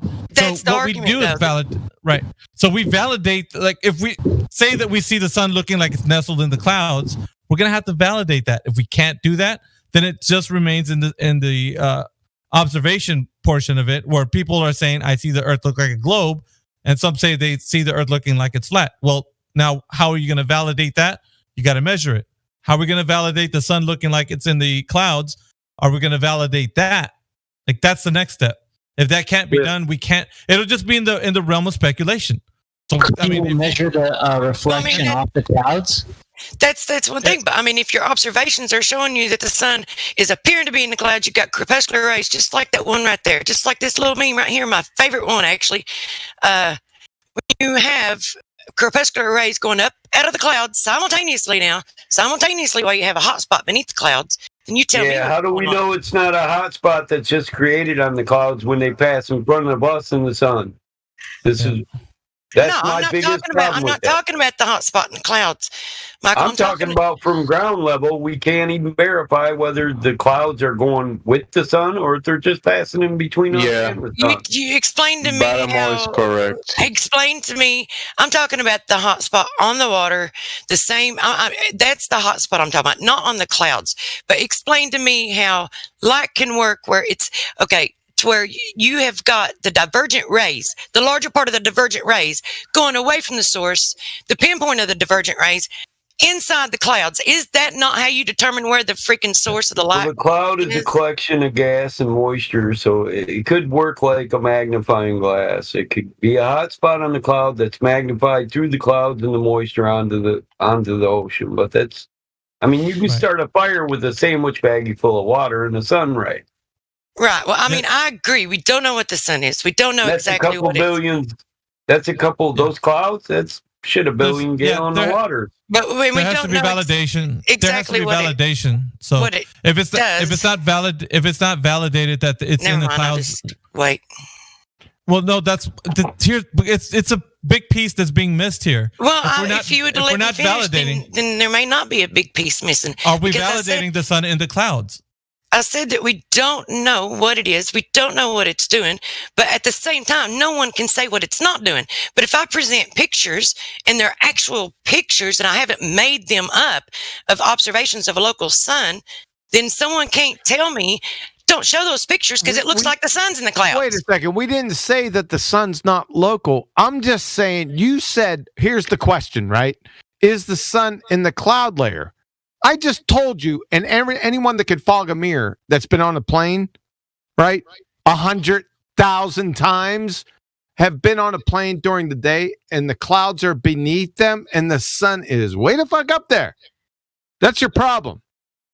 It's not my problem because it depends on where it's at in its path, right? There's when it's above the clouds, and then there's times that it's not. Yeah, is all when I'm it's saying. near the horizon, if you're flying and it's near the horizon, you can see it go below the cloud. Yeah, I've seen that. Well, hold on. QE, you also said that most of us don't believe that the sun is in the clouds.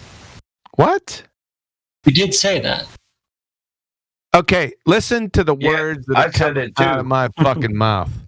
I've been on a plane, right? So is everyone probably in here. I'm going to say this one more time. Let's see if it gets through. At 39,000 feet, I've looked down at the clouds and then looked up, and the sun is fucking higher Do you get me, Sunshine? What time of day, Sunshine? Oh, Jesus. What doesn't And that's not what QE said either. That's not what QE said either. QE said 90%. 90%. And then it went on. Getting people mixed up. That was me who said that.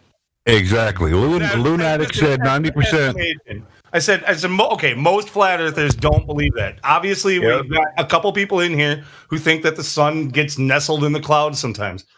It's not the majority of us. That's all I'm saying. I don't You even guys see ever what the problem listen? is here. You ever read the nightlight for your kids, where you shine it in a bottle full of water and it illuminates the entire bottle, creates a hot spot, and then magnifies all the light? That's the effect the clouds have because they're 98% moisture. You know. I don't even know what the hell we're talking about anymore. What is the problem? I don't either. I think that the sun's inside the clouds, nestled in the clouds. It's the argument. And like I said before, Mickey, it has to. Yeah. Have you taken a flight before? Yeah, no, I'm in agreement. Like, I don't think the sun's in the clouds, but it seems like these images and videos that people take give them reason to say that it is, because we don't know. Like, we don't know what the sun is, and What the we don't hell know does where that have to do with where it's at? I know. I'm not what denying I'm a close local sun either. I'm not denying that. All I'm saying is, I'm going to say this one last fucking time. Do I even need to have to say it? Oh, we know. All right. 39,000 feet.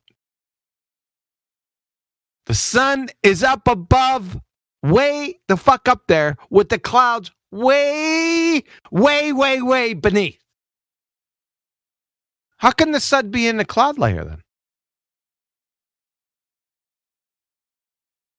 Again, that's from your perspective up there. And I agree. I wanna, guys, I can answer this. The actual thing is like what we are seeing is just a reflection of a real sun. That's all. When you see the sun among the you're speculating. Yeah, That's speculation. That's bullshit. I think you have to specify the highest cloud layer, and then if you see the sun among the clouds, when you go to the sky, you will not reach that sun.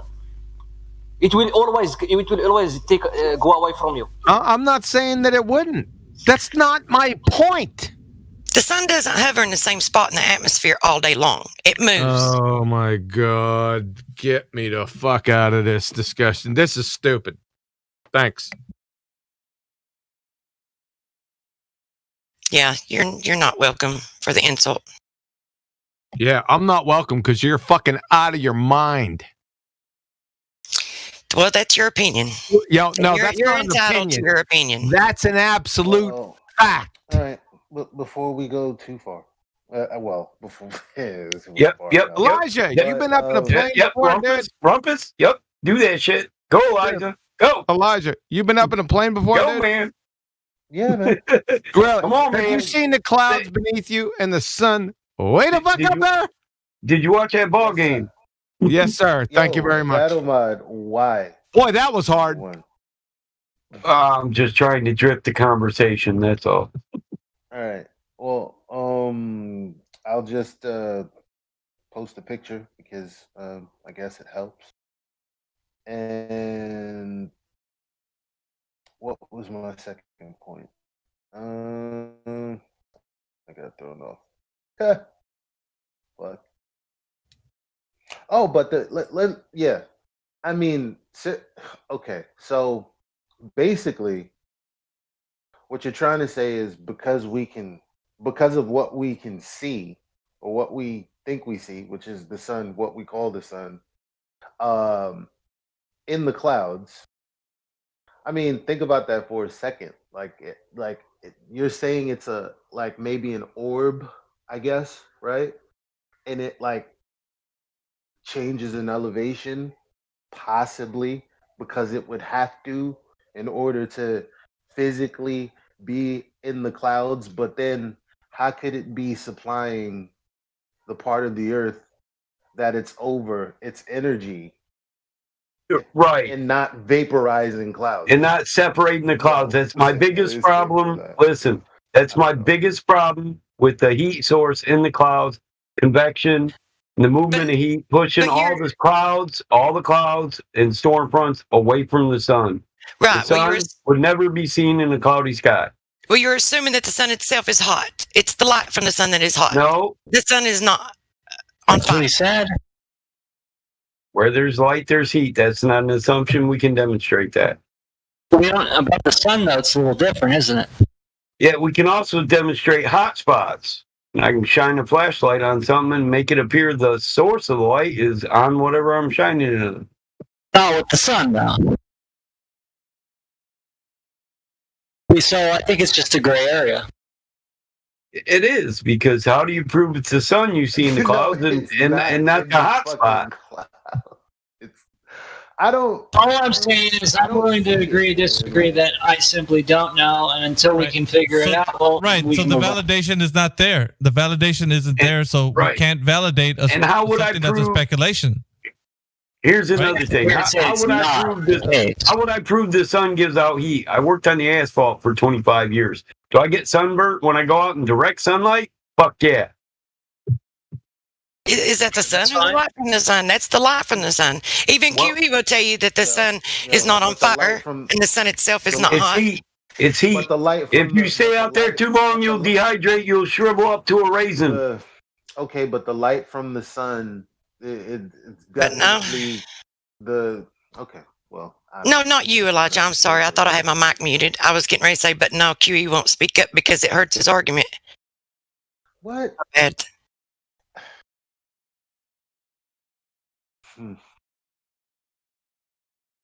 We can move on, but I just don't think you could say it's not in that cloud layer. Yeah, I mean, I think we could safely say that, but hey, once you do, you can't use it in an argument, like with a Glober, let's say. How are you going to verify it? You're right about it. You can't verify it. So what does this mean, that all of my pictures and videos I can't post because the pictures and the video? No, you can post them all you want. Appear to like to me, it's speculation in the clouds. But look. Okay, it's appearing in the clouds to you, right? But for someone, it is 12 o'clock, right? It's high noon, right? At that same moment that you're saying that the sun is in the clouds, how could it be in the clouds at 2,000 feet or whatever? And we've had all these questions. Like, how can it be in Japan, rising in Japan? Answer the question that I mean, forget Japan. What about what I just said? Well, there's a lot of questions and a lot of mysteries with the sun, but no one forget about a lot of questions. What about what I just said? You're talking about it being noon for someone else, while I don't know why someone else is getting sun or whatever, but it's like where it's at in one place to me is like irrelevant of what its capabilities are or where it can go, because there's already questions about that. The simple fact that Gen C is getting his sunrise while it is just past noon for me, it's like we've already went through this. You and I and all of us down there in speculation, we went through all of this, but it's like this. And I've said, well, number one, I don't think it's a dome. I think it's flat top, but whatever. That's obviously speculation. Who cares? But what I'm saying is, if it's a light, like what we're seeing is for me, it's just a light that's being projected onto the surface of the container. For me, that's what it is. And if it was flat, like a hallway, like say you had a hallway light, like in the movie theaters, right? Like when you're under it, okay, it's above you, but the further away you are from that light, the closer it would be to, like if you could imagine a very long hallway, eventually it would appear to converge like into like maybe a horizon, you know? So the sun we're only seeing the sun in an apparent position. So as that apparent position of the sun that we see moves down towards the vanishing point, the clouds, just the angle that is in between us, the clouds, and the apparent position of the sun. Of course, we're going to be still looking through cloud layers. The sun is going to be converging towards that vanishing. We're seeing an effect. Well, the sun doesn't appear to be in a vanishing point in that meme right there. You guys see what happened here? Yeah, the guy come in and he knew he started something that night, so he came in tonight to start it again. But when my name was... You're gaslighting. Dude come in, and dude come in and specifically pitted the argument the flat earthers were having against each other on purpose. Then when that shit show became, all over the live stream, he then stepped back in and accused Quantum Eraser of saying that the sun was in the clouds. When that I never did that. Yeah, I was trying to get your attention. I muted you for a second. Look, that picture right there, right? You're saying the physical sun, like, because you're saying it has to be physical in order for it to be somewhere, right? Like, to be at that layer of clouds. But at the same time, it's noon for someone somewhere. How could you think that that's actually there at 2,000 feet and high noon for someone else somewhere else? Yeah, I mean, to go through the sun is never in the clouds. It's never in the clouds. It's always above the clouds for everyone on Earth. The only way you would ever... that's a ridiculous argument, I think. That's what you think. That's fine. It's not. I don't know if you're totally correct, though, man. Yeah, but okay, but I'm trying to say it as delicately as I can because we have spoken about this for a while. What about what I just said? Fuck all the other people that are trying to piggyback and interject and all of this and that and the third, and then answering them and not really answering what I'm saying. Sorry, Elijah. Like, does that logically make sense to you, bro? Go ahead and say what you just said one more time. I was doing something. So someone took this picture, right? So that's, just those clouds logic, have man. to be at those clouds are at a physical location, right? And the altitude can't be any higher than 3,000 feet, whatever. And so the sun being in them would have to be somewhere in that area. But at the same time, it's high noon for someone else, probably hundreds of miles away. There's a question. Hold up, Whammer. I got a question. Which one of them Arabic writing? That's what I was telling Julio. Which one of them Arabic writing guys asked that question? Right? I'm not asking a question to Helio. Yeah, I'm but asking, you're doing what Helio did. Really, I don't care. Which one of them guys asked the fucking question? Second one. Like, nobody even really... You guys still on this? To be having this conversation. I'm sorry to rumpus you, Elijah. Why are we still talking about this? Elijah, you killed it with that. Yeah, Elijah, good point. Yeah, I agree too. I agree with Elijah on that. I didn't hear Elijah. That's all I can say. I didn't hear Elijah's point. I'm sorry. I vacated. Point. I'm sorry, Mike. I didn't hear Elijah's point. What was your point, Elijah? I'm sorry that you fell asleep. Yeah. No, I didn't. I left and I came back. I didn't fall asleep. I left and then came back. So what was your point? All I was saying was that picture right there, those clouds have to be at a physical location, right? Like, which picture are you talking about? At 30 minutes past the hour. 30. Hold on a second. 30. Okay, gotcha. Right. So those clouds, seeing is that from the observer, those clouds, they're not that far away, right? Yep. And the elevation can't be any further than 3,000 feet. And so... Elevation of what? Those clouds. Okay. Hard to tell. And so what I'm saying is, how could it be that the sun is physically there and high noon for someone hundreds of miles away. Well, perspective, because you're looking at it from an angle. This is close to sunset, correct? Yeah, no, I think that was his point. I agree with that, but I'm saying it can't physically be there where those clouds are and high noon for somewhere else. Yeah, exactly. Why not? How could it? If what we're looking at right there is physical. Yeah. No, it's based on your perspective, for goodness sakes. Yeah, exactly. And that's what I think he's saying the same thing you are, QE, is that the cloud, the sun is above someone's head. I mean, the sun never goes lower than the cloud layer. With you. The sun, and everyone should agree on this point, because when you take pictures and it looks like the cloud, the sun is inside the clouds, that's only because it's over there, and it's never above your head when you see it. It's over there. Yeah, it's over. It's over. So anyway, I don't get it. It can't. What I'm saying is it can't be 2,000, 3,000 feet off the ground, and you can't tell.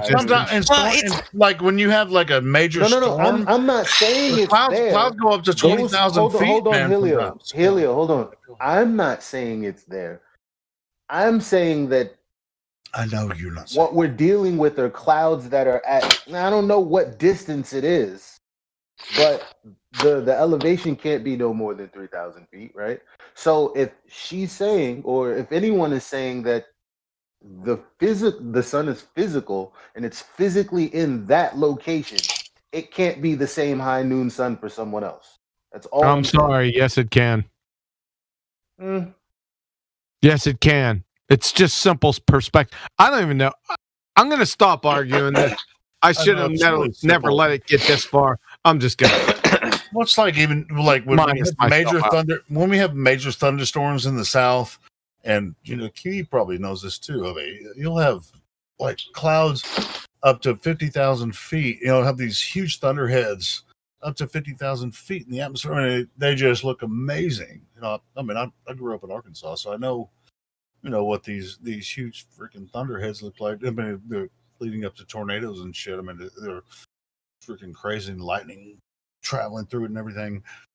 The sun's way higher than that. I mean, the sun would never be inside the clouds. That's just ridiculous. I don't know why anybody would say that. Hey, saying that, Helio. Well, it's like this. Whatever is going on and whatever it's doing, however it manifests, it's like whatever that mechanism is. It's like however it presents itself. The entire thing is, if you can't say exactly what it's doing, then you can't say what it's not doing. This is my problem. It's like everybody's like, you don't even want to like have the discussion. That's fine. Whatever. If you want to be like, well, it can't be here, because then that would mean this and this and this. So I'm not even accepting it. It's like not even exploring it, because there's a lot of mystery to it. There's a lot of mystery to the sun, and there's a lot of mystery to how it moves. And it's like if you're going to just disregard any other option than the one that you already hold in your mind, then that to me is like cog dis, is all I'm saying. But it doesn't go past speculation, right? When does it? Well, until you're right, Maggie. Until we can validate it, you're right. And that's why I keep it out of the live stream, right? I always keep it out of the live stream. Yeah. But that night I was posting a picture and trying to show someone that, the hot spot on the water, and many flat earthers have done that, and saying, even from the big dog cams or whatever, look at the hot spot on the clouds. It proves it's a local sun. Well, I'm saying look at the hot spot on the water, because that is an actual event that got captured on picture, right? I was just giving the guy something to think about, because he didn't have time to look into it. So I wanted him to make some observations. But then when I got questioned by another flat earther and saying, well, I don't, and then it got to the point to where I was actually told that I shouldn't even post those kind of pictures because it could be misleading or whatever. But if that's what reality is presenting itself as, that's what it's presenting itself as. Doesn't matter what I claim it's doing or not. I don't know what it's doing, and I admit that, but you can't say it's not. No, I can see your point, and Whammer would agree. But at the same time, truth prevails when we speak to like Globers. It has to be in a different context, because we're actually telling them what is not the globe is not what they're thinking it is, because we actually demonstrate to them that it's not curving. There's no measurable curvature, and so we're doing demonstrations. And then when we throw in a bit of speculation, that's really not helping the cause of what we're showing them how to demonstrate what reality is, right? Yeah, I agree. I agree. I know, and everyone here knows that I've always said not to bring speculation into the live stream. I've even asked other moderators not to, right? When we were in speculation and live stream was dead, I'm like, no, I don't think that we should take it up there because it's speculation. I've always agreed to that. And it was just that, there was another flat earther that had started like trying to debate me on it and asking me what I thought and what this and that and another, and it ended up going into that direction. So it's not like I chose to have the conversation in the live stream. And then tonight I came in because my name got mentioned. But I don't appreciate how flat earthers like to call other flat earthers dumb, stupid, and degrade them when we should all be having these discussions and working together. If you can't lift someone else up, you shouldn't be saying anything about them. That's my opinion. I just think it started off with somebody saying most flat earthers don't believe it's actually in the clouds. And that's the only place I said, well, we can't say that totally. And that's it. That's all I was saying. You're right, because a lot of people do claim that. Like, hey, look at the sun in the clouds. Just like it. I mean, now if someone really presses me over it. Good high altitude balloon footage proves that the sun cannot be, no matter, from the ground you can't tell. Or even from an airplane. You have to give some. Well, I've got opinions, and if I'm pressed for it, then it's going to come out. It's just that's why the conversation just shouldn't even be had in the live stream. Maybe I missed the first part of it, but in my opinion, I've seen those sun inside the clouds videos, and it's like, it looks like that because, like John was saying, perspective. It's not, the sun is not inside the clouds. Again, we really don't know, so I think we can move on. I got wrapped up in this conversation, so I stayed a bit longer. Sorry, Mickey. That's all right. Yeah, no, I just, today's been a weird day on the live stream. It's been pretty weird today, hasn't it? Yeah, that kind of. Lou's helped out a lot. Thanks for muting me, Lou. Fucking clown. No, you guys needed that. No, not you guys. I was calm and was trying to answer the question. You guys should have just taken it down to another room. You cannot deny that, though. That in the end, you didn't blow up to as high as QE can get. I know that. Right. So that's right. In perspective, you stayed relatively calm. Yes, I did, and I answered his question, didn't I? In detail. I disagree. You weren't even here. I'm joking. No, it's all right. You weren't even here. I was listening. Too funny. All right. Mickey, you out of here, man? Yeah, nobody addressed my argument. It's past my magic hour, so yeah. I know it is, man. You guys have a good night. Yeah, we'll see you tomorrow, brother. Later, brother. Later. See you, man. Have a Time good to one. make the donuts. Someone just claimed he has an argument. What's your argument again?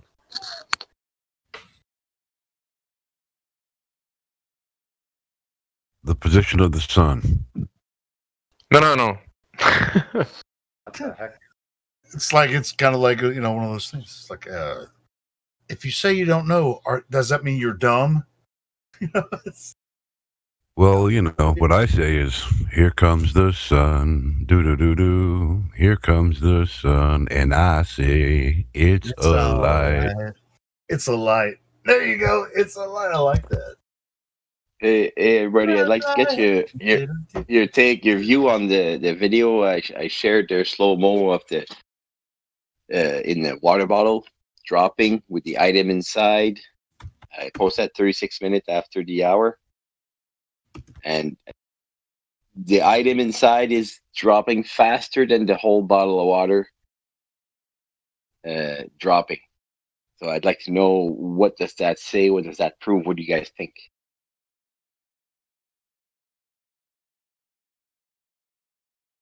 At past the hour, what time? 36 minutes past the hour. It's like a screenshot video with a clear bottle of water. Clear bottle of water. Upside down.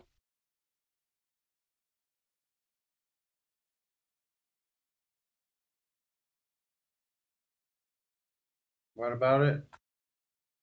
Well, I have a magnet on taped to my finger, and I'm holding a little black metal piece at the top of the top.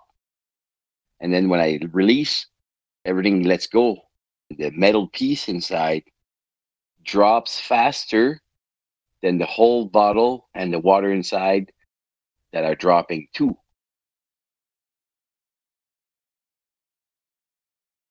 What were you trying to prove or disprove? I don't know. It's just the guy earlier was talking about that experiment. He was saying, well, if I drop That's something. true. So what does that mean? What does that prove to you? Well, because I know the air. If it's going to try to prove anything, you're going to have to tell us why you did that in the first place. Explain. Yeah, I don't know what it's. Because I mean, what I see is that somebody can hold a bottle. That's one proof I can see, and that you have a magnet. Water is Dude, that's big. And a piece of metal in the bottle. I mean, what is that? What are you He's talking about overcoming surface tension. Is that what he's... Well, the person earlier was talking about this thing he wanted to show us. It says, "I'll do this and I'll come back and show you." Well, I just did it, and he was saying that the item, let's say, would would have stayed at the same place the whole time. Okay, he was saying that the water, the bottle, and the item should have stayed proportion to each other in relative, like. Because everything's dropping. Gravity argument earlier. Yeah, I got this. I know what he's talking about now. So what he was saying is he was trying to take a piss on flat Earth, basically the buoyancy and density thing. He said if he puts a box on top of the water, and the box is lighter, it floats on the water because the water's more dense than the box. But if you put the box, wait, hold on. But then if he puts a rock in the box, why does the box go down instead of the rock going up?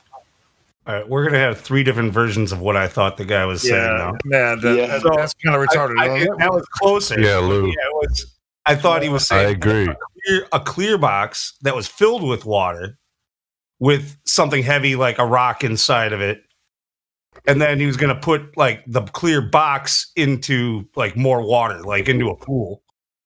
No, he was going to drop it. He was going to drop it from a high altitude. And he was saying that in his brain, he was saying that the item, the rock, or it would have stayed at the same position the whole time. He did say that. And I told him that I thought they would do more like what you're demonstrating with it sinking to the bottom of the box. Before the box touched the ground. Let me ask you, Watchmaker, what does the magnet have to do with? As far as this drop test that you're doing. I mean, where's the magnet come in? That was just his way of holding the piece of metal to the top of the bottle before he released it. He's saying without gravity. He's saying if there's no gravity, that it would just stay up at the top as you drop it. But that's not anything because the medium is everything. No. I think he was saying I think he was saying that because of gravity, it moves down. Attraction towards the Earth is the same on everything. That the item wouldn't move inside the bottle until it hits. The item would have stayed, but it didn't. The item actually went down faster than the whole bottle coming down. The reason I believe is because of the air to apply on it. So his argument is against gravity? No, he was talking about like a gravitational constant, right? Like that everything would fall at exactly the same rate. So he's saying... Yeah, and he has no evidence for that. And nobody... And that's what Watchmaker did with this video. Well, I just want to get it straight. He's saying his argument is against gravity, correct? Well, the original person talking about it was talking for gravity. Like, he was talking about he wasn't talking for gravity because he was when I was listening to that dude, he was just saying that math is proof of everything, pretty much. In his worldview, math can prove it, but he wasn't bringing up any general tests or experiments or anything. He was just saying, well, math. He was asking questions about math and physics and stuff, and he really didn't even give any proofs. I just am trying to get to the point where I know, is he saying it's showing gravity is not existing or that it is? It's kind of important to know that. Like, and by the way, I wasn't talking about you, Watchmaker. I'm talking about the other guy. I know. Or against the original guy was arguing for gravity being a thing. He believed in the ball Earth and everything. Right. Okay. Got it. But he wanted to know. He didn't understand it at all. I mean, it was just like he was just kind of making shit up. He's the guy that was telling us about something in a vacuum, to put drop something in a big vacuum. I thought we already went over all this stuff, man. We did. Except he was, and then he came up with this idea. If I take an item, a rock, put it inside a clear box, and drop it, he was saying that the item, the rock, would have stayed in the middle of the box the whole way down, like it would have stayed the same spot. So we're saying buoyancy and density doesn't exist then? Well, he was saying something. From what I can understand, is because we were talking after that. I went to pressure, air pressure, and the answer to what I showed is that because the item inside the bottle is not affected by density of the air, and the whole bottle is, it's just there's a differential there. It's still affected by the density of the water. It is, but you know how metal goes really fast down into water? Like it doesn't take much time to. It's almost the same as in air. When you drop a piece of metal, I don't know, it drops really fast. Like I don't know how fast, but that's wow. Yeah, I know. It's like I don't know what to say about it. Yeah, thanks, Whammer. That's amazing, right? That sun's in the holy shit, dude. Cret. What? How many? I asked you who was on that video. You were talking to the guy, right? You told me it was Jake on the plane, right? There was 3 people talking. It's crazy when you're on Gem. I'm on a plane. You got there it is, dude. Yeah, hold on. You got like 5 people yelling at you. 1 person screeching like a goat. Some other dude, DMing you, telling you that you need to jump off a cliff. Yeah. It's hard to reconnect, especially chemo only shows you when people's mics light up. Yeah, you know who that was? It was the first guy you said. A BioDuel? Yep. Yeah, that's what I was thinking too. But when you tagged it, I just thought I was wrong. That you figured you dove back deeper. I sent it to SE Montreal. He didn't complain either. Well, I just assumed that you were right. It's hard. All those guys sound the same. They're just a bunch of clowns repeating the same garbage. Yeah. So now I got to change it. All right. I was wondering what the hell. So somebody told me that wasn't him. It was BioDuel, which is a numpty dipshit anyway. I was going to say something, but then we started feuding. So I just figured we didn't feud. I just blocked your dumbass. It's like Family Feud. The server is the worst. That's what I'm saying. It's like it kind of didn't go anywhere. It's like sure. Right. No problem. I'll change it tomorrow. All right, continue on with the sun and the clouds and shit. All right. Yeah, the only thing. Post a couple photos. You gotta admit they're kind of interesting, QE. We're on something else now. The only thing I would say, Jake on the plane is normally pretty reasonable. So that's what I think I said first. That he might have said something stupid, but I don't challenge him because he's like, he's not the type of guy who's going to start insulting you. He'll just say something and then, that's it. Well, you're right. I wasn't insulting you either. I thought it was plainly clear because there wasn't a lot of back chat during that specific time frame. So I figured you guys knew who it was. Because I can't see it. On the video, I can't see it. There's too many people in there. But that's all right. Go ahead, continue. Kiwi, this is Watchmaker here. I just want to know how. Again, bring it back to the video. What do you see? What do you explain of the item dropping in the bottle? What's your point? Can you explain that? Like, what's going on?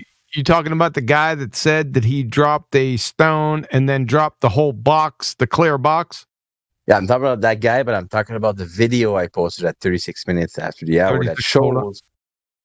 Yeah, so just to be clear, the idea was that this guy had, you fill the box with water, then you put a solid object like a rock in there, then you drop the whole box. Right. I knew that.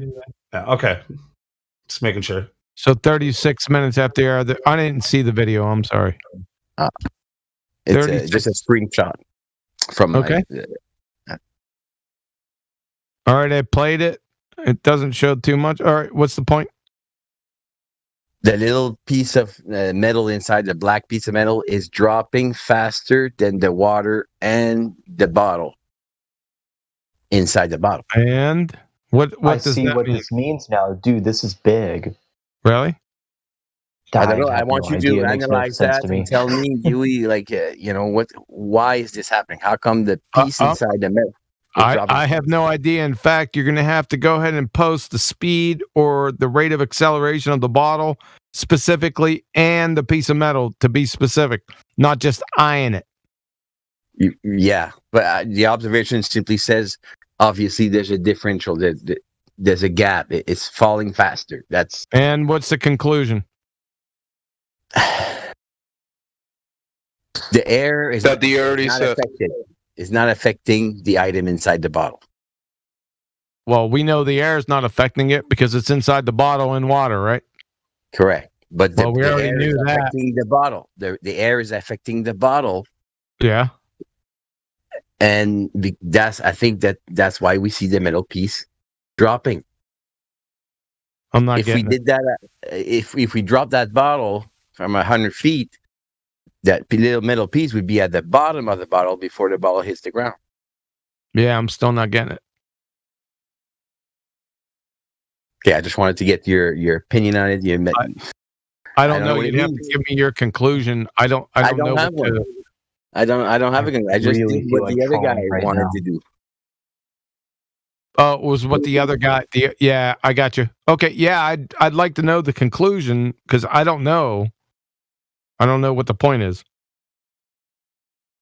It's just understanding what's going on inside that bottle and outside the bottle. That's so true. Do you know Well, what? you I got agree two with different mediums, right? You the bottle through air, right? And then you got the piece of metal or whatever it was in water inside the bottle. That's two different mediums. So I don't know. I need a conclusion right there so I can evaluate it. I think he just wants to know what you think, like in general. Like, is the look at the bottle? I don't cool? know. Like I don't know. It's getting late here. I'm about at the end of the rope. I need a conclusion right here. The guy who thought of this originally earlier today, I think that the point of it from his side was that he was saying that all things will accelerate towards the ground at the same rate. And Really? Well, we know that's not true. Helium, hydrogen, nitrogen, methane, water vapor, hot air. Yes. They're not accelerating to the ground, right? Yes. So that's an easy one. So if the bottle and the water is dropping towards the ground at 9.8 meters per second squared. Who said that? Who said that? Yeah. Well, okay, yeah. Obviously, it's what we All right, believe. continue. You already know that that's bogus, but go ahead. Yeah. So if that's the thing inside, so inside that bottle, there's that little metal piece is going faster. It is dropping faster inside the bottle than outside the bottle. It's dropping faster compared to what? The bottle? Well, if we measure the speed, just because you can see it inside the bottle going faster than the bottle dropping. So I that's thought what it I'm was saying. going slower. The bottle is going slower than the piece inside going. The metal piece is going slower. In relation to the bottle, yes. Yes. Okay. No, Huey, are you going to ask him to be hyper specific at any point? Yeah, I was thinking that. I wasn't going to ask him, though. Anyway, I just want to try to analyze what the video showed, the slow mo. What's the concept here? How to explain how gravity works? Come up with a conclusion, for the next couple days. Put it together and then present it. Yeah, you need materials, you need speed, measurements, all that kind of stuff, because you gotta be hyper specific about these. Tests. I don't think he's gonna get the speed of the piece of metal in there and stuff, but come up with we could see what's happening here now that I'm looking at it again. I only watched it one time. But just come up with a conclusion. What's happening here and present that. Yeah. That's fine. Because there's a relationship between the position of the object inside the... Listen. And it's water. Is it water inside the bottle? That's water inside the bottle. It's cold water. It's not warm. So it's dense water? Yeah, denser, I would say. Denser. How do you know it's not vodka? Because I drank it. How do you know it's not hydrochloric acid? Yeah. How do you know it's not a dog bone? Hey, let me say something that will help you guys out, especially the guy that's doing this thing.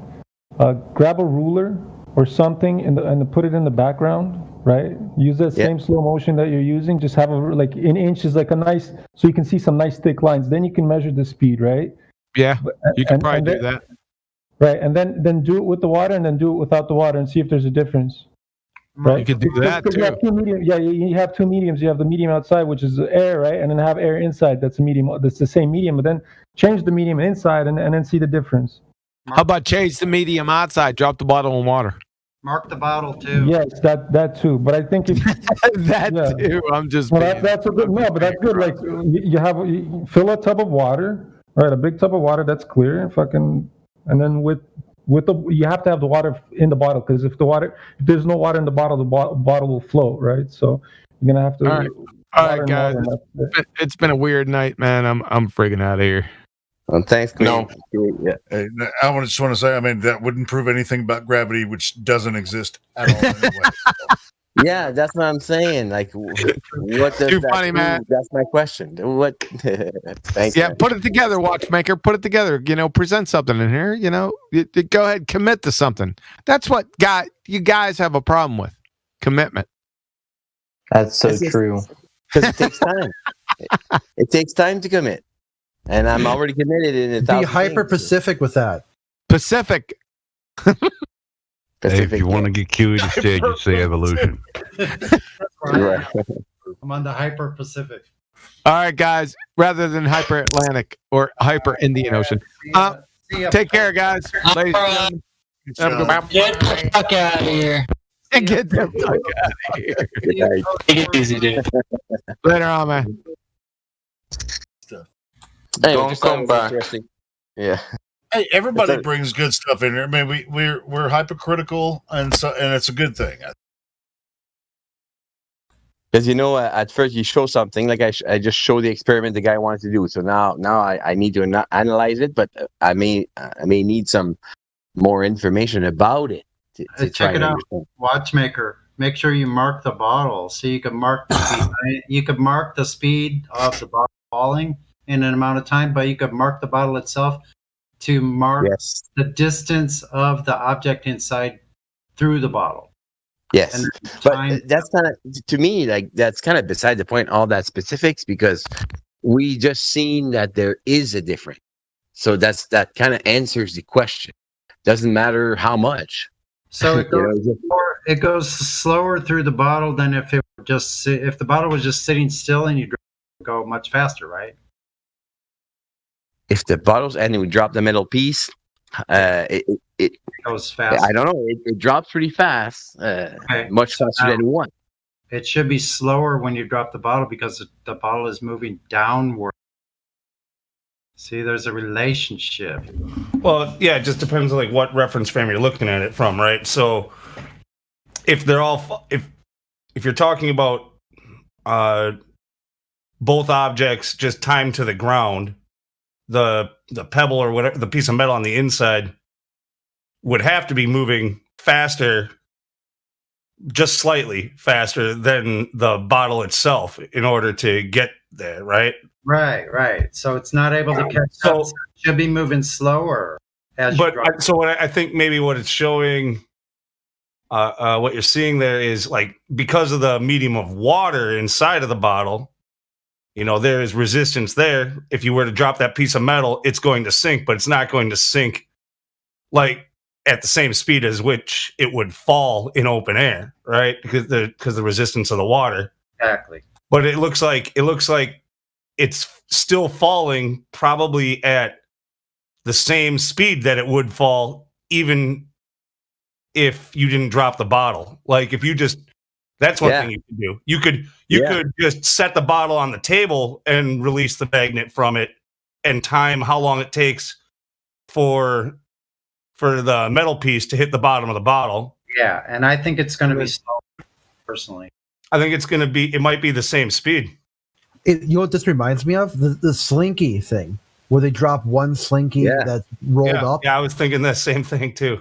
I just got a chance to look at the video. I got 2 of them that I've seen posted on the internet.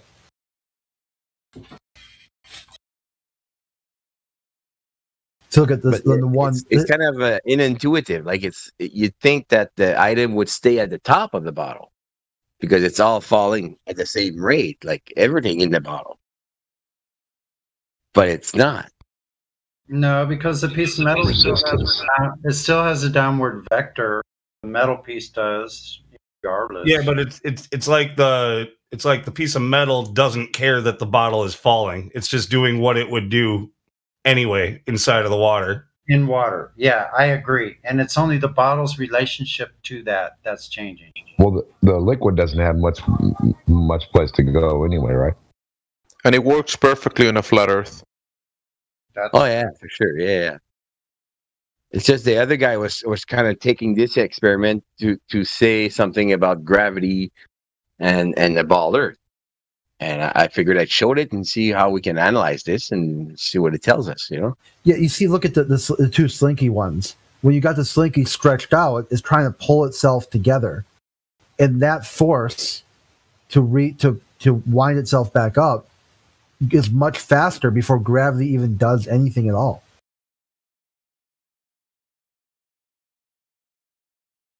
Yeah, before it starts falling. Doesn't mean gravity, but I know what you mean. Yeah. Yeah, the original force is the coils, right? The coils are trying to pull themselves back together. And it doesn't even move. Like they slow the video down so quick that it's pulling itself together before gravity even puts on its shoes. That really is a trip. The bottom of it's not moving. Yeah, because they slow time down. It's like a time lapse thing. Yeah.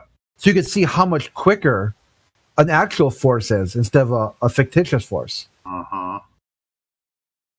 But, that's why this idea that somehow, they've isolated gravity. Gravity's so strong it turns things into balls. Well, if it's a force that does that, how come other forces don't do work, like constant work like this? Yep, like a magnet. That too, yeah. Yeah, they're kind of done when they try to keep saying like this reification. Like, if the Earth is a ball, it has gravity. Well, there's gravity, so the Earth is a ball. Right. These other things aren't actually creating a force. You don't see donut shapes everywhere from centrifugal force, like forming on the outside of the cell from the spin. You don't see anything do that crazy shit. It's just the resistance. I got the answer for the dropping item in the water bottle. The simple answer. It's simply the air pressure outside the bottle that is stopping the bottle from falling at the rate that it should be. And inside the bottle, there's no air. Therefore, it's dropping faster inside the bottle. Because there's no air pressure to stop it from going as fast as it could be if there would be no air pressure. So what do you control? The resistance. The resistance, which be like if we did the same experiment in a vacuum. Right. That's where I think we'd see. No, you could change the medium to oil. Still have a resistant medium. Okay. Inside the bottle, put some oil. All right, you could change that medium. Right. Yeah, you change it to anything. And then we'll see the correlation about the air pressure affecting the speed of which the item inside goes in different mediums. I don't know if it's the air pressure. I really just think it's a relationship of the position of the inside item to where the bottle is. I mean, like the item that's inside, it's going to be in a certain position wherever the bottle is, and the bottle's moving down that down direction. So that item in there should be going than if the bottle was sitting on the ground. Should be going down slower. Yes. Slower, right. Yes, should be. Because that bottle's moving downward, so it's moving away from where the piece has to land. Right? Yes, I know. I even thought of something like if there would be air above the bottle, like there would be a bit of air before I dropped it. I don't know. I didn't leave any air in the bottle. I filled that one, maybe a small bubble at the top. But anyway, it's just I truly believe it's about, let's say there'd be no atmospheric pressure. Both items would have fell pretty much the same speed. Everything would be fine. The water, the bottle, and the object. But because there's air pressure affecting the bottle, and it's not affecting the water or the piece, inside that bottle, there's like a micro little world there, and whatever happens, happens.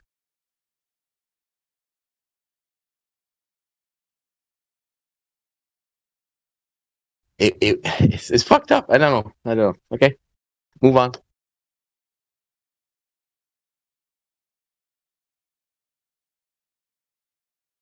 The thicker the viscosity of the liquid, it would go slower and slower. Yeah, I'd have to agree with that. That's just my take on it. Would someone care to post what you're talking about? Because I've obviously missed it. It's at 36 minutes after the hour. You got to remember that the guy who originally talked about this was saying that the piece of metal in yours wouldn't change position. That it would stay right. If it was at the top when you dropped it, that it would stay at the top, and it didn't do that. So changing to a more viscous, like oil or something like that, with something with more resistance, we already now know that it's going to move on the inside of there, and it will move slower. Nobody's going to be arguing about that. I don't know if you need to put that into your experiment. Changing. No, I can just add salt. I can just add salt to the water. Yeah, I think instead of changing the water in there, I think it would be good to take the measurements, like we said, Vlad said, putting like a meter stick behind it. Yeah. And also marking the bottle, and then just testing the metal inside of the bottle without dropping the bottle, and then do that as a comparison side by side to with dropping the bottle. Okay. I might have some fun there trying that out. Like just the last time that time I dropped that bottle, the cap broke off. It hit the ground pretty Get a better bottle. Yeah. Well, not glass anyways. That's a plastic one. Yeah, get like a neoprene one or something like that. One of those ones they say are indestructible. Yeah. Does anyone know where is that picture taken that you put in at 6 minutes? I'm just curious. Where is that location? 36 minutes after the hour? No, at 6 minutes after Plunk put a picture of a beautiful place. And I'm just curious what location that is, if they know. Oh. Anyways, we need someone to question you Flat Earthers' beliefs, so I'm gonna unmute Breezy. Breezy, can you tell Flat Earthers about how you believe on the globe? Breezy, are you there? Hello. Hey. Welcome.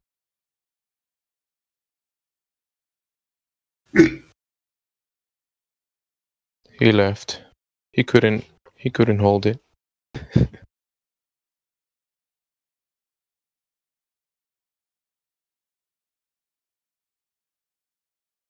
There is a trainer. He was gone with the wind. He was like, bye. He was choking by himself. Let's see. I'm tired of listening to flat earthers. I want to hear the Globers now. Come on, Globers.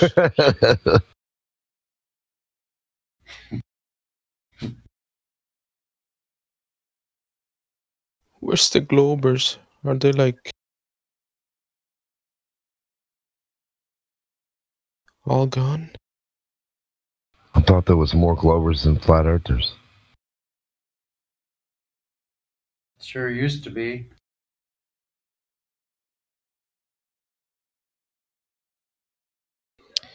Let's see.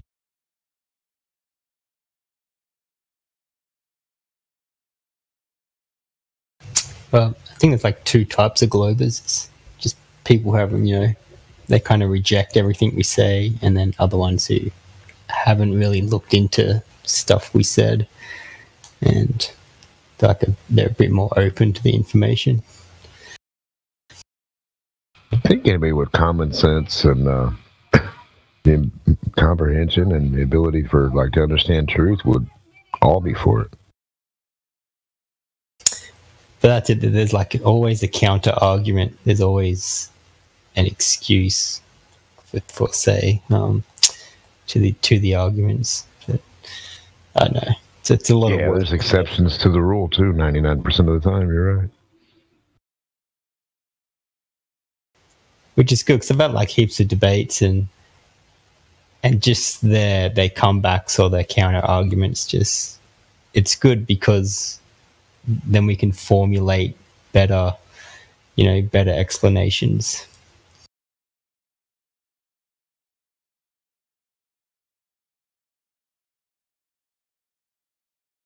I don't really care about their explanations. At the end of the day, I just want some demonstrations, presentations, physical, touchable, tangible stuff that we can all see and play with, like silly putty or slime. Grab some sticks, some mud, and some water, and see the. Yeah, and then see how stuff goes down. See how it all conforms to the globe. What do you got to say about that, Flatatat? About demonstration of the globe? Flatatat? Are you there? I mean... Enoch's my brother, man. At Gems, sometimes you're you just can't wait for another flat earther to get on. Yeah. Have you seen his name's Decimal Z? He talks about triangulating the sun. Oh, fuck. They all do. B-Ball for Life, Kosho, all of them do. But he's good. He actually shows you with 3D animations just how it's pretty impossible because everyone has their own perspective of the sun. So it's hard to triangulate. Right. Yeah, I haven't seen that yet. It's like a game. If you think about PUBG, I'm standing next to you, you're standing next to me. We're both in the same house on the game, right? Above our head on the game, it has degrees. North, south, east, west, 100, whatever, right? So you look out the window. We're looking out the windows right next to each other on the game. I look out 22 degrees north. I see an enemy. You look out the window next to me. You look 22 degrees north. You don't see the enemy I see. You got to look over a little bit, and you're like, oh, I see him over here on this. Okay, but that's the same enemy. By the rock that's, in the green tree? Yeah, okay. You see what I'm saying? So orientation has a lot to do with it, and just two little guys with their eyesight, I mean... Yeah, especially with comparing location and people using, their heading as a 12 o'clock.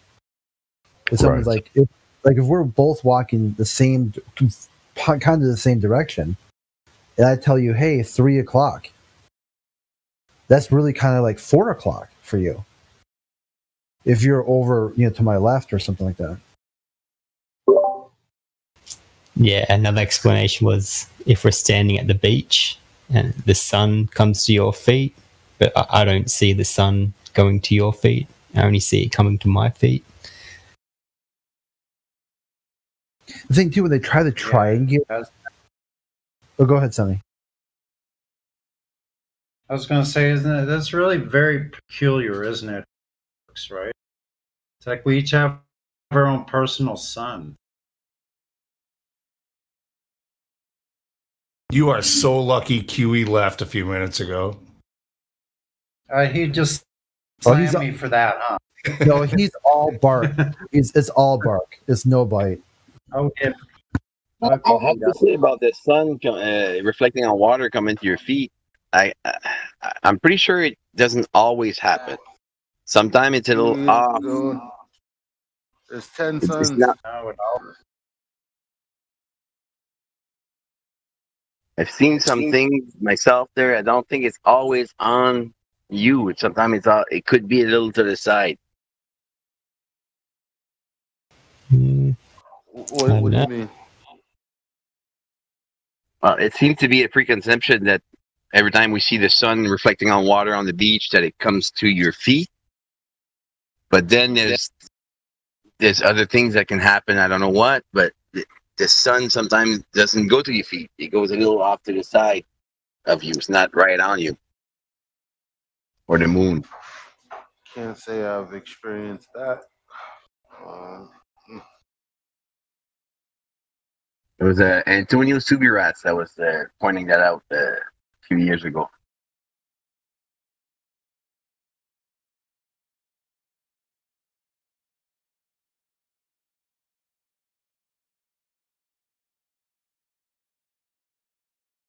I know it seems that on the sunset or sunrise, that beam of light comes to you as demonstrated.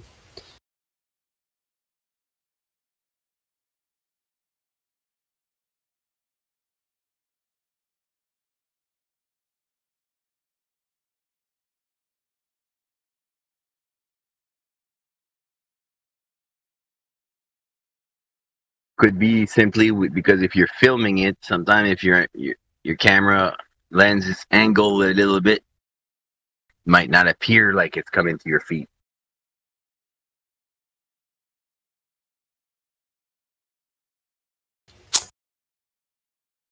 Yeah, I don't know. I guess it's debatable. Could be slightly reflecting off the water a little bit, putting it to the left or right. You know, the sad thing about it is if Werner von Braun were alive and he admitted that he filmed the moon landing, people would argue him that no, he didn't. Yeah. It's like, no, you didn't, dude. NASA told me. He knows he didn't. Yeah, it wasn't. He knew right from the start. It says either you die as a Nazi, get tried, or you develop weapons for the United States government. Which one is it? Hey, Money, do you have any questions for Flat Earthers? Is your chance. Money. Welcome, Money. Welcome to Flat Earth. Well, even when Buzz Aldrin said we didn't go to the moon or something like that, just, they're just like, oh, no, it's just out of context. Something was just leaked on the WikiLeaks there today. Faking the moon landings in the desert somewhere. You guys seen that? Nah. I'll try to find it and post it here. You can see it's let me check. Money Thief 23. Welcome to Flat Earth. Guys, you have a question about Flat Earth? Hey, Flat ta. How you doing? Hey, what's happening, man? Hey, question. So when do you guys think that people stop believing that it was flat and turned back into a globe? Because I looked a lot into it, and it looks like people before, like Copernicus and all that, they all knew it was flat. Then Copernicus screwed all up. And I feel like there's, this era between then and now. And then NASA came around. I'm just like, do you guys think that people always thought it was flat, or this globe came around just because of NASA, or how do you think that all happened? Well, I've been. That makes any sense. Yeah, I've been just observing stuff a lot, and it seems to me that a lot of things started about 500 years ago. So like with that, with the whoever with that one, and like with the Native Americans, like they started getting slaughtered around 500 years ago, and like the society, whatever, if you want to call it, it was like kind of started then, and I don't know. So like, let's go a little more direct to his question, because I know that probably did happen. But when you look around most civilizations and cosmologies of many civilizations, they all speak about a level stationary plane with the luminaries revolving around above the earth and all that kind of stuff. They all have kind of their different takes on it, but you look at all the civilizations before the one that we have today, and they all spoke about a level stationary plane. So, and then the heliocentric model is more recent. That's something new. That's news. That's It something just seems that like is it's recent. heliocentric has been so heavily influenced. And I mean, if you go around walking around telling people, hey, I think the Earth is flat, I mean, obviously 99% of people you talk to are going to think you're just a lunatic, totally crazy. But if you were to ask them, 500 years ago, it would have been like that. I'm just curious, like, how do you think that got influenced so hard? The heliocentric model has been put like a product. It's been sold and pushed in the education system, in movies. It's been sold and pushed to everyone. So Think yeah. about it like this, right? Like, so, I mean, I know you say like Copernicus, and there was like Eratosthenes, and like you had these Greeks that supposedly knew, but or postulated it, but it still wasn't like accepted by the masses for very, very, very long after. Like, in fact, if you were to, we all know the Columbus story is probably bullshit, but the one that they tell you when you're in elementary school is that he proved that the Earth was indeed round instead of flat. Supposedly sailors were afraid to go too far because they thought they would sail off the edge of the Earth. That was 1472, right? So 450 years ago. That was what, obviously people were still believing in the flat Earth then.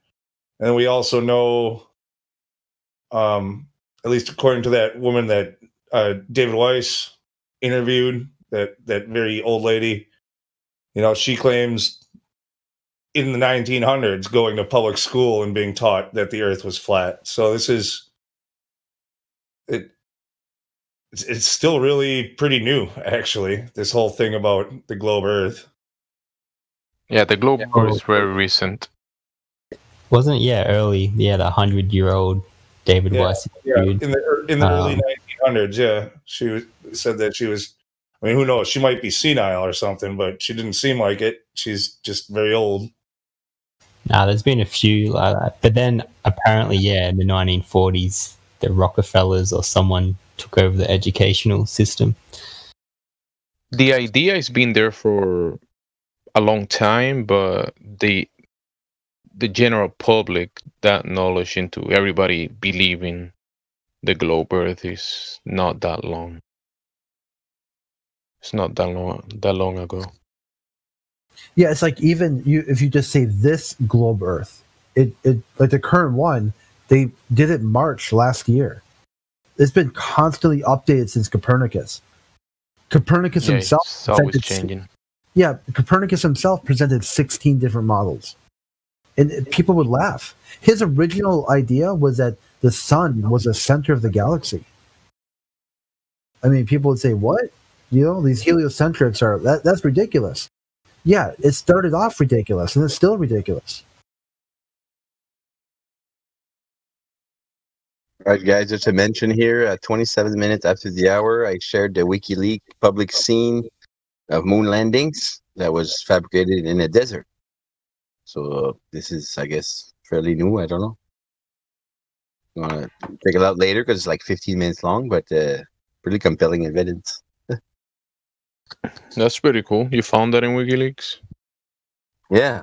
In the Nevada deserts. Yeah, I believe it. And there's about 15 minutes of footage there on that site there. Astronauts are there. They're doing their thing. The flag is moving in the wind, like all that shit. Say cut scenes filmed in Nevada desert. Yo, Watchmaker, what part of Quebec do you live in? No part of Quebec. I live in New Brunswick. Oh, shit. You have this thick French accent. Yes, I do have an accent. Yeah. How did you, well, I mean, I know there's a lot of French people that live in New Brunswick, but did you ever live in Quebec? Yes. Okay, makes sense. A couple years there, in my 20s there, I lived there. Yeah. I used to live in Montreal for like 15 years. Okay. Yeah. Je parle français un petit peu là. Okay, cool. Yeah. No, I'm Acadian, so I don't speak the same French as Quebec. Yeah, I get it. Yeah.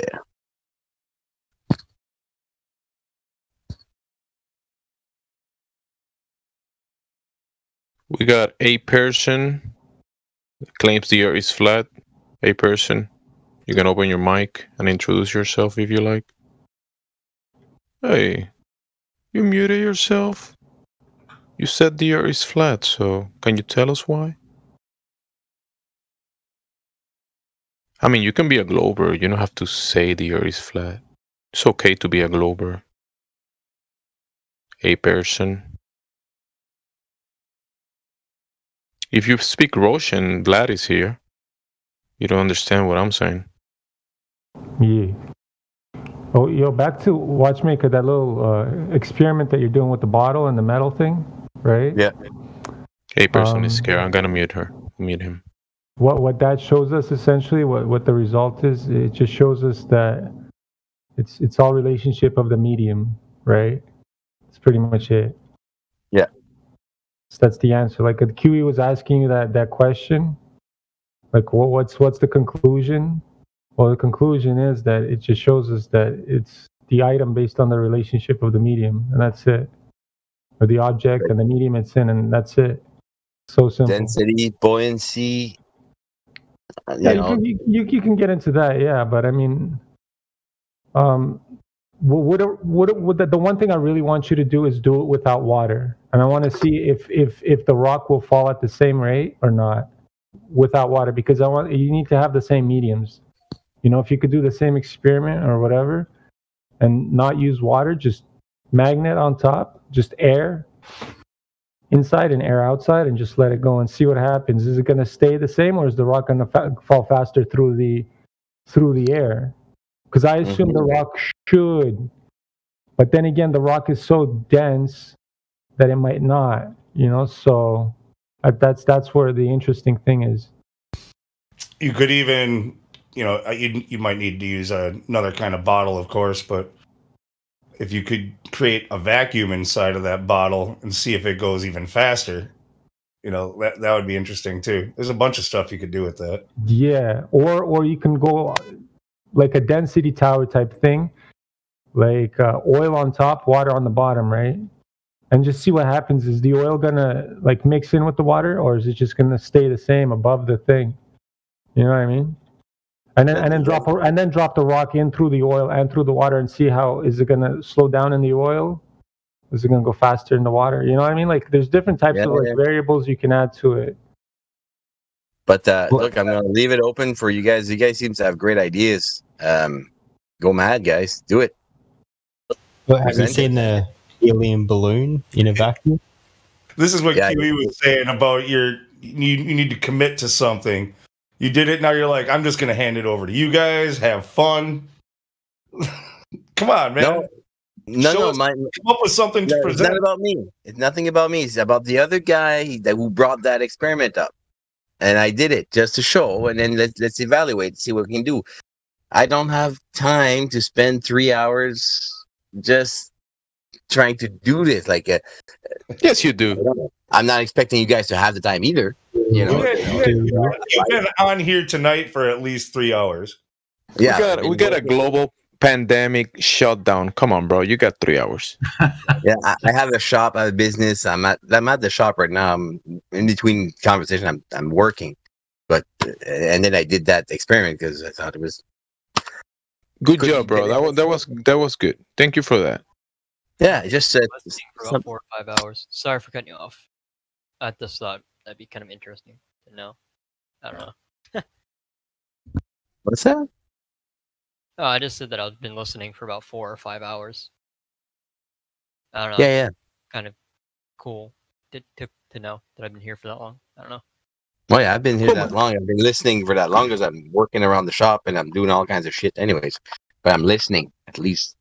Yeah. Gibby, that's great. You've been listening for 4 hours. Do you have any questions? Not really. Just just vibing out, chilling with you guys. Cool. Welcome. I've been here in the past, but I took a break from the server. Have you guys seen the helium balloon in the vacuum? It expands a little bit, but yeah, when it sinks, like when he sucks the air out. So wouldn't that be kind of manipulating the cores? You're manipulating the density around the helium balloon. The problem is the physical matter of the actual balloon, not the gas. The balloon is heavier than air, and helium isn't. But if you take the air out, the balloon's going to pull the helium down. But inside it, all the pressure is the same everywhere. No pooling helium at the bottom of that balloon. The pressure is equal. And when that balloon pops, that pressure, if it's 1 pound of pressure, that 1 pound of pressure is going to go into the vacuum and it's going to fill it equally on each side, creating another pressure in proportion to what was inside the balloon. I was just because I was debating a guy on why things fall down, and the way you say it's not density. Well, gravity doesn't pull gas down. That we know that for sure. It pulls balloons down, but not gas. Not even in a vacuum, yeah. Still go omnidirectional, correct? Yeah.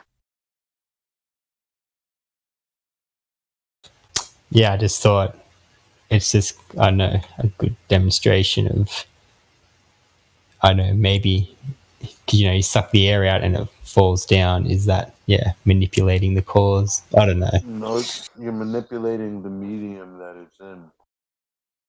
So you take away the air. And the balloon is infinitely heavier than nothing, right? Well, not nothing, but not air. It's a vacuum, right? So wouldn't that right there, kind of prove that the density is the reason things fall?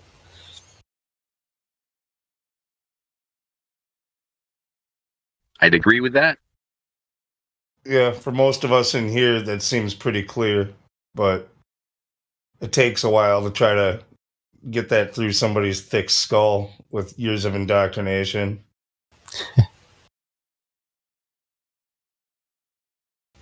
Well, because then they always come back to the Cavendish experiment. Is that the only proof for gravity? Well, it's not really proof, but what I'm saying. It's not an experiment, apparently, and he wasn't even trying to measure. Try to say it's measured. Well, the thing is, it's supposed to be testable and repeatable. Why isn't it done with different materials and different weights and, Yeah, but it's still not an experiment because it's a mechanical.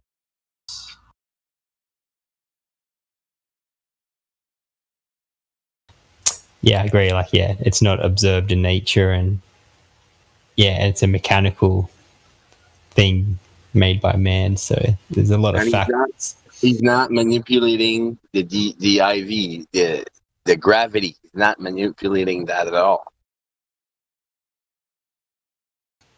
That's it. Yeah, to see if it is gravity, you would have to manipulate gravity. Yeah, or the mass attracting mass. What other things that could be possible that these two masses would have came in together?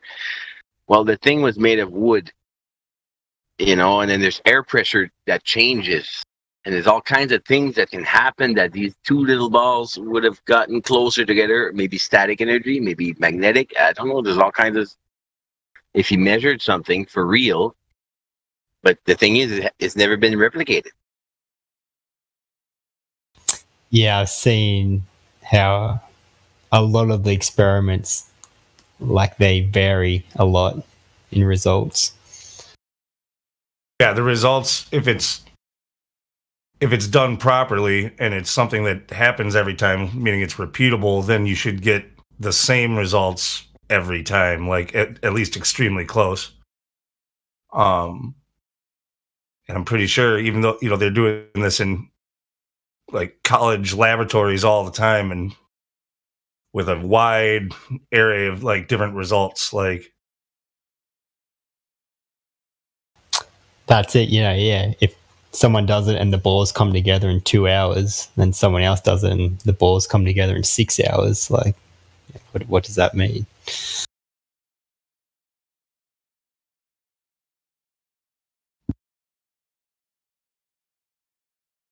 It could mean many, many things. The same as when you do an observation over water or long distance, you have the miraging, stretching, looming, all kinds of different things. In 1 hour, you can have all kinds of different things because the air is constantly changing. The pressure, you know, it's kind of temperature, all this stuff kind of has to come into, and then you got the static energy when there's more humidity, or there's all kinds of things we can add to this experiment as far as variables. So, and the fact that it's not natural, it does not occur in nature, well, it's not an experiment. It's not going through the scientific method. That's it. That's another thing, like, always talk about curvature with globies, and they say, you know, you can't measure curvature through observation. Because, yeah, refraction and all that stuff. Yeah, that's when you ask the question, what kind of refraction? And 9 times out of 10, they don't know what refraction actually is. It seems to be a word like gravity that explains all kinds of stuff, but in actuality, there's 5 different types of refractions, and which one you talking about? I think that's it. Like, refraction is there, but, you know, there's been so many tests now where things should be 100, 200, 300 foot below the curvature, and so I don't know. I just think it's not very plausible to say refraction every time. It's obviously always there to a certain level, and as we see the laser, all of a sudden it goes up. It's bent upwards. You know, like what's going on there? What kind of refraction does that?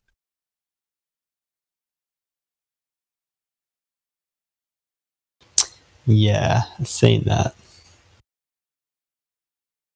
So there's other things, humidity in the air, like, and if on a distance of say 10 miles, there's all kinds of different air moving around, with some with more humidity. The same as when you're in water and all of a sudden you get a warm current. Oh, it's warm here, and you're in the sea, but just 1 foot beside it is cold. So it's, you know, it's weird. So what's like the ideal way to measure curvature then? Like, get a mile-long piece of steel that's straight and try and measure the 8 inches or something? Well, no, not even steel. A long piece of steel will still have tension. Like, it can still bend. You know, steel can bend a little bit before, you know. It's very difficult to contemplate something that will be perfectly straight and not bend.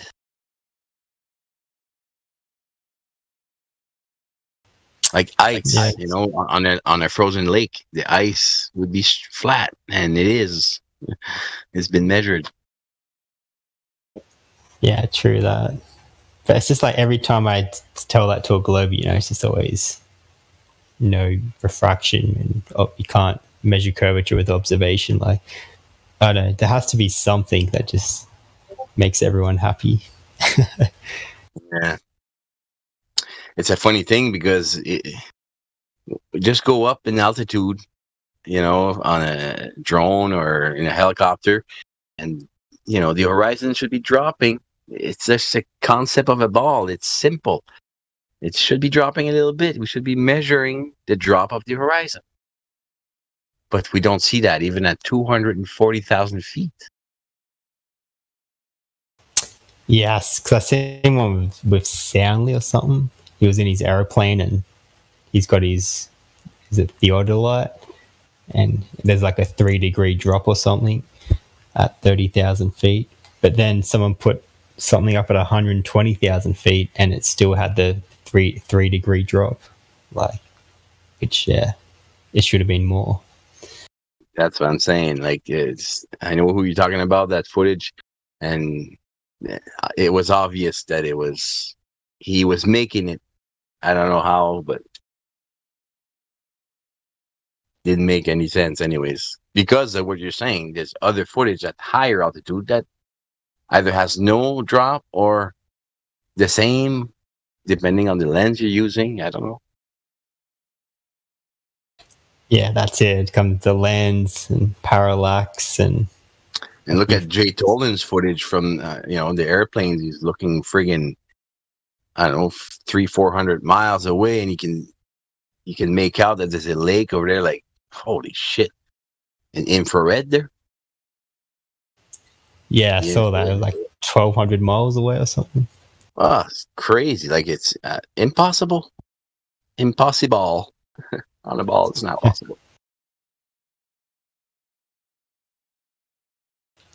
True that. That's it. Like, I just like to seek truth and know the truth, and I just don't get it why some people, I don't know, it's like they have their head in the sand or something, or refuse to take the information in. Yeah, there's many reasons for that. Let's say your job depends on it, and it's been your whole life, and that's it. Like, there's no way it can change. It won't change for them. It's impossible. Like, my friend is a teacher, and he teaches that to kids, and imagine how he feels when he thinks about it and say, hey,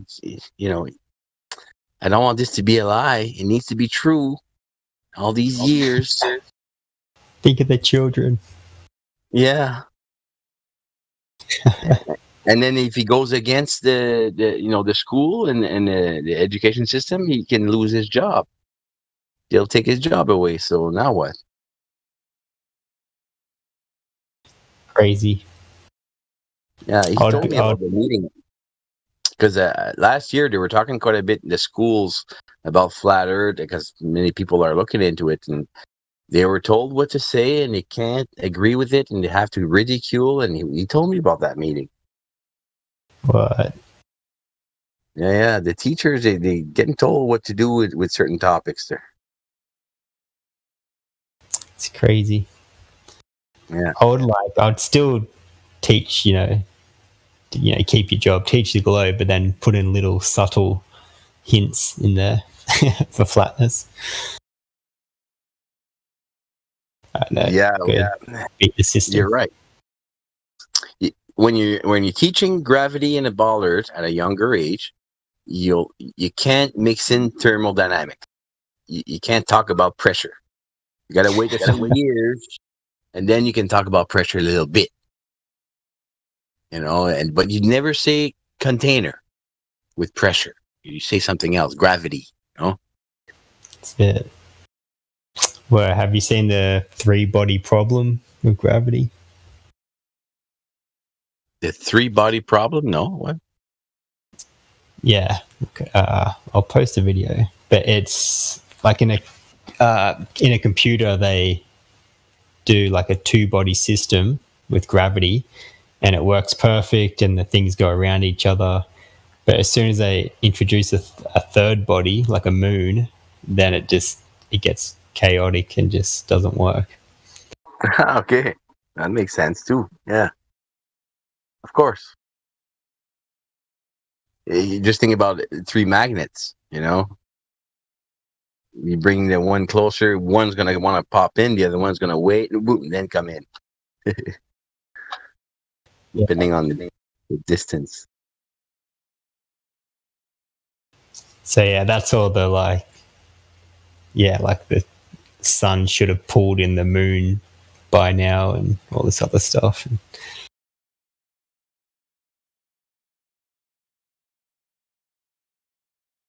One of the biggest ones I kind of try to explain to somebody when he's talking about, airplanes, following the air is moving with the earth. I say, well, the airplane or the helicopter, as it's going up and hovering, it has to accelerate in proportion to the distance, because if the earth turns at 1,000 miles an hour at the equator, the higher you go, it has to go faster. It has to accelerate because the distance is greater of the spin of the earth. And they have a hard time to wrap their mind around that. But the counter argument I've heard is it's so insignificant that it doesn't matter or something. It's only like a couple of degrees or something. Yeah, but if you look at the radius, say you take the radius from the center to the equator, it's 3959. Now add, I don't know, 2 kilometers of that, or whatever, 2 miles. Well, that speed up there, the airplane or the helicopter or the drone, he somehow accelerated. Otherwise, he would have moved back a little bit there. Just he's still there. You see it. It's right above your head. Yeah, true. I agree with you. But I think bringing that up to Globers, it's just kind of like a dead end, because it's just, I don't know, it's hard to wrap your head around. Yeah. But it's kind of simple. It's kind of simple at the same time, because distance, speed, time, right? The speed is a distance divided by time is speed, right? Yeah. So that formula is very simple. We learned that very young. But then when you apply it to a circular, people get all fucked up. They don't know what's going on. Then gravity gets involved, and nobody knows what gravity is. So then it stays in the air. It's like a dead cell. Yeah, I think that's why I always come back to curvature, like measuring the physical curvature, because they talk about gravity and Coriolis and all this other crap, but it's the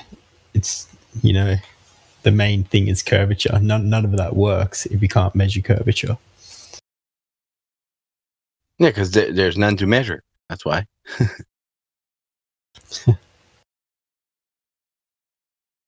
You can measure curvature on a basketball, but you can't measure curvature on the earth because there's none there.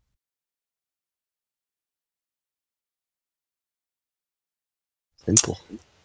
Yeah. Well, I think, I think it's like an apparent curvature. It's like a bit of an illusion because, all the angle resolution and all that stuff. And, ships going over. Perspective, the hallway thing.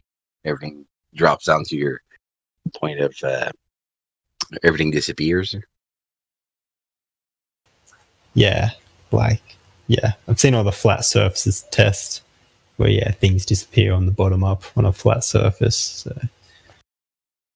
Well, not always. I've seen some footage where the ship is so far away that eventually, because of the zooms we have now, it just simply disappears. We still see it, but then it doesn't go down. It just vanishes in the thickness of the air. I haven't seen that. Yeah, I've seen a couple like that. That's it. The dude filmed the sun like that. He put a drone in the air, and the sun just faded away. Yeah. Especially in desert where there's less humidity, you will probably more likely see the sun disappear or the moon instead of seeing it. Because Rob Skiba got a good example of that when he got his magnifying glass and the little template he's got there. On a flat surface, you have the same effect. So it doesn't prove anything. Well, it proves that on a flat surface, you have the same effect. That it seems that items go behind a curve. But then the maths and the physics from geometry, the Black Swan debunks everything.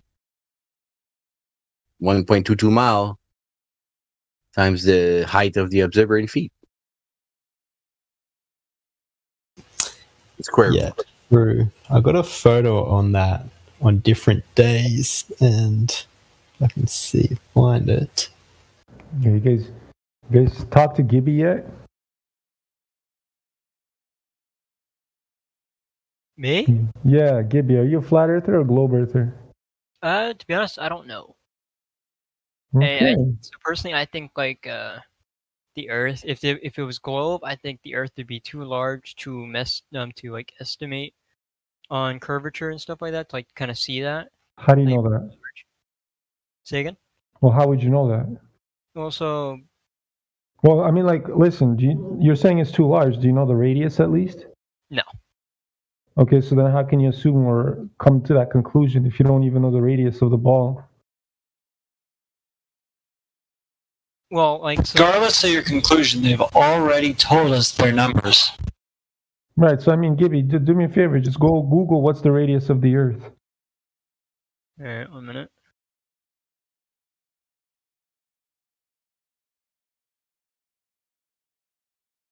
Sorry for cutting in, but like we got to start talking to Globers, you know? Yeah, you're good. You're good. I don't know what I believe in, to be honest. So. Well, no, that's cool. That's why we're here to help you, bro. We're here to point out like certain things so that you can open up your mind and see. You know? Yeah. Right, so do me a favor. What's the radius of the globe? I see on this website called like space.com. Sure. Radius at the equator is apparently like 3,963 miles.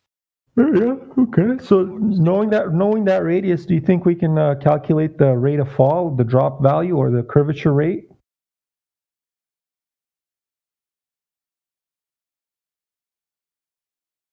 Maybe. Maybe, I think so. 100%. Like, have you done any high school math? Or are you still in high school? I'm algebra 2 right now, but I don't Okay, know. right. So if you're doing math, you're using Pythagoras' theorem, you're able to figure out the drop value. Yeah. All right, so what would be the drop value? You can also Google that one. They'll tell it to you. All right. The drop rate, the curvature rate. Like, there's multiple ways of asking that question, you know? All of them are pretty much synonyms. Got a lot of Globers in here. This is good. We can go one by one through everybody. Here. Earth surface value. The value range or No, the drop rate. drop rate? Okay. Right, it's like a small little formula for you. Because it has to be squared, right? Because the curve, it's a curve. It's not a straight linear line, right? It's a curve.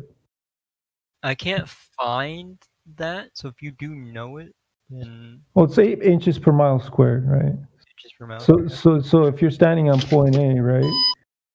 If you move 1 mile, any which direction on this ball, it should drop from the original position. It should drop 8 inches, and then it's exponential after that.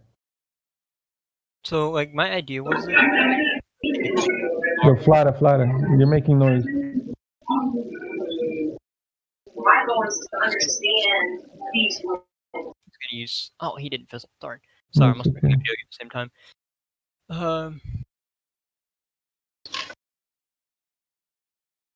So, but you can find they'll tell you it's 8 inches per mile squared. Okay. You'll find it. Like, you can just Google what's the rate over here, or I'll find it for you and just paste it for you. It's what they say. But we're here to test it out if it's real. If it's the truth that they're telling us, right? But here's the problem. They're lying. But why would they lie though? That was my Why other. would they lie? Like, It's funny that you get see you right away. Like it's after 5 minutes talking to you already. Why would they lie? well, yeah, We hear that. Listen, we hear this like 100 times on a daily basis. yeah. I don't understand because I was talking to someone else in like private DMs, and they were telling me like they would lie about like the pictures and stuff from like the International Space Station for money, and I don't understand why though. Like, why would they want to lie about the Earth's shape and like everything about it? Well, I mean, okay. Do you think the Corona shit is real? Yeah, I think it's real. Okay, well, no, it's not. I have a whole bunch of doctors. You have fucking a petition of 30,000 doctors that are saying they're lying. Now, why would they lie? To control people like you. Now, that's your answer for the same thing with the globe. To control your mind. Here, I just posted a picture in live stream voice text. I just Googled it for you. Read it. 8 inches per mile squared. Mile squared. There it is. All right.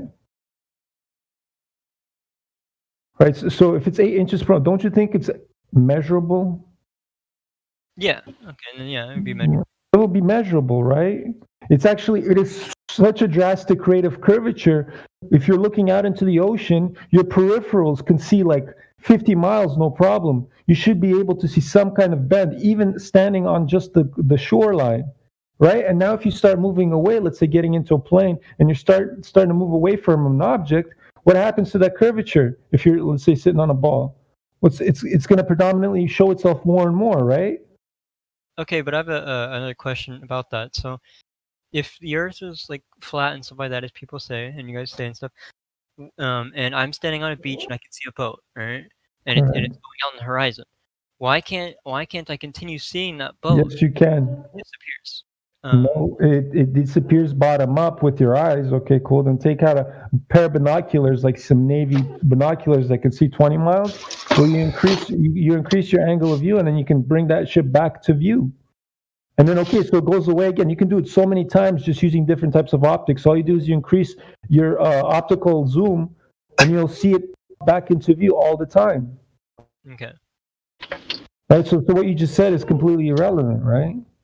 Well, I know that's a thing, a common thing now, like globers or however you say them. People like don't believe in the globe Earth. That's what they use as like an argument against people who believe the Earth is flat and stuff. And I know that's on books as well. And the question you posed before, you said, why would they lie? Why would they not tell us the truth? Well, why do people lie? Personal gain. But then it doesn't matter really. It doesn't matter really if why. Who cares? Who cares why? Really, you just gotta look. Okay, well, they're lying. Like the person has been murdered here, and we can see that she's been murdered. We don't need to know why she's been murdered because we can see she's been murdered. 3 knives in the back of her neck. There, I'm sure she didn't do it on her own. She's been murdered. Who cares why? I guess the explanation is like, because if you think it was a spinning ball that came from monkeys and all this, and your life has no meaning, you're just some random act that from a big bang, and life is just all random. You think life is not really meaningful, but if you come from the flat Earth, well, if it's flat, then it's been created. There's been a creator. That means your life does have purpose, and all that stuff. I know I can't really explain it too good. Think about like you just said. You came across a murder scene, right? As an investigator, you don't know why. All you know is it stinks. It stinks bad. You're trying to figure this out, right? This is where we are. Right. And here's another level. This is another level for it. If the Earth is flat, right, then their whole cosmology is fucking down the drain. And then you start wondering, and you're looking up into the sky, what's the sky and all that shit. And then what's air pressure, container, whatever. And then you realize, okay, so we're in a contained system. Then who put us in here? Right? And what the elites are trying to do is to make a lot of atheists, like non-God believers, right? And when you don't believe in God, like you hand out your you give your authority, like the authority over you is given to them, right? So they have more authority over you when you don't believe in God. But if you understand what God is, because they know, the elites know that God exists, they're afraid, and they're afraid of God-fearing people. Because people that know the truth, they can fight these people no problem. And you don't fight them physically, you fight them in a spiritual way. And the more that we know, the more power we have. You know what I mean? They don't want us to have the power, right? If you're on top, would you ever want to give that position away? No. So they're slimy. They're really bad people. So they keep us oppressed, and they keep lying to us all the time. It's not that they're bad people, to be honest. I think it's just a way that to keep power. Just the way to stay in power is to keep knowledge. I don't know. Raping children and murdering and fucking blood sacrifices. I think they're fucking evil people, bro. They're not good people. Trust me. Yeah, I know what you mean. Right. But are we generalizing here? Maybe some of these people don't do that shit. Well, I think that's. I mean, hopeful, but I'm pretty sure most of them are fucking on the adrenochrome. Yeah, me too. I think so. But anyway, we're generalizing. We don't know this, right? So, we know this. This is actually a fact. They even admit it, bro. It's like. I had a friend who talked about the adrenochrome, or whatever how you say it. Him and I played like GTA sessions, and he had a bunch of like theories about the United States government and people, and like Hillary Clinton and stuff like that going on like Epstein's Island and taking that drug or whatever it is. Right, so you dug, Gibby, you're like pretty much almost on our side already. Like you can see it, you know. And Flatatata, stop hot miking, bro. Yeah, it's a total accident, man. Didn't mean to. I'll mute myself. Okay, cool. Okay, so I guess we put you in a nice position, Gibby. You have something to think about, something to mull over. We'll go to somebody else. We got a whole bunch of new people here. Amazing. Yeah, well, I'm not new. I've been here for a while. It's just never talk on the server. Or just coming back to the listen to live stream about a month ago or 2 months. Well, it's good to talk to. Like to me, you're new, so it's good to talk to new people. Yeah. Right. So, 2021. You there, buddy? Never mind. Hey, who's my Roger? You there, Roger? You're hot micing. You're hot micing, Roger. Yeah. It's all good.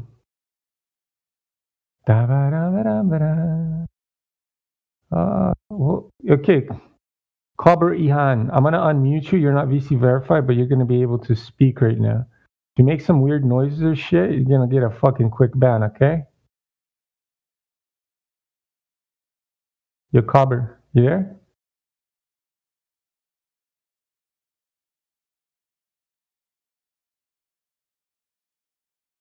Or oh no, I think it's different now. I think you have to unmute. Or you have to VC give him roles or some shit, right? Can't give him roles.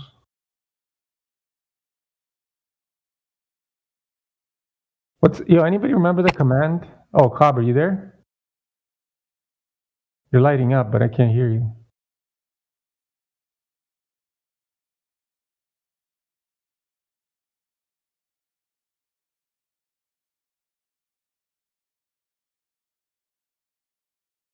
Oh, I guess this is over. Boom. Let's unmute person. Yo, a person, you there?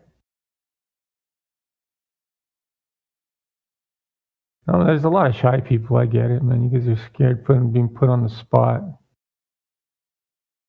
Okay, Little Rusty.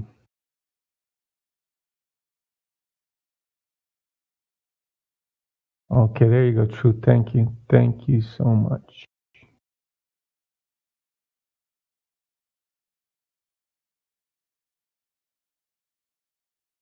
Howie. Yo, Howie, you there? Chinese characters. Trainer's in, you there, buddy? Yo, bro. Hey, Howie guy. Oh, there you go. How you doing, buddy? Fine. Oh, Trainer's in. Okay, Trainer, go on mute real quick. Oh, we're fantastic. We're waiting to talk to you. No, I already talked to the guys on the ladies' night. Oh yeah. So what's your position? I'm kind of not flat earther, but like a hollow earther, something like that. Oh, you're concave, bro. Yeah. Okay. Well, you still need to find improved curvature, but you can't. So sorry to say, you're wrong. That's the thing. But I kind of inclined toward it. Like I've read a book and. Yeah, well, just because you read a book doesn't mean I'm it's just true. like still researching and stuff. That's all cool. But the book you read, was it by Fröder, A Journey to the Center of the Earth? I don't know. I don't remember the writer, but I will look it up for you if you want to read it. No, I'm just saying because it's all fantasy. Center of the Earth. Admiral Byrd's story, that was in his story, that was his son's story. After he died, Admiral Byrd, he said he went to the inside of the Earth. Oh, that's his son coming out with some propaganda for us there to munch on. But kinda he had like some good arguments. Well, we can't prove it, can we? Whatever Yeah, argument we can you prove got. nothing. That's the thing. Yeah. No, we can prove that it's flat. So Yeah, we can prove that water always level at the surface. That's for 100%. Yeah. Yeah. So no I one kinda can inclined toward it because it's like he has a good explanation of the night and day cycles and. Well, what do you think? seasons and stuff. What do you think? Light travels infinitely? What do you mean by travels infinitely? Well, do you think light goes forever? Like if I shine a light, I could see it forever, like they say. Somehow, yeah. No, that's completely utterly false. Light Why is that? attenuates because light attenuates through the atmosphere, through the medium that it travels through, and it'll attenuate at different rates based on the medium. Right. So let's say when I install fiber optic cables, right, for a telecommunications company, we need to add repeaters every like 150 miles because the light, even though the medium of those fiber optic cables are really, really good and they push the light through very, very good, it still attenuates to a point where you have to repeat the signal. Right? So there's an attenuation to light. It doesn't travel infinitely. Yeah, that's a good point. Yeah. Right. And that's why on the flat Earth, the sun is local and close, and the way it moves around us, above us, right? And that's why it gets really hot at noon because it's directly above us, and as it's moving away throughout the hours, there's drastic temperature change, and that only proves that it's close and local. If the sun was 93 million miles away, that variation in temperature would not be the same. That makes sense. Yeah. Exactly. Trust me, it's flat, bro. There's no convexity or concavity. That's why I joined this server. I'm like still searching and looking. Well, cool, man. There's wicked observations we have. We have observations that are like I talked to the guys and they over told hundreds me, of miles. Yeah, hundreds of miles. We have observations. Like we have things that we shouldn't be able to see if it was going to curve up or down.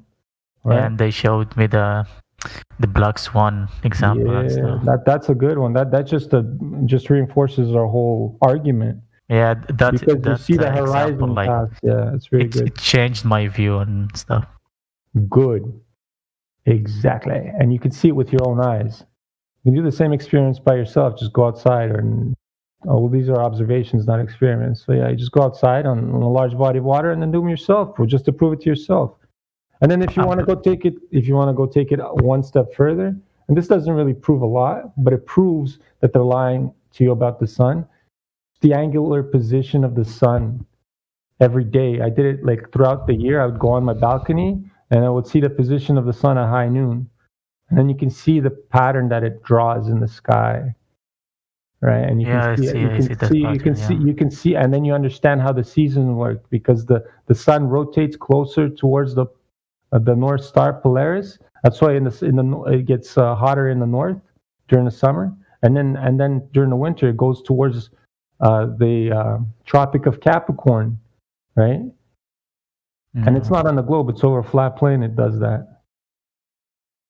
I was like every day, every hour, and then he joined this stream and I was enjoying your arguments against the globe earthers, stupid guys. Yeah, well, that's good. That's good to hear that. Got people like open-minded and stuff. It's really good. There is a guy, Ariot, Riot. I don't know. One of you guys. He's like he has good arguments. I What's his always name? listen to him. What's his name? There's one guy of you named Riot, or I'm not sure his name. It's okay. Now there's a lot of us here that are pretty knowledgeable about this stuff, right? We can give you different points of views, different angles of how we know about it, right? Riggs, I like what you drew there. That's nonsense. Complete utter nonsense. Thank you though. Fucking garbage. I mean, you see, Riggs, you don't come in here and just straw man the fuck out of us for no reason. Because you know you're so butthurt, bro. You understand that it's flat. You know it's flat. It's just you got to come here and troll. You gotta Who's come here that? and It's the guy that's in live stream text right now. He just put a straw man picture. Like it's so funny. What a loser. It's okay. It's okay. It's okay. You're retarded. Riggs knows what's up. It's just, he also thinks that the flat Earth idea is like a psyop of some sort. Yeah, and you can't disagree. For like fucking 5 years. You know what I mean? Riggs is an interesting character. I like the guy, but he's funny. Oh, I know. Riggs is a liar, which shouldn't be part of his thing. But you know what? Okay, so in horoscopes, I'm an Aries, he's an Aries, right? And this is a good example of how different, like even if you have the same horoscope, you'll still have the different personality. He is on the negative side. I am on the positive side. So he's like one of those evil Aries, and I'm one of the good Aries, right? Evil Aries have no problem in lying, and he lies to himself all the time. So it is what it is. It is what it is. Okay, anyways, nice talking to you, bro. I'm going to go ahead and talk to Trainer Sin. You there, buddy? Yeah, I'm here. Okay, well, my questions to you right now is welcome to the server, obviously, and how'd you find us? Oh, I was, my friend showed me. I think he intended for me to troll, but I think I became a little interested. All right, so what you're saying, you're a globe earther? Yeah. Okay, so why do you think that you live in a globe? It's just what I was taught in school. And it seems to be common knowledge. Oh, so you're appealing to the masses, right? What does that mean? You appeal to the masses. Well, it's a logical fallacy. Like you just because like 99% of people believe it's so doesn't mean it's true. Okay. Yeah. All right, so that's a logical fallacy. It's like you'll get stuck on that, and it's not a good thing to have. I mean, all right. And that's the problem. Also, is like, do you know like the 7 billion people? Did you ask all their opinions? No, you're kind of isolated in your own country, right? And you guys have your own kind of way of thinking. But I can guarantee you that there's millions and millions of people on the other side of the world that still know it's flat. They were never indoctrinated by the NASA, because they don't know, they don't believe the American lie, I've never really thought of it that way. Well, now you do. Now you know. Because a lot of people do still believe it's flat, even though the ones that continue their ancient cultures, like Hindu people, they know it's flat. Well, some now, like they're being more and more modern. It's hard to find the ones that still know it's flat. But if you look at their cosmology, right, it's a flat plane with a firmament dome. Just like most ancient cultures, they all have the same pretty much cosmology. It's a flat plane with a firmament dome above us, right? And this is if I'm appealing to the masses now, saying that in the past, everybody knew it was flat. For some reason, it's only like been 100 years maybe where NASA came along and fucking really engraved this into our heads, right? See where the problem is now? It's propaganda. And they're teaching propaganda in educational system. Yeah, man. The educational system is not good, man. They teach us lies. Acknowledge the fact that John D. Rockefeller funded the General Education Board back in 1903, and he didn't want a nation of workers. He wanted a nation of thinkers. He wanted a nation of workers.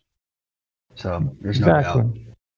Exactly. So you got evil people that are funding the educational system and controlling the educational system in your country. Do you think they have your best interests in heart? No, man. They don't give a shit about you. They want you to be a sheep, a slave, working for them 9 to 5, you know? And then too busy working and in such bad positions, like you don't even have time to think of like the reality of the world you live in. You know what I mean? And this is what we're here for. We're here to help people open up their minds and see the truth, because the more truth, people that see the truth, the better it is for our side. You know, everybody that goes on our side, because then it's the individual action changes, like your day-to-day changes. And then you bring positivity to this world. You're no longer a negative stain on this world, right? You guys are helping people? Hell yeah, we're helping people. You think what? You think we're trolling here?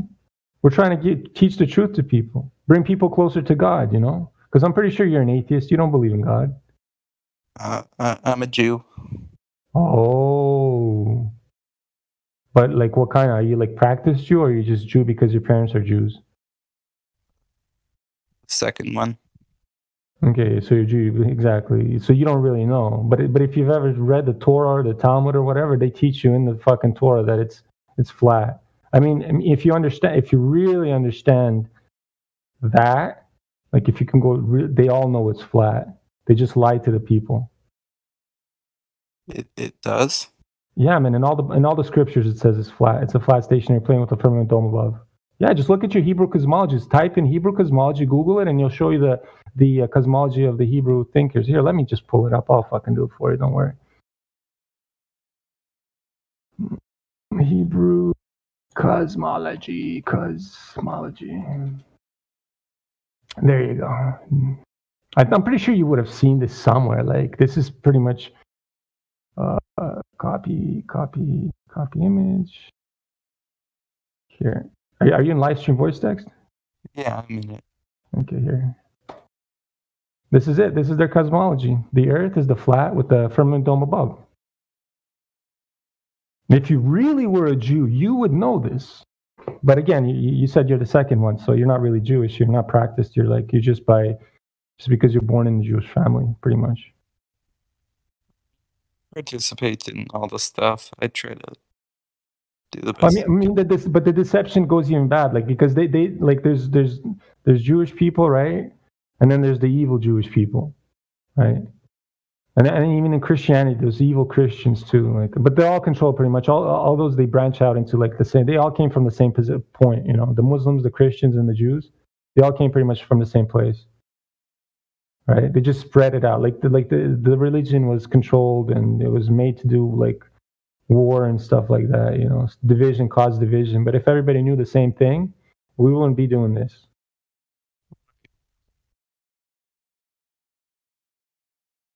You get it now?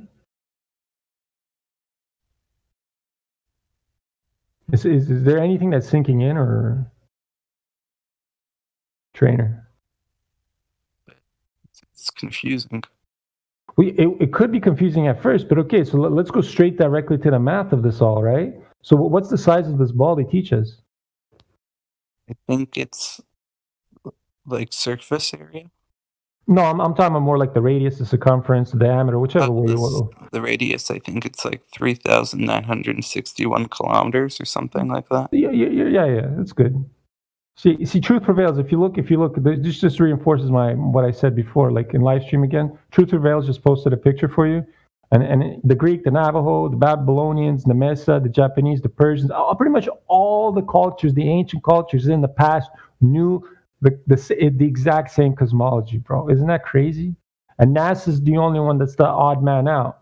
And if you're going to appeal to the masses, well, this is like the best appeal to the masses you can go to. It's like the masses are like the rest of the ancients. It's not NASA. It's not the Western world. No. But regardless, let's go back to the numbers, right? So with the radius, don't you think we can find like the drop value or like the curvature rate of this ball? Doing like simple algebra? I don't know how to. You might not know how to, but I can guarantee you that it's possible. I've done it myself. Like that's, it's a very simple formula. It's, and if you understand how to do bed mass, it's just move this there, or plus minus, and okay, there you go. You got 8 inches per mile squared. That's pretty much the standard, right? And there's an error to it, right? Because this makes a parabola. It doesn't make you a perfect circle. Right, and see here you go. Thank you, Truth Prevails again. She posted a picture for the curvature rate. What we should expect to see when we go outside, we should expect drop rates going every which direction. If I go east, north, or south from point A, from the position I'm standing, it's going to automatically start curving as I'm moving. Doesn't matter which way. All right, it should. It's a ball. Doesn't that seem kind of logical? Yeah. Right. So now we have people that go out and we test this. Right. We want to try and what's the best way to find, like, there you go. There's another one, the black swan. But this is going to get more complicated. I'm going to keep it more simple. If we take a laser, right? Lasers are pretty straight, and we shoot it across a lake, a large body of water. That laser, what should it do as it's moving away? Continue going straight. As the curvature of the Earth goes downwards, right? Yeah. Right, but we don't see that. We have multiple quote unquote observations where, like, the best one is FE Core. I can give you the whole PDF and what they did. I think Truth Prevails sent it to me when I was getting verified. Okay, right. So FE Core, right there you go. FE Core is a field engineers. They took a powerful laser and they put it on a swivel 2 meters high off the ground. They shot a target at 6 miles to see if it hits. Yeah, there's no curvature over 6 miles. Nothing dropped. There's no drop rate. It's perfect. It's pretty much parallel to the water, and hits 2 miles here. 2 meters off the ground from the position, and it hits 2 meters at the end. Right, and then they pan it. They pan it to 12 miles. Guess what? No curvature. Still 2 meters off the ground. They're still hitting the same target. And then they pan it more to like 30 miles, close to 30 miles. Guess what? No curvature, right? But if you apply the formula, 8 inches per mile squared, 8 inches times 30 miles squared, that's how much of a drop it should be. You don't get that ever. That's why it's flat. They lied to us.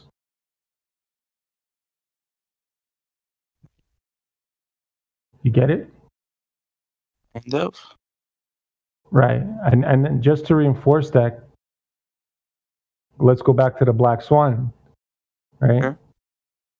These two platforms are at a certain distance from us, right? We're just looking at the furthest one. It's about 10 miles, 9.41 miles, but whatever. I like to average up, average down, just to keep the whole numbers like nice and rounded. If the Earth was curving underneath our feet, the horizon line would have been in front of the first platform at a rate that they say it curves. But where's the horizon line in that image? That's the second one? Yeah. It's way past the second one.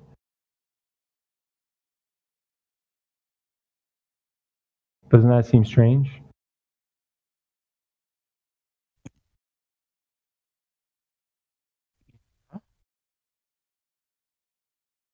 Hello? It's a little strange, yeah. It is a little strange. Okay, that's what I'm pretty much done. I mean, like, there's no, you're not arguing, obviously, because you're kind of like in the not knowing, like you don't really know, right? And all this stuff is pretty new to you. And trust me, there's a thing called cognitive dissonance. When I figured out it was flat, it still took me like a few months for it to sink in, right? And since you're fresh, I can only imagine how you feel right now. You know what I mean? Yeah. It's all good, bro. Just take your time, chill, take it easy. Just keep looking at stuff. And then sooner or later, it'll come to you because you'll be doing your day-to-day things. You'll be outside looking at the sun, or like it's subconsciously there, man. You'll be at the beach or on a large lake, and it's subconsciously there. You'll see the water's flat and level the whole way, and you're like, holy shit! It's and then you have like these specular reflections. If you ever seen like perfectly still water lakes, and the reflection on the water is like a perfect mirror. If it was curving, if the water was curving, you would have a distortion. But no, it's not distorted. The image is perfect. These type of things will come to you like naturally, as long as there's a trigger, there's like a key, you know, which I pretty much provided for you. Triggered that spark. I hope there's like a drive for you to go figure it out. Yeah, I'm interested. Perfect. We have a lot of information, so if you have any questions, bro, we're here to help. Go discuss this with your friends. Tell them what they think, like get information and stuff, and then come back and ask more questions. No problem. I mean, you're more than welcome to stay right now. Like shit, it's just a little slow. Nobody. It is late. Yeah, it is like 2 in the morning almost. All right. Goodbye. All right. Have a good one, bro. Thanks for talking. You too. Enjoy. Okay, who's next? I'm just batting them fucking one out the other, bro. So 2021, you there? 20 egg 21.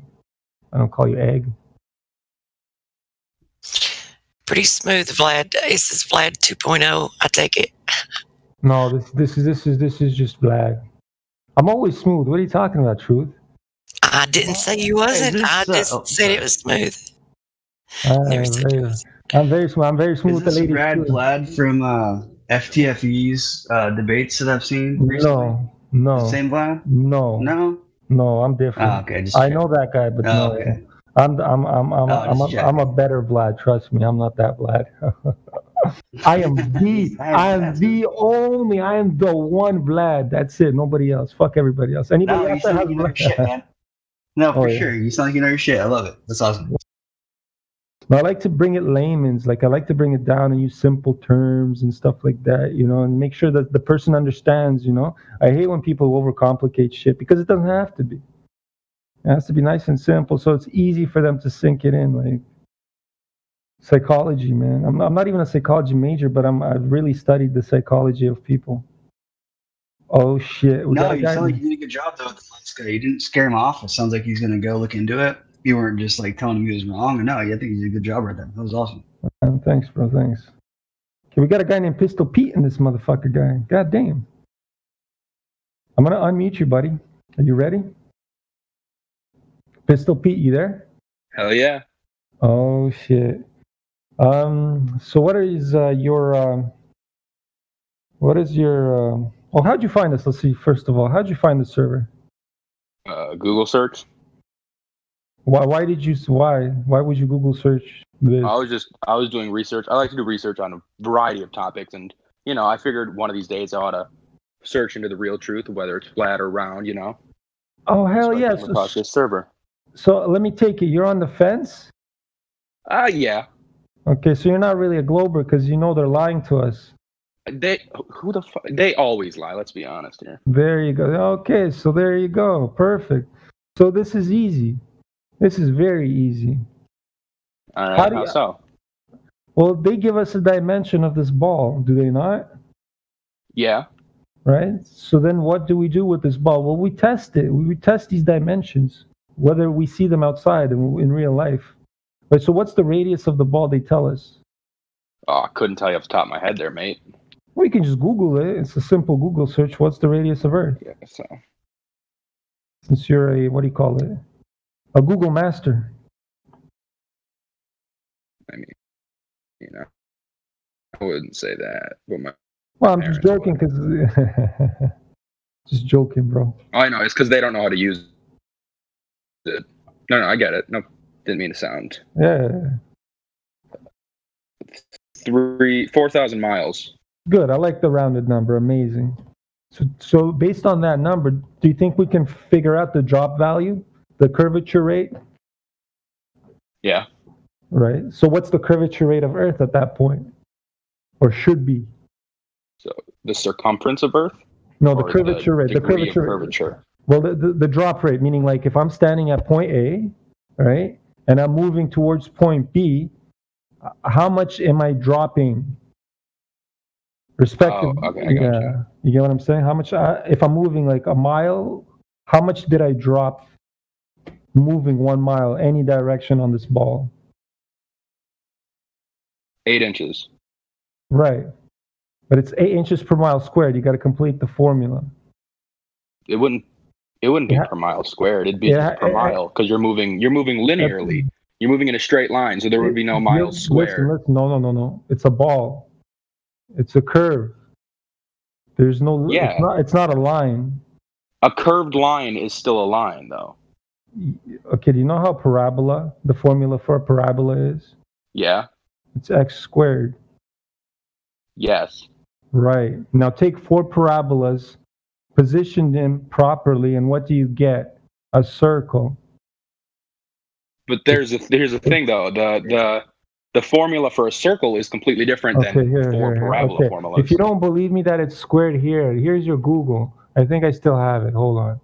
Google will tell you it's squared. And then if you know your algebra and you do your own derivation or your own mathematics on it, it's squared. And I've done this myself, and I'm guaranteeing you it's squared. So you don't even have to argue with me. Here, I'll give you the answer. What's the rate of curvature? What's the rate of curve of Earth? There you go. I'm gonna print you that fucking thing. I'll print screen it for you. There you go. 8 inches per mile, and it's in brackets for you, Mr. Google. Mr. Google's gonna tell you. Okay. Here. Control V. There you go. You see it? Where'd you put it? It's in live stream voice text. It's just the channel that's above us. The channel we were in, and there's the text channel. It's just above us.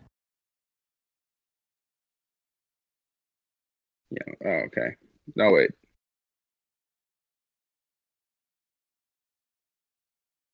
If it was just 8 inches linearly, buddy, it would be just one straight line. It doesn't. Yeah, it would be a slope. I got it. Right? Yeah, it's a slope, right?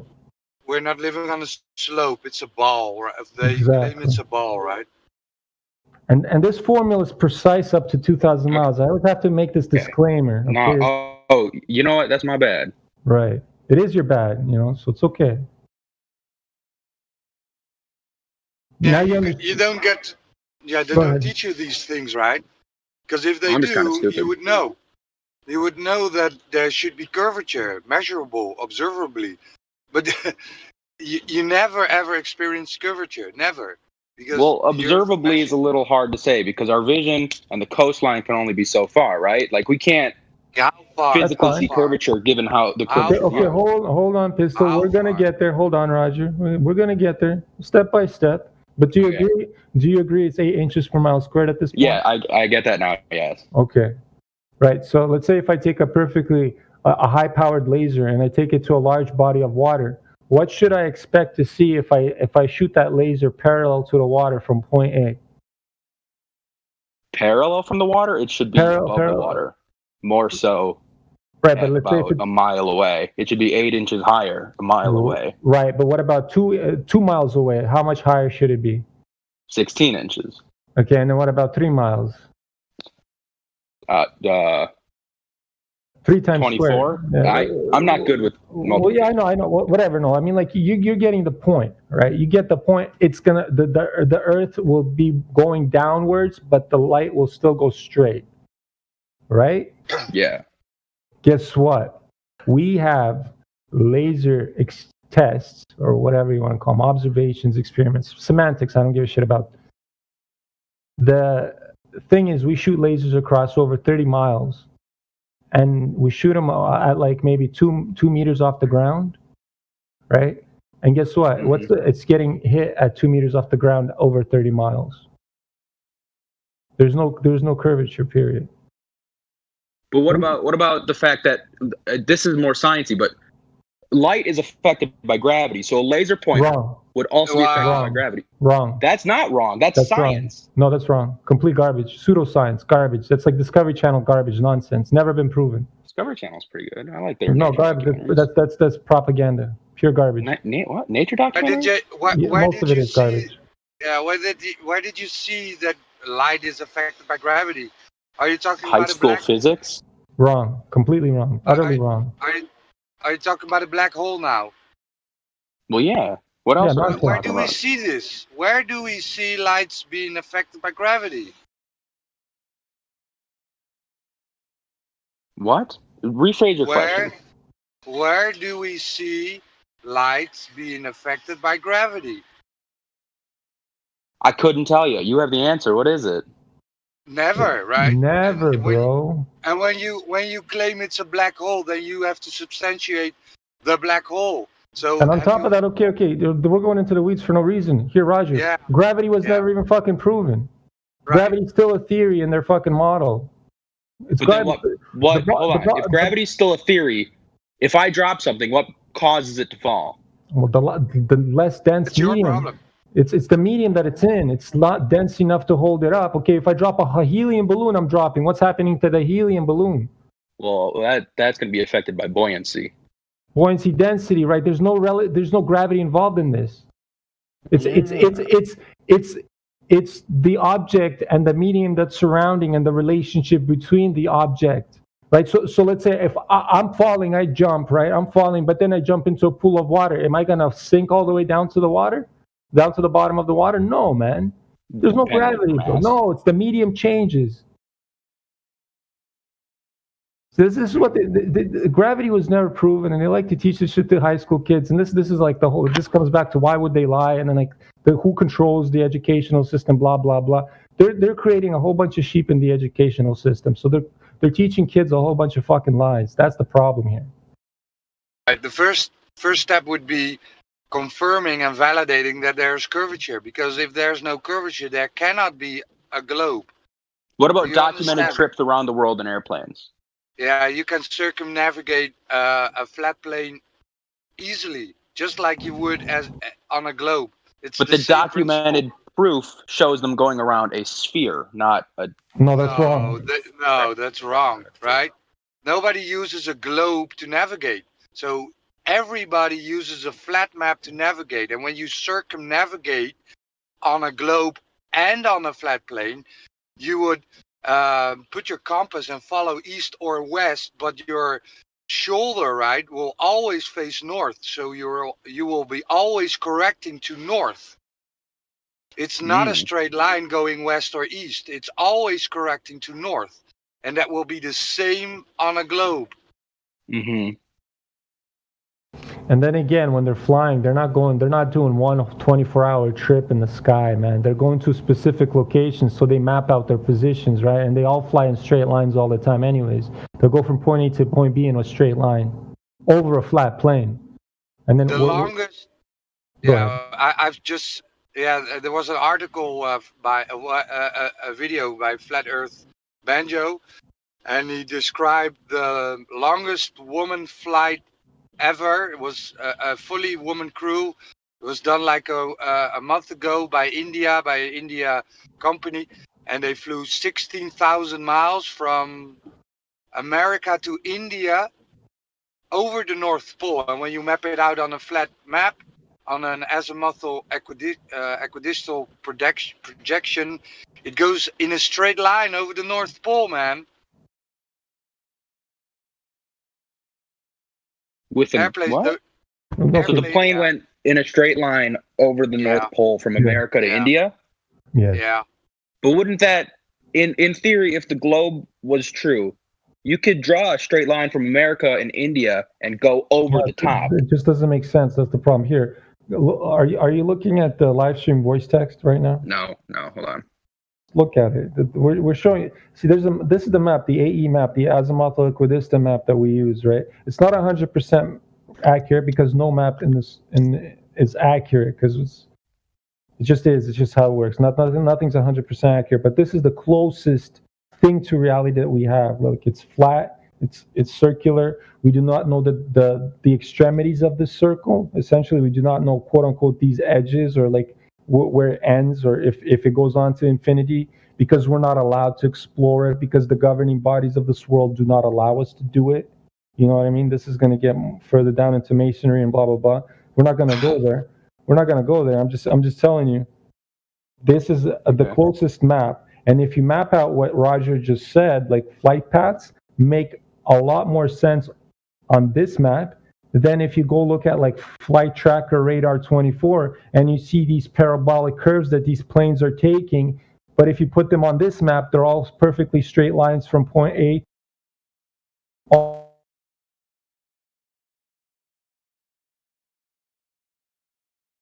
How long have you been looking into this, Pistol Pete?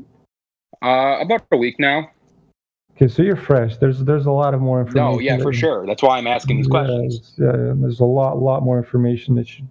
It gets more and more in depth. Like the more you look at it, and the more of it will start making sense. The more you like keep looking at it, because even when I realized it was flat, it still took me like a while for the cognitive dissonance to go away. Because all my life I've been told one thing, right? And all of a sudden, somebody came around and says, "No, that's all a lie." It's hard to Well, believe that's how learning that, occurs, right? isn't it? Huh? That's how learning occurs. Well, no, but there's cognitive dissonance because it's a belief that you hold on to, like the whole space theory, the helix, like because everybody's a fan of space. You want to be an astronaut, you want to go into space. Hell no, space sucked. That shit scared me as a kid. I hated it, so I've never really had any dissonance towards this. Okay, well, a lot of people have dissonance, like all these Star Wars fans and blah blah blah. So that's what the like. It takes a while for it to like kind of sink in and make more and more sense, because then you realize the truth more and more. That's what I'm saying. I mean, it's been a week that makes where sense. it's good. Yeah, it's okay. You're pretty far in for a week. That's pretty good. Yeah, I just kind of like to research a lot. Yeah.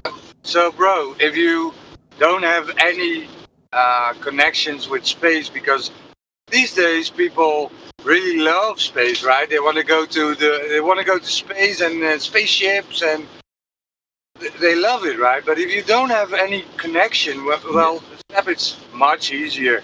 And I would advise you to look into the stuff they show us, right? NASA shows us all kinds of stuff, but when you really look at it, it doesn't make any sense. They are pulling wires, they're fading in and out. I mean, a good fun rabbit hole is the moon landing. When you scroll down this server, you have tons of channels. Just scroll down, and eventually you will come at the channel Moon Landing. The first documentary you will find is called American Moon. It's the latest edition, American Moon. And it's even made by a Glober, right? This is a Glober that made a documentary of the moon landing hoax. I mean, just watch it. You will laugh your ass off. So funny how, and so I have watched through that. You have watched it? Yeah. Wow. Okay. What do you think about it? I think it's possible that they faked it. I definitely Just one thing isn't gonna convince me so easily, but you have seen the shadows, and it's just all bollocks, right? What they did. Yeah. So a lot of it is, yeah. Yeah, imagine them having to lie about the greatest achievement of man, right? Still lying. Yeah. Have you seen Buzz Aldrin admitting they didn't go? I have not, actually. Well, let me post a video because it's so funny, right? It's just an old man, and he is not remembering his lies anymore. So he's just getting senile. Yeah, I just posted it. He's getting senile, and he doesn't remember his own lies anymore. Yeah. Kind of looks like he doesn't want to lie to the kid. Yeah.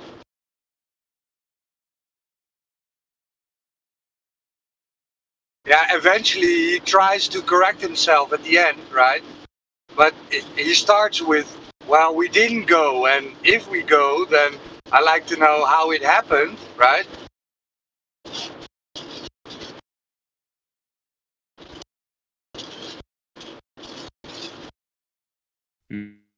Mm-hmm. So yeah, I started with the moon landing. I wasn't even aware about the Earth being flat, and I was digging into rabbit holes, and then the moon landing came by, and I was like, whoa, what's this? How could I even believe this was true when you look at it, man. It's ridiculous. The LEM, the lunar module, it looks like a hobo shelter. When you really look at it, duct tape, paper mache, curtain rods. Yeah. I mean, they made you believe they did a phone call from the moon with no delay.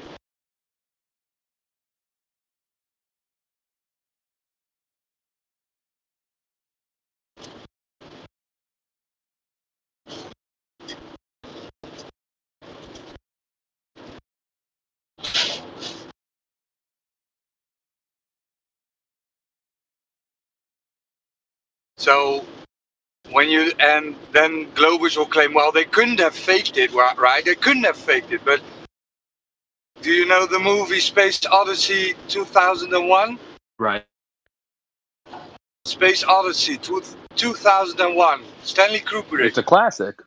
Yeah, it's made in Great 1968. movie. 1968. It's a year before the moon landings. Stanley Kubrick was caught on a photograph with NASA executives and Disney executives. Interesting.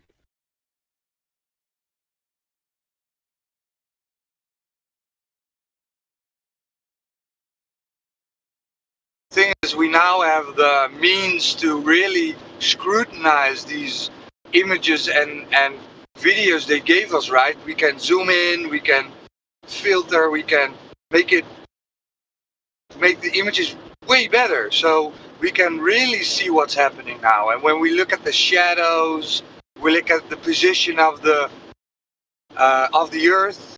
When they took a picture from the moon from the Earth, a picture from the moon looking at the Earth, that wouldn't be possible because the moon of the Earth would be above them, not at the horizon. It would be above them. So the whole Earth-rise image that they show you couldn't happen because it should be above you.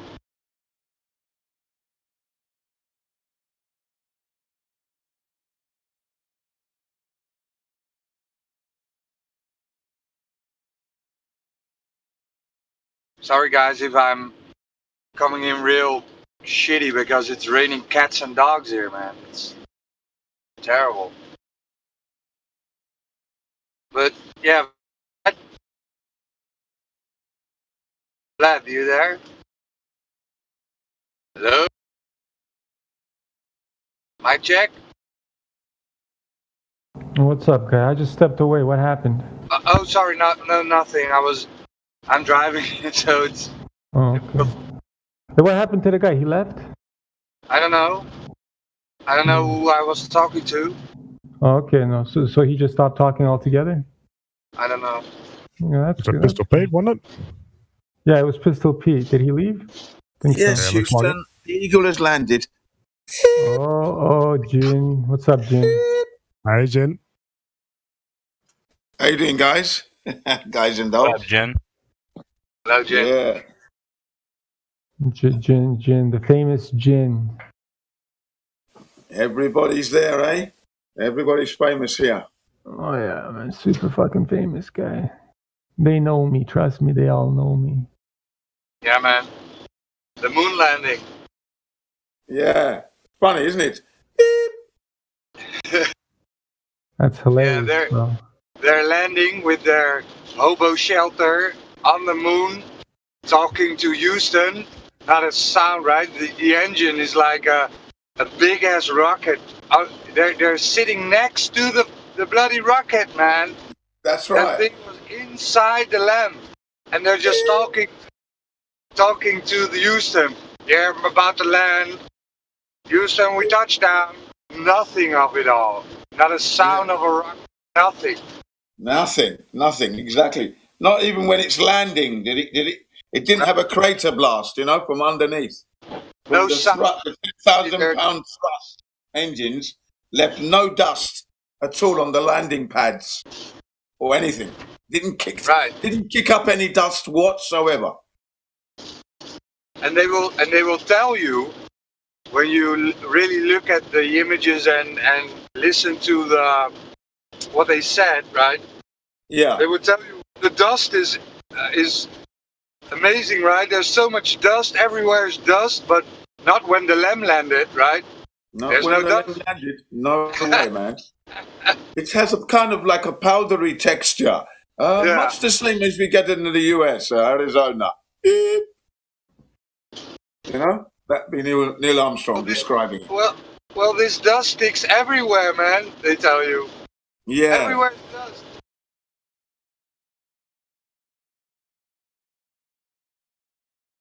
So cheap. I also the moon buggy ride, that was fun too.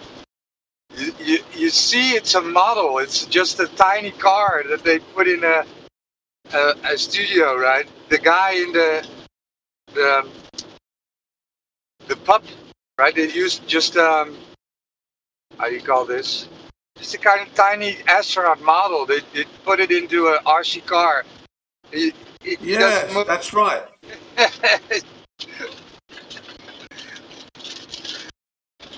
And it wasn't kicking up enough dust. 1/6 Earth's gravity. So there should have been arcs of dust coming off the back wheels, but there weren't any. Yeah, I find it funny, but because they will say, well, how can they fake it? You need a studio the size of football fields, right? For the moon buggy fake. I mean, you never heard of miniatures, models. That's right. So easy. I mean, we all see Thunderbirds, right? Were those real size rockets and spaceships? Nah, man. They were miniatures and models. And they were more convincing. Thunderbirds was more convincing. Yes. Give me a second, boys and girls. The film industry was such a booming and big industry those days. They could do anything they want with models and miniatures and studio work. People forget this. I'm gonna try and get Cobber Ehan's attention. Are you there, buddy? I'm gonna unmute you. Are you there? Like your mic is lighting up, but it's like you don't want to talk or something. Yeah, we can't hear your voice, but you know you talk. Something's wrong, isn't there? That was happening to me the other day as well. That I could see myself speaking, but no one could hear me, so I had to disconnect and then reconnect. Yeah, that happens sometimes. Yeah. Hey, Vlad, I wasn't listening to the entire conversation. I was doing other things. Did Pistol Pete seem like he was? He was good, yeah. He's riding the fence right now. Well, I'll give him the row. I mean, he'll need it when he comes back in. There you go. He was good. There are a lot of on the fences, aren't they? Yeah, on the fence. Well, I mean, it's better to be on the fence, right, than a global person. Because on the fence, you're actually open-minded and you're looking to things. Exactly. Once they've gone onto the fence, that's it. It's a chink in the in the armor, right? It's a chink in the armor. Now there's doubts. Now the seed of doubts got in there, right? And then just it will just take time for it all to slowly sink in. And like I said, it's also subconsciously you'll be like on the beach by yourself, or you'll be like looking at the sun, like throughout your years of living, and then it's just gonna sink in. You're gonna be like, holy shit, it's flat. You know what I mean? That's right. That's right. Yeah. And that's it, because you've got to start to think to yourself, what is it going to be? You're going to live in a fantasy where it's not real, or you're going to start to live real and start to really, really appreciate what this creation is that we've been given.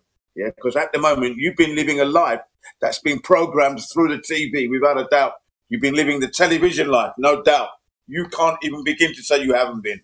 You know, I can honestly say that I was living more real than you were. That's for sure. I can confidently say that. If I compare my life to yours when I was young, and I was living more real, trying to be real, you know, because I always appreciated nature.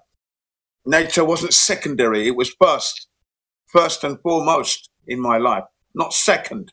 You know, not something to conquer, not something to think that I was better than, not to think nature was weak and I'm strong. I didn't have that mentality at all. More the opposite, scared of nature.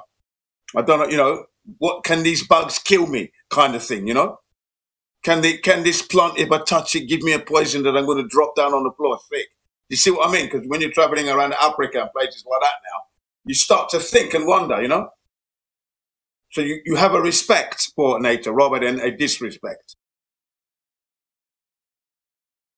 And when you have that in your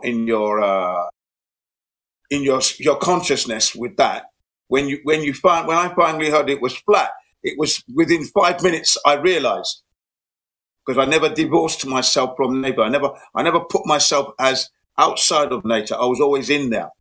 And you know, and it was an embarrassment because I was always in there, but I missed all the clues. That's the biggest thing, you know. I see Cobra doesn't have any rules and he's unserver muted. Has anyone tried to talk to him? Who's that? Cobran. Yeah, I tried. He's lighting up, but he's not talking. So he's all lights, no noise. Yeah. Yo, Cobra, you there, buddy, or what? Well, it's like the third time I'm trying. Come on, Carbarian, can you hear us? I'll give him the road just in case. Yeah, okay. In case that's the hang up. I don't think it is, but it shouldn't be. But it could be. Like, yeah, he could be glitching, or he's just AFK, or he's just listening, doesn't want to talk. You know, some people are afraid. Well, I saw him unmute himself, but yeah. Okay, now you have VC verified, Cobran. Go ahead and try if you want. Interesting name, isn't it? Cobarin. I wonder what that means. It's hard to read. Cobra Ehan. Oh, Comrie Hand. Oh, thank you. Yeah, that's right. Very good. Very good. Yeah, if we don't, non-comprehend it. Yeah, if we don't get to hear from you, then you'll just have to ping someone in VC verification next time you come in for a roll. Yeah, just keep him muted in case he's a troll, you know, that's it. In case.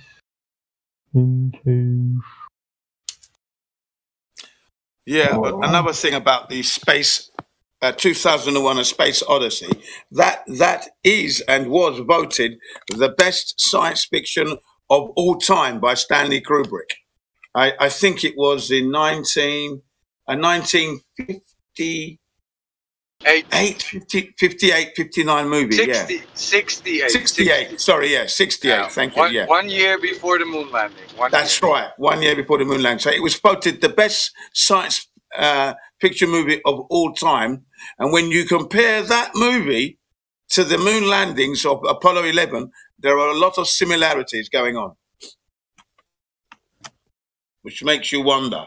You know, and Stanley Kubrick was the man involved in producing the Apollo 11, probably 12 and 14, 15 even moon landings that we saw on our TV screens. Those of you who were born at the time and still who were alive at the time. Yeah, man. Oh, he did a lot of references, right? In The Shining with the boy and the Apollo 11 sweater. Right. Now that's excellent. You see, because I actually went to see that movie back in 1990, I think it was. 1980, whatever that was. Because I was 19 at the time. Okay, and I got myself a motorcycle, a Honda CB100N. That was my first motorcycle. So amongst my friends, I was the only one that had a bike. The others had cars. Okay, I was the only biker amongst them. And then we decided to go and see this movie after all the hype from the TV, you know, and all the advertising. Jack Nicholson, you've got to go and see it, you know, blah, blah, blah. So we went to go and see this supposed horror movie, yeah? We went to a place called Hampstead, the Hampstead Odeon, a really nice affluent area of North London, beautiful place. There's mainly a Jewish constituents that lives there, mainly Jewish, wealthy people. But we went to the cinema anyway, all the same. We went in, you know, got your popcorn and your drinks, sat down, and we watched the movie, yeah? And I tell you, after like 15 minutes, I was already bored with this damn movie. It wasn't that good, yeah. But you paid your money, so you're going to see it all. And when we came out, everybody said, "What a load of beep beep beep bloody beep beep beep movie," right? So then we said, "Okay, let's go to McDonald's next door," because at the time McDonald's was next door to the movie. So we went into the movie theater. So we went into McDonald's, had something to eat. And then that day I felt I was ripped off. It was the first time that I'd gone to a movie that was hyped up and it was absolutely shit. So I said, I'm never gonna believe into the hype. And then shortly after that, don't a few years down the line, don't believe the hype. Remember the rappy song came out, a rapping song called "Don't Believe the Hype." I thought, and it just always reminds me of the time when I believed in a hype and I was disappointed. I thought I'd been taken. Someone stole my money. I want my money back. So that was The Shining, yeah? But at that time, I watched that movie and not once did I see did I make any connections with Apollo. So there you are. Jim, hold on. Gibby wants to talk. Yo, Gibby, what's up? Okay, go ahead. Sorry. Yeah, no, I know. You're droning. I can stop you. I know. Gibby. You want to say something? What's up? To finish. Huh? I wanted him to finish his stuff. No, he's just talking about his thing about movies and stuff. It's nothing relevant. Well, what is it that you want to talk about? What is your theory? So, I had like an idea with like the the cubical Earth or whatever it is. I don't know what is cubical Earth. Explain it to me. The Earth is like a cube instead of it just being flat or a circle. Well, okay. Well, where's the edge? Because cube has edges. It has like. Yeah, and so that's what I was getting onto that. So you know how with the flat Earth is it like a round cube? I don't know. So it's kind of like boxes. Okay, so a regular cube. Okay. Yeah, like a regular cube, and so with like the mix of the flat Earth theory and stuff like that, with the ice wall, with the Atlantic and I'm sorry, not the the North Pole and the South Pole thing. You know how they have the big ice area and there's a big ice wall that circles all our continents and stuff like that. Okay. And so my theory was like, okay, well, since this side of the Earth is flat, and then obviously since the sun's above it. Yeah, close and local, rotating above. Yeah. And so, and since there's the big ice wall there, it's too cold for anyone to try to climb, and since the ice wall is there, what if like on the other side of the ice wall there is more parts of the Earth that's all speculation. Yeah, it's all speculation. There's no like real proof to it. Okay, listen. You want to really know what I speculate, especially with this shit? Yeah. You know who Admiral Byrd was? Who? Admiral Byrd. It sounds familiar, but no. Okay, well, look into him, and then you'll understand where you're going and where you might be wrong. Okay. Right, Admiral Byrd is a very, very important person. I don't believe any like truth behind it. I just thought it would be an interesting idea if the like flat Earth theory was proven, then maybe this. Well, flat Earth is not a theory. Flat Earth is our experience, what we experience outside. It's not a theory. We measure it, we observe it, and we use it as flat. Yeah. In other words, flat Earth is the truth. Flat Earth is what it is. Right. It's not a theory. Theory is like it's not 100% fact. You know what I mean? Theory is still like it could be falsified, but you cannot falsify flat Earth because we know 100% it's flat.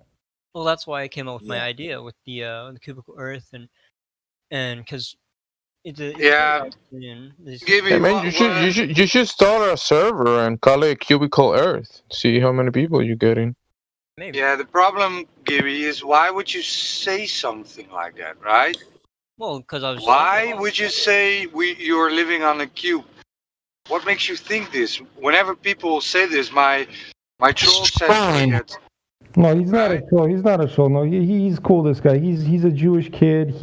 I showed him the cosmology of the Hebrew cosmology, where you should really look into that. That's what it's more like. You know what I mean? There's no cube. There's a firmament dome above us. There's the veil, you know, who put the veil there? Well, God, because nobody else could put something so magnificent and so large above us, you know what I mean? You start wondering stuff. the thing is, usually after a while, the cognitive dissonance kicks in, right? Because, well, the Earth cannot be flat because space pictures, and then they throw out cube Earth or donut No, Earth. this guy, no, Roger, you missed the conversation me and him had before. Me and Gibby had like a good conversation before this. I know. Okay. I Not a know. show. I know. It's all fine, right? It's all fine. Gibby, if you have any evidences or measurements for a cube Earth, show us, right? Oh, The I don't base like action. even. I just think it's. I just thought of like, okay, well, this could be like a somewhat working theory if it was to be true. No. Do you just came out with that idea like in the last 30 minutes or what? I came out with this last year in science class, and I talked about this in here a while ago, or like last time I was here, and then someone was very, I can't remember who it was. It was one of the mods that were very aggressive, and for no reason, to be honest. Because it's just Well, we get trolls. Listen, it's not for no reason, Gibby. Let me hold you. It's not for no reason, because when we hear bullshit like this, yeah, go on. Where are all the land masses? Where are all the land masses? Yeah. Where are all the land masses on your cube? Are they? Where are we living? On the top of the cube or all over the cube? Yeah, so on the top of the cube. On the top of the cube, and then the ice wall is blocking the rest from us finding the rest of it, and then there would be more because that's what came with my theory of. why So we're finding basically, more we're living ocean on top of a cube. Is that what you're saying? We're living on top of a cube. Yeah. So if you go to the side of the cube, will you be attached to the other side? You're not gonna fall from the cube.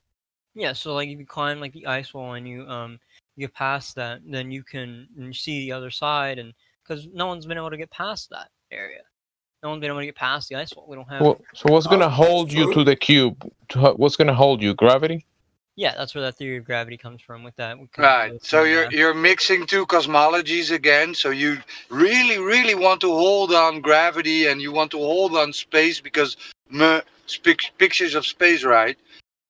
Well, There's no a theory, kind of like a fun idea. Not. Oh, so when the sun goes beyond the horizon, that means it's going to the side of the cube to illuminate the other side of the cube. Yeah. And this is also just like an idea. I'm not trying to like add any like what is it like, or I'm not like trying to troll or whatnot. I'm just thinking, okay. No, you're speculating. You're speculating. Troll? Speculations, yeah. And I see I can read the chat here. People are wanting me to be banned and stuff like that for having this idea, which I think is kind of ridiculous. I think that's not. Yeah, the idea is ridiculous. Yeah. I think that banning me for having a thought, having an idea.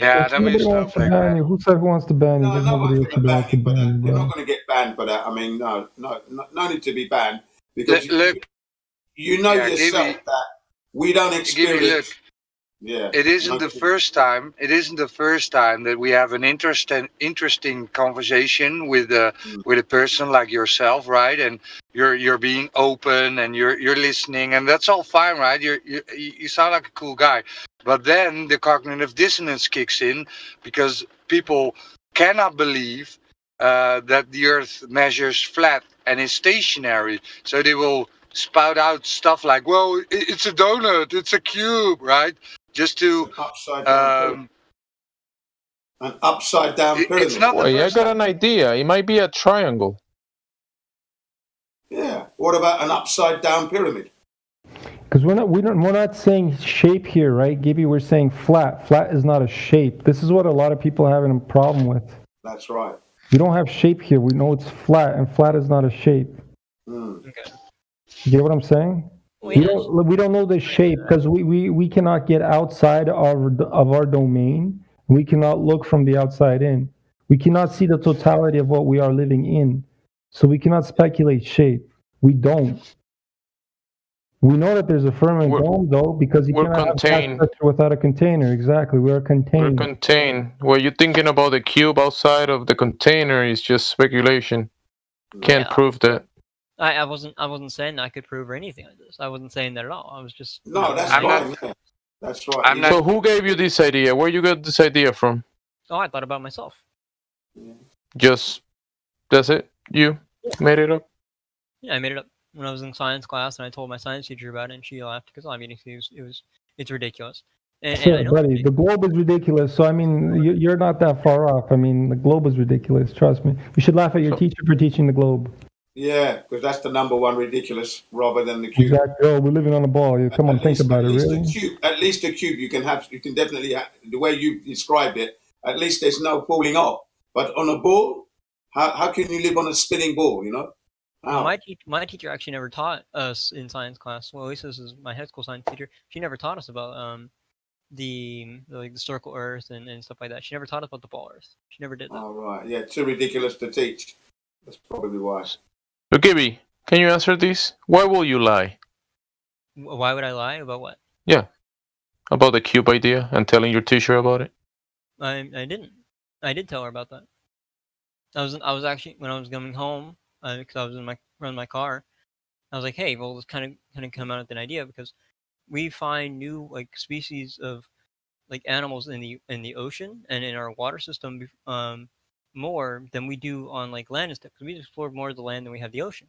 And so with the idea of animals able to get past the ice wall and stuff like that and coming into our side of the Earth, then we found Animals get past the ice wall? Yeah. So you don't have corners to this cube or anything that actually points to a cube. You're just putting it out as some sort of random possibility. Yeah, You don't yeah. have actual evidence all, for it. yeah, all random possibility. That's exactly. Well, in that case, I guess the most responsible speculation would be at the very least flat before going to some sort of other shape. I go with the Hebrew cosmology where it's flat on pillars on top of a watery deep. The land is thick and has underground caverns and underground topography, but it appears to be more or less flat on the top. That would appear to be the most warranted speculation based off the laser test and the lack of 8 inches per mile squared of curvature. So until you have some corners to show, I'm not going to be able to get down with this cube thing. And don't forget that he's saying that gravity is holding you to do the cube. Yeah.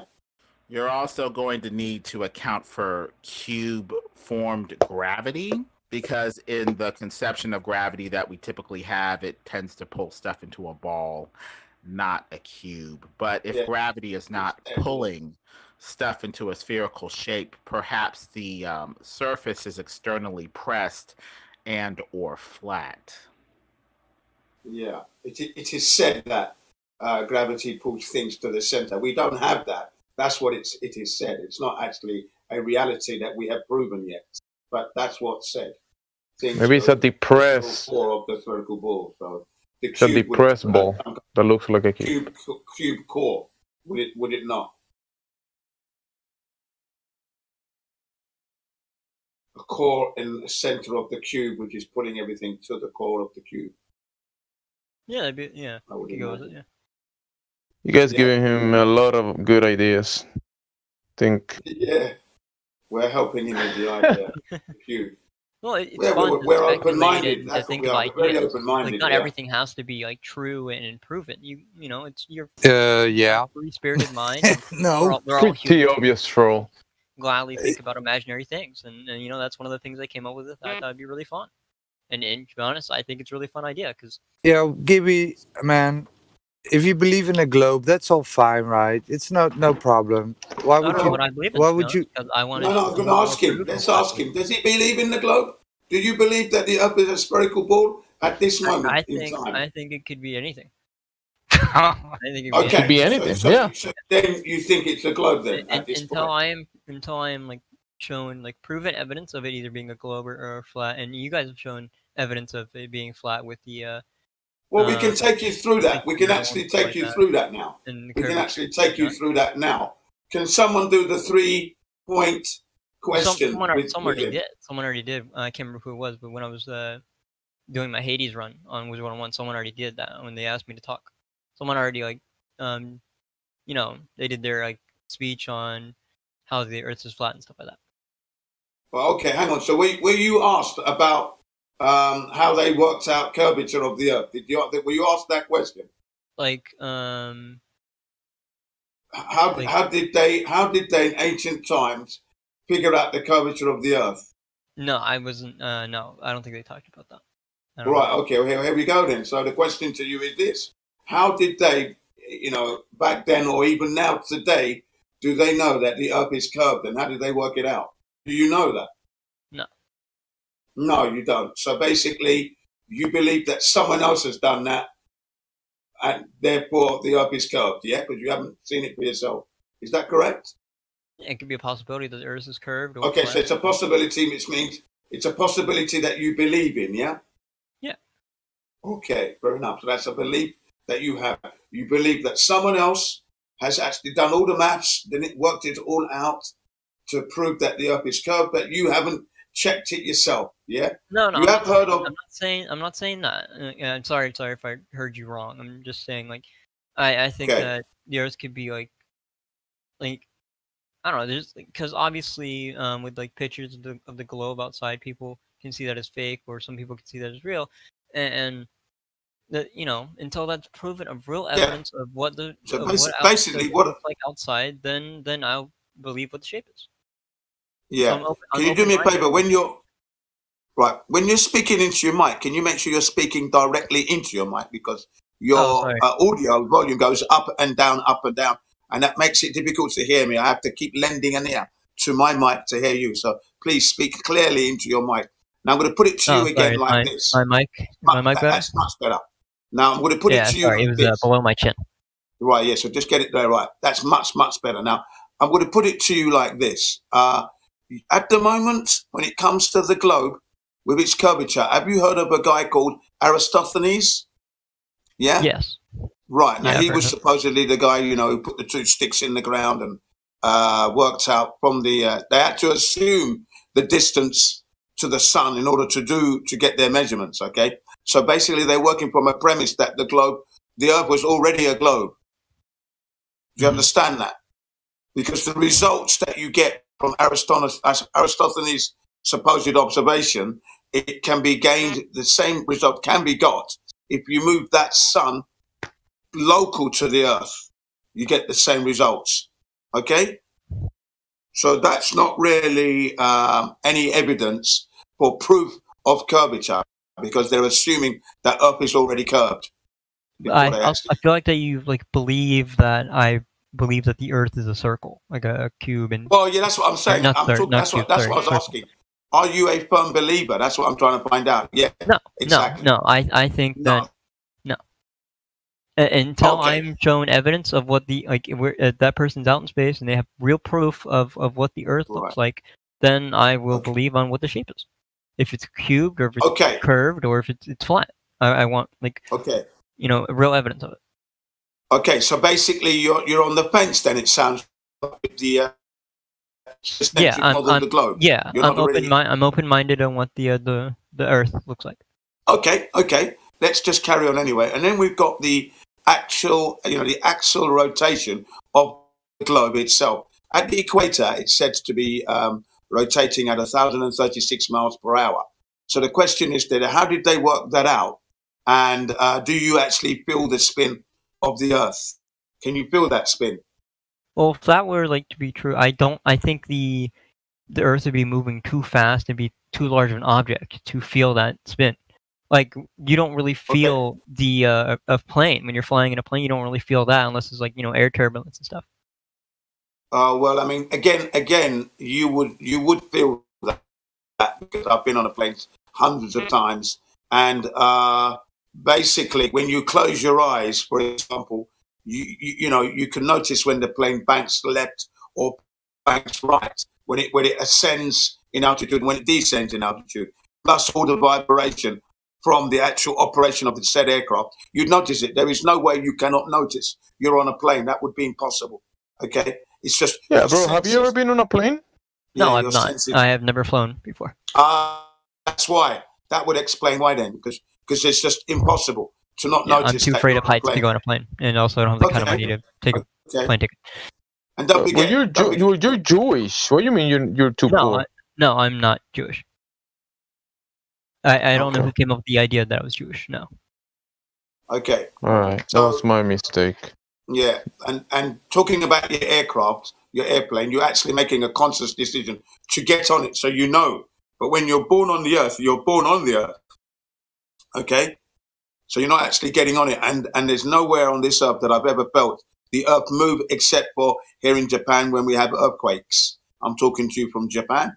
And we had a... Oh yeah, like tectonic plates and stuff. 3 days ago. Yeah, 3 days ago we had an earth tremor, we would call it. Okay, an earth tremor. Last week, 3 times we had earth tremors last week. So I noticed that the earth is moving there under my feet. Other than that, I don't feel the spin.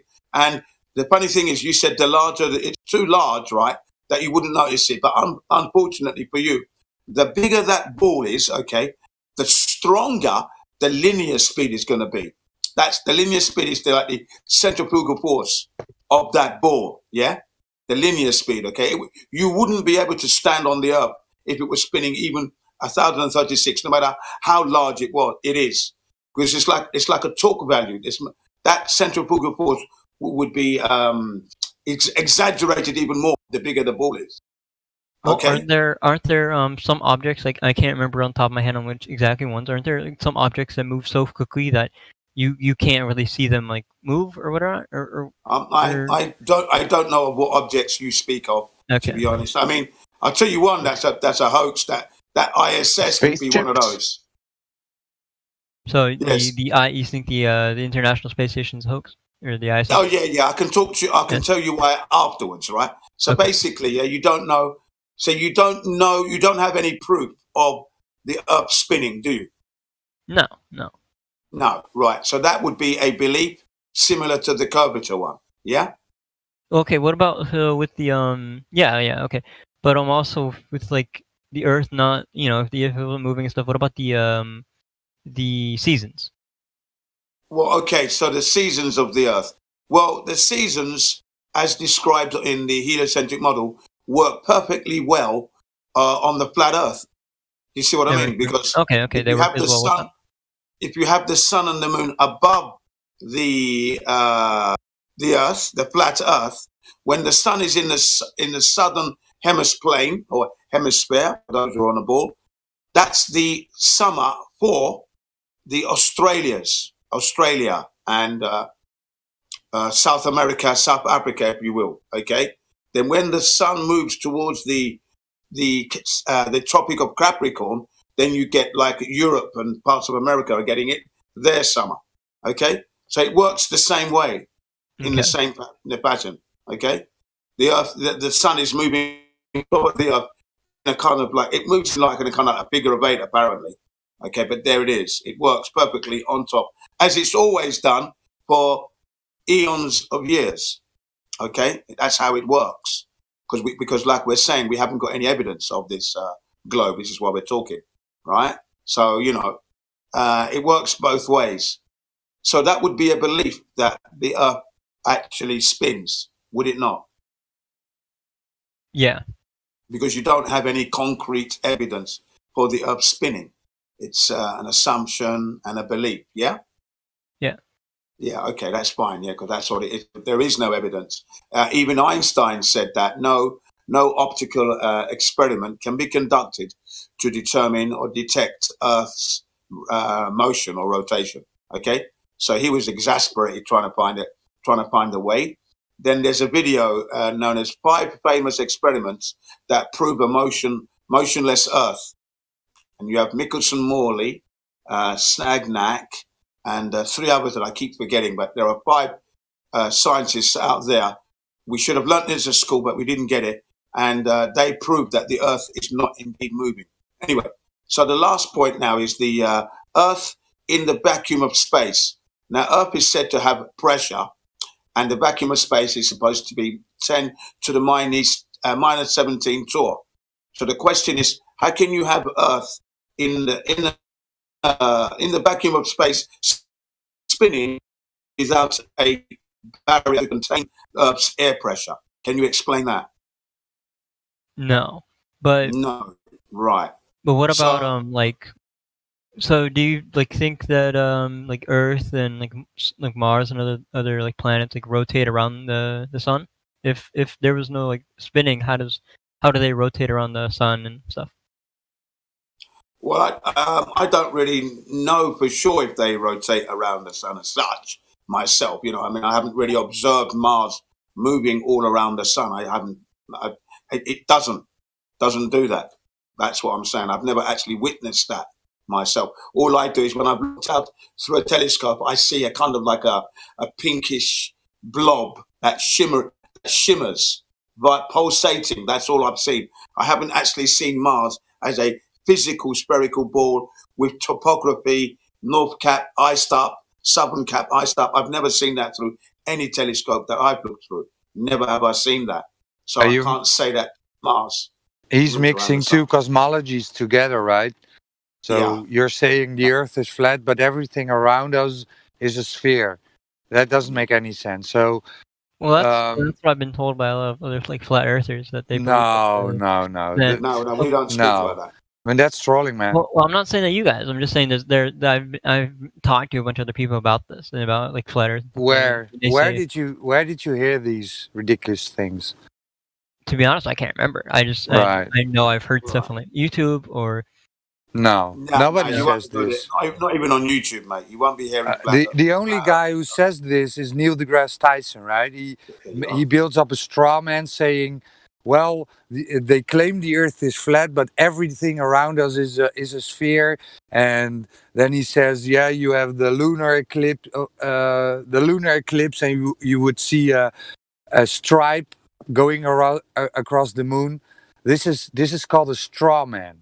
This is not what real flat earthers say. So that's why I'm asking you from whom you've got this information. Nobody says this, that the rest of the wandering stars, because the word planet means wandering star, right? So it's just like the other stars, only it has its own movement. It's just a light in the sky. And you, Giddy, you will never ever go there. So all you will ever witness is a light in the sky. You cannot you cannot say it's physical by looking at it, right? Mm-hmm. Yeah, you can, and definitely not from the telescopes that I've looked through, not showing me any topography or any terra firma. All I've seen is a shimmering light. That's all, and a shimmering light does not terra firma make. It doesn't mean that I can go there and start driving rovers, and looking around, and going over canyons and craters. And no, I mean, that's not possible at this point. Not if I take what I look at through the telescope to be a shimmering light. How can it therefore be a place I can go to? How would I come to that conclusion? So we go back to what I was asking you. How would you explain the Earth's air pressure being contained without a container in the vacuum of space? Because when you look at Earth in the solar system, it's very naked, right there, no barrier, just there spinning. How can that be? You can't see like certain, like you can't see like you know how people say there's the ozone layer and stuff like that. You can't see any of that. You can't but physically see oxygen and nitrogen and stuff. Yeah, but if that's what you're talking about. These gases rise. Gases are omnidirectional, so these gases go everywhere, and if that being the case, then it would go straight out into the vacuum of space, known as energy. It would go to the vacuum because the second law of thermodynamics states that high pressure goes to low pressure. You see? Yeah, high goes to low. Yeah. If that is the case, indeed the case, then Earth's air pressure would flow naturally into the vacuum of space. You see? But that doesn't happen, does it? Does it not? No.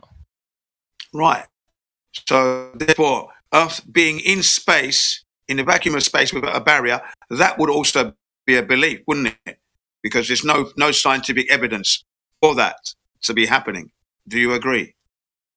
Yeah, well, yeah. Yeah, okay, right. So this is finished now, the 3 questions. So just to recap on that, the Earth and how they work to curvature, you have no evidence for that. So that's a belief in itself.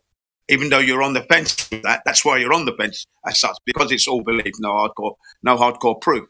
The Earth's rotational spin, no evidence or proof for that. So that also becomes a belief. And Earth in the vacuum of space, that is also a belief, right? There's no scientific evidence of that. So, okay, we don't have the technology to even go. Do you agree with that? What I've said? That's your situation. That's your position at the moment. Yeah, You're on the fence because yeah, I still don't see how any of the like, you know, the questions you asked me like related to my theory, just the random cube theory that I came up with. No, I'm just getting, what I'm trying to get. Yeah, what I'm getting to you is this. What I'm gauging from you is that at the moment with the heliocentric ball, you have no confidence in it. Everything you have with it is just beliefs. Is that correct? Yeah, I'm very open-minded right. to anything. I don't see everything as hard Right. proof. I'm a very open-minded. Okay, that's guy. good. That's why I'm here. Which is why I want to hear everyone's ideas. And Yes. theories. That's why I'm here. That's why I've been right. here. Yeah. As Jedi says. Yeah. That's correct. That's why you've put forward a theory, the cube theory, for example. Yeah, right. And I totally understand that. Okay, right. So you're on the fence. Now we're going to try and talk to you. Before we talk about the Earth being a flat plane, I'll explain to you why the ISS cannot be in space traveling, or should I say falling, around the so-called spherical ball Earth that doesn't exist. There's no proof, no evidence, nothing at all, at 17,500 miles an hour at an altitude of 250 to 251 miles. That's where, 253 miles, sorry. That's the altitude at which the said ISS is supposed to be at, okay? Now, I'll tell you why it can't be there. It's because in that particular zone is a highly radiated area, that zone at which the ISS is operating in. And the radiation starts from 247 miles. That's where the radiation starts from. So the ISS is within that zone operating, okay? And the levels there at the moment are 25,000 rems of radiation. So let me give you a breakdown of the rems itself. If the astronauts did go to the moon, like they said they did, they would have to have gone through that zone, okay? They would have to have gone through the radiation zone. Now, that radiation zone was by NASA when they fired up back in 1962. They set off a megaton bomb, several megaton bombs, to try and break through the Van Allen radiation belts. Have you heard of the Van Allen radiation belts? Yes. Okay, discovered by James Van Allen back in 1958, I think it was 59. Right. So they're trying to create some kind of corridor through the Van Allen radiation belts so they could go to the moon, for example. But it was known as Operation Starfish Prime, and the event happened in 1962. Very well documented. Right. There's lots of videos on there. Tsunami of videos, if you look it up. Operation Starfish Prime, 1962. Okay. Now that event resulted in a failure, and it inadvertently created a third radiation belt 100 times more lethal than the current Van Allen radiation belts that are supposedly up there now, according to Sir Bernard Lovell, professor of astronomy. Okay, that was Sir Bernard Lovell. He said that. Okay, so in 1962, if the astronauts indeed went to the moon, they would firstly have to travel through, at that time, 250,000 rems of radiation. They would have to have gone through that first, then gone through the other two radiation belts, which contain 2,500, then land on the moon, which in itself was said to be at 960 rems of radiation, and then do that all the way back again. So, all right, and now let me give you a breakdown of the rems and how it affects living organisms like human beings and astronauts dumb enough to be out there. For example, if an astronaut was exposed to 70 rems only, 60 to 70 rems, during that flight to the moon, they would have experienced, right? Only 70 rems, mind you, they would have experienced partial vision loss, diarrhea and vomiting, and slight radiation sickness, of course. Okay? That's just at 70 rems. At 170 rems, they would have had vision loss of vision, diarrhea, vomiting, and then death within 60 days. And that's just at 170 rems. Now, I Do told you you. understood the diarrhea part? Yeah. Right. Diarrhea and vomiting in your suit. So they wouldn't have had control of their faculties if they were exposed to 170 rems. Now, leaving Earth and going to the moon back in 1969 would have resulted in them having to go through 250,000 rems of the first radiation belt, which was put there inadvertently by NASA, Operation Starship Prime, okay? Then they would have to have gone through the other two belts, which only contain 2,500 rems each, then land on the moon, pick up their rocks, do their footprint and do their dance, take the pictures that they didn't take, and then come back at 960 rems, okay? That's why the ISS can't be there. The radiation levels would kill them, okay? That's where the ISS is operating now, within that zone. And currently, that was back in 1962, sorry. So today, the radiation has dropped down to 25,000 rems. Still a formidable force for any astronaut to go through. Do you understand now? Mm-hmm. Sources for that are there. I can give you the sources if you want them. Yeah, give him the sources. He has to go through that. Okay. I'll give you the sources for the Van Allen radiation, the Operation Starbridge Prime and everything else. The levels, and it's what happened on the moon. There we go. Oh, by the way, the atmosphere of our Earth has the moon in it. Wait, what? Was that a robot? Atmosphere. The moon is in our atmosphere. Oh, that's correct. Yeah, that's a recent statement. Yeah. What the fuck is wrong with your mic, you idiot?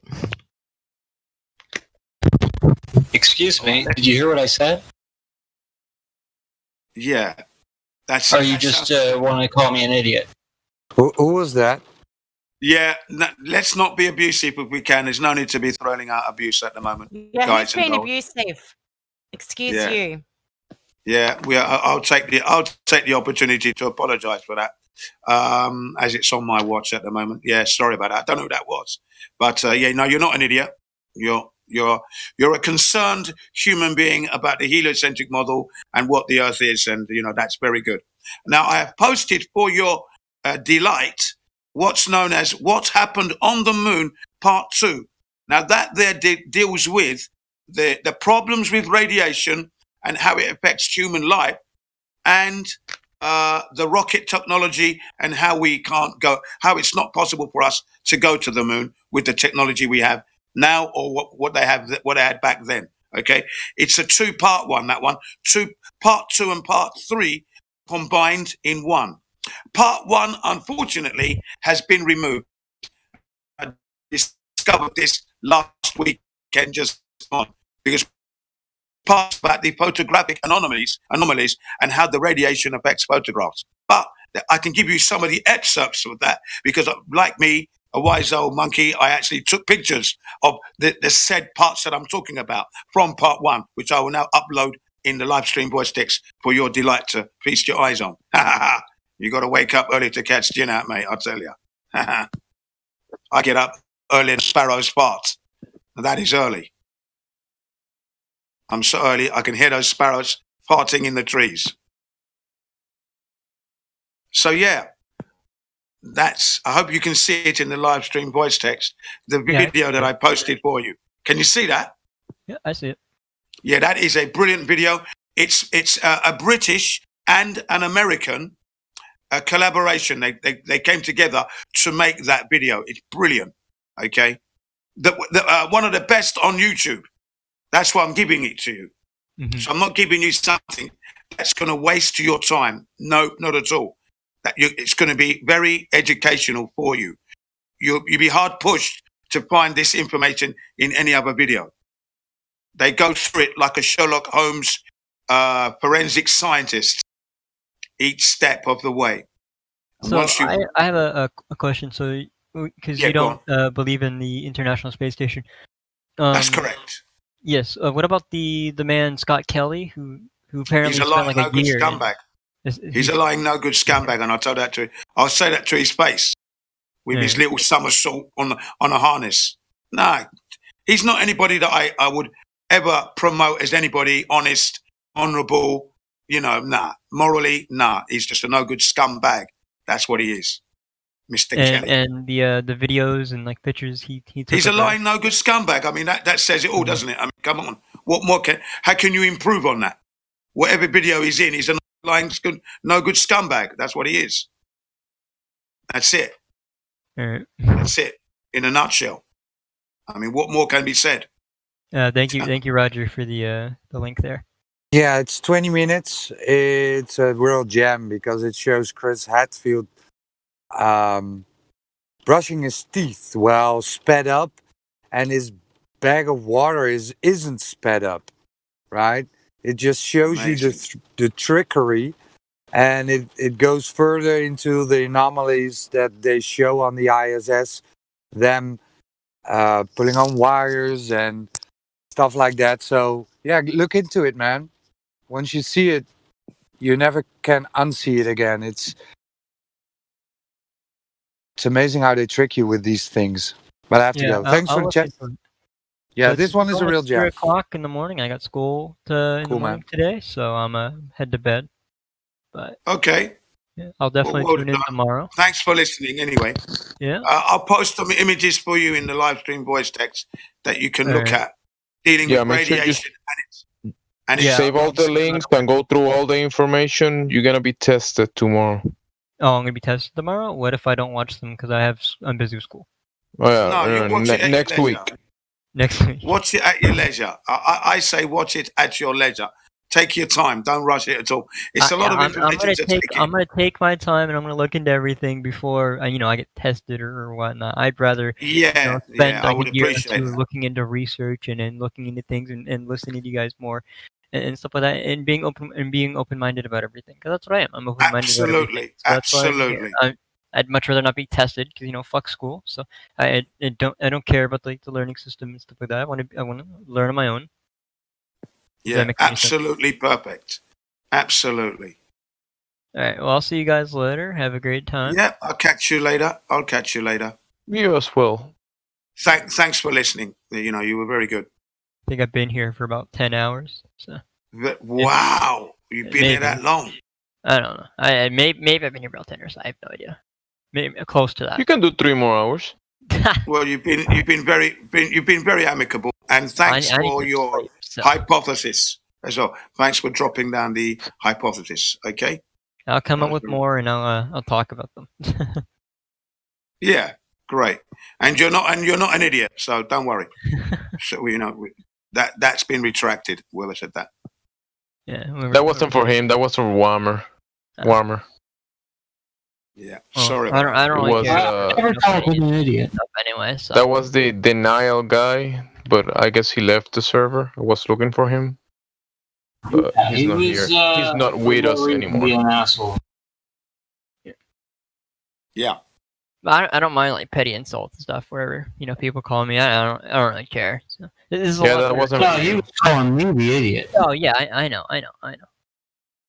But Okay. So I've sent all the relative information yes, about the radiations and how they affect the human body. Please look at it at your leisure, and then you'll come to the understanding that if what NASA tells us is true, that the Starfish Prime actually happened and they set up a megaton bomb, then it would be impossible for the ISS to be operating in that zone and everybody laughing and with their short sleeve shirts flying through the different cubicles of their ISS without any radiation impairment at all. I mean, come on. Yeah. Yeah. All right. Well, I'll see you guys later. I'm gonna go. Yeah. Bye. Thank Bye-bye. you very much. Thanks for listening, guys. Thanks. Enjoy. Yes, very interesting, the story about the ISS. And was that Becky from Australia I heard earlier? Yes. Nice to hear you. Happy New Year to you, Becky. Hello, Jen. Happy New Year, doll. How are you? Oh, I'm fine. Thank you very much. Now that I've heard your voice, I'm even happier. Great. I was wondering where you were, actually. I was wondering where you were. Been lurking around the dark depths of Discord. Oh, right. Right. Good to hear, Did you find Becky. any curvature on the way? G'day, Gemsy. No, I didn't see any curvature on the way, mate. All right. And are you still getting the occasional visit from a kangaroo across your property?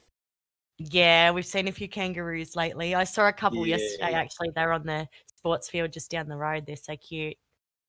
Okay. Now, I'm going to stick with you just for a few more minutes. What's the weather like there now?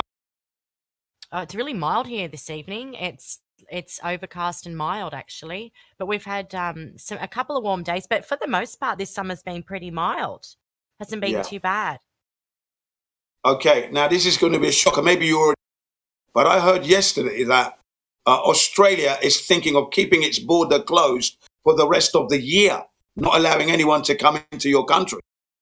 I wouldn't be surprised. They also announced yesterday in the media that the woman in control of my state is trying to ban anybody from going to pubs, clubs, restaurants, cafes, those sort of places unless they get the new you-know-what that's coming up. Yeah, yeah. I mean, effectively, Australia, if that's the case, yeah, locked down like a prison system. No one can get in, no one can get out. That's mad, isn't it? Unless you're an elite person with, a ton of money in a private jet, then they'll let you come in. Then you're fine. Yeah, then you're fine. Which we found out. They did that right in the height of it all. They were letting the uber wealthy come in. Yeah, And they were Well, what banning about- other people from the states, like certain states. We were really quite pissed about that. I'm surprised that the what about, Australians weren't if up in you're a arms. famous tennis player, and so if you're a famous tennis player and your entourage, 1,200 of them just came in.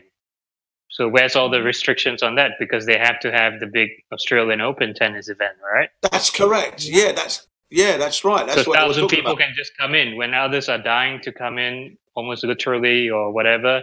No, because we have this Well- sport, isn't it, Becky? Well, actually, with the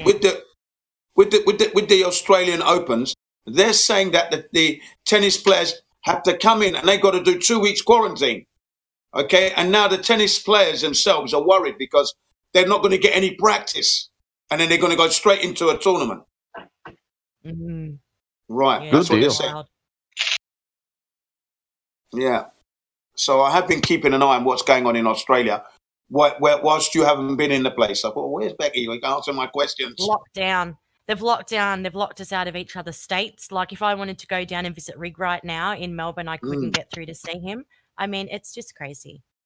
Yeah, I mean, it's very draconian in Australia. Very, I mean, very. we were all separated over Christmas. It was quite sad and dull and horrible. And I mean, I just don't see it getting any better. They're trying to force people to do these certain things, and I just don't think it's right. Yes, I'm inclined to agree with you. I mean, that's just absolutely ridiculous. Oh, we have to wear masks now. The first time ever, we have to wear masks now in shops and stuff. That's happened here in the last 2 weeks, which is a real pain in the bum. Right, that's a surprise because I thought that was already in place, but okay, right. No, not here, but then they made it happen here a couple of weeks ago, and I hope they stop it soon because I've already had enough of it. Yeah, this is just Praise God, in Brisbane, it's supposed to stop this Friday, end of day this Friday. Oh, But great news yeah, for you. but yeah, I think they were holding off on the masks, but I think the pressure was bring them. coming down for New South Wales and Queensland. That because Victoria was going along with the globalist plan, obviously, and they still are because the tennis players can and their entourage can just do. I mean, not to say that they're purposely doing it, but I'm saying the powers that be are just simply saying, well, the tennis is more important than your other people, right?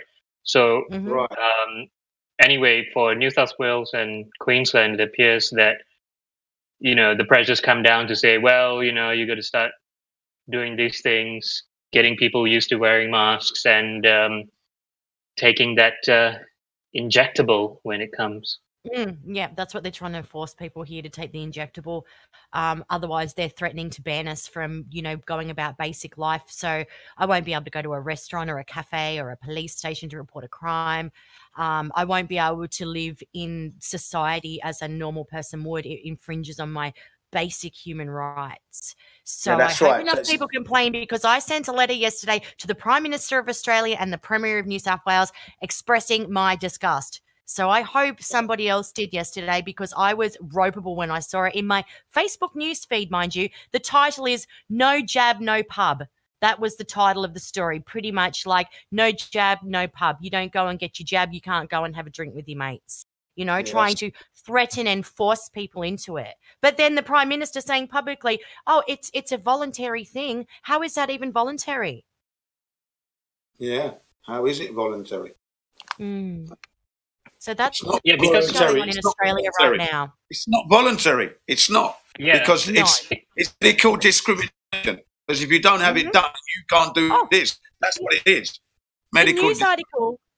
The news article even has the Premier of New South Wales quoting that it would be, beneficial for you to have the jab. Then you will have more of it, more opportunities for jobs and social situations. And I'm thinking, wow, they're literally making it, something that, you need to get like a first aid certificate to have a better, cutting edge in the job. It's really quite crazy. I can't believe it's happening. Yeah, it's medical. That's medical discrimination of the highest degree.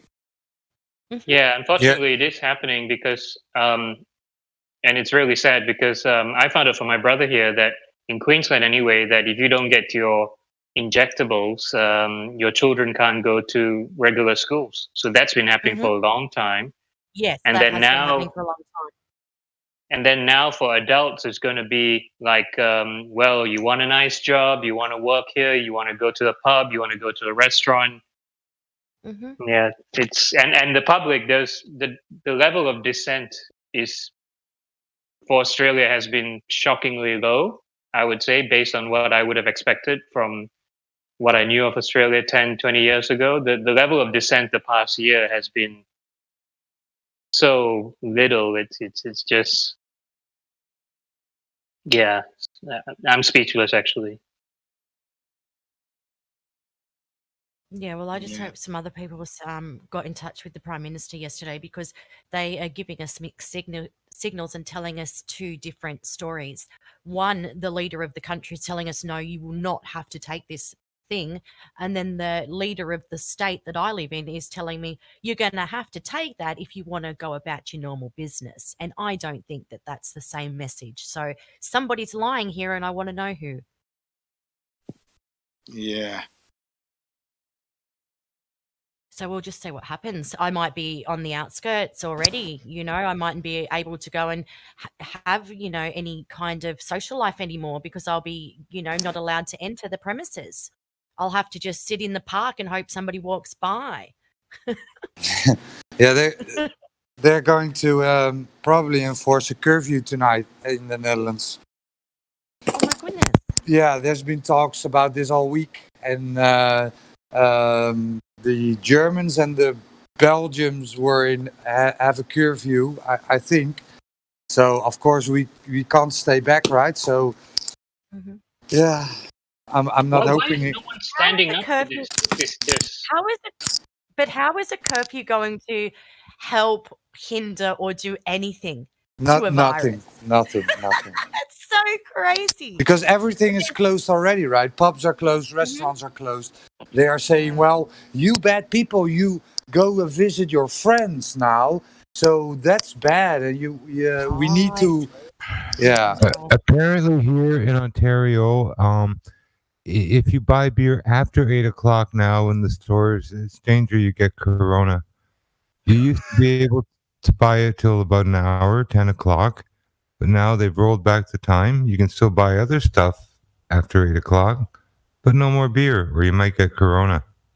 No, I think they're using the beer and the alcohol psychologically. You know, it's one of those addictions like tobacco and other stuff, and they're just manipulating people with that shit. This is all Rothschild engineering and social engineering for tyranny. It's pre-programmed and scripted. You wonder where it's coming from? It's been planned for decades, and they've been rolling it out. With Ebola, I went to the dentist. You've been traveling to a foreign country, blah, blah, blah. The list of questions has just gotten longer. Now, if you're breathing, you're suspected of having Ebola or Corona. It's just bullshit. Yeah, the beer stuff, it was already happening for a month now. You're not allowed to buy alcohol after 8 o'clock. And if you are caught with, I don't know, a case of beer after alcohol outside, you get a fine. I mean, that's crazy, man. Oh my I mean, goodness. essentially. This is insane. Sorry, Becky, go ahead. You go ahead, Dal.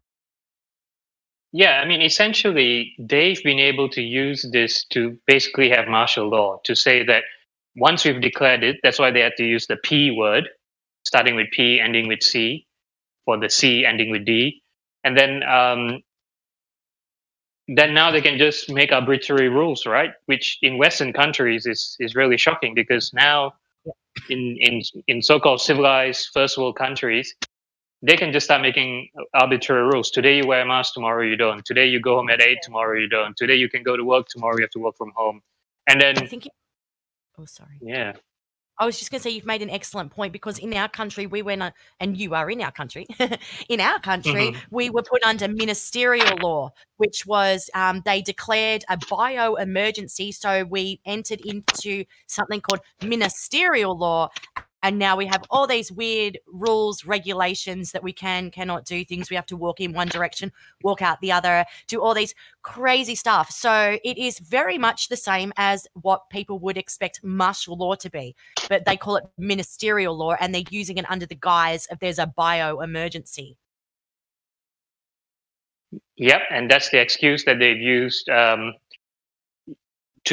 then now have but then that also causes a lot of chaos, right? Because no one knows who's in charge. One moment is you're looking at the health minister, one moment you're looking at the premier, and then Brisbane had a snap 3-day quote-unquote lockdown. I mean, that term has become so prevalent, it's scary.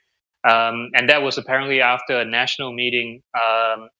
So maybe at the federal level, then they're saying, no, you state premier's got to do this or whatever. So it's just once they go into this system, then basically they're starting to deviate from not only the constitution, which is Australia has its own constitution, of course, but also the legislative system, the judicial system. Because they can just say whatever they want and do whatever they want. Like you say, rules can pop up one day and disappear the next. Yeah, I looked into it too.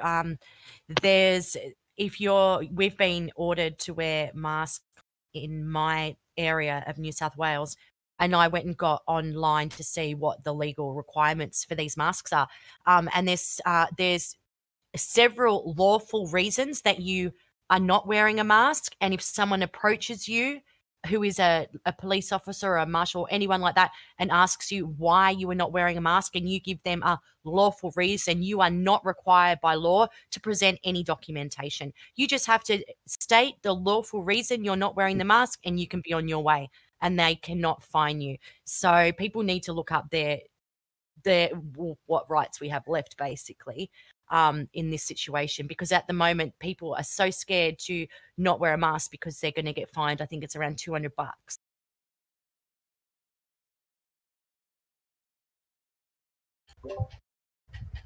Afternoon, Becky.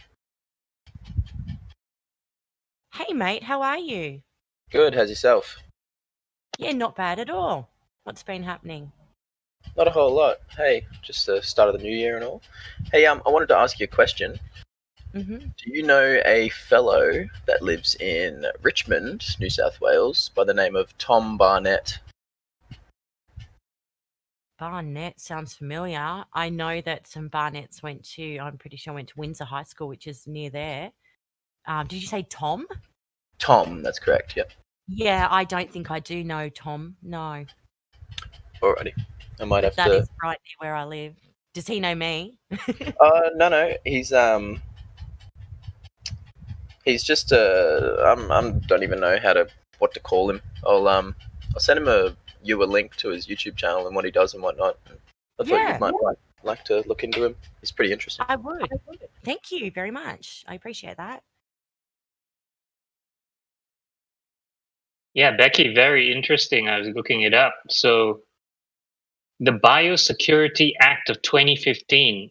So before this, there was no real Biosecurity Act, even though, for decades, Australia ostensibly is a target of terrorist attacks and so on. So this Biosecurity Act of 2015, compiled 1st March 2019, includes amendments up to so on and so forth. And the most recent amendment seems to be around March 2019. Oh, Biosecurity Act of Australia. So at the That must be Commonwealth the level, one the that we're under biosecurity. right Yeah. So we're under biosecurity law. At the Commonwealth level, the Biosecurity Act enables the Governor General, not Governor General, which is the direct report to the Queen, right? And that's not the Prime Minister, because actually the Governor General is technically and legally and constitutionally in charge, not the Prime Minister. And he's not elected, isn't he? He's appointed. So at the Commonwealth level, the Biosecurity Act 2015 enables the Governor General to declare that human biosecurity emergency exists and is enforced for 3 months, enacted on 18 March 2020, but can be extended for periods up to 3 months if the threat continues to be severe and immediate. So it's just been keep getting extended the and news extended. like this. Yeah, it just must be keep getting extended. I mean, the more you put it in the news, the more serious it is. Hey, they can keep this rolling for as long as they like. And I don't think it's going to end anytime soon. They're forcing us into something that we don't want to do, that they want us to do. So somebody's going to lose out in the end. And it's not going to be us. Yeah, I mean, have you even I'm heard in the stubborn. Australian... There's no way in hell that I'm going to do what they want me to do. See, have we even heard in the news that, we are under biosecurity law? It's only That's when what you I've heard. mentioned it. Yeah, but from what news I've read and heard, even, no one's mentioned it. And then have they even said, well, we declared this and then now it's 3 months, we're going to extend this and extend this? No, it just seems to go on forever. So are they saying now it's until they decide it's no longer in effect? Yeah, they've got these crazy laws and rules, and as that what you read out said, that they can reassess it every 3 months. So if it goes into effect for 3 months, well, that was put into effect back in, I want to say, March 2020, and we've had a lot of 3-month increments since then. So they're just doing whatever they want, and basically there's a bunch of crazy ass doctors or scientists in charge of Australia right now and doing what they feel that they think is the best thing to do, or whatever they want to do, and some of these people might be quite crazy, you know what I mean? Some people that are great minds can become quite twisted, I think is what I'm trying to get at. And I don't trust a bunch of doctors that I don't know ruling and running and controlling my country and my everyday. It's really weird, and nobody says anything, or if anybody tries to say anything, they get arrested. Like, people have tried to speak out here and they've been arrested, that they've had their social media accounts watched or reported by one of their so-called friends, and the police have rocked up and knocked down their doors and come in and arrested them. And then we all know what YouTube, Facebook, and Google and all that are doing, because we saw what they did to the president of the USA. I don't even like the president of the USA, but he's the president. And look what they did. They deplatformed him on social media. How is that even legal? But they seem to get away with it. And the sleeping population just nods and smiles and just lets it all slide by. So it's very frustrating for us that are awake, that see what's happening. Yeah, so I'm looking up the Department of Health, and then the Minister for Health and Aged Care. Yep, they just put out a media report and say, well, the latest one, 8th December 2020, extending the human biosecurity emergency period by 3 months. So that's just what they've been doing every 3 months. They're just like, yeah. And now allegedly is set to cease on 17 March 2021. But let's see. But then the recommendation, the authority supposedly lies with the Governor General, who's not elected, right? The Governor General, Becky? Nobody votes for the Governor General. No, he's placed there, and I'm not sure who puts him there either. Yeah, so who is this Governor General that supposedly is that highest authority next to the Queen of England? And so is the Prime Minister even really the one, or is he just another puppet head?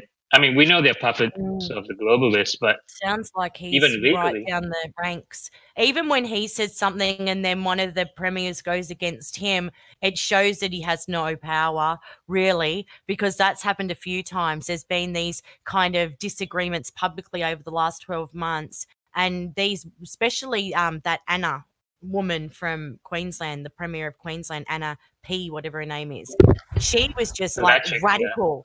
And now Gladys, Gladys Berejiklian, the Premier of New South Wales, has gone full radical, and she's trying to bring about these radical laws to people that live in New South Wales. And I said yesterday, I would like to leave New South Wales now. I would like to move out of this state, but all my family's here.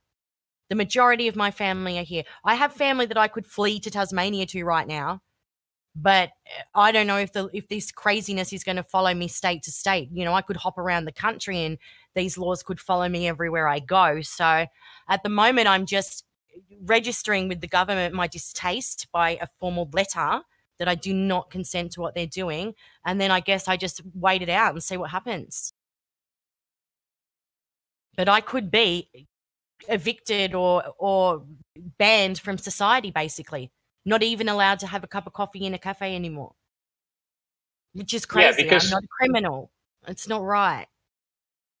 Yeah, because the Constitution and the legislative system has the system of local government, state government, and federal government, which is very clear in Australia and has been for a long time. But then, now with the Biosecurity Act, now it's gone pear-shaped because, you've got the state premiers arguing against each other, the federal cabinet then arguing with others, and then you have the different health ministers as well, because now, like in Queensland, obviously there's been, some talk about, well, now is it the premier even that's running the state, or the health minister, the state health minister? Because the moment the state health minister and the doctors supposedly advising her and all that says XYZ, then the premier has to go along with that. Otherwise, people go back and say, well, you're the premier, you didn't listen to the so-called health advice. So, it's and then in between that, we have the Governor General, who knows what he's doing, how he's there, is he doing anything at all? He's not elected. So, and in amongst this, these medical doctors that don't even know. I mean, they're specialists in what? I'd like to know who's making all the decisions and what they're specialists in too. Because there's a lot of psychology that goes into this, and people's, general well-being and state of mental health, and what they're doing to people here is not over here. Our experts are Mark Cuban, Linda McMahon, and other billionaires.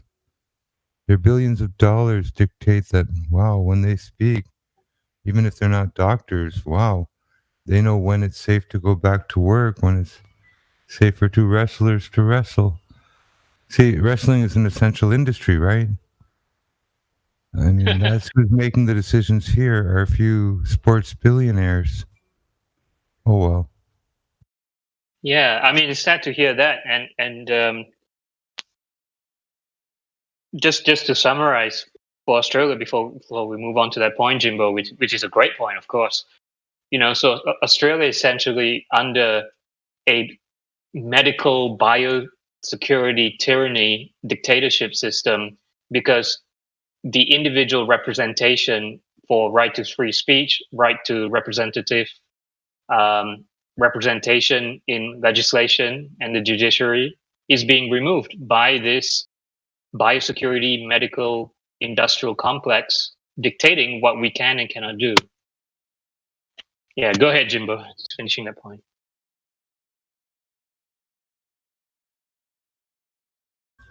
I'm cool. It's just that, like I say, Linda McMahon, billionaire wife of, Titan Sports and stuff, has political influence, connections, and she's on a committee with a bunch of other billionaires, not doctors, who decide where and when it's safe to return things to normal. These aren't doctors. These are a billionaire elite club. Looks like they just pushing people to the extreme and probably gonna do away with this last generation to stay with. They're gonna take over our children.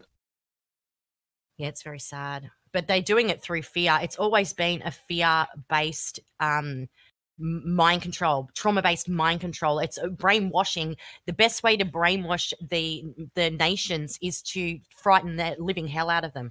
And they'll do whatever they're told. And that's the truth. You look at domestic violence, you look at a person that's been in a domestic violent relationship and the violence inflicted on them, they are so frightened, they will do whatever they are told. If you get people in fear, they'll be complicit.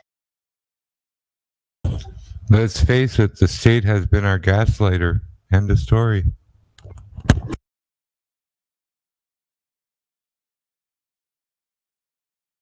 But the really sad thing is that it's not even the state, because like even if we go to our allegedly elected representatives, they are just following a script laid down by the globalists and the controllers. Because how is it possible that such a coordinated, organized, global, quote unquote, rollout has taken place across every country, across so many different cultures? Even in the country where I just left, everything sounds more or less the same. So, and that's a majority Muslim country in Southeast Asia that doesn't like Westerners very much, that tries not to be globalist, but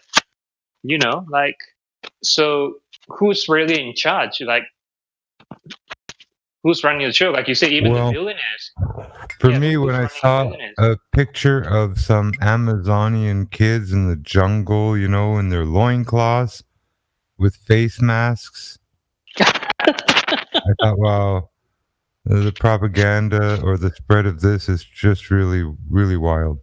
No, the propaganda, it's been strong. Look, I grew up and from childhood to now, I've seen the same thing. Nothing but a litany of fear porn.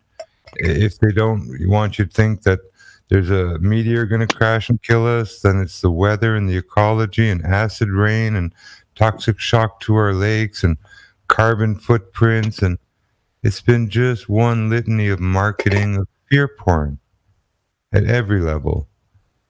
Control, domination. Yeah, I mean, and really the globalist education system has definitely been planned for a very long time, because when I grew up in Malaysia, when I was growing up in Malaysia, say in the 80s and so on, you could say that the national literacy rate was maybe maybe more like 60% if you consider all the rural areas. But because of the globalist push, ostensibly under the guise of we've got to get everybody educated and they have to be progress and so on.